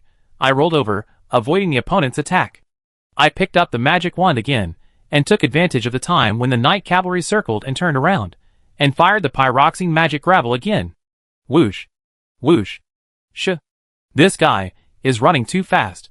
Although the pyroxene magic gravel does have a short tracking ability, but the turning range and the speed of the warhorse are completely incomparable. He easily dodged all my attacks. It made me feel a little dizzy. Seeing this, the night cavalry charged again, and the halberd almost pierced my scalp. Fortunately, I rolled over quickly. Puff! A sudden chill came from my back, causing me to fall forward. Then the burning pain almost tore me apart. splitting me in two. This guy, while approaching me, deliberately slowed down the speed of his warhorse, so that after failing to hit me, he still had the opportunity to pull the halberd back to the limit, just in time to catch the end of my roll. What a tough opponent! I hurriedly continued to roll forward, and at the same time, the magic wand in my hand lit up the last glow, cutting through the night sky. The night cavalry obviously didn't react. In that situation, I was able to fight back, and was hit in the head by the pyroxene magic gravel, forcing him not to continue chasing me, but to distance himself first. I had to recover quickly. I supported myself on the ground with my staff, panting heavily, and drank the blood bottle and blue bottle in succession, watching the night cavalry riding their horses again, charging towards me. Teacher Sei Lian, I'm sorry. It seems that your disciple's mastery of magic is not enough to defeat a powerful opponent. Chapter 58. Do you know what a melee mage is? Just like in the game The Ring, because of the high mobility of the night cavalry, even though I thought I had mastered the magic of the pyroxene gravel, 9 out of 10 attacks still missed. Sure enough, relying on wooden targets for practice is nothing at all. What's important is the actual combat operation. Can I only put down magic temporarily and return to my old job? Rolling again, avoiding the sweeping attack of the long-handed night cavalry, I put away my staff, and at the same time took out my straight sword. In short, I'll destroy his warhorse first, using the exact same method as dealing with the flail night cavalry. Before the opponent turned his head on his warhorse, I charged at his back. While he just turned the corner, and his speed was still at the slowest moment, the flame pot smashed directly at the warhorse's head. Boom! Phew! The fire burned, and the warhorse raised its hooves and neighed. I also seized the opportunity, and slashed with my sword from the left side of the night cavalry. The sword tore the horse's cloak, and slashed the armor underneath, which caused some sparks to burst out, and then followed it with a whirlwind slash, and slashed the horse's buttocks. The night cavalry saw that the situation was not good, and also chose to quickly drive the horse to gallop, to keep as much distance as possible. Coward, don't run, Torret! I blew the spirit whistle, and chased the night cavalry from the left. Torret's speed is obvious to all. Soon, we caught up with the opponent, and started to run side by side with the night cavalry. Good evening, and then die. The Academy rune flashed on the pyroxene magic wand, and the fluorescent blue magic gravel shot straight at the opponent's head. Successful hit. The opponent twisted his upper body in anger, and swung the long halberd at me. But I deliberately kept a distance of about 4 or 5 meters, within the range of my magic, and outside your attack range. Moreover, at this distance, it is not easy for you to dodge. Right. Pyroxene magic gravel. Continuous shooting. Every time I swing the staff, Pyroxene's attack will go straight to the opponent's head. Forced to do so, the night cavalry had to bend his arms to block. But the power of magic is not something that can be resisted by simply relying on your armor. After a few hits, the magic gravel penetrated his shoulder completely, causing the night cavalry's left arm to droop. He had to stop his horse. Are you finally ready to fight me on the ground? I wish for it. I also jumped off Torret's back. But just as I got off, another footstep came from my side. Ha! A long spear came straight at me. But fortunately I reacted quickly, put up a shield, and barely blocked the opponent's attack. But because the defense was too hasty, the whole person accidentally lost balance and staggered backwards. Ah, not good. In my peripheral vision, the night cavalry actually seized this golden opportunity, and rushed forward with the halberd raised high, and was about to cut me off from the waist while I was losing balance and leaning backward. It was a split second, and I didn't even have time to think. The moment my staggering footsteps touched the ground, I subconsciously used all my strength, forcefully twisted my body, and before the halberd swung down, I threw the shield in my hand at the face of the night cavalry. When the centrifugal effect was added, the strong impact of the shield slowed down the movement of the night cavalry, and the halberd's downward strike was in vain. And my whole body was completely unable to stop and spun sideways for several circles, and then fell heavily to the ground. Cough, cough, cough. My mouth was choked with mud, and the adrenaline was secreted crazily, making the heartbeat so rapid that it could not be stopped at all. It was close. It was close.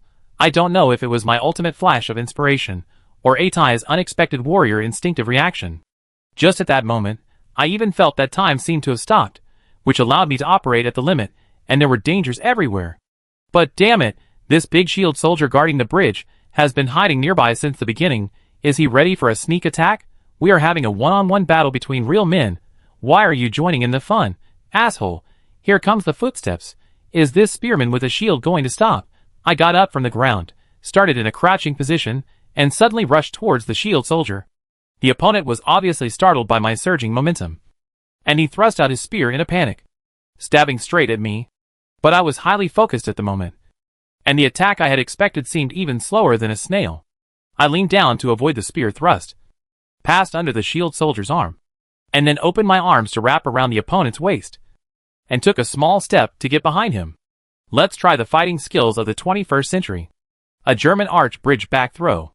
A dull sound came from the top of my head, and I quickly stood up and retreated, keeping a distance.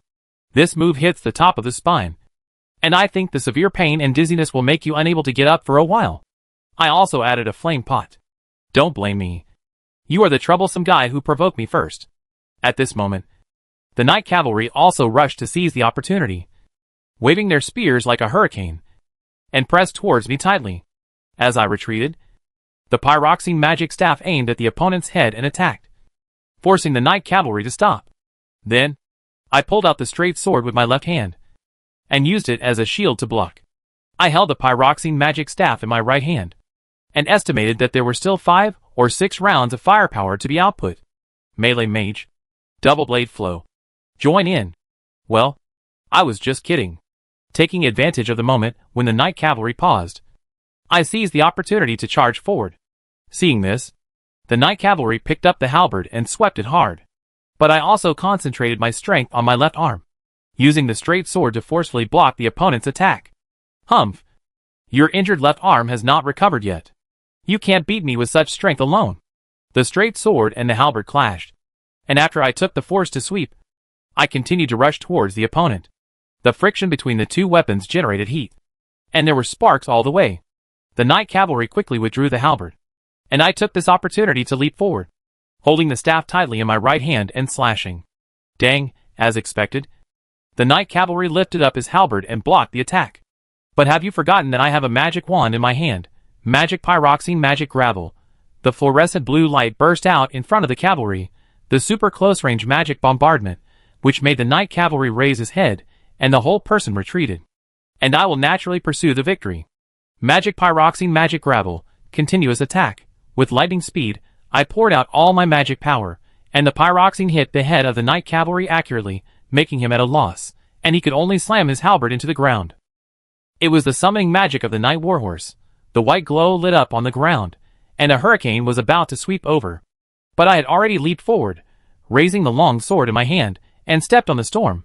Before the Knight Warhorse came out from the ground, a sword pierced through the head of the Knight Cavalry first, and forced him to the ground. Enemy felled Knight Cavalry. The crusade is complete. This is the complete victory of the melee mage. Chapter 59. Bravely break through the level. After going through so much hardship, I finally defeated the Knight Cavalry patrolling the land of Ninjafu. Rune 2400 obtained. War Ash combo obtained. Just as I took a breath, several soldiers guarding the bridge at the other end of the short bridge heard the noise and ran over shouting, "Oh, it's really endless. Tore it." I quickly summoned the spirit horse, ran away, and left my opponent behind. Soon, a ruin appeared in front of me. I took a detour from the outside until I came to the level leading to the storm city Stonewell, and then I stopped. Took a short break at the nearby campfire. Took out the telescope I bought from Kale, and looked carefully into the level. The soldiers guarding the level are really more than in the game. Not to mention the mountain goblin giant standing on the bridge built by a huge piece of ruins at the top of the valley. There were several heads gathered around the 3 campfires visible to the naked eye. About 3 or 4 in each place. Or even more. After all, in the level, wooden roadblocks blocked the entire gorge, and I could only vaguely see the swaying shadows through the cracks in the light. With this number of soldiers, it is not like forcing through like in the game. Even if each of them shoots an arrow at me, it can turn me into a hornet's nest. What should I do? Speaking of which, I can actually go around the hillside behind the 3rd church of Marika and go to Stonewell. However, it is too far from here.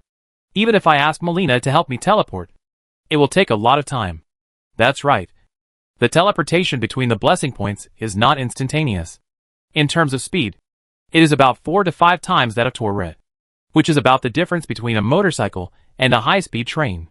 Besides, I remember that there were fierce wolves on that hillside, and mountain goblins and giants roaming around, and all along the way to Stonewell, there were also various bandits, deadborns, and you might even run into a wild boss. Don't mention it, the difficulty is not necessarily worse than forcing through the level. So, as expected, do we still have to start from here? At least we have to get through, open a blessing point, so that we can enter and exit the level later. I sat next to the blessing, rubbing my chin and frowning, thinking carefully about how to get through the level. My eyes accidentally fell on the ruins in front of me, walking on the main road, that flickering firelight. I remember, that guy has a horn that can sound the alarm and summon his companions, right? Got it. I came up with a plan, hiding in the shadows, creeping close to the ruins in front of the level, hiding next to a black coffin car parked outside, waiting for the soldiers patrolling on the main road to turn around, then quietly got behind the big shield soldier stationed in front of the black coffin car. Good night, go to sleep. I twisted his neck hard. Just like what was shown on TV, the big shield soldier suddenly tilted his body. And I quietly dragged him to the other side of the black coffin car, stripped him completely, leaving only the loincloth to avoid being inappropriate for children. I put on the uniform of the Greg soldier, took the big shield and the long spear, and stood in front of the car to guard it. Here he comes. The patrol soldier with the horn hanging on his waist walked towards me step by step. I was afraid that he would see through me, so I carefully used the big shield to cover my face a little. But obviously, he didn't suspect anything, while yawning leisurely, while holding a torch, walked past me. Pause, looking outside for a moment, after not finding anything unusual, he turned around and walked back. Good opportunity, now. I tiptoed, carefully followed his back, 1 step. 2 steps, 1 step. 2 steps. Soon, I had caught up with him, and the horn was right in front of me. Hey, aren't you guarding the black coffin car? Why are you following the patrol? Suddenly, the voice of another Greg soldier came from the side. Oh no, I was too focused on suppressing my footsteps, and didn't realize that I had already followed him into the ruins. The patrolling soldier could not help but stop, and turned his head in confusion. If I don't take it now, when will I? I'll grab it. With a unique martial arts skill. Flying dragon searching clouds. He took the horn away directly. At the same time, he threw the shield in his hand to the side, blocking the approach of other soldiers, and then turned around and ran out of the ruins. The Greg soldier just now immediately shouted, there is no blessing in his eyes. This guy is a fated one. The patrolling soldier also reached out his waist reflexively, and it took a while for him to react. And he had to shout, come on. The fated one stole something. Come on. Catch him. Oh. Don't say it so harshly. How can the fated one be called stealing? This is called borrowing Liu Bei borrowing Jingzhou. Jackie Chan borrowing props. I ran all the way, until I reached the checkpoint, and then blew the horn suddenly towards the gate. Woo! The wind soon made the horn resound through the canyon. The mountain goblin giant on the top also roared in response.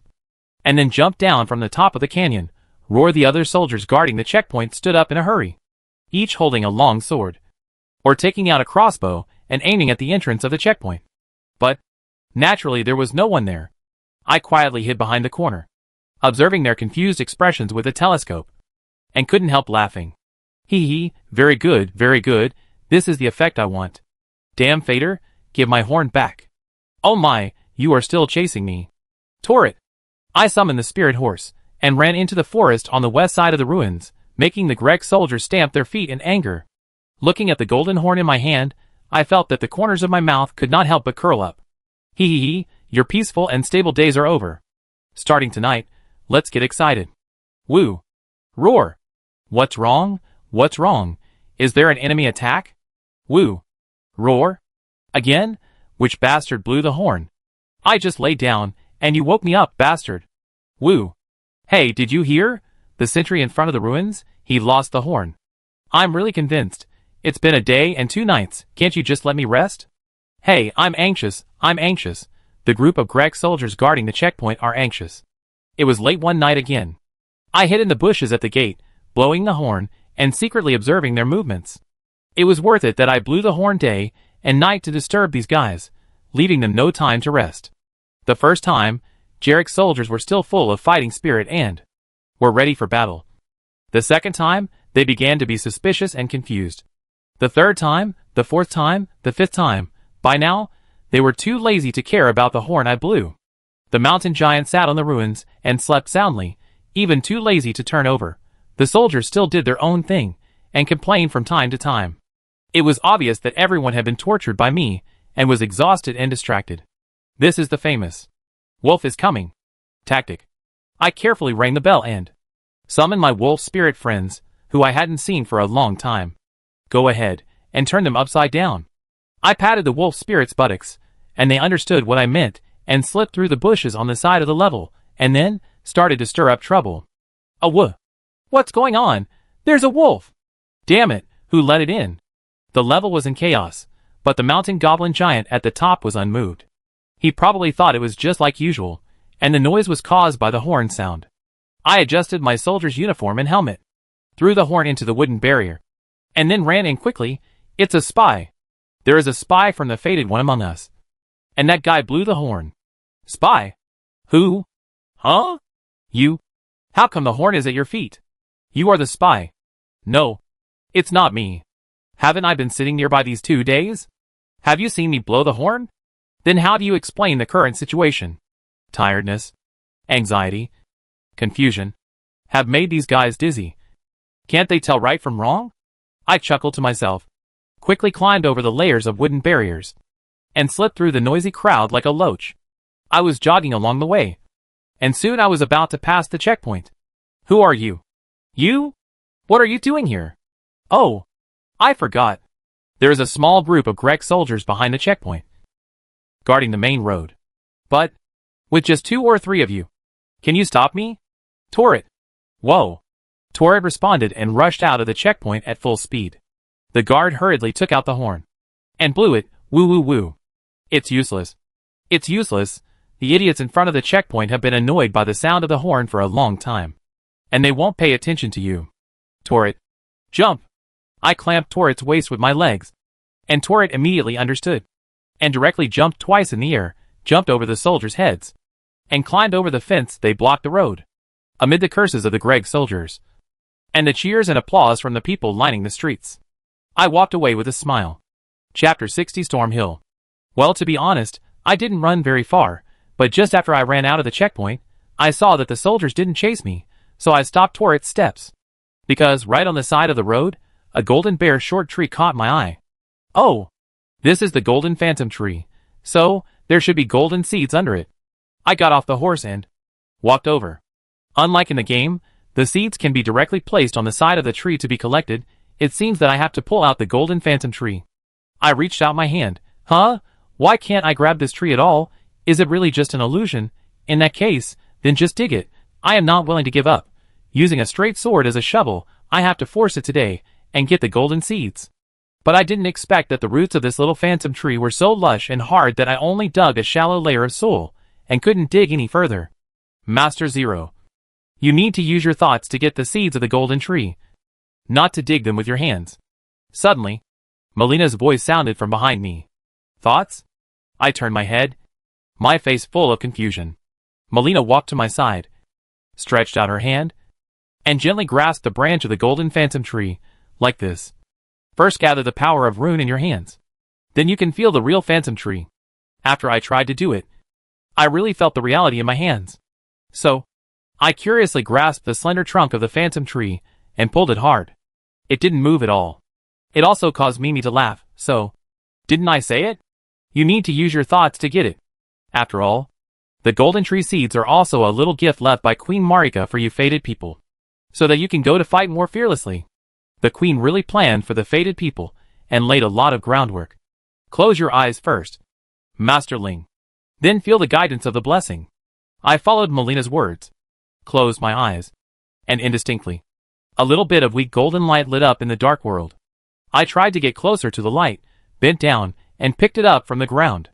When I came to my senses, I already felt a fluffy little ball in my palm.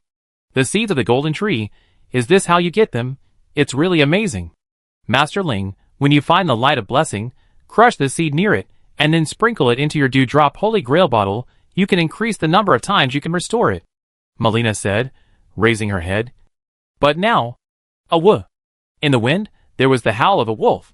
Melina, you retreat first. I quickly drew out my straight sword, looked around. No wolf? No, it was above my head. As soon as I looked up, I saw a big gray wolf falling from the sky and suddenly pounced on me. Unfortunately, I still reacted faster. Combat skill, blood slash. What? The blood slash I swung out hadn't even touched the wolf yet, but it was blown away by the strong wind of Storm Hill. Can I still play like this? Taking this opportunity, the wolf pounced directly on me, with its sharp claws on my shoulders, and its sharp teeth heading straight for my throat. I hurriedly blocked the attack with my sword, and then pushed the guy away with force. But before I could stand up, another gray wolf pounced on me. This is really troublesome. Why don't I summon Tourette and run away first?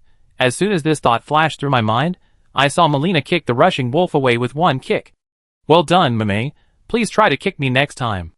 I quickly took this opportunity to stand up, pick up the shield, and wanted to reach out for a few Gurkha knives, and directly lock the gray wolf that was surrounding me and explode. But when he thought about the embarrassing use of combat skills just now, he stopped.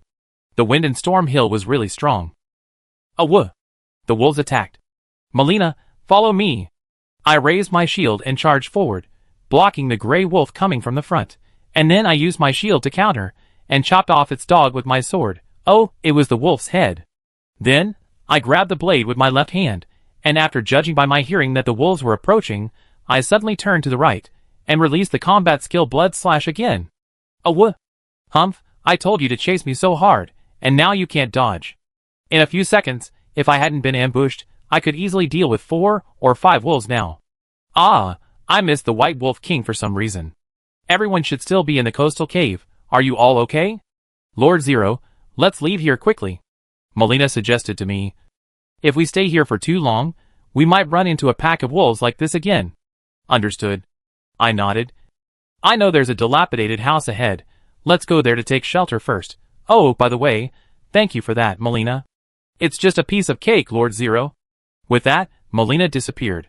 However, then again, walking on the road of Stormhill, you will indeed encounter a group of flying wolves. But shouldn't they be further ahead?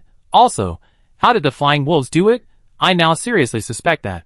This is a tribute to a certain sci-fi B-level movie Sharknado. After all, Miyazaki has a bit of a bad taste in him. But soon, I can also understand how the wolves fly. The wind in Stormhill is too strong. The hurricane is roaring all the time. The haze made the whole area gray, making people dare not breathe heavily. If you open your mouth slightly, you will feel the gust of wind rushing in, making your throat dry and sore. In the face of the storm, I finally saw the shadows of a few dilapidated houses, among which there was a faint golden light waving at me. Great, it's a blessing point. I quickened my pace and walked forward. After touching the blessed light, according to Melina's instructions, I crushed the golden seeds I saw before, and then sprinkled them into the Holy Grail. Then, from the blessing, a golden light also floated out, and drilled into my dewdrop Holy Grail bottle. In this way, I can allocate the 5 recovery powers of the Holy Grail bottle. By the way, since the golden seed has not been taken away, it means that the Mad Fire one or other fated ones have not been here yet. What I am most worried about now is that others have taken advantage of the time when I was taking a rest in the coastal caves before, and have plundered Ningyufu and the Weeping Peninsula, leaving no supplies behind. In addition, since we have come to the broken house in Storm Hill, we should also unlock new friendly NPCs. I hope Little Red Riding Hood Roderica is still around. No, it's okay, Kurara. I'm not injured. I'm just too tired, and want to rest for a while. Sure enough, that place is too scary, but one day, I will be like everyone else. Muffled crying. Roderica is still here. I walked into the shabby house excitedly, but the scene in front of me shocked me greatly, although I couldn't see it clearly. But I could vaguely see a light blue jellyfish, which seemed to be tying up a girl in a white robe and a red cloak. Besides, the girl raised her head, and her fair face was full of tears, looking so pitiful, which made people feel nervous. Tentacle, tearful girl, I said. You guys are not playing some weird game. Are you? Chapter 61 Roderica. You, who are you? My sudden appearance obviously frightened Little Red Riding Hood Roderica, causing her to shrink into the corner of the broken house. I couldn't help but laugh. Hey, what kind of little octopus are you? Can you shrink into the cracks in the ground?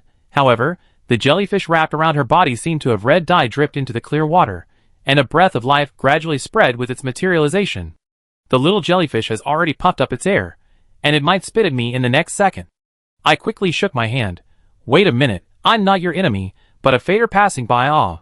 Seeing the armor on my arm, I realized that I was wearing a set of Grek soldiers, and I was probably considered by Roderica and the little jellyfish Kulala to be the bad guy who came to chase and capture them. So, I took off my helmet and pulled down my eyelids. If you don't believe me, you can see that there is no blessing light in my eyes, right?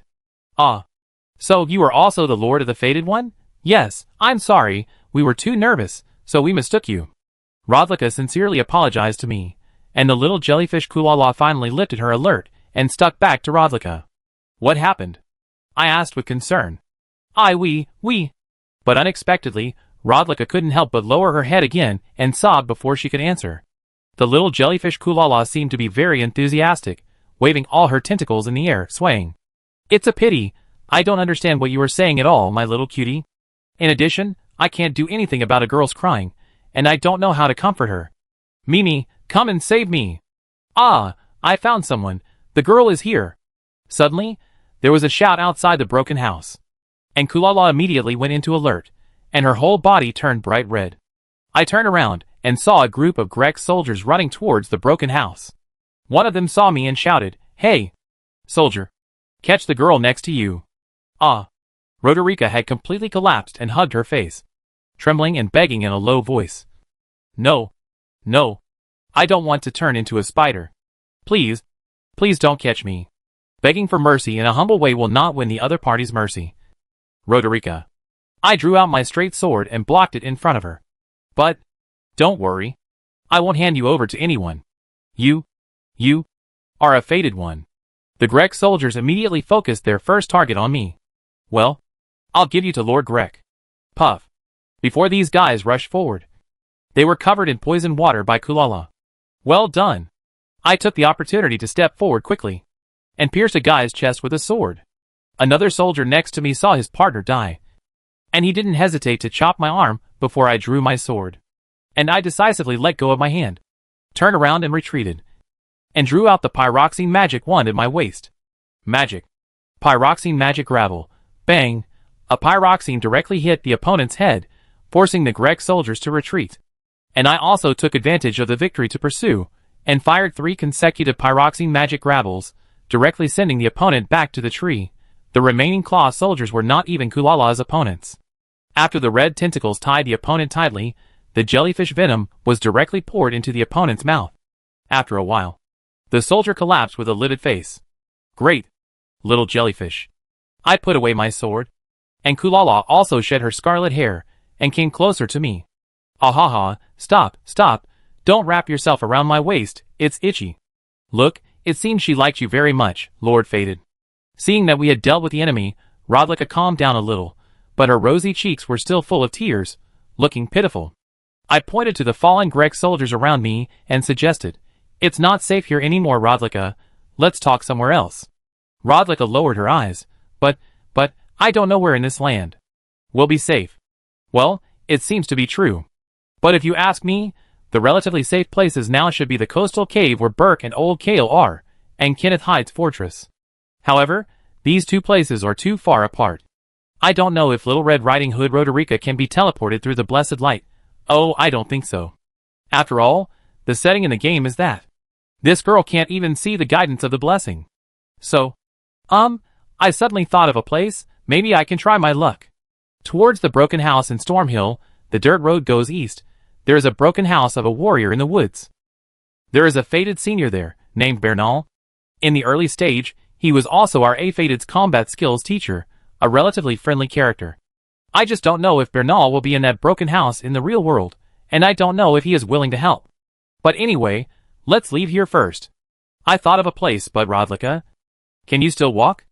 I smiled and stretched out my hand to the other party, and the little jellyfish Kulala also floated back to Roderica, seemingly cheering her up, pulling her up. Thank you. Roderica took my hand, stood up, and asked with some confusion on her face. Then, Lord Fated, can I ask you a question? Of course, as long as I can answer it. How do you know my name? I don't think I have introduced myself to you yet? Roderica looked at me cautiously. And for some reason, she quickly continued, of course, it's not that I doubt Lord Fated. After all, you You also saved me. I'm just curious. It's really a little bad. In a moment of urgency, I did call out the other person's name directly. After all, in the French ring game, Little Red Riding Hood is a crucial role. And it is even related to the veteran brothers who helped me become the King of Eldon. But from her trembling mood, like a frightened little rabbit, it is not difficult to see that Roderica has encountered something very bad. It is natural that she would be suspicious of me. We must act cautiously here. After all, it is related to the strength of Brother Teardrop and Sister Black Knife in the later stage. Fortunately, I quickly thought of a reason. Roderica, do you know astrology? You mean the magicians of Ria Lucalia? A kind of magic that they will study? It seems that Roderica also knows something about magic. So there is no need to continue to show off my three-legged cat knowledge. That's right. I took out my staff and pointed at the sky. The stars hold our destiny. And it was from the stars that I read the difficulties you would encounter. That I came to help you. So, I see. Lord Fated. You must be very, very powerful. Roderica's eyes lit up. It was admiration. It was worship, which made me feel a little embarrassed. Praise me more. I like it. I'm sorry, Teacher Céline, I boasted about your teachings. The image of Teacher Céline angrily poking my head with the pyroxene magic wand suddenly appeared in my mind. However, I didn't lie completely after all. With the story memory of the magic ring, I know all the fates that all NPCs will face next. Of course, there is also a premise that nothing unexpected happens. On the other side, Roderica was still talking excitedly, before. A magician who was traveling with me also told me the story of magic and stars. Astrology, which predicts the future and destiny, is a very amazing ability. According to him. But as he spoke, Roderica became depressed again. Even the little jellyfish poked my shoulder with its tentacles. Can I be blamed for this? Wait. In the gray world of the storm, I vaguely saw two figures on the road ahead. There seemed to be a cart parked next to them. Don't think they were in trouble. Look at the goods scattered all over the ground.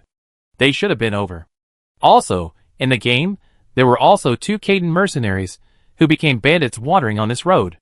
Now with Roderica, it's better to avoid them first. Go this way. I subconsciously took Roderica's hand and took her to take a detour. But suddenly, my hand was pulled hard. Looking back, I saw Roderica kneeling on the ground, covering her mouth with her other hand, and heard the unbearable sound of vomiting. Smell of blood. I turned my head, and suddenly saw a body lying on the ground a little further away. Who is it? A voice came from the direction of the carriage. Oops. We've been discovered. Jellyfish Kulala also immediately went on alert. But now is not the time to stop fighting. I'm so lucky. I found prey again today. It was indeed the Caden mercenaries, carrying machetes, and walking towards us step by step. Oh, there are women. That's great. You want to rob me of my money and my body? Asshole. I'm sorry. Roderica. I quickly pulled Roderica up, carried her on my back, and ran away. Don't run. The Caden mercenaries would naturally not let us go. But soon, I heard them say ouch. Kulala. Good job. Spray them. Spray them to death. It turns out there is such a tactic. I can try it when facing the boss in the future. Jellyfish mobile turret. I ran all the way, and got into a forest. The broken house of the warrior should be nearby. Another flying wolf pack at this time? I hope you can go and cause trouble for those two mercenaries, please. I dare not look back, nor do I dare to look up. I just run as fast as I can. I'll leave the rest to Kulala. Yes, I'm sorry, Lord Fated. On my shoulder, I heard the girl's depressed and weak apology. There's nothing to apologize for. This is also the fate I read from the stars. I responded casually, pretending to be handsome. Oh, I can already see the light of blessing in the broken house. There is indeed a figure. Help me, Mr. Bernard. I also hope you will say, leave a 2-2.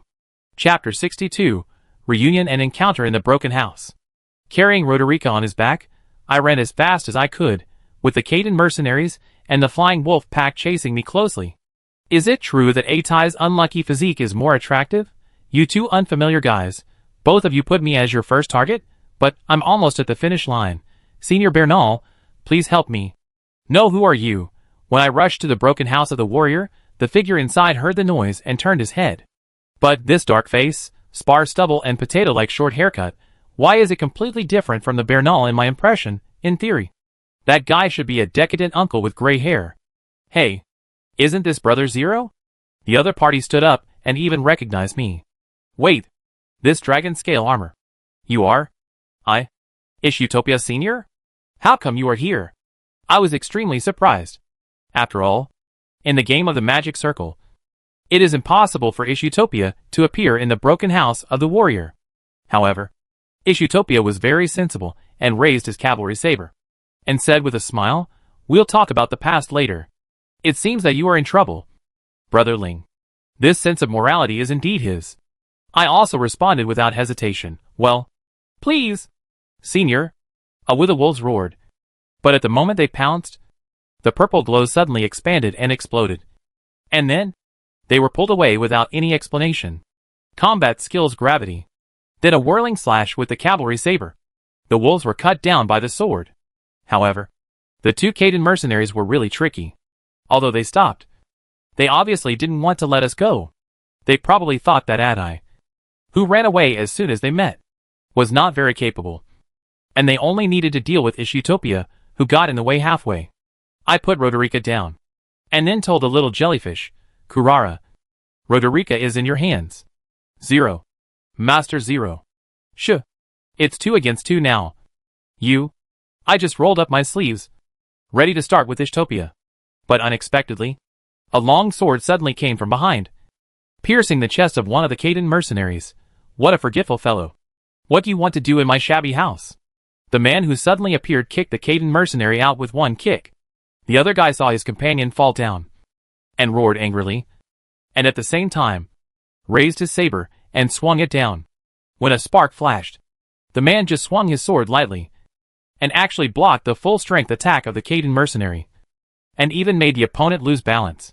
But this action, is it a combat skill to block? Then, the man rushed forward, and slashed the great sword from bottom to top. Blood splashed, and the flower of the other shore bloomed on the body of the Caden mercenary. "Hey, Bernal, you are back." Ixutopia called out the other party's name. Oh, my guess was right. The gray hair and beard, the face full of vicissitudes, plus the silver-white armor with animal reliefs, as expected, he is the real owner of the dilapidated house. Warrior.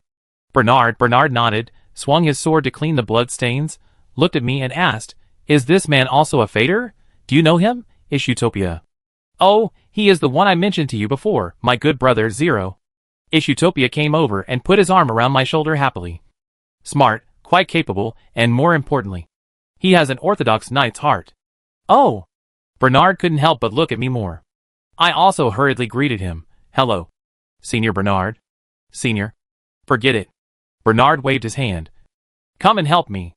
Although, you said so, but for the teacher who will teach me combat skills, it's better to respect him." I saw Bernard holding a knife and walking towards the fallen Caden mercenaries. I asked curiously, "Senior, what happened to them?" "In this land, those who are still blessed will not die easily." Bernard had a blank expression on his face and raised his sword towards the heads of the Caden soldiers. "Only by completely destroying the heads can we really solve them." Wait a minute. I hurriedly stopped him. This was not entirely because of my soft-heartedness, but because Roderica was still by my side. I was worried that such a scene would irritate her again. But Bernard looked at me coldly. "What's the problem?" I rolled my eyes. I have a more effective way. I can't think of anything more effective than a dead person." Although he said this, Bernard put down the sword indifferently. I also smiled evilly and patted my chest. "Leave it to me. I guarantee that these guys will never dare to come near here again." As I said that, I dragged the 2 Caden mercenaries to the nearby woods. The method I said was to dig a pit and bury the 2 guys. Of course, I would be very kind to leave their heads outside, so that even if the Caden mercenaries were revived, they would not be able to move at all. As for whether they will encounter wolves and die in the trees, that's up to fate. After listening to my plan, Bernard turned his head and looked at Ishutopia. "Is this what you call an Orthodox knight?" Ishutopia laughed happily. "But it's fun, isn't it?" "It's just a waste of effort." I quickly retorted. "It's not a waste of effort, but it's fun to do a prank with all your strength." Bernard was obviously speechless. turned around, and said to Ishutopia, I just caught a wild boar. Ishutopia, come and help me cook it. Hee finally done. When I finished, looking at the prominent mercenaries, I had already imagined their surprised but helpless appearance after waking up. If they really encountered a wolf pack, they would scream even more. Happy. Happy! I told you to do evil things. However, I will show mercy and let you wear helmets, which can protect you from the wolf's bite. What smell? It smells good. I followed the smell back to the warrior's hut, and saw Bernal, Ishtopia, and Roderica with the ghost jellyfish Kulala stuck on them sitting in front of a bonfire. Ishtopia was just like usual, talking and laughing, and kindly handed the roasted meat to Roderica. Roderica was flattered, and took the roasted meat with both hands like a little rabbit. But she burned her hands and accidentally dropped the meat on the ground, and then hurriedly apologized. As for Bernal, he honestly cut the meat, roasted the meat, and ate the meat, just like an autonomous robot, and lived in harmony with the world. This weird atmosphere. Why do I feel like I'm seeing it? Oh, I remember. This is a family dinner during the new year. The older generation tried their best to pick up food for their grandchildren, but because they hadn't seen each other for many years, they looked weak, helpless and timid. The remaining teenagers aged 15 or 16 quietly huddled in the corner, playing with their phones, or eating, just wanting to leave as soon as possible. Thinking of this, I suddenly had the urge to not get close, because a single dog in his 20s like me will often become the topic of conversation for the older generation. And all the aunts and uncles will talk to you about this and that. Whether you have a partner, where you work, how much you earn. Every word is heartbreaking. Hey, Brother Ling, you finally got it done. Come over quickly. Let's eat together. It's over. I was caught by all the aunts and uncles. Chapter 63 Girls and Uncles. Uncle, hey. Who are you calling uncle? I'm in my early 20s. No Atai. Who just resurrected a month ago, who are you calling uncle? Change it back. Brother Ling, why are you standing there? The roasted meat won't taste good if it gets cold. Ishutopia called out in the shabby house. I came to my senses and hurried over. In order to ease the awkward atmosphere in the shabby house, I took the initiative to ask, what were you talking about just now? Nothing, just chatting casually. Senior Ishutopia, what you mean by this is that you didn't talk about anything, you were just entertaining yourself just now. It's hard for you to support this deserted scene alone. However, I have a doubt. By the way, Senior Ishutopia, why are you here? After all, in the game, Ishutopia and Bernal should have no intersection at all. Even in the later period, Bernal would go looking for trouble with the White Wolf Warrior and the Rogue Magician from the original generation of the Round Table Hall. And those two were friends of Ishtopia. So it is not an exaggeration to say that there may be some hatred between the two. And Ishtopia explained cheerfully, after leaving the coastal cave, I was still the same, looking for my old brothers. Some of them are competitive, so I wondered if anyone would show up at the Ningofu arena. But it seems that even this arena has not been used for a long time. I see. So, in the later stage of the game, in the hunting mission given by the Volcano Mansion, Atai also found Ishtopia at the Ningofu arena. And that arena is nearby, so it is not surprising that he passed by the broken house of the warrior. After that, I planned to go to the arena in the royal city to take a look, but now the storm city is blocked by Queen Marika's offspring, Greg, so it is not easy to get there. When Ishtopia mentioned Greg casually, Rodlika trembled obviously, and then buried her head even lower. Ishtopia then asked, by the way, Brother Zero, you came here, are you also going to challenge that demigod? I scratched my face. I do have this plan, but... No, Lord Zero, please don't go. Rodrika suddenly interrupted me. Then, that person is really, really too scary, and, or do you also want to become part of a spider? Spider? Ishtopia was a little confused.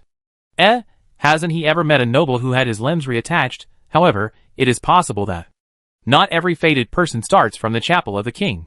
Then I pretended not to know, and helped Ishtopia solve the confusion.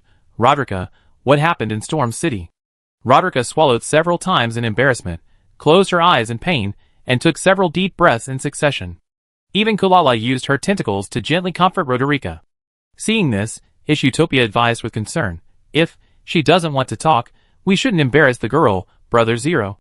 No, please allow me to tell everyone everything that happened. At least, I hope to prevent some of the same things from happening. Rodlika raised her eyes and whispered about her experience. After the ring was broken, as a member of the royal family, Rodlika naturally took on the mission of going out to find warriors, repairing the ring, and saving the border. The red cloak on her body is the symbol of the mission. Once she sets out, if she fails to achieve her goal, she cannot return home. She naturally has a few guards accompanying her when she wanders outside. Later, a few fated ones also joined her team. But everything was broken because of a guy's good words. You want to repair the ring, right? Well, very good, very good. I heard that the demigods, who have received many blessings from the Eternal Queen, have runes. Fragments of the ring, which are the power that is indispensable to repairing the ring. Now, in Storm City, Stonewell, there is a golden heir. Greg, I see. Isn't there a member of the royal family among you? Perhaps if we talk to him nicely, as a member of the golden family, he may be willing to hand over the great rune and repair the ring. It just so happens that Roderica is in trouble at this time, because she cannot see the guidance of the blessing. And those fated ones, because the blessed light pointed to Stonewell, believe the words of the white masked Van Lay. So, they entered the Storm City, successfully met with the Golden King Greg, and explained their intentions. The border is in chaos now.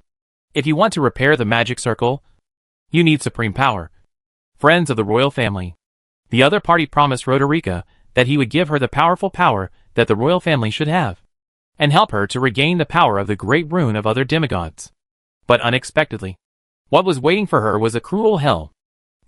Everyone's head was chopped off, their hands and feet were chopped off, and they turned into insect pupae. And their power will be pieced together, and become the appearance of the spider. Rodlika rubbed a corner of her cloak while speaking, and tears quietly slipped from the corners of her eyes. Greg told me that it was supposed to be me who inherited everyone's power, to fight at the border, and then I could repair the magic circle, but I was too cowardly, cutting off my hands and feet. It was too painful, I couldn't do it no matter what, so I escaped from Stonewell.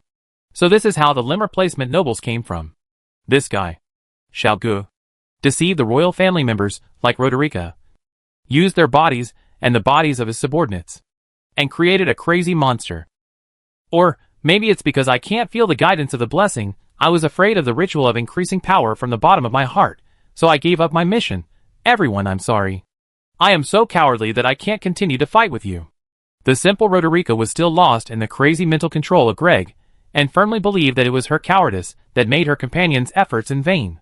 It's not your fault, Roderica. Ishtopia couldn't stand it anymore, interrupting Roderica loudly. Cut off your hands and feet. Attach them to a person to increase your strength? Those who think this evil ritual is normal are the ones who are sick. I also comforted her, yes, Roderica. In order to prevent more tragedies from happening, you can muster up the courage to speak out these things. You are strong enough and not cowardly. Yes. Yes. Ishtopia was passionate. I was wondering why Ningyufu was catching us fated people everywhere. So this is the case, Greg. This guy can be called the Golden King. But at this moment, someone actually poured cold water on him. Isn't this good? Anyway, there's nothing you can do. Try another method. Maybe it will work. What? Bernard. Brother, do you think that what Greg did is right? Ixutopia stood up angrily. But Bernard still looked indifferent, whether it's repairing the magic circle or saving the border. What we are doing now, is there really any meaning? In the end, it's nothing. But even so, we, the Knights of the Round Table Hall, cannot give up our oath to the Queen. We must do our best to help the border restore normal order. Ishtopia was so righteous that even I couldn't help but admire him.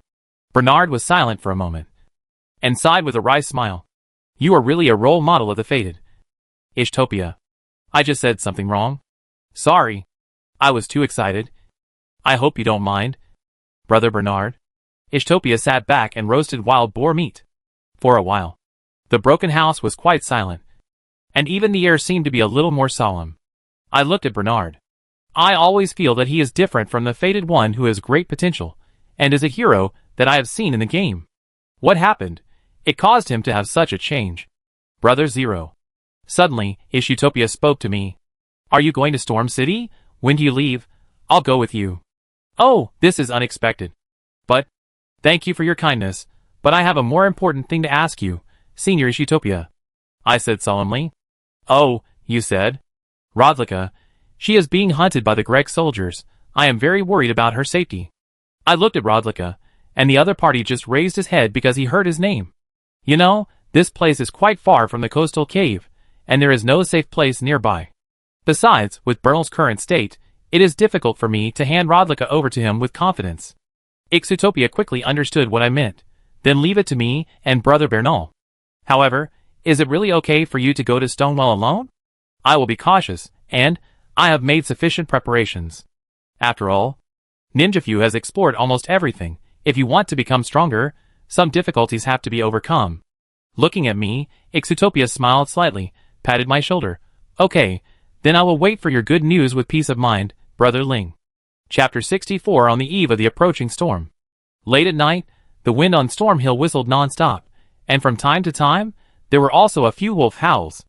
I tossed and turned, and could not fall asleep.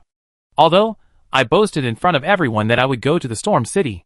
Stonewell alone, to be honest, I was still quite nervous. After all, this is the real world, not a game. I reminded myself again and again. Will entering the city cause a riot? There are many soldiers inside. Will I be caught and surrounded, and then escorted to Greg?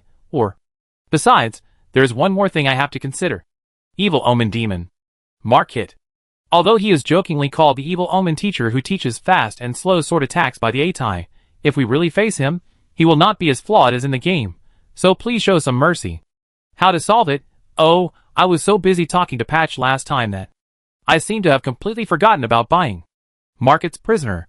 Also, there are many soldiers stationed at the gate of Storm City, and when challenging the boss, the real world will not automatically generate a fog gate to separate the inside and the outside. If you don't want to be outnumbered, you have to be surrounded from the front and back, and think of a way to deal with them. Woohoo, I can't stand it. The more I think about it, the more confused it gets. I simply sat up. Looking around, Ixutopia was sitting in the corner of the room with a cavalry saber to rest, while Roderica was huddled in another corner. Where's Bernal? The bonfire in the house was about to go out. Did he go to get firewood? Suddenly, in the corner of my eyes, a blue shadow floated by. I hurriedly got up and chased after him, circling the back of the warrior's broken house, passing the edge of the woods, and saw a figure standing on the edge of the cliff, looking to the northwest. Melina. I greeted him, and stepped forward. Melina also turned around and bowed slightly to me. Sorry. Master Ling. Did I disturb you? Huh? Not at all. I just couldn't sleep. I looked in the direction Melina had just looked. In the deep dark blue sky, the haze was chased away by the strong wind. But in the dim light, I could still barely see the huge dark shadow pressing heavily on a corner of the sky. Storm City. Stonewell. After a while, I finally arrived at the foot of this place. And tomorrow, I will go there to challenge the most powerful demigods. One of the border areas. The Golden King with limbs reattached, Greg. It's really not easy. I couldn't help but sigh. Melina also responded in a low voice. Yes. She paused for a moment, and then asked me sincerely, Master Zero, are you really sure to defeat Greg? Why, Melina, are you worried about me? I couldn't help but smile and asked back. But unexpectedly, Melina nodded seriously. Perhaps it was Lord Roderica's experience that made me also afraid. It doesn't matter. I interrupted Melina with a smile. If it doesn't work, I'll just run away. A gentleman's revenge is never too late. I will practice to level 100 and become a super bucket. By then, I will torture Xiaogu to repeat the Melina incident and make him kneel down and lick his feet. Ah. No. I can't let him take advantage of my jade feet. Listening to my nonsense, Melina finally smiled lightly, and her tense brows relaxed a little. Well, I will always believe it. Master Zero can turn danger into safety and overcome difficulties. May Queen Marika bless you. Even if you run away? Of course. If it is Master Zero's choice, I will definitely support it now. Melina stretched out her hand to me. By the way, after defeating the Night Cavalry, you must have extra runes on you. Right? Do you need me to increase your strength? Master Zero. Not near the blessing. Is it okay? I was a little surprised. Real finger witches don't have so many restrictions. Of course, I am no exception. Since Mimi has taken the initiative, I naturally held her hand and responded with a smile. Oh, please. This time, let's first increase the strength attribute. I hope I can take more moves from the Evil Omen teacher. I understand. Melina closed her eyes, and the rune power in my body extended from my arms, and merged into all parts of my body. Looking at the girl in front of me who trusted me very much, and was very worried about me, I couldn't help but smile and whisper, "Don't worry, Melina, I will definitely send you back to the golden tree, and I will definitely find a way to keep you alive." Master Ling, did you say anything? Aw, no, nothing.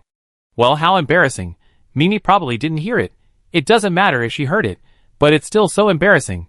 Just then, there were subtle footsteps in the woods. Melina immediately disappeared. And I reached out and grasped the straight sword vigilantly. Who is it? Fated, Lord Fader, yes, it's me. In the woods, Rodlika poked her head out from the shadows. Didn't I tell you? Just call me Zero, Rodlika. I breathed a sigh of relief and asked with concern, "What's wrong, can't you sleep either?" Is the one next to you your witch? Fated, Lord Zero. Rodlika asked curiously. I was quite surprised. Can you still see her? Rodlika. Well, although I can't see clearly, there is a vague shadow beside you. Amazing. Is this the innate ability of a spirit trainer? Rodlika shook her head a little embarrassedly. This is nothing. It's just that I am born with the ability to see some strange things. Since the other party said so, Melina no longer hid. After showing up, she bowed respectfully to the other party.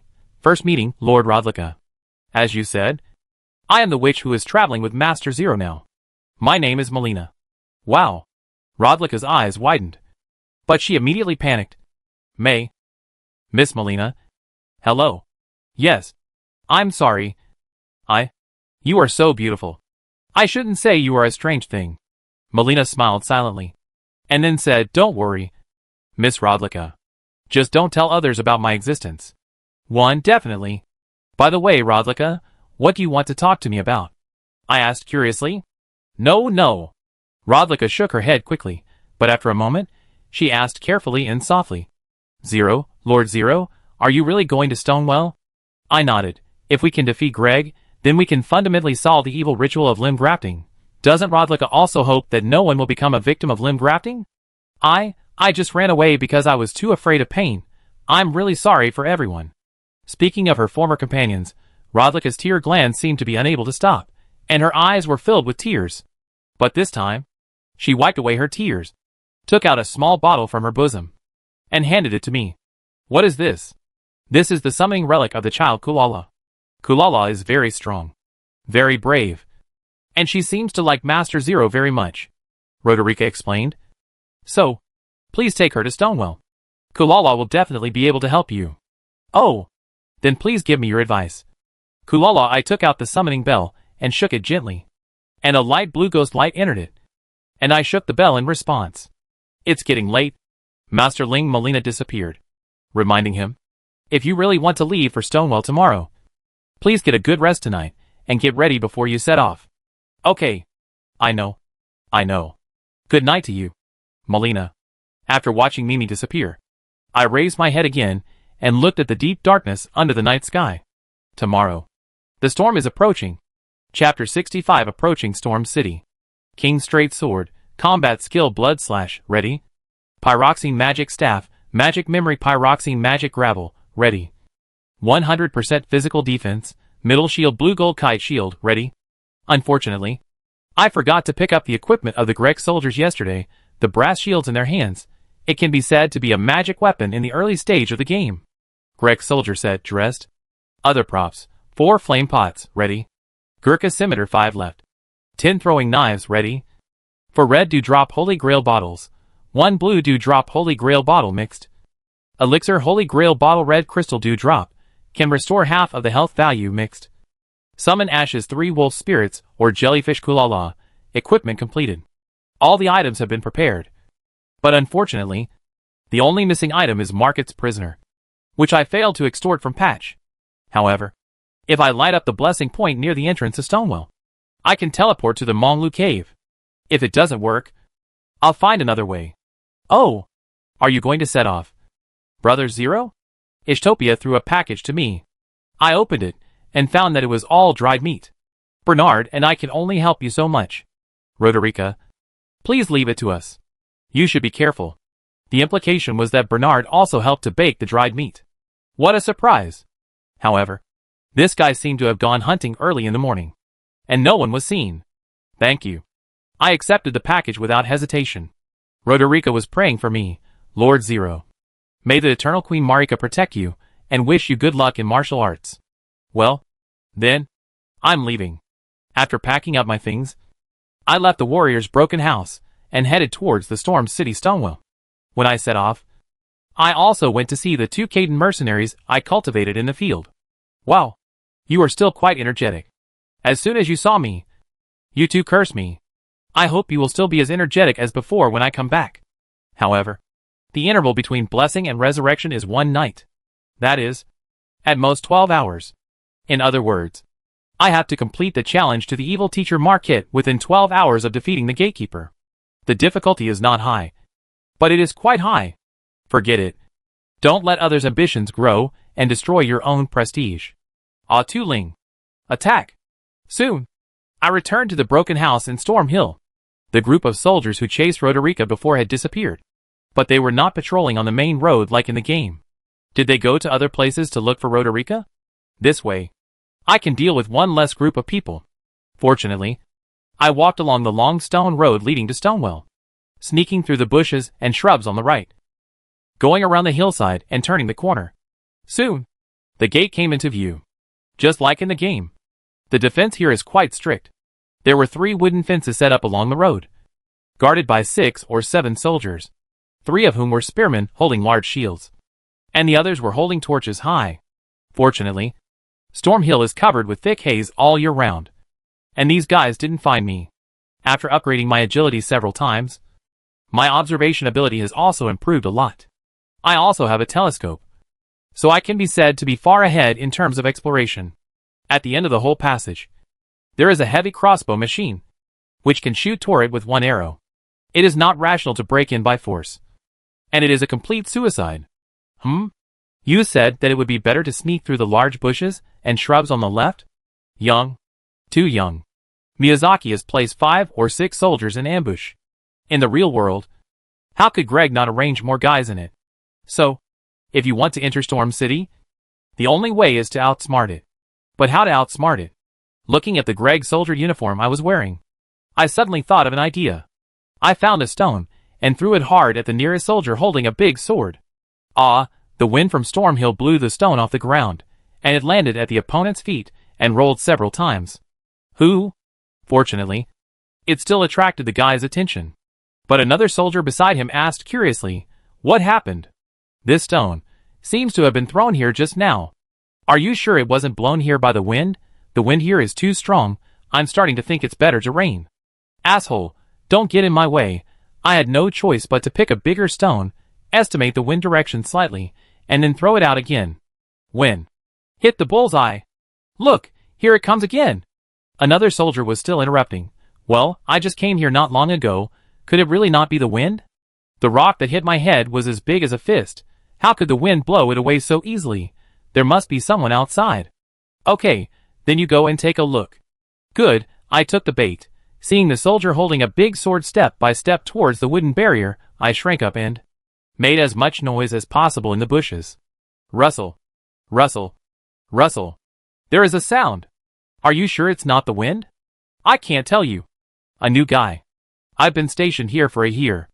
I can tell whether it's the wind or something else. It seems that this veteran has a strong sense of responsibility. But I'm sorry. While the other party was approaching, I suddenly rushed out of the bushes, pierced his throat with a sword, and covered his mouth with my hand at the first time. What's going on? What's the situation? The other soldier holding a torch asked loudly.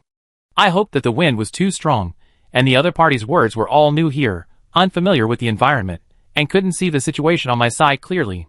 No, nothing. It looks like a rabbit. I tried my best to imitate the old soldier's tone. I carefully drew back the straight sword, hid myself under the big sword soldier, then slowly helped him kneel on the ground, pretending to investigate the bushes. Hee, I told you, no one would come near here. The soldier seemed to be relieved. I also carefully observed the other party, while he turned his head, dragged the great sword soldier into the bushes, and then temporarily changed into his equipment. Afterwards, disguised as a great sword soldier, I boldly walked straight to the passage. Ahem, I was too nervous just now. I kind of want to go back to the city to pee. Just find an excuse to go into the city. But the other party actually asked back in confusion. Can't you just find a place nearby to solve it? Why do you have to run so far? TSK, you kid has been a bit annoying since just now. By the way, go get something, bring back some dried meat later, brother. Why does your voice seem to have changed a little? Ahem, is that so? Maybe you were choked by the wind and sand just now. I began to hesitate. This guy is really troublesome. He has found me? Or, should we make another plan? Retreat first? No, who are you? Why do you have so many more props on you? Sure enough, I have been recognized. No matter what, I will kill one first. I turned around, and drew my sword and slashed at the opponent. But the soldier was obviously prepared, and he raised his sword to block. Although I was stronger. He also used his backward movement to relieve the force, and immediately shouted loudly, "Enemy attack! Enemy attack! Woo!" In the bushes on the left, a horn sounded. Then, several soldiers of Greg rushed out with swords, and swarmed over. I was just trying to deal with the guy in front of me quickly, but I heard the howling of the wind, and I subconsciously hid behind the wooden barrier. Whoosh! A huge arrow passed through the original position, and hit the ground in vain, lifting several bricks. It seems that there is no hope of entering the city, so I should retreat with all my strength. Before the soldiers in the bushes surrounded me, I ran out from the periphery of the roadblock. When did you get out again? Get out of my way. I hurried forward and swept with a sword. But I didn't expect that the soldier was much smarter than I thought. He just tried to block my attack and slowed me down. Soon, the other guys caught up with me and surrounded me. No, there was nothing I could do. Fortunately, I had turned the corner of the ramp, so I didn't need to be on guard against the heavy crossbow. Then, I could only kill as much as I could and break out of the encirclement. Now, my strongest move is the blood slash. Even in the game, the blood slash at this point can kill these guys one by one. I drove the rune magic, and at the same time, I held the blade with my left hand. But just when I was about to release my fighting skills, the guy who had been hindering me unexpectedly called out my name. Are you Brother Zero? Huh? Chapter 66 Good Things Happen to Good People. And, this was completely beyond my expectation. In front of me, this soldier holding a torch, who had repeatedly hindered my infiltration plan, actually called out my name. It even caused quite a stir among the soldiers who were chasing me. Zero? Brother Zero? Did you admit your mistake? Are you really Brother Zero? Hey, you are Brother Zero. I shouldn't admit your mistake. Ah, yes. I was a little confused, but I still agreed, while frantically searching for the face of the soldier in front of me in my mind. Okay, I seem to have some impression, but there is no such character in the game. Zero? Who is it? Catch this, Fader. That's right. As long as you give it to Lord Greg, then things like limb grafting will never happen to me. You see, that's the normal reaction. A Greg soldier who surrounded me raised his sword and was about to chop at me.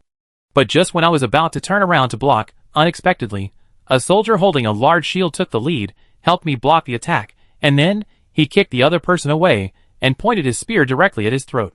Then, several soldiers defected to my side, and decisively subdued the guy next to them.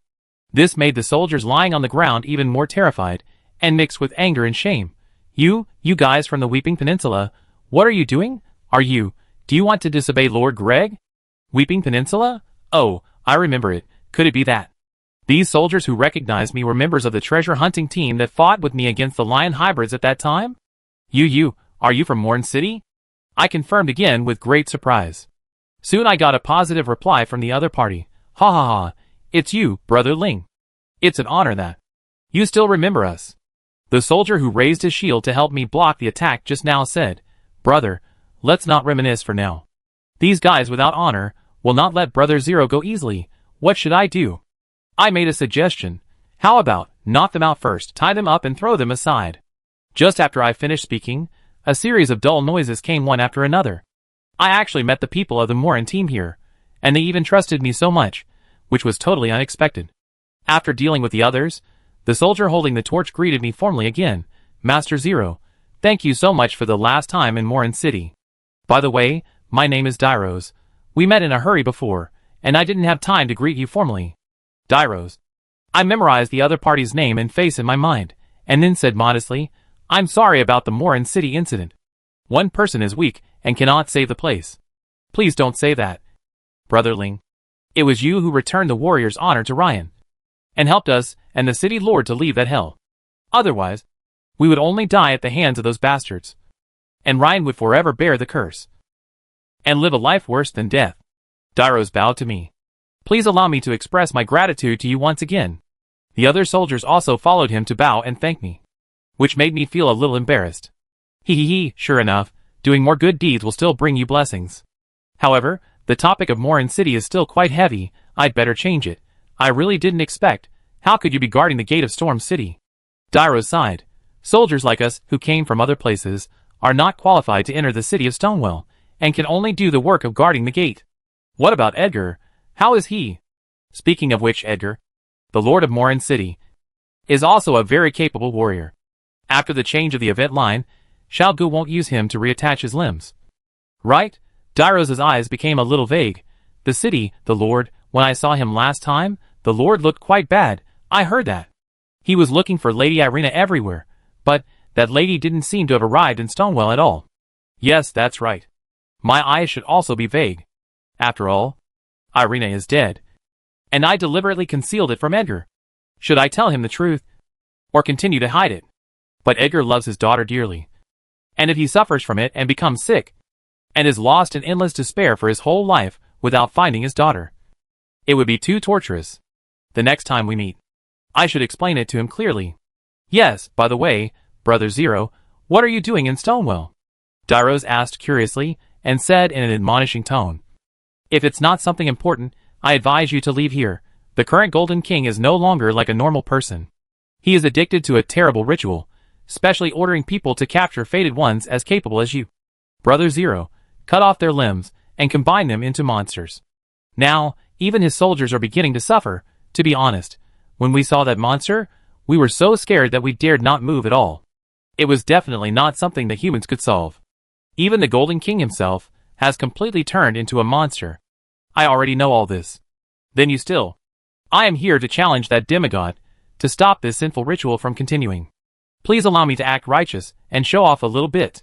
Sure enough, this made the guys talk a lot, and Dairos' eyes lit up, but then dimmed a little. You are worthy of being Brother Zero, but Stonewell is heavily guarded. Those exiles are specially recruited from all over the place by the Golden King to help him execute people. They have a very strong smell of blood. We also think that what the current king is doing is wrong, but Stonewell is no longer a place where people can stay. Just walking in the city, I feel like I am swallowed by blood and it is difficult to breathe. Besides, the city lord is also in a state of depression. The other soldiers also sighed helplessly. Without sufficient strength. In this border area, they can only be like duckweed, drifting with the flow, drifting to wherever they go, and can't change anything at all. So, if Brother Zero really wants to challenge the demigod, we can't help much. And you have to take care of yourself. Dairos felt quite sorry. I couldn't help but step forward and patted his shoulder. It's enough for you to stick to your own honor and not associate with the likes of Greg. Besides, if I have to say it, I probably know more about Stonewell than you do. So don't feel guilty about your powerlessness. You just need to do me a small favor. Dairos' eyes lit up again. We are willing to serve Brother Zero. I need to pass through this gate, and of course I may pass by here many times in the future. After all, if I can't pass through Teacher Evil Omen in one go, I will have to live at this gate for a while, so, if you can control this area of the gate, I will be very grateful. Dairos patted his chest. That's no problem. After all, now we are the ones stationed at the gate. Just leave this to us, Brother Zero. Well, there is one last soldier guarding the heavy crossbow machine in the roadblock. Let's go and take care of him together.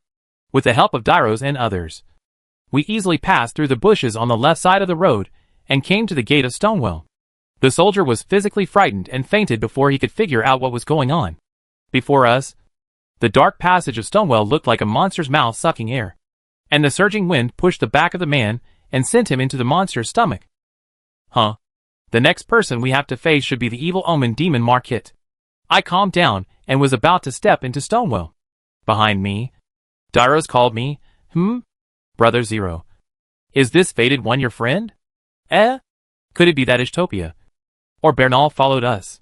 I turned around quickly and saw a magician's tricorn hat and a man wearing colorful clothes who looked like a traveler. Magician Roger.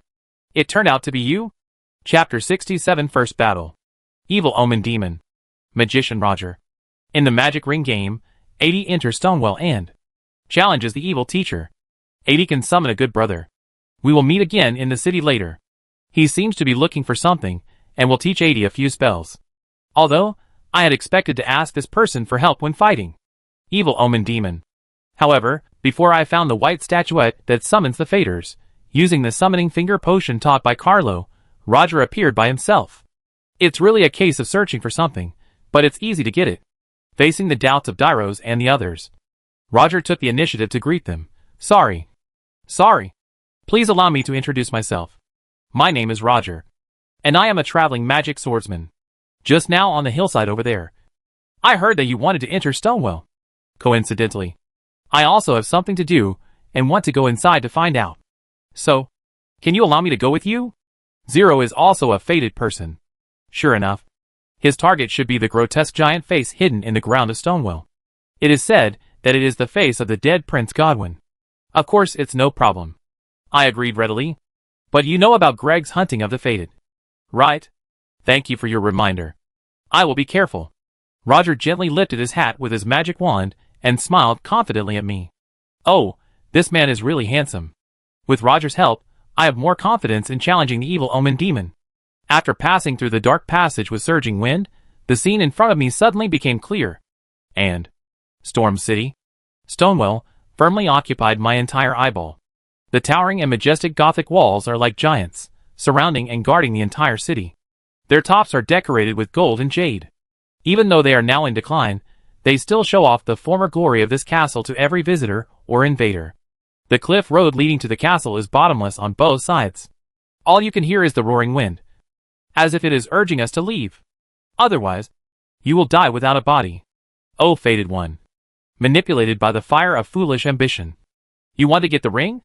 Here he comes. Here he comes. Here he comes. Before I see him, I hear his voice, as vicissitudes of life as an old man, but full of stern tone. It drilled into my ears like a broadcast. I saw, at the end of the cliff, outside the castle gate, a golden figure lit up on the top of the shorter tower. Evil Omen Demon Marquette. Indeed looked like an old man over 70 years old, but still full of majesty, wearing a dusty yellow cloak, white hair fluttering in the wind, and underneath, half of his face was covered with horns like tree branches. He appeared and disappeared mysteriously, and lived up to the name of a demon. He stomped the wooden staff in his hand hard, and the whole person flew up, and fell in front of Roger and me like a meteor, stirring up a mushroom cloud of dust, blocking the only way to Stonewell. Then, including the fire, they should all be extinguished. The Evil Omen Demon Marquette, will do it immediately. Evil Omen Demon? I have never heard of such a person in Stonewell. Although Roger was extremely confused, he immediately held the staff in one hand and drew out the rapier in the other. Don't think too much. Just know that if we don't defeat him, we can't even think about entering the city. And I quickly rang the soul summoning bell, summoning the 3 wolves. Let's go on without any reservation, Roger. That's right. I saw Roger cross the magic wand and the rapier above his head, and applied the magic power of the pyroxene to the sword. Seeing our high morale, Marquette snorted coldly, raised his hand, and threw out 2 golden rays of light, turned into blades, and attacked directly. I subconsciously waved my sword to block, but the blade of light was instantly shattered into glass-like fragments, slid across my face, and across my earlobes. Sure enough, this move will also lose blood just by blocking. Zero, be careful! Roger shouted behind me. I saw Marquette jumped high into the air, swung the crutch in his hand for a large circle, and chopped straight at me. When? Ha! I raised my shield, gritted my teeth, and actually blocked the attack. Evil Omen Demon, seen from a close distance, was twice as tall as me, but in terms of strength, it was not overwhelmed by me, and I could still hold on. Roger took the opportunity to use the Radiant Sword Circle, and 4 flying swords formed by magic flew towards Marquette. But the opponent stepped back, and at the same time, he easily knocked down all the flying swords. Ouch! 3 wolves double-teamed and launched a surprise attack. Although the damage should not be high, it could hinder the opponent's actions to some extent. I also quickly seized the opportunity, took out the flame pot, and threw it hard at the Evil Omen Demon. Boom! The flame did not ignite Marquette's cloak as I imagined, but vaguely, I could see wisps of golden powder flying out from the firelight and disappearing in the air. What could that be? Forget about it for now. While there are more people. Completely suppress Marquette. Roger's magic wand turned in the air, summoned a blue magic light ball, floated in the air, and fired many small balls at Marquette. I also used magic pyroxene magic gravel to carry out a series of attacks. Under the suppression of firepower, Marquette could only grab his cloak to resist the magic for a while. So that's how it is. You are really capable. Suddenly, he lowered his body, swung his long stick horizontally, and slashed back and forth quickly, clearing out the 3 wolves around him first.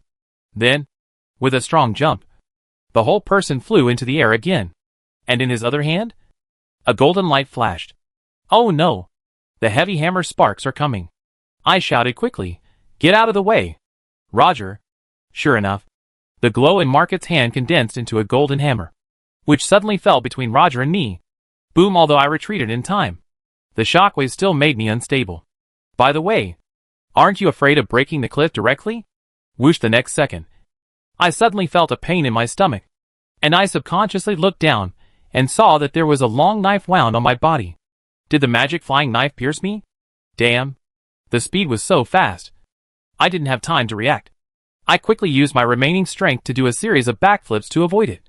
But I didn't expect that Marquette caught me at the moment of retreat, and aimed his high-raised crutch at the gap between my turns, and chopped it down directly like using a fly swatter to hit a fly. Here it comes. It's the ultimate fast and slow knife that specifically catches Atai's invincible frame. I quickly continued to block with my shield, but as soon as I exerted force, the wound on my stomach seemed to be dug into by someone's hand, and it hurt so much that my teeth were almost bleeding. Fortunately, a wolf spirit rushed forward and bit Marquette's wrist, forcing him to stop. Other wolf spirits also rushed forward and forcibly stopped Marquette from continuing to attack. But the opponent just swung it hard and threw the wolf spirit on his wrist off the cliff. A wolf! The other wolves were also easily dealt with by the long stick. Old demon, have you forgotten me? Behind him, Roger stabbed with his sword like a gust of wind, and in the blink of an eye, he made 3 consecutive attacks and hit Marquette's back. In theory, if the body is injured, there should be some reaction. But the evil omen demon was like nothing happened, and he didn't even bother to turn his head. He just swung his tail with a sharp corner and beat Roger directly out. Fortunately, the series of gaps were enough. I quickly drank 2 mouthfuls of the red dewdrop Holy Grail bottle, and completely recovered from my injuries. Then, I held the blade with my left hand, and swung with my right hand with all my strength, combat skill, blood slash, blood blade. I rushed forward with a sword, and forced Marquette away. I also pulled away, and threw 2 flying knives straight at the opponent's eyes. While Marquette subconsciously stretched out his hand to block, the flame pot attacked again, exploding on his body. Boom! How about it? This time you should. The long stick is like a knife, cutting the flames with one blow. Marquette pushed hard, and rushed in front of me in the blink of an eye. Want to fight with knives in close combat? I'm Ashina Shura, who has played Sekiro. Then come on. Ha! I held the sword in both hands, and charged forward with a roar. Just like a beast using its sharp claws to tear each other apart, the straight sword and the long stick kept clashing and colliding, sparks bursting out, making the sound of iron hammering echo over the entire cliff with the sound of the wind. But it seemed that each of Marquette's blows was so easy, but it was powerful and heavy. I tried my best to barely block the attack. After a few rounds, the pain in my palm was unbearable. Ah! No! My hand could hardly hold the straight sword. I quickly exposed a flaw, and lured the opponent's long stick from bottom to top. And I used the force to help myself retreat significantly. And then I took a few breaths to adjust my breathing. Close combat consumes too much concentration and physical strength. I have to admit that I am no match for the evil omen demon if I fight alone. Fighting alone? By the way, where is Roger? This guy hasn't come to support for a while. Has he? Hey. Just when I was wondering, I heard a voice calling from the inner gate of Stonewell. It was Roger. Good friend, I'm going to the city first. See you next time if there's a chance. What? That guy actually ran away while I was holding Marquette? Jia, brother Jia.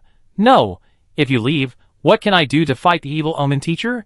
Fortunately, Roger's voice also attracted Marquette. I guess he didn't expect the sudden change. It seems that the tacit understanding between you faders is not very good. No matter what tacit understanding you have, I also ran away quickly, ran back to the outer passage, and even ran directly out of the gate of Stonewell. The evil omen teacher was left alone, disheveled in the wind. Chapter 68 Teaching. I can't remember how many times it has been. Are you here again? In the wind? Evil omen demon. Marquette sighed deeply. Why are you so stupid, still chasing the fire of ambition and stubborn? No need to say more, please teach me, evil omen teacher. I drew my sword, knocked on my shield, and came to declare war. I'm not your teacher. Marquette jumped into the air with all his strength, jumping directly from the tower of Stonewell's gate to the cliff. And I also put up my shield, while rushing towards the other party without hesitation, while shouting, by the way, you always jump over from there, won't your feet be numb? And you will get tired of it if you do it too many times. Original words. Our figures collided like two gusts of wind. Suddenly, dust flew up, and swords flashed and shone. Straight swords and long sticks fought back and forth. And from time to time, fluorescent blue pyroxene magic gravel and golden glowing flying blades would fly out. Just as I dodged the flying blades, Marquette soared into the air, and the light in his left hand condensed into a sledgehammer, which suddenly smashed towards me. I hurriedly concentrated my strength on my feet, and then rolled backwards as far as possible. Very good. I finally dodged it, while the opponent was also in a rigid air attack. I looked at my fighting skills. Blood. Whoosh. Whoosh. 2 more golden flying knives came. Oh my god. The wheelchair is starting to cheat. Right? I didn't have time to change my moves. And I was hit, and my fighting skills were interrupted. I had to roll and dodge in a hurry.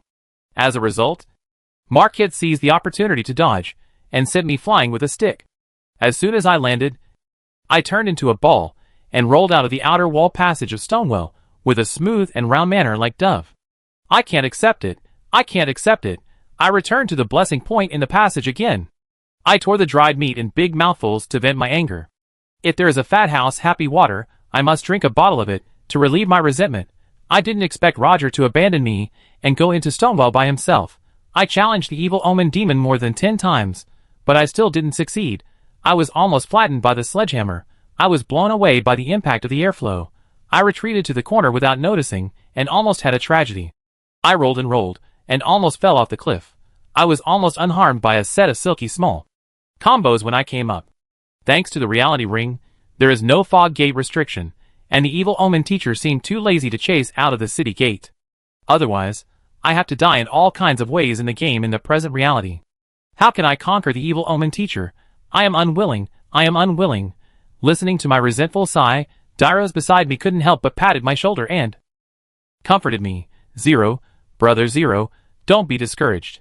Just now, you resisted almost 100 moves, much better than flying out directly before. Thanks for your comfort, Dairos. By the way, it's also thanks to these brothers guarding the outer gate of Stonewell, giving me ample opportunities to challenge. Otherwise, every time before fighting with the evil omen teacher, I have to deal with the Greg soldiers guarding the gate. I will really give up directly, thinking of running away. To be honest, I already want to run away. However, what is the origin of this evil omen demon? We have never seen such a strong monster in Stonewell before. Dairos pondered and said. But fortunately, he doesn't seem to be in the same group as the Golden King Greg. He has fought with Brother Zero so many times. And he should have informed the insiders, and sent exiles to capture him directly. But he never did so. Brother Zero, you said? We can help you deal with him. Okay. I thought about it carefully, and still shook my head. Marquette should think that he can handle me completely. So he didn't inform Greg. But if you are also involved, it is natural to say that the soldiers at the gate of Stonewell have completely rebelled. If we really call the guys inside to suppress us, the situation will be even more unfavorable. After swallowing the last piece of dried meat, I stood up and patted my chest. Don't worry. Give me a day. I will come back tomorrow to defeat the evil omen. After saying that, I ran out of Stonewell without waiting for Dairos to use it. I summoned Tourette all the way down the mountain. Of course, this is not an escape, but a strategic retreat. As expected, without the trump card of Marquette's prison, it is much more difficult to deal with the evil omen teacher than imagined. Then I could only get some runes first and exchange items with Patch. ding-ang, listening to the crisp sound of the iron pick hitting the ore. I must have known where my destination is. That's right. This is the last exploration maze of Yakur Lake. Ninjafu Tunnel. The monsters inside are mainly miners, and rats and vicious dogs. The final boss is a mining mountain giant. For the melee Adi in the early stage, it is a very torturous pit. Every stonemason inside, even the last boss, the mining goblin, seems to have been assimilated by the ore. So it is extremely hard. If you chop them with a single-handed sword, it will even bounce off the sword. And the damage is pitifully small. So usually you deal with them with two-handed swords. Or old aces players. And do a two-person show. Go around the buttocks. And then stab the kidneys. But for the tall and mighty goblin giant, these moves are useless. Moreover, that guy is very strong. Even if he doesn't hit anyone with a heavy hammer, the impact is quite large. And even if you get a little closer, you will be blown off balance. The cave space is not large. And even dodging is not effective. But having said so much, it is to show that useless Adi has a 10-point intelligence advantage at the beginning. He can naturally pick up the simplest pyroxene magic staff and use magic pyroxene magic gravel. One shot. One miner. If it doesn't work, just add one knife. As for the mining mountain monster at the end of the level, I found a good time to roll and dodge. Poured a tube of magic power to the end, and added a flame pot, which made this big guy disappear into ashes. Afterwards, I added the gold runes I had looted from the graves near the sacrifice bridge, and finally got 5,000 runes, and went to find Patch. He looked so aggressive, and scared him. No way, old man. Why do you look like you're robbing every time you come? Robbery. Hand over Market's prisoner. I was too lazy to talk nonsense with him, and threw the runes over directly. Thank you for your patronage. This guy immediately presented the prisoner with both hands respectfully. I rested until dawn, and then I used the blessing to teleport, returned to Stonewell, and stepped into the familiar cliff road again. This time, Teacher Evil Omen actually stood directly in front of the arch in the middle of the long road, and did not jump over from the tower as before. Did what I said last time irritate him? Ah, it's you again. I thought you had come to your senses. Markit sighed. But it seems that you won't give up unless you completely extinguish the fire of ambition. That's right. I drew out the king's army straight sword, pointed at the opponent. This time, I will definitely defeat you, Teacher Evil Omen. Chapter 69 Graduation Exam 1. The wind is howling. On the long path on the cliff. Evil Omen Demon. Markit stopped talking, using a long stick as a sword, and pointed directly at me. Wait a minute. I reached out to stop him. It's too late to say your last words now. Hee, I won't come here to die in vain. I took out the prisoner's tools from behind, and asked with a sly smile. Evil Omen Teacher, you shouldn't have forgotten this. Right?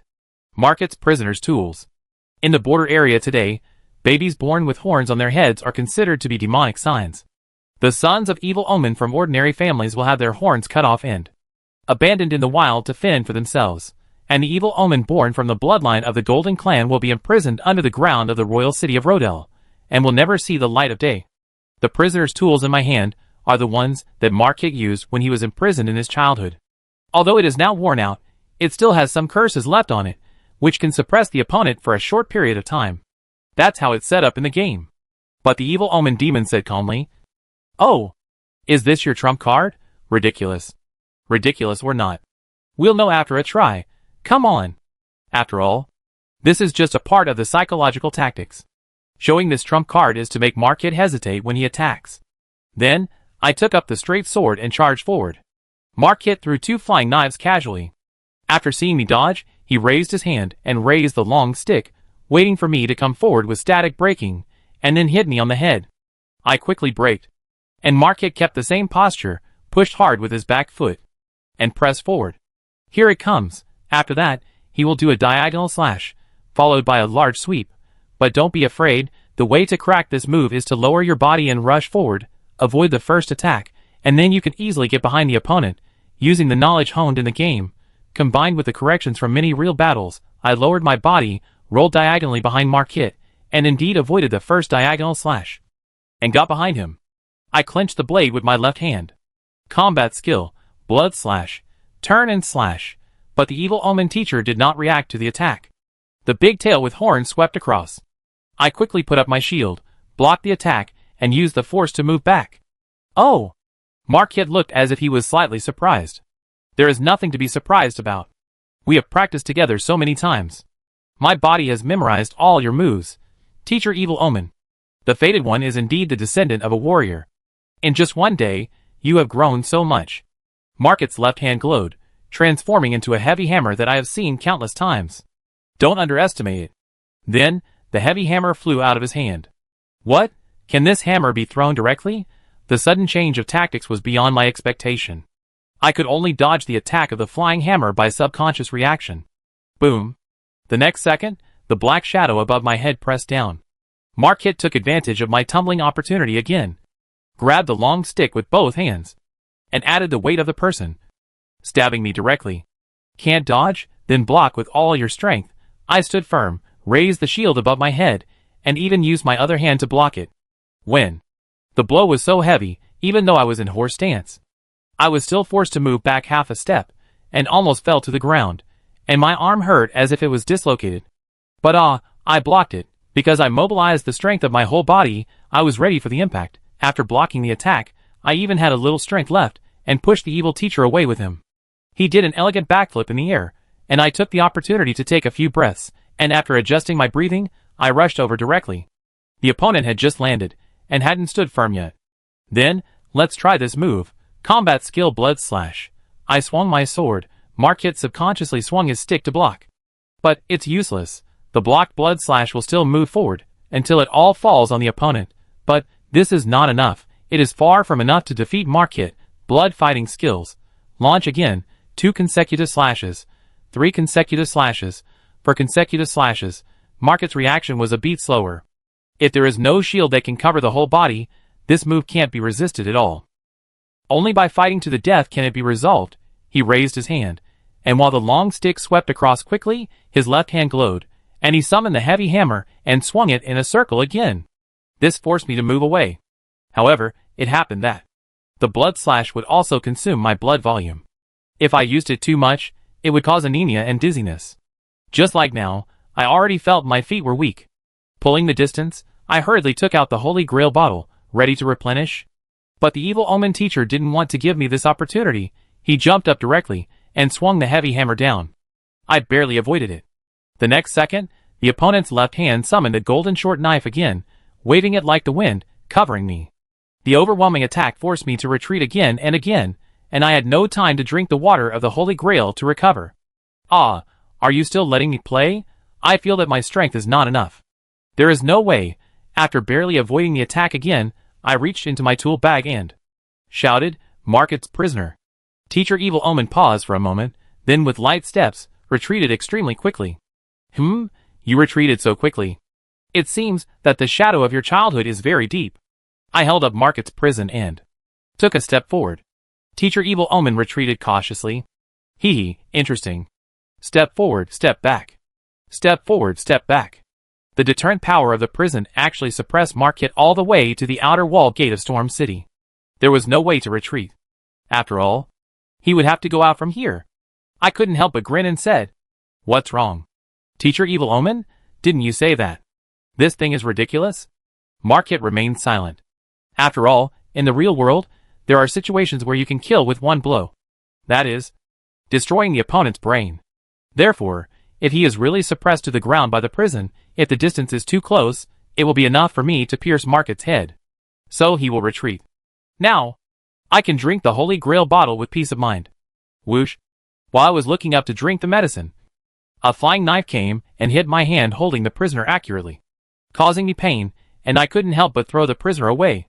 Almost at the same time, Teacher Evil Omen clenched his long stick and directly thrust forward from a long distance. I didn't even have time to bend down to pick up the prisoner's device, so I had to put up my shield to defend myself. But the next sweeping blow followed, forcing me to step back and move further away from where the prisoner's device fell. Marquette stepped forward, stepped on the prisoner's device with his foot, and flicked it back with force, and it moved even further away. Oh no, I got screwed. But, at least I have recovered my health, and the most important goal has been achieved.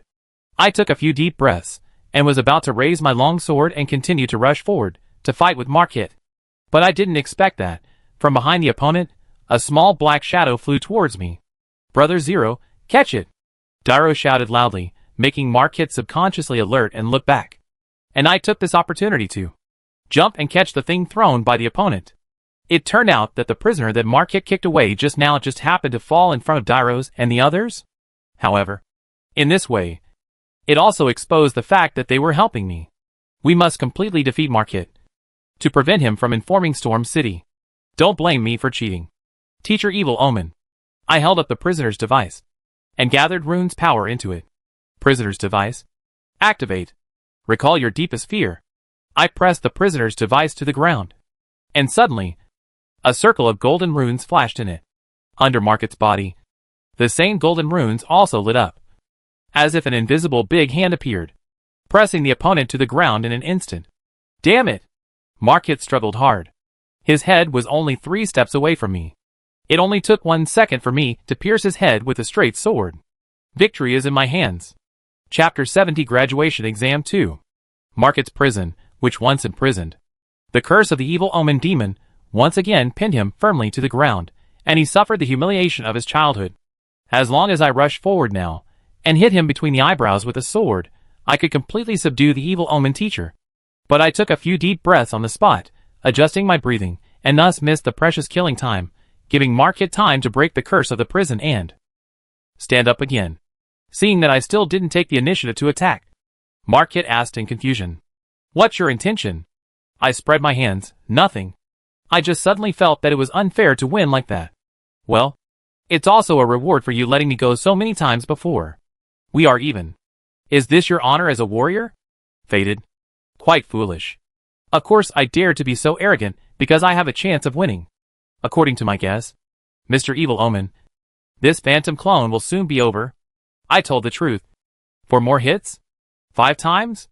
In the end, I should still win. That's right. After several battles, I gradually realized that every time an attack caused real damage to the evil omen demon, golden fragments would float out of him. And that was Rune. After all, the real evil omen demon is not here. And the Marquette in front of me is just an illusion that blocks the fated from entering Storm City. Therefore, Dairos and the others have never known the existence of the other party. Then, as long as the damage is continuously caused, the rune will dissipate, and Marquette's power will become less and less. Until now, I can basically block the opponent's attack relatively easily. Unlike at the beginning, when I started to feel pain in my palm after a few moves. Marquette was speechless for a moment, and I didn't know whether he was surprised or acquiesced to my words. However, since Marquette had no desire to attack for the time being, I also tried to talk to him. Then, I have a question. The last king of the Golden Dynasty. Marquette's eyes suddenly shrank, and a strong murderous aura rose from him again. But I was not afraid. While I was ready to be attacked, I continued to ask, what kind of scenery do you imagine the dynasty to be like? Is it the decline and chaos like it is now, where the golden people are living in poverty, like this piece of ninja few? You, what do you know? No, I know everything. I even know the current status of the tree. I looked at Marquette firmly. From his eyes, I seemed to see the lonely figure on the throne directly. Are you trying to say that we have all been abandoned? By the golden tree?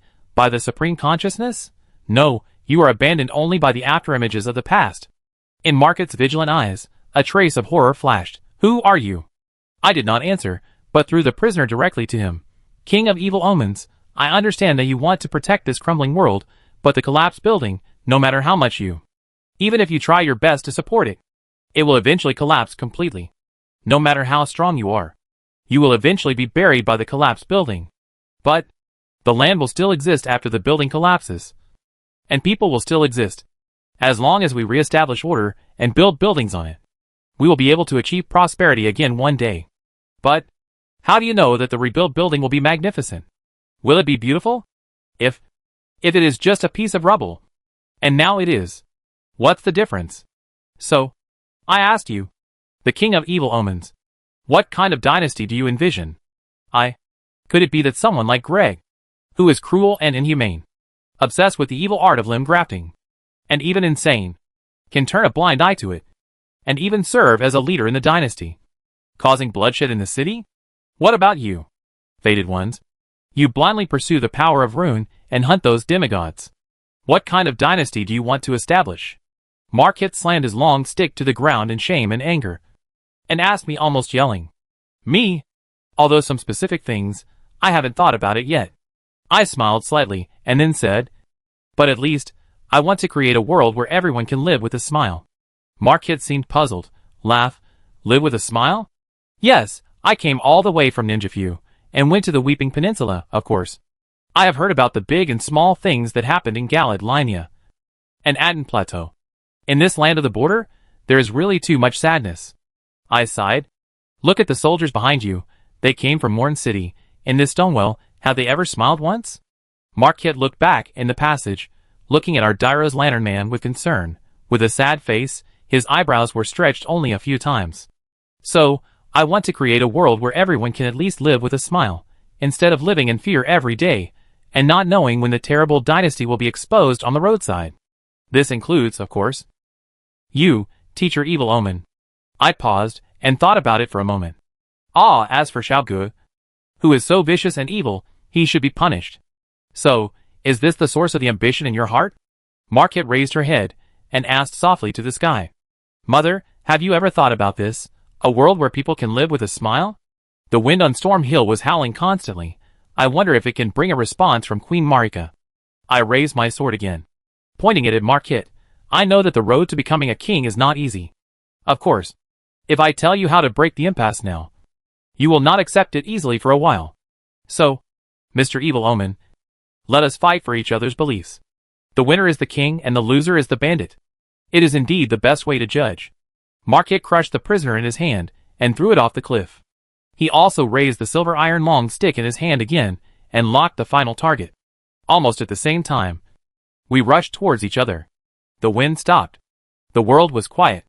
In my ears, I could only hear each other's footsteps, my own heartbeats, and breathing.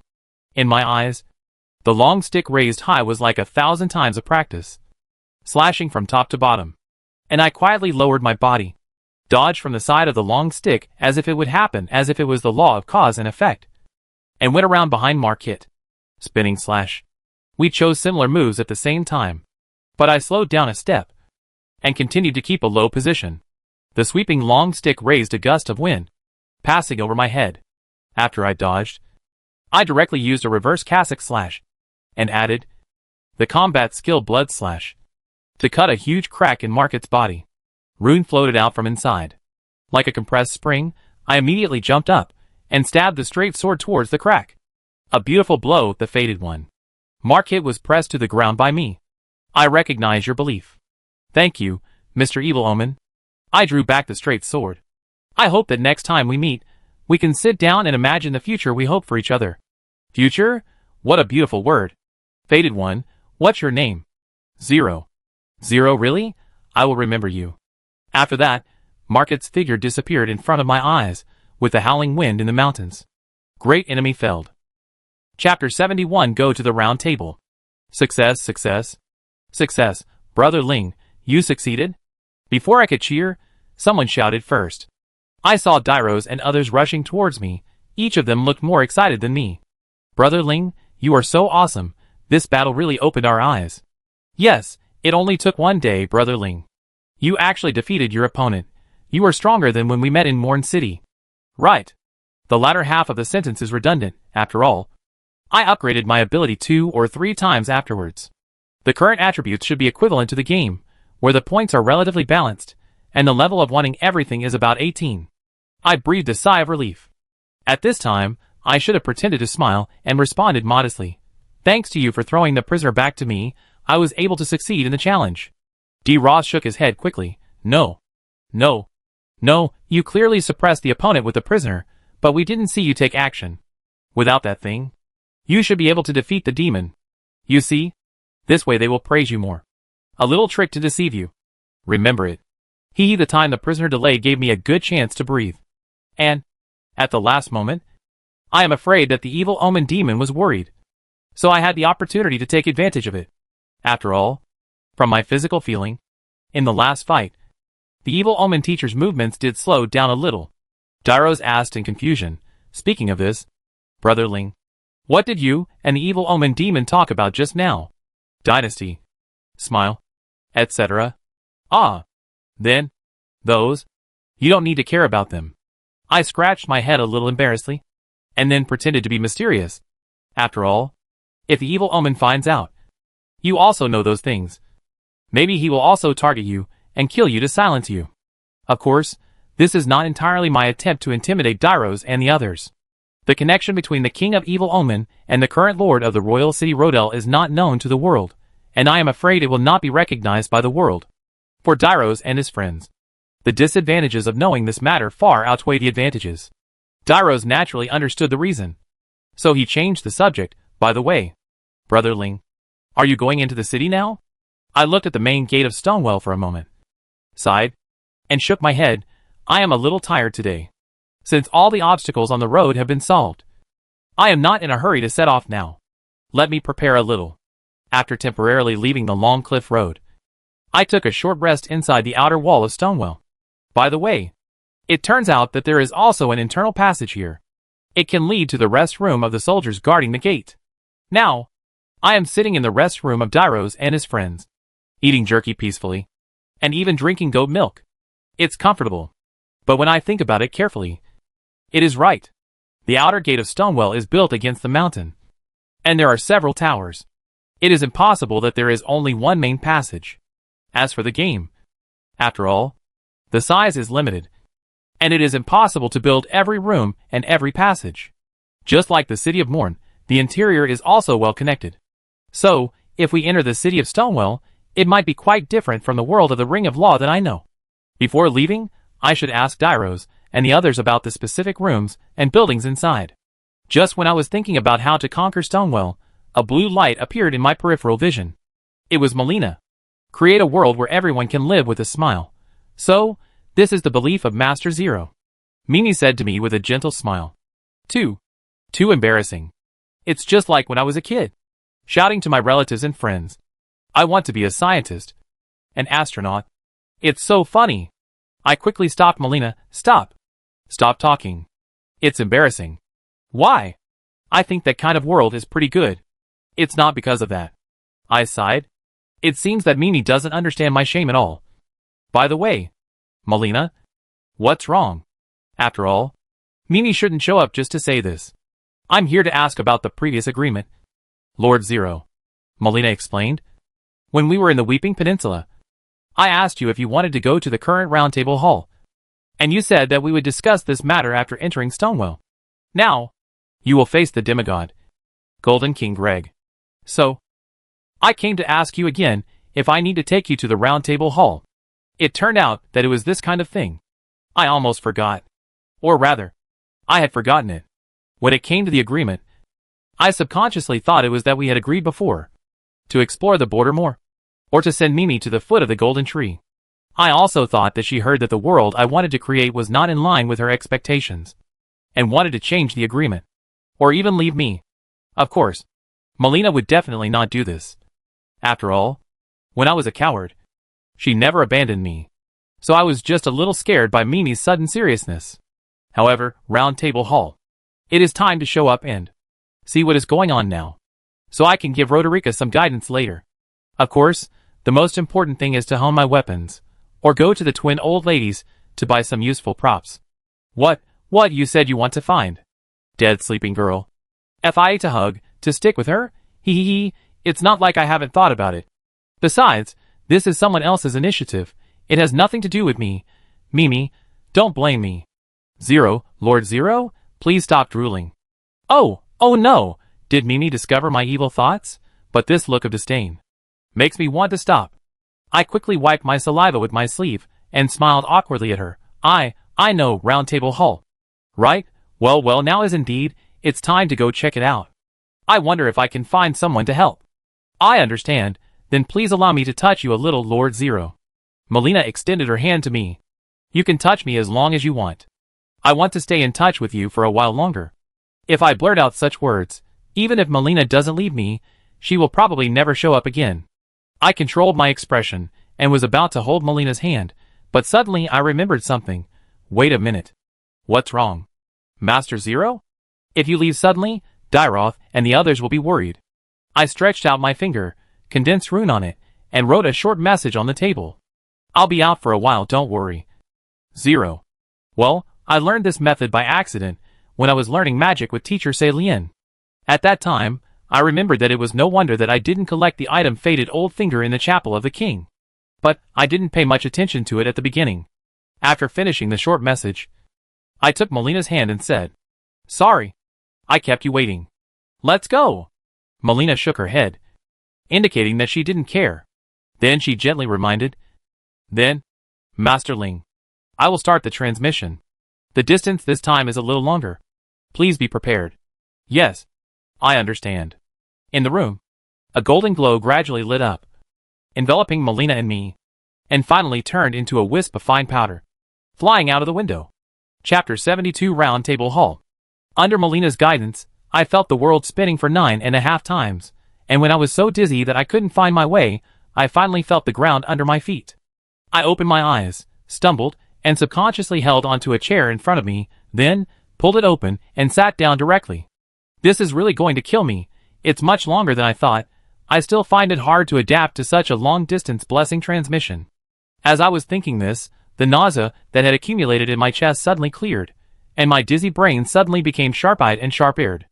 I looked up, and saw a big blessing standing in the center of the round table, like a fireworks column set off during the new year. Under it, long swords, long halberds, large spears, large axes, several weapons were inserted diagonally in the center of the round table, like the green leaves of flowers, holding up the light of blessing. Round Table Hall. I really came to this paradise of faded ones. But it is much more deserted than I imagined. There is no one sitting on the 7 chairs beside the round table. Even hunting death. He didn't come to the round table? Or did he go out to hunt dead borns? Oh, the prayer teacher of the faith sect, Colin, is in the hall. Just like in the game, he was wearing a pale yellow gown, and a round yoke around his neck like a prisoner. He was holding a book in his hand, but he had covered his eyes with a cloth, and was just stroking it with his hand.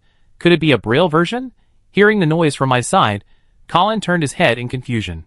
I was just about to say hello to him, when an old man's voice came from behind me. "Oh, a new faded one has come to the Round Table Hall. It feels like a long time has passed since the last one." He appeared. Sir Baiji. This guy was wearing a silver-gray soft leather armor that looked plain, but the patterns on it were all in the shape of eyes, even near the ribs, where I thought it was a gap in the armor for the waist. It was also an open eye. The pattern on the helmet was no less impressive.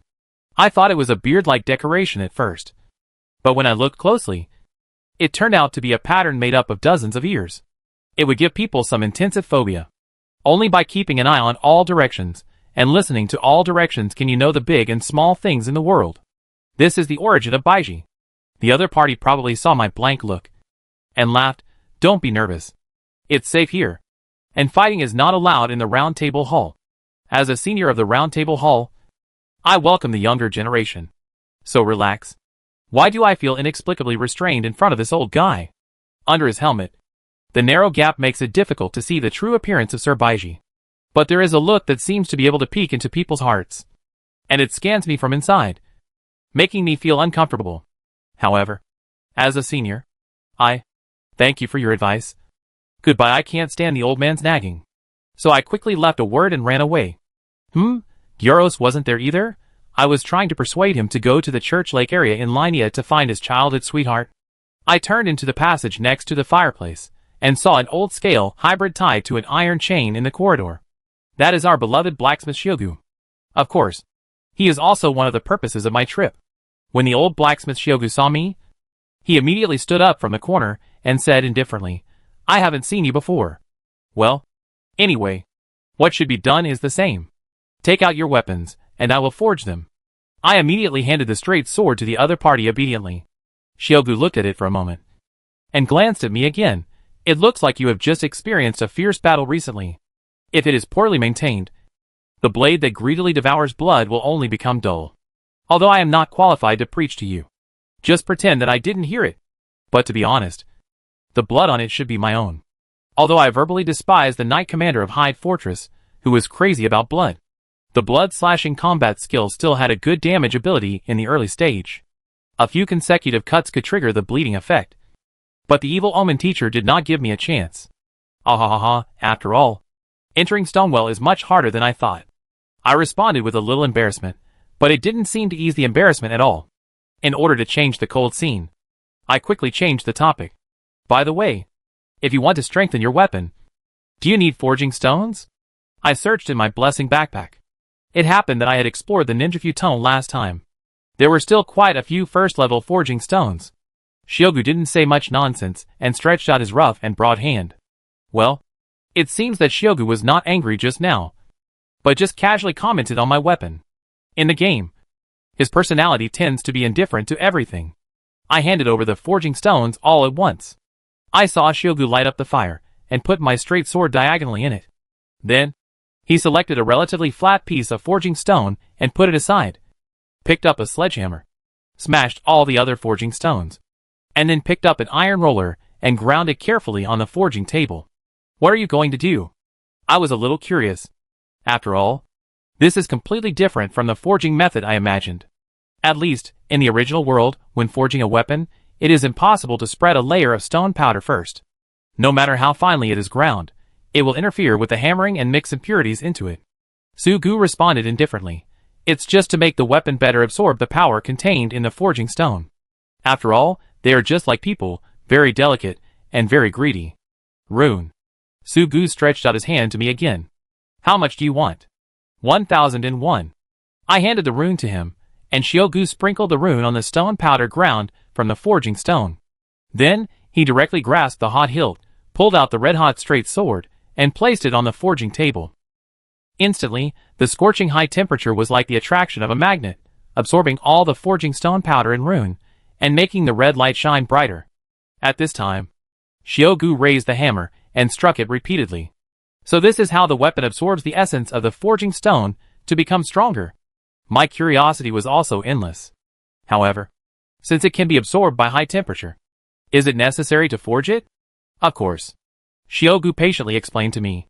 In simple terms, forging is to make the power distribution in the weapon more balanced and reasonable. If there is a deviation, it will only make the weapon easy to break and difficult to use. As expected, it is better to leave it to the experts. I watched for a long time, but I couldn't see any changes in the king's army's straight sword.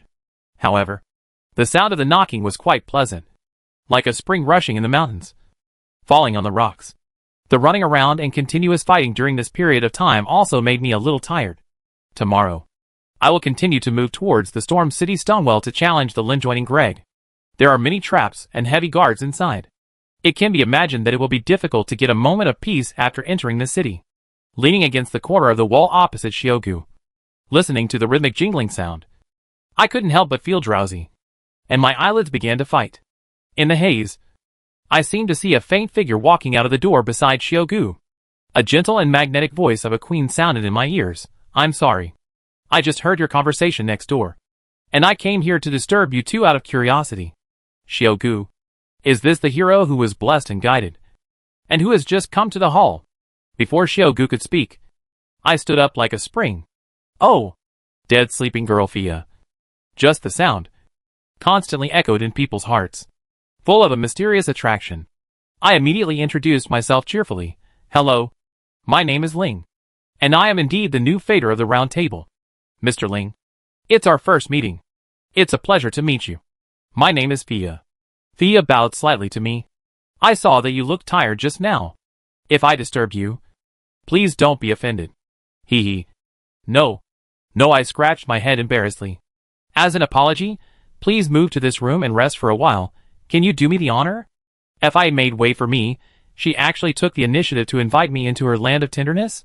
This request, any man can't refuse it. Right, ah. Chapter 73, Fia's Gentle Place. Following Fia into the room, it was quite spacious and simple, and it could be said that it was all in sight. A single bed was placed next to the fireplace. A book and a golden pot were placed on the small round table in front of the bed, and on the other side was a screen, which was probably used as a place for Fia to change clothes. On the left side of the door, the huge incense burner was emitting faint green smoke, which did not have the fragrance of flowers, but another kind of fragrance, which was quite familiar, but I couldn't remember what it was for a while. On the right wall was a portrait of the side face of Marika, the Eternal Queen, and on the opposite wall of the door was a cross portrait of Marika, which seemed to be integrated with the golden tree in the background, which might also indicate the relationship between the two. Except for 2 chairs, a bookshelf, and a cabinet, there was nothing else in the room. However, since I have come here, the most important thing, and what I am most curious about is of course. What do you think it is? Of course, I should go to the makeup mirror in the corner and check my appearance. To be honest, after reincarnating into Vows 1, I haven't taken a close look at Atai's appearance. Judging from the skin color, it should be an ordinary human. But what if he has the face of an ancient god? When I have the wedding CG with Lonnie later, it will be bad if he doesn't look like a human. It's rare to have some free time, so I might as well go and have a look. I walked to the makeup mirror and looked inside curiously. Wow, the hair is so long, like a seaweed monster, and it can be tied into a ponytail. I pushed aside the long hair. Oh, stinky. It's still a little handsome, giving me the feeling of Geralt in the young age of The Witcher 3. Strong and powerful, with a hint of majesty in his expression. It's a pity that compared to the original world, I, who was called Jiang and Wu Yanzu, was still a little short of Sir Zero? Oh, I almost forgot about baby Fia. I turned around with a smile, but I felt that my expression was a bit like a little Japanese devil who entered the flower girl village. So I quickly put it back. I saw that Fia was already sitting by the bed, under the shadow of her hood. Her eyes were as sparkling as a cat's, with a hint of melancholy, which made people want to protect her uncontrollably. What's wrong? I walked over pretending to be calm. And Fia asked softly, although it's sudden, can you allow me to hug you? Just for a moment, the hero who deserves the blessing. Here she comes, here she comes, here she comes. Hug, she's here. Whether in the game, or in the real world, there is only one girl who is willing to give me a otaku. A warm hug. Do you understand the tears of single dogs, single nobles? I was ecstatic in my heart, but on the surface I was reluctant to say goodbye. Ahem, if you don't mind, and just don't sue me for sexual harassment. What are you talking about? On the contrary, Fia's expression looked more sad. When I hug the hero tightly, I can truly feel the warmth of others, and bring blessings to the other person's bed curtains. In my hometown, this is a sacred practice, and it can also give me some strength and willpower to survive. If you don't despise this behavior, and are willing to share this warmth with me, it will be the greatest blessing to me. As she said, she took the initiative to open her arms. I swallowed my saliva several times in a row. After all, the hero is still unable to resist the temptation of beauty. Melina, Lonnie, please allow me to change my mind for a little while. This is just to advance the plot. Yes, to advance the side plot. I threw myself into Fia's arms. I could even feel the silky gauze, and the familiar fragrance on her cheeks. The indescribable warmth wrapped me gently, like returning to my mother's arms. In my ears, I heard the heavenly sound like an angel singing. Ah, thank you, my hero. You are so warm. Now, deep inside you, what is lit is the blessing of the bed curtain, but it is very short-lived. If you still need the blessing, please come to me. Okay, I'm so sleepy. Maybe I was too tired. When I relaxed completely, a feeling of tiredness came over me. Tick, tick. The sound of dripping liquid was heard. In the dimness, I seemed to see a white bed, and someone was lying on it. Who could it be? Suddenly, like a TV with a bad signal, the picture skipped twice. The white world suddenly became pitch black, followed by the howling of the wind. And the pale, evil spirit suddenly rushed out, opening its bloody mouth and swallowing me. Death. I stepped back in fear, broke free from Fia's arms, and knocked over the chair behind me in fear. At the same time, I suddenly remembered what kind of fragrance was in this room. It was the smell of incense used for sacrifices during the Qiming festival when visiting the graves. Fia was obviously also startled by my behavior, and asked while stroking her chest, Zero. Mr. Zero, are you okay? And what was that just now? I panted and blinked my eyes. And then I confirmed that the scene that seemed like an illusion and reality had disappeared.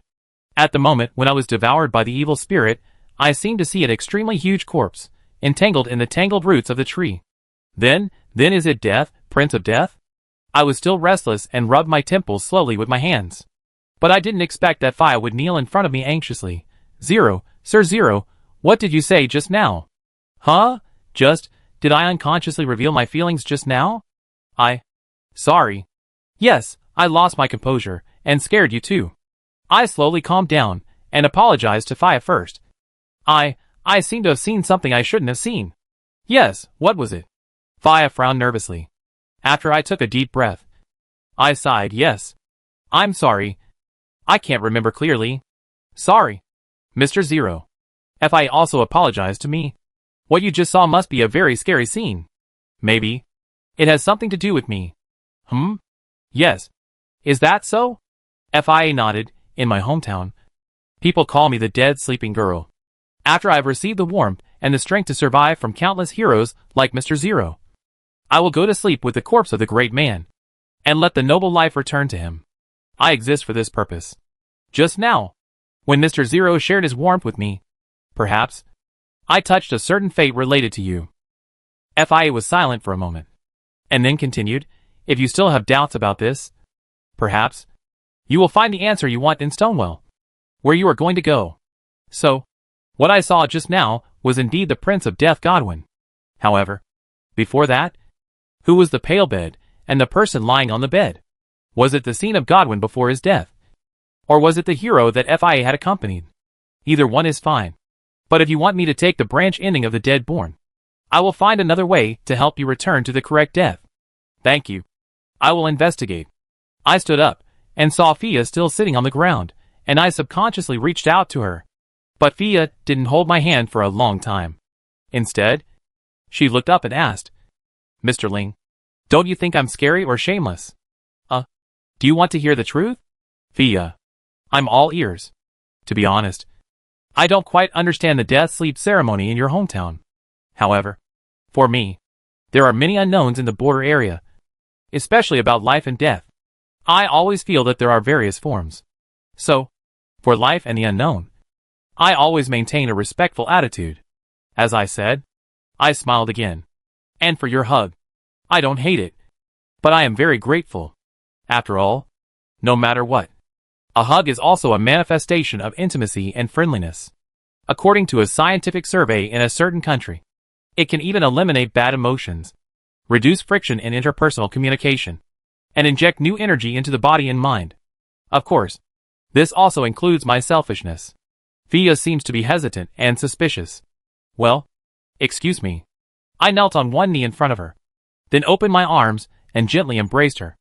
Thank you, in this chaotic world, for being willing to give me the same warmth. Fia. Fia's shoulders seemed to tremble slightly, and she also hugged me, saying softly, Thank you, Mr. Zero. At this time, I should say you're welcome. Chapter 74. A short break. For some reason, Fia seemed to be crying. After hugging me for a long time, she first let go of my hand, lowered her head, and covered her face with her hands, stood up and turned around. Hello, I'm sorry, Sir Zero, you saw my rather inappropriate side. Please allow me to calm down a little. In other words, Fia wants to be alone for a while, want to be quiet, right? Stand up tactfully and walk out the door. Unless, I want something unspeakable to happen.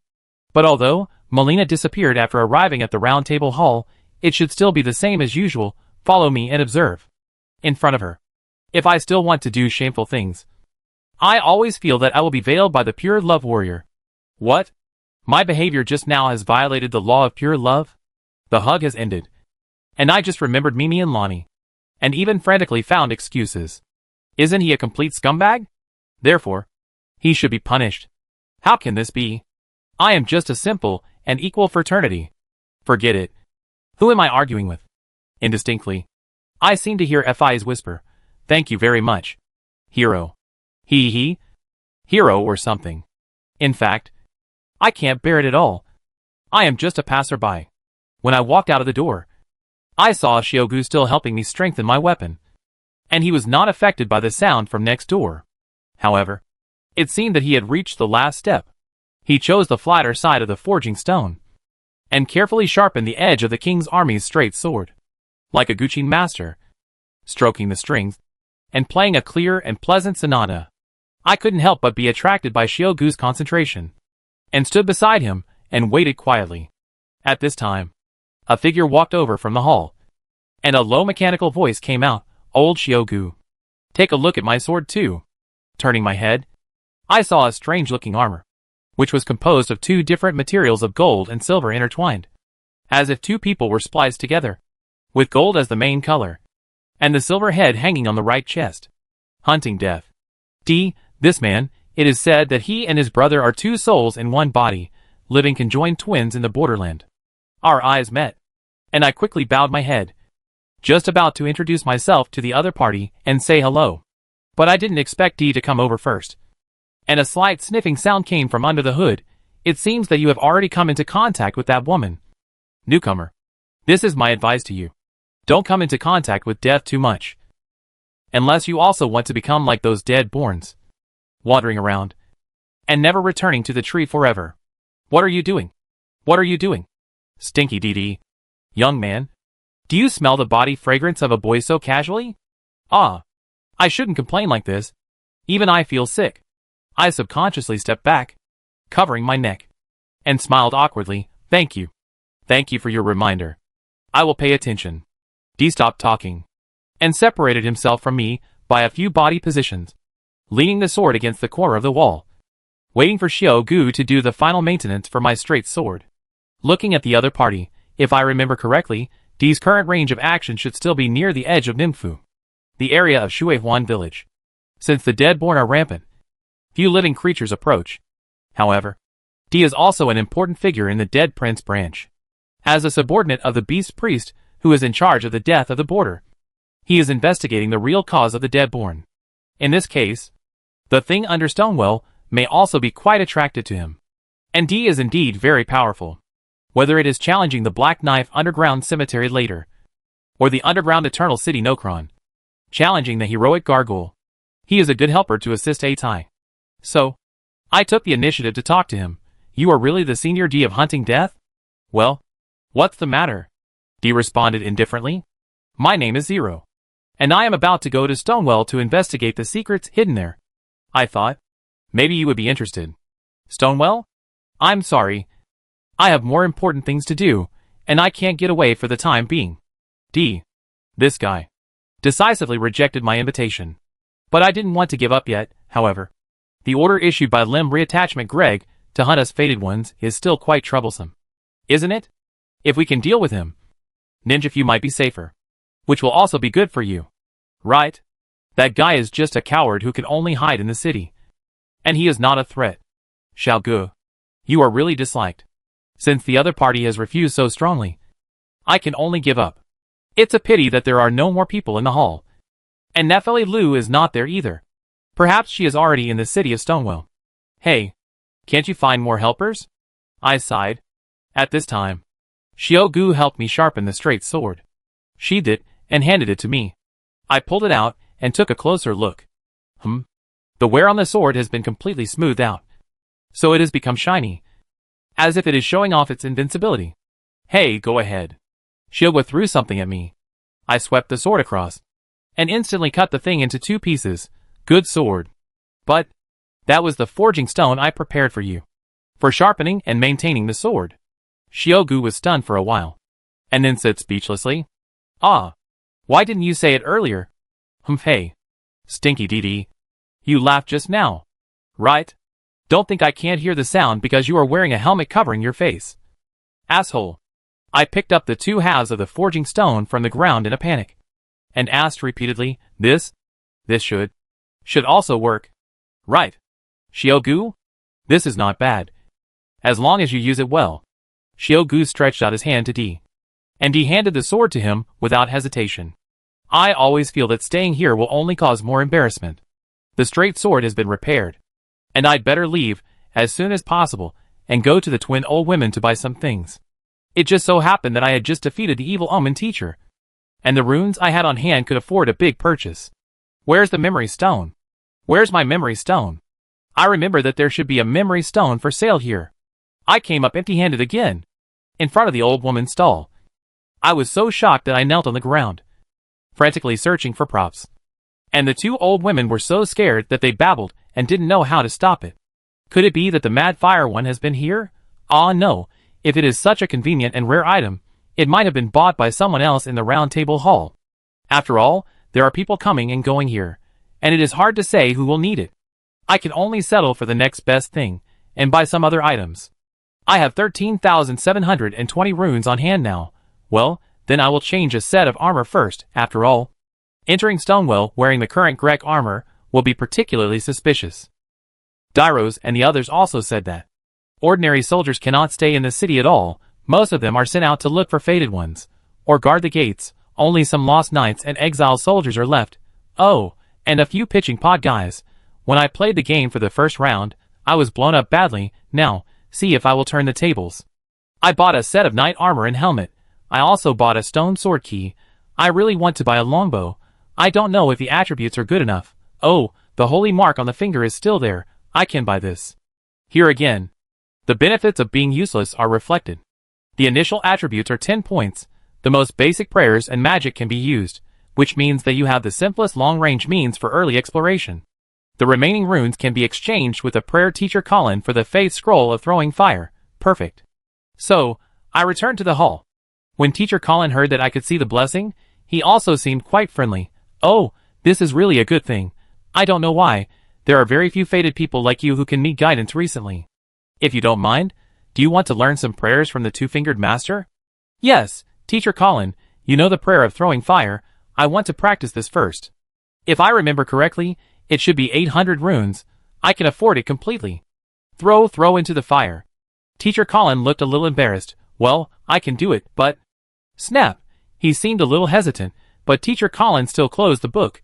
It doesn't matter. If you can see the guidance, I believe you can use this power well. Come on, let's study prayer with concentration. May the golden rule be with you. Learn. Looking at the smile gradually overflowing on the other person's face, I don't know why my heart is slightly cold. I hope teacher Colin can be gentler than teacher Saren, please, after all. I just want to rest. Chapter 75 All is fair in war. Fortunately, teacher Colin is still gentler than teacher Salien. Prayer throwing fire. The red candle flame, at the border, will remind people of the evil god's fire of destruction on the snowy mountain, so it is not included in any prayer system, and there is no corresponding rune. Teacher Colin wrote a prayer document with runes, and handed it to me.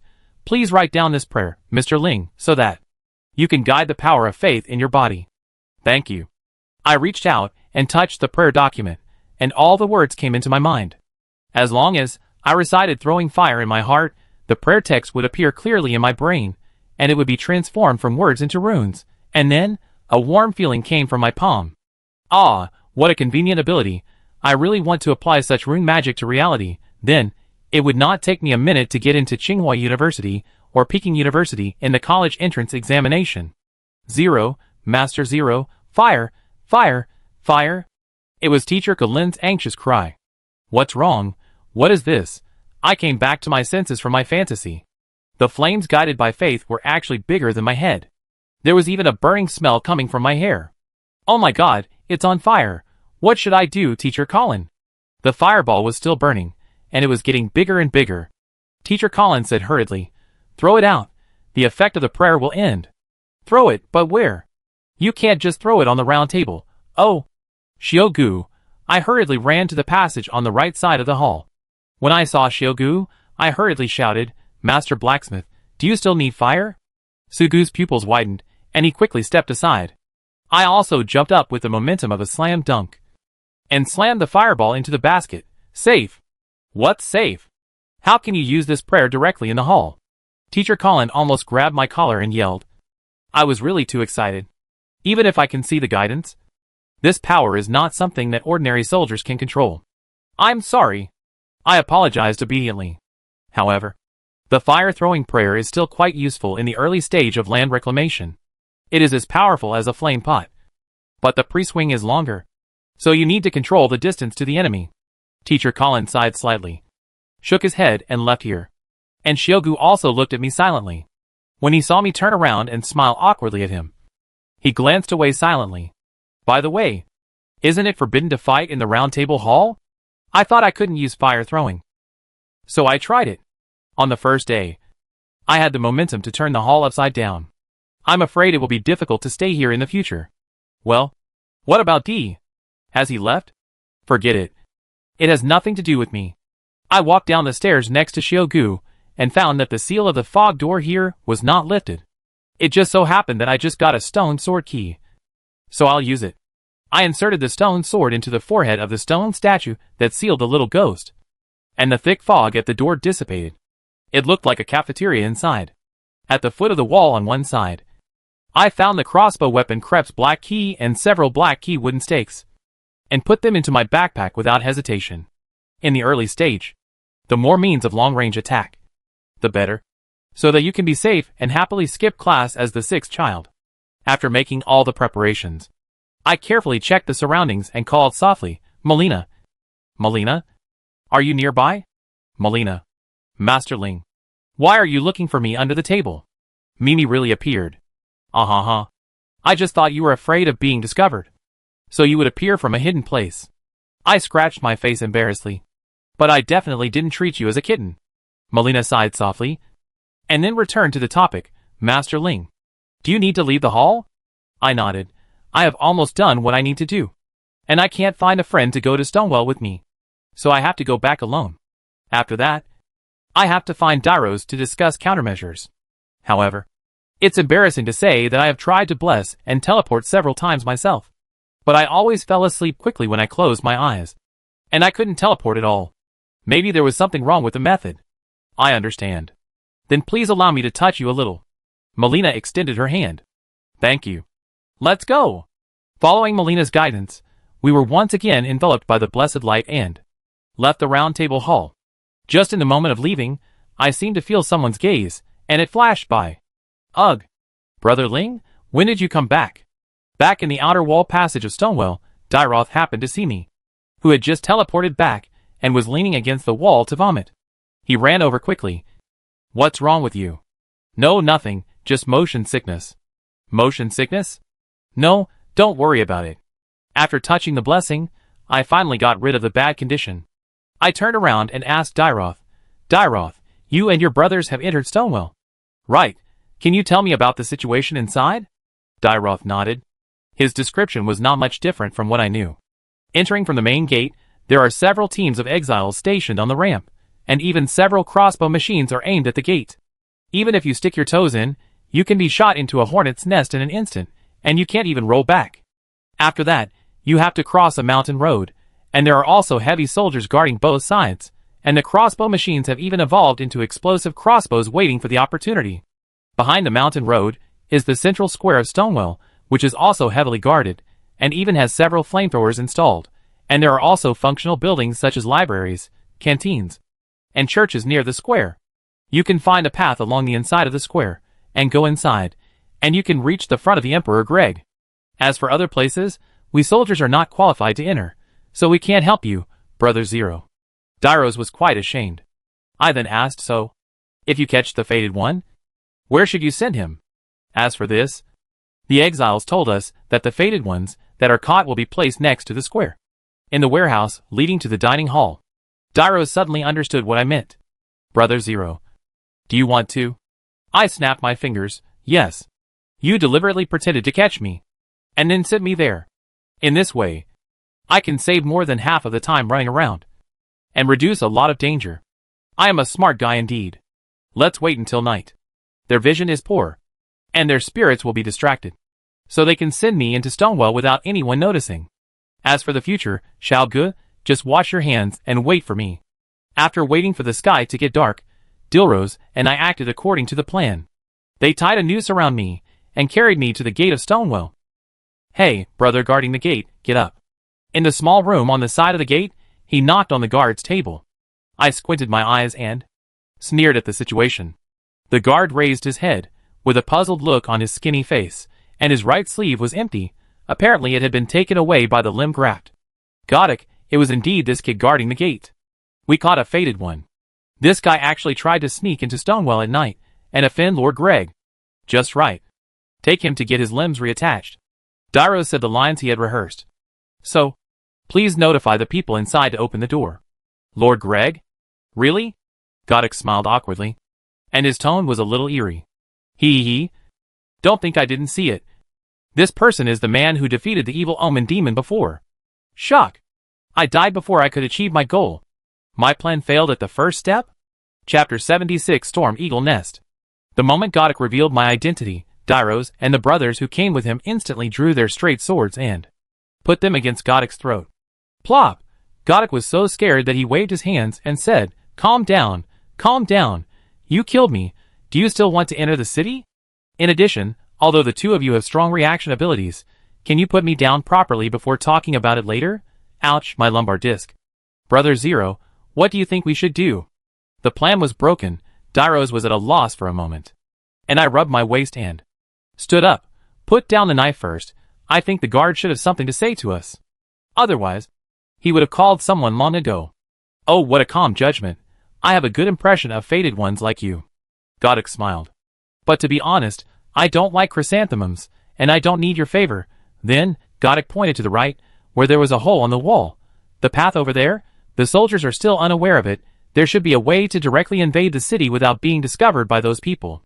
So, I suggest, fated one, it would be better for you to go this way. And I said frankly, if you are not stopped, I think our plan should be quite good. Godok shook his head. You should remember that. There was also a fated one who broke into the city before, so that guy Greg has sent people to defend more strictly. As soon as you go in, the fated one, will be handed over to the exile directly, and then. He made a gesture of cutting off his arm. The meaning is self-evident. Roger, could he leave a mess for me inside? And Dairos also heard something wrong. Since that person also got in from this side last time, then, it is difficult not to have strict defense along the way. This. Godok was speechless for a moment. Don't say anything. This pervert, who stalked me, just wanted to steal my rune, or even wait for me to die, cut off my arm, and replace it with his own limb. With such a little trick, I, who has read the plot, still can't be dealt with severely. I need to find a way to punish this despicable guy. So, I stopped Dairos, and said, I understand the situation. If there is only one way to challenge Greg, I will go. But, Brother Zero. It's okay, Dairos. If the city is really like what this guy said, my plan will definitely hinder you. As I said, I patted his shoulder. Believe me, after all, I defeated the evil omen demon. Seeing me say this, Dairos no longer insisted on his own opinion. Then, Brother Zero, you have to be careful. Well, then while it's still dark, I'm leaving. I waved goodbye to Dairos, and went into the hole on the side of the doorman's room. Outside, there was the wall of Storm City built along the cliff. The wind was howling, and it felt like a knife cutting my face. I walked forward and climbed up a wall that was broken in the middle. If I remember correctly, there is a storm eagle hiding in the tree opposite. Near here. These guys are made into biological weapons, with sharp blades on their feet. In the early stage of the game, they are extremely disgusting. Especially the weird aerial spinning slash. Even if I hold a shield, it can inexplicably go around my back and cut me. If you want to talk about how to deal with it, it is best to keep a distance. Wait for it to swoop over. Stab its feet into the ground and become stiff. And then use heavier weapons, like the King's Army straight sword in my hand, to suppress the opponent to death. Of course, this is also a one-on-one situation. If you are entangled by multiple guys, you should run away as soon as possible. But now, one of the difficult points is that I can't find the eagle at all. After all, there is no convenient locking function in reality. The vision at night is already very poor, and the trees are lush and leafy, which is even more difficult to distinguish. There's no other way. I clenched the holy seal with my 2 fingers, reciting silently in my heart. Pray and throw fire. The raging fire suddenly smashed towards the big tree in front of us, and suddenly, it turned into a huge torch under the night sky, and the storm eagle rushed out screaming. I took out Krep's black key, and prepared to start shooting. Very good, come on, I'm in this position, you should. But I didn't expect the eagle to spread its wings, and after finding me, it flew directly towards my position. This is not right. In the magic ring, these guys should not be dragged down by their heavy feet, and once they fly out, they can only hover at a very low altitude. They can't even fly over the wall. And this guy in front of me actually flew up to the middle of the air, and swooped down towards me. But if you think about it carefully, they are both flying. The difference between low altitude and midair is actually not that big. 36 strategies. Running is the best strategy. I quickly turned around and ran, and this guy also jumped over the high wall, and continued to chase me. The flapping sound of wings was getting closer and closer. I wanted to look back to see what was going on. The sharp light of the knife frightened me so much that I quickly shrank my head. The storm eagle flew over my head, and circled to the front. The way out is blocked. Soon, it circled from the sky again, and its double blades approached my front. I drew my straight sword, put up my shield, and kept retreating. I didn't notice that I had retreated to the corner of the wall. Corner? Isn't this a good opportunity? The eagle screamed, and it came straight at me with its long sword on its feet. Although I had no way to retreat, your attack method has become single. Right, stupid beast. At the moment when the storm eagle attacked, I dodged to the side, and nailed its feet to the wall. Taking this opportunity, I swung my sword directly, removed the wings of the storm eagle, and then gave it a sword in the chest, and went with peace of mind. Okay, easy to solve. I shook off the blood stains on the sword, and breathed a sigh of relief. Just as I was about to move forward, suddenly, several wisps of flying fire floated over from the other side of the wall. Is it possible that? I hurriedly climbed up the wall, and saw that the tree that I had just set on fire had completely let itself go, taking with it the shrubs, the grass, and all the plant-related partners. The fire burned fiercely, lighting up this corner like daylight. Even the 2 or 3 storm eagles that were originally at the bottom of the cliff were attracted by the flames, flapping their wings and flying around, as if they didn't know what to do. Am I an idiot? I actually set fire to the trees in such a strong wind. And now, the fire is rapidly devouring all the flammable materials nearby, and it can't stop the car at all. Setting fire to the mountain, you will be in prison for life. If it goes one step further, it will attract those exiles guarding the outer wall of the castle. I guess I will be in prison in Stonewell. Woo. Really, what you fear will come true. Is that the call for assembly that I just heard? What should I do? Should I retreat first? But with all the noise tonight, I'm afraid this has become the last chance to get into the city from this road. After that, it will be 100% heavily guarded. If you want to enter Stonewell again, I'm afraid it will be as difficult as climbing to the sky. I took a deep breath and clenched my teeth. Fight. Fight. Taking advantage of the firelight, I took out the pyroxene magic wand and attacked continuously, shooting down the storm eagles one by one. The obstacles in front of the cliff were cleared, and then, I could only rush in desperately. Chapter 77. A real man is not afraid of a small dark room. Put out the fire. Hurry up and put out the fire. The bushes on this side of the cliff are on fire. Someone shouted in the wind. On the scaffolding of the Stonewell city wall, several exiles were in a mess.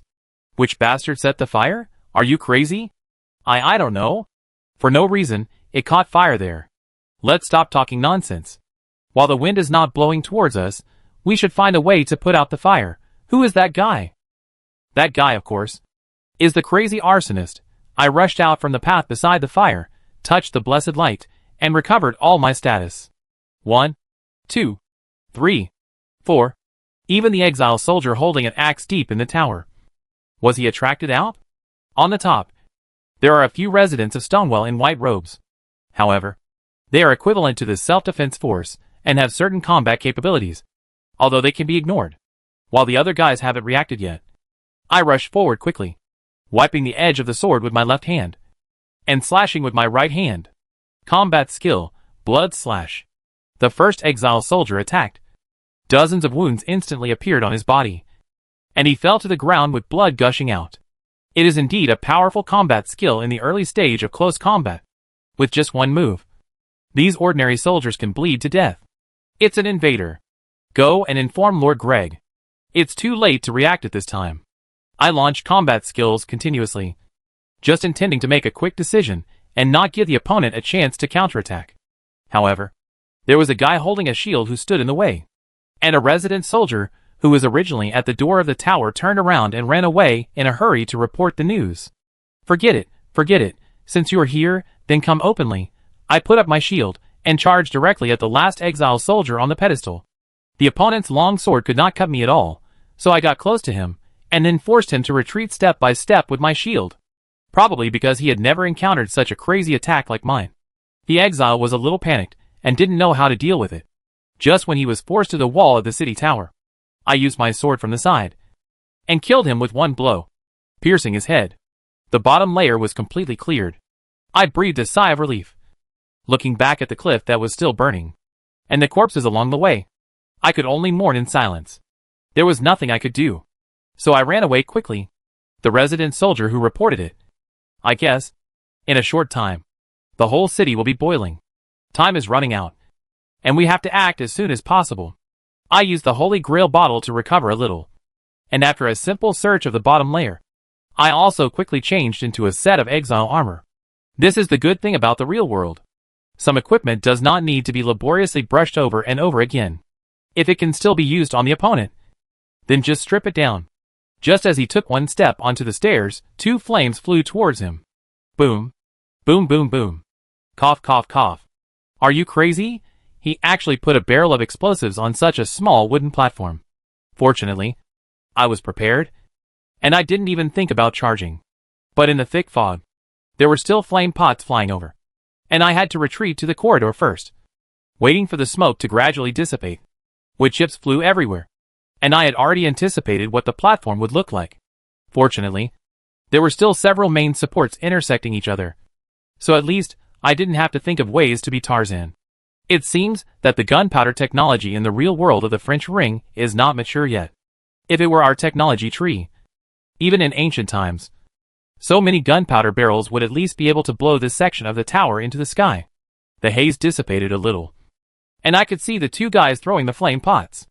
I took out Krep's black key, pressed the black arrow, aimed, and fired. Whoosh! Whoosh! 1. I didn't hit any arrows. It feels weird, maybe my attributes are not enough to master this weapon. Fortunately, I borrowed the light crossbow of the Grek soldiers from Dairos and others. This is useless. I can use it after upgrading my strength by 2 levels. I pressed the crossbow arrow, then aimed, and fired. Whoosh, whoosh, whoosh. 2 arrows hit, and the last arrow hit his head. That's right. The other one was naturally dealt with in the same way. I stepped carefully onto the wooden frame, and stepped a few times, and felt quite stable, and then jumped onto the wooden platform at the other end. The small door in front was locked without trying, so I had to continue walking up the path against the wall. I saw, in the narrow passage ahead, 2 or 3 exile soldiers were moving the gunpowder barrels blocking the road, preparing to deal with me. These guys, could they be the guards on the scaffolding outside the wall, attracted by the explosion inside? But I don't care what happens to you, I'll let you taste my flame pot. Boom. Boom boom boom. In the thick smoke, a few wisps of rune floated towards me. I really deserved it. However, the quality of the gunpowder barrels here is indeed not very good. The passage is so narrow, but the walls look intact and are quite solid. Well, it's a good thing that it's not working, so I can move on. Going up, it should be the passion small dark room that the A-type people love the most. The first time I was locked up, I was really scared to death by the lost home knight inside, and that guy has high toughness and fierce damage. If I die in there, I will be stolen by that little jerk Godok, so I have to think of a good way to deal with it. I caught a glimpse of a few unexploded gunpowder barrels nearby, and a plan suddenly came to my mind. Hey. Finally, all 3 gunpowder barrels were moved to the door of this small dark room. At this time, under the quiet tower, there was a curse. Damn it, what is that fated one doing? He actually set fire to the cliff. Is he crazy? I carefully looked out of the window. Yo, you are here. Godok. In the game. At about the same time, I could find this guy following Atue in the bottom corner. I quickly moved a few boxes nearby and stacked them in the corner to make a hiding place. Then, pretending to know nothing, he shouted loudly, "Oh, there is another room here. The key to the door should be inside." Right. I opened the door. Very good. The lost knight did not seem to attack me immediately because of the commotion outside. He must have thought that I was completely unaware, and was still waiting for the prey to jump into the trap. Oh! There is indeed a treasure chest. Hee. Baby. Here I come. After saying this, I immediately ran to the hiding place I had just built and hid, quietly waiting for the self-righteous sparrow to catch the mantis and cicada. After a long time, Godok walked up the stairs cursing, "Those idiots. Why put so many explosive barrels in the tower? It's a mess." Huh? Why is there no movement inside? Has the fated one been solved? He leaned over curiously and looked into the small dark room. Now, I suddenly rushed out from my hiding place, and when Godok heard the noise and turned around with a look of surprise, I kicked him directly inside, and then pulled the door. Bang, bang, ping pong. Soon, there was a one-sided fierce battle sound, and Godok was begging for mercy. Hey, damn it, it's me, Godok. Stop fighting. Please stop fighting. How can a real man beg for mercy? You should fight the opponent fiercely, and then fiercely fight the opponent in New Nippery male sign, and fiercely shout. Yeah, male sign. Right. The sound inside stopped. I quickly stepped back a few steps and walked to the side. The door of the small black room opened, and the winning male guest of this Billy appeared. It was the lost home knight. Yo! I held the flame pot in my hand and greeted the other party enthusiastically. You know, art is explosion. Boom! Seeing the lost home night being blown away, a sense of comfort of revenge arose in my heart. Ha ha ha, it's great, it's great, I told you not to bully me so badly in this crappy game, alive. Pa, my feet suddenly sank, and there was a sound of cracking wood. What? Robert. Chapter 78 Robert. Ahem. Too complacent. After using the gunpowder barrel to set up the trap and blowing up the lost knight, who came out of the small dark room, I didn't notice that the wooden board under my feet also broke, and I fell directly into the storage room at the bottom. My whole body was knocked to the ground, and there was no part of my body that didn't scream in pain. I can only say, luckily I pulled the exile soldier here out at the beginning and solved it. Otherwise, like in the game, I was inexplicably thrown into this dark warehouse. I guarantee he would have an axe at my dog head. I supported myself and stood up, and drank a mouthful of the Holy Grail bottle. The current supplies, there are still 2 blood recovery and 1 mana recovery left. I estimate that there is still half of the concentration value left in my body. Whether it is combat skills, magic or prayer, there is no shortage of mana. As for the results of the first exploration, it is not bad. The lost knight also happened to fall to the side, and was motionless. He should have been killed by the explosion, and is waiting for the blessing to revive. I didn't waste any more time, and trotted back to the small dark room on the 3rd floor of the tower. I saw that Godok was huddled in the corner panting. When he heard the footsteps, he shrank into a ball. No. Don't fight anymore. I'm not a fader. I'm the gatekeeper Godok. Huh? Gatekeeper? How come you are here? I smiled hypocritically, walked in front of him, and squatted down. Don't forget, we are grasshoppers tied to the same rope now. If I am caught by Godok, you can't get away from it. So don't play any tricks. Next time you get caught, it won't be so easy. Godok nodded like pounding garlic, and I smiled and patted his shoulder.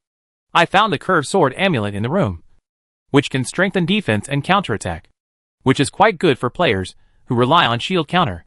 But I suddenly remembered something. Although I picked up several amulets, I don't think I have used any of them yet. I have to discuss this with Melina later. However, the rusty key to open the small door on the 2nd floor, which was supposed to be in the room, on the nearly dry corpse, was missing. Could it be that Roger had taken it first? Perhaps not. When Roger passed through here, the guards should not have been as strict as they are now. I turned my head to look at Godok, and this guy subconsciously shook his hands hurriedly. No. It's not here. It's not here. I'm just a gatekeeper, and I have nothing to do with what happens in the city. The thing you are looking for may be on the night guarding this room. Who knows? It makes sense. I had to return to the bottom floor, and searched back and forth on the lost night, and I really found the key. It's not good to take other people's things casually. I will be very distressed. I kicked this guy angrily, and turned around and ran to the small door on the 2nd floor. After opening it, there is a long ladder leading directly to the 4th floor. Run up, then go to the left. Although there is a road on the right. If I remember correctly, I only got some junk props. I am in a hurry, so I won't take them. Of course, don't rush to leave.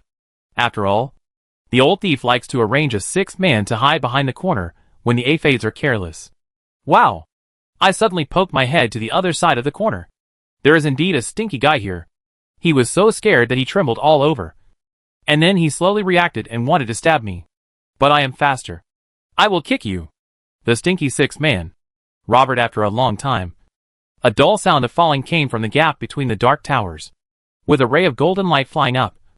This guy also successfully returned to the tree. Again. Another faded one? In the corridor, another skinny Storm City resident soldier was terrified. Although the dagger in his hand was pointed at me, he couldn't stop shaking. I took a step forward, and the other person took a step back in fear. I continued to move forward, and the other person also continued to retreat, until he hit the wall. With just a light flick, I knocked the opponent's weapon away. If you are not my enemy, I can let you go. But Lord Greg? Lord? No. I will not agree. The resident trembled and spoke incoherently. I don't want to be grafted. I don't want to be grafted. As he said that, he rushed towards me. I dodged casually, and he stumbled and fell into the gap between the 4th floor of the tower. Robert the Tenth too, however. From what that person said, it was difficult for Xiao Gu to catch the fated one. So he started to take people in the city and perform the grafting ceremony? He was so afraid of others that he really lost himself completely. By the way, can't he take people with him to Linia, replace some crabs, prawns? Or send people to the fog forest to replace some rune bears? Help me clear some obstacles and become invincible. Then forget it. It will be embarrassing if I can't win it all. Continue forward from the terrace outside the tower. Here is another tower leading to the interior of Stonewell. There is a blessing point on the middle floor. The only guard on the road is probably the Lost Knight, holding a halberd. This group of Lost Knights like to use storm-related combat skills to attack, especially the storm attack, which is full of oppression. But the despicable Adi also likes to lead the opponent to the edge of the cliff, inducing the Lost Knight to use this move. As long as you dodge, you can easily make the opponent fly off the cliff by himself. Very good, today you are the third, Robert.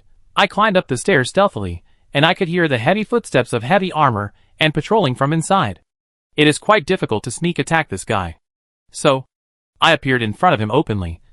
And of course, I also approached the outer cliff. Hello. Tai Ling. I am here to join you. When the other party saw me, he did not show any mercy. He held the long spear in both hands, raised it above his head, and spun it like the wind. He pushed his feet slightly, and the whole person stepped on the hurricane and flew directly towards me. Yoshi, I was waiting for your move. I saw the right moment, and rolled to avoid the sweep of the halberd, and then you jumped off the cliff by yourself. I didn't expect that. This guy actually turned around in the air, and braked quickly after landing, and stopped steadily on the edge of the cliff, and at the same time, he shot back at me with the halberd. I quickly blocked the attack with my shield, but I staggered after being poked. Speaking of which, I don't know from which version, the old thief seems to have added an edge air wall to the combat environment, and the monsters rarely foolishly flew off the high cliff because of their combat skills. Did you also get a patch? It seems that it is impossible to skip class, so just go with your strength. Combat skill, blood slash. The blood blade slashed forward, but I didn't expect it to hit the Lost Knight Storm Foot, which blew up a thick wall of wind, and the blood blade was blown away, and its power was greatly reduced. Is it still possible to play like this? I was shocked, and rolled back, avoiding the Lost Knight's halberd thrust. The enemy is chasing me relentlessly. Although, I can take advantage of this moment to run directly upstairs, but I am worried that the sound of the battle will stimulate the exiles stationed on the top floor. If they rush up together, I will be in trouble. To deal with him, it is on this floor. The long halberd is lost, the attack range is large, and the power is fierce, but it is also difficult to stop, which means that the stiffness after each attack will be very large. My agility is better. I will find a way to get close to him, and lead him to close combat. I made up my mind, and deal with the enemy around the elevator shaft in the middle of the tower. After several rounds of attack and defense, the Lost Knight suddenly raised his long halberd to charge, which was a large sweeping action. I saw the halberd coming, rolled to the side and back to avoid it, and took advantage of the opponent's stiffness, and quickly turned around and used a strong sword. When TSK, in the real world, the effect of armor is indeed much stronger than in the game. Light armor is a piece of paper. Heavy armor is a piece of paper folded in half. My full-strength attack could only barely make a shallow mark on the folded paper. Sure enough, I could only rely on the penetration of the blood slash to trigger the bleeding effect to defeat this guy. Seeing that I retreated behind him, the Lost Knight quickly turned his halberd and forced me back. At the same time, with the hurricane stirring, he turned into a tornado and swept towards me. This move cannot be blocked. It is very easy to break the defense. But the opponent's speed is faster than I thought, and the hurricane with the sharpness of the halberd has already scratched my cheek. Roar suddenly. There was a roar from outside the tower door. With a glance, another figure appeared. And it was a Lost Knight holding a large shield. Could it be the one I blew up? The blessed resurrection should not be so fast. Could it be that he was not dead before, and just fainted just now? It seems to be true. The power of the gunpowder barrel is not as great as I imagined, plus, the strong defense of the heavy armor may really save his life. There is indeed no impression of rune floating from him in my memory. It's over. I told you not to develop a good habit of finishing off the enemy. Just when my thoughts were a little confused, the Lost Home Knight, holding the big shield, had already stepped hard, summoning a hurricane. Then, he set up the big shield, stepped on the hurricane, and suddenly flew towards me. Unexpectedly, in the blink of an eye, I was squeezed in between two powerful storms. I had already anticipated the scene of myself being torn apart in 2 ways, so I had to quickly use all my strength to set up the shield, while I reached my other hand to my waist, preparing to drink the Holy Grail bottle as soon as possible to recover my physical strength. But the next second, I saw the halberd hurricane engulf the shield sword hurricane. The flying shield sword lost home knight actually bumped into the swing of the halberd, and then the whole person flew out unbalanced, in a perfect ground ball posture, and fell into the elevator shaft. Luo Robert. So, there was a friendly injury between you. Then why are you so brave? It seems that the explosion was not completely ineffective. At least it blew the lost knight, who fell down into insanity. I watched sword and shield lost knight fall into the deep well with Longji lost knight. After a long time, a dull sound of landing was heard. We looked up and looked at each other in bewilderment. I'm looking at you, you get down too. My reaction was faster. I took the opportunity to kick Longji lost knight in the waist with all my strength, and kicked him off the elevator. Robert the 10th 4. A perfect ending. Chapter 79 2 breads with cheese. I don't know how to describe it, but I was lucky enough to get rid of the only 2 lost knights stationed in the tower, and while no one noticed, I quickly ran up to the 2nd floor of the inner city tower, and in the room that looked like a lounge, I lit up the blessed light. So, there are 2 paths next. First, continue to go to the top of the tower. After defeating a group of exiles, you can shuttle through the roofs of Stonewell like an assassin, and the options after that are even more numerous. You can even return to the main gate, go around and kill those annoying soldiers who operate the crossbow machine. The second is, just go out from this door, go down along the city wall, pass through the church and several rooms, and you can reach the central square of Stonewell. Go through there, and go along the inner path, and you will be in front of the limb-joining Greg. Well, in the game, if you arrive here for the first time, it's like this. But in reality, there should be a third option. On the right side of the tower leading to the lounge, there is an elevator, and below should be the large dining hall near the central square. If it can be used directly, there is no need to take a long detour, which is asking for trouble. After all, walking from the city wall, there are gunpowder barrels all the way. And the most fatal thing is that there are several storm eagles flying over the wall. There are also lost knights and exile soldiers guarding the main roads along the way. It is quite troublesome. I went to try the mechanism of the elevator, and pulled the joystick. Soon, there was a sound of gears turning inside. I guess that this is the lounge. I guess many people use this elevator to go up and down every day. And the mechanism cannot be locked. I am so smart. I whistled softly, and waited for the elevator to land. And then I walked in. As soon as I went downstairs, the strong smell of decay and blood came to my nose, which made me nauseous. After passing through a small room, there was a large hall outside, with tables lined up on both sides. Obviously, it was originally used as a place for dining and gathering. But now, the candlelight is dim, black shadows are hanging from the ceiling one after another. Those are all limbs that have been cut off. Ordinary people, fated ones, mountain giants. There are countless of them. The shock when I first saw them was no less than the movie New Police Story I watched when I was a child. Scarred policemen were hung all over the ceiling. As long as the criminals pulled the ropes lightly, they would be smashed to death on the ground. Death filled my eyes. At the end of the hall, a huge figure stopped under the portrait of Gufule, the former king of the border. That was the spider noble who had been reattached in Roderica's mouth. The other parties seemed to be praying to the statue of Gufule, and did not patrol back and forth like in the game. I held back my nausea and carefully got out of the elevator room. Let's go to the right first. In the small courtyard outside the door, there are relics left for Roderica by her former companions. I bent over and quietly got into the small courtyard. The stench here is even stronger. It has been completely used as a garbage disposal plant. Countless bodies with limbs attached piled up into a small mountain. Just as Roderica said, they were wrapped in coarse cloth and ropes, like a worm pupa. On the top was also exposed the corpse of a mountain goblin giant, missing limbs and also died from limb attachment. If I hadn't seen the pile of corpses of hybrids in Morn City, I would have been kneeling on the ground, vomiting. I recalled that Melina had said that ordinary life on the border was not easy to die because of the blessing of resurrection. Among this horrifying pile of corpses, there were some guys wearing local clothes. They were probably killed again and again, until the runes in their bodies were completely consumed, or every time they were resurrected. They couldn't recover their limbs, and they couldn't stop the wounds even when they were tied up. so they could only wait desperately for death to come again in the pile of rotting corpses. It's really an unforgivable sin. Greg. Woof, woof. Ah, I was so impressed by Greg's cruelty, I forgot that there were 2 of you dog brothers here. Desecrating the remains. 1 dog countered with a shield, 1 dog executed at a time, then stomped on the dog's head, making them completely unable to revive. Pinching my nose, suppressing my nausea, I approached the pile of corpses. I quickly scanned the top, and did not find the item related to the Little Red Riding Hood Roderica branch. The remains of the pupa's swarm. Ordinary people would not come here for no reason. Would that thing be buried in this pile of corpses, and I have to look for it myself? My head hurts a bit. Although, even if she doesn't find that thing, Roderica should go to the Round Table Hall later, and help the Atai to tune spirits.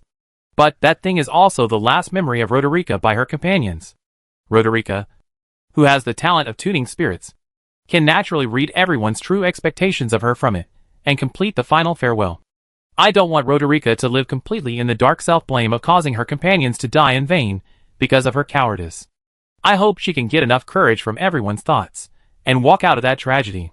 So I'm sorry, dead bodies. Please allow me to offend you. When approaching the pile of corpses, I suddenly thought that Roderica had just escaped from Stonewell shortly before I met her, which should have been only 3 or 4 days. So, the decay of her companions' remains should be relatively light. After checking the entire courtyard, I finally locked onto 4 or 5 remains. On one of them, a corner of deep red appeared in the coarse cloth wrapped in it, and there seemed to be a faint wisp of smoke coming out of it. I untied the rope that bound him, and indeed found the remains of the pupa group, a brooch wrapped in velvet red cloth. After the matter of Stonewell is over, I will give it to Roderica, of course. The premise is that I can get through the heavy guards and the last level of Greg. But to be honest, there is no good strategy now. Besides, I deeply doubt that. Even if I am now capable of forcing my way into the square of Stonewell. But when he fought against Xiaogu, that guy would summon the remaining troops of Stonewell to come and help him. After all, he is still the nominal king here. Reality is not a game. And there is no saying that bosses must follow a one-on-one duel.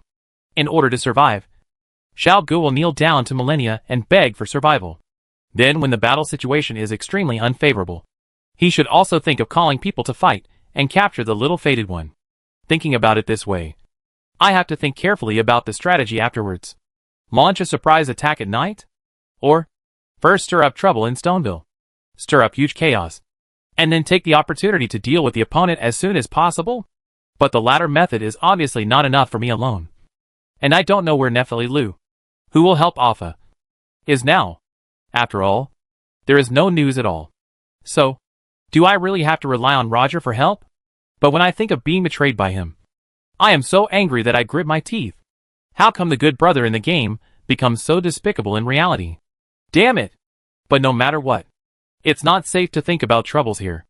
I'd better go back to the lounge on the 2nd floor of the tower and make plans slowly. I poked my head out of the courtyard, and the Limmer Place noble was still facing the wall. I quietly slipped back to the elevator room. Wait, where is my elevator? Why is it gone? Above my head, I heard the sound of gears turning and the elevator descending. Oh no! Someone is coming down. After all, if I can use it, others can use it too. The city is full of enemies, and those who come must be malicious. I hurriedly ran out of the room, turned my head and looked around. I vaguely remembered that on the left side, it seemed to lead to the Church of Stonewell, but there would be lost knights and exiles patrolling on the road, and on the right side was the courtyard just now, which was a dead end. After hesitating for a moment, I chose to get under the table in the dining hall first, using the shadows to cover myself, and then quietly stared at the elevator room. If it was just the exile who came out, I would go up and deal with him as soon as possible. The Limmer Place noble could not rush into the small door of the elevator room, so I just had to escape before him. Lost home night? I should have solved the lost home in that tower area. Here he comes. I stepped in with steady steps. I never expected that. A bronze-colored burly figure appeared at the door. I was terrified and could not believe my eyes. Furnace Knight? How could such a monster appear here? And such loud footsteps naturally attracted the attention of the limb-jointed nobles. Now, I have fallen into the dilemma of being sandwiched by 2 elite monsters from front and back. What kind of hell-level difficulty is this? Chapter 80. The Battle of a Trap Beast 1. The Crucible Knights once served as one of the strongest knight legions under the command of the king of the borderland, Gufule. The heavy armor gave them super high toughness, and their powerful and steady attacks were difficult to defend against. At the same time, they were also proficient in various kinds of prayers similar to the Crucible, so each Crucible Knight was almost a monster that could fight 100 enemies at a time. In the game, old soul players, who were proficient in the combat skill, blocking, could easily play with the Crucible. After all, after the attack was forcibly interrupted by the opponent, the heavy Crucible suit would instead cause them to fall into a huge stiffness. But for a newbie like me who entered the pit from the Ring of Magic, especially the Crucible Knights, who were holding swords and shields, and were both offensive and defensive, whether in the early, middle or late stages, they were extremely torturous, and the Linjoin nobles were even more so. As soon as I came out of the chapel of the king, I gave Atue a veritable monster killed by the plot. Now, these two guys actually met in the dining hall of Stonewell. I was so weak and helpless that I could only hide under the long table and tremble, praying sincerely that they would not find me. By the way, why did this guy, Furnace, appear here? The bug in reality is too big. There is indeed a Furnace Knight in Stonewell, but he should be stationed at the bottom of the tower just now. That is the lowest point of Stonewell, and basically no one should care about it. No one cares? I suddenly remembered that the two lost knights in the tower before fell into the elevator shaft leading to the bottom of Stonewell. Could it be that these two corpses that fell from the sky attracted the attention of the Furnace, who was resting there? So he used the elevator to come up and check the situation? TSK. If I had known earlier, I should have tried to raise the elevator there in advance and completely trap this guy underneath. Ah, the limb-jointed noble suddenly roared sharply. But I didn't hear its approaching footsteps. So the reason should not be my fault. I know. A deep and powerful voice came from under the helmet of the Furnace. Storm City is in such an ugly state now, and I don't want to stay here any longer. Oh, so you are leaving? I was secretly happy. But in the end, you are just a mindless beast. You didn't even notice a rat sneaking in? The heavy sword of the Furnace dragged on the ground with a clang. Then, with a strong swing, the long table above my head was directly blown away. Ha! I was wondering why it was so noisy tonight. It turned out that there was a fated one. It's over. I was discovered. Ah, behind me, the Linjoin noble saw my figure and roared with excitement and madness. He rushed towards me quickly. There was no way. I judged the limit distance, drew the sword with my right hand, and at the same time, grabbed the blade with my left hand and slashed it. Combat skills blood slash. The sharp blood blade instantly cut off one of the arms of the Linjoin noble, forcing it to retreat. The blood volume of this guy in the hall is not as high as the monster in the chapel of the king. As long as he hits it 4 or 5 times, it can be done. But now is obviously not the time for a fight. The Crucible Knight is the biggest hidden danger here. I made a judgment in an instant, and ran towards the door on the left side of the elevator room. If I remember correctly, this side leads directly to the church. As for the other end of the dining hall, the other 2 doors, one leads to the central square, and the other leads to the second floor of the dining hall. There are also many difficult to deal with knights and exiles there, which is not the best choice for escape. Oh, want to get more weapons. But this road is blocked.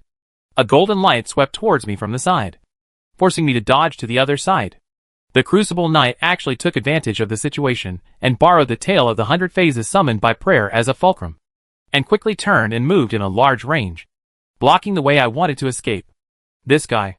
I haven't thought of a good countermeasure to the Furnace yet, and a violent storm is approaching from the side. The limb-jointed noble held multiple long swords in his hands, and his huge body was spinning, attacking me. I had to defend myself with a shield, while retreating. Fortunately, the limb-replacing noble forcibly intervened between me and the Furnace, which in turn separated us, making it impossible for the Furnace to pursue, and he shouted impatiently, "Hey, you only reattached the arm, but not the eye? Be careful." Very good. The cooperation between these two guys is really not good. In addition, you see, this way, there is a hole in the door of the elevator room. Everything is beyond my plan. I glanced at the depths of the room, and there was no elevator at all. The Furnace Knight actually raised the elevator back after coming down? Did you expect this? Fated, fight to the death. The guy suddenly shouted at me. Let me see, you who were once led by King Jeffuli, what are you capable of? How shameless, if you have the ability. Let's fight. Of course, I didn't dare to shout like that, and I didn't have time to shout. After all, the attack of the limb-replacing noble came at me again. I saw it raised its side half, and stabbed me with the long sword in its hand. I retreated step by step, intending to distance myself, wait for the gap when the opponent finished his attack, and then counterattack with blood slash. But I didn't expect that this guy would be like a crab, using his other half of his hands and feet to keep advancing. And his offensive was completely continuous, without even giving me a chance to breathe. Bang. Before I knew it, I had retreated through the entire dining hall, and my back was against the Gufule painting frame on the wall at the end. Ah! Seeing that I had nowhere to retreat, the limb-jointed noble raised his body again, preparing to take advantage of the moment when he pinned me to the corner and finished me off. This guy's arm span was too large, and it was not easy to escape directly from the left or right.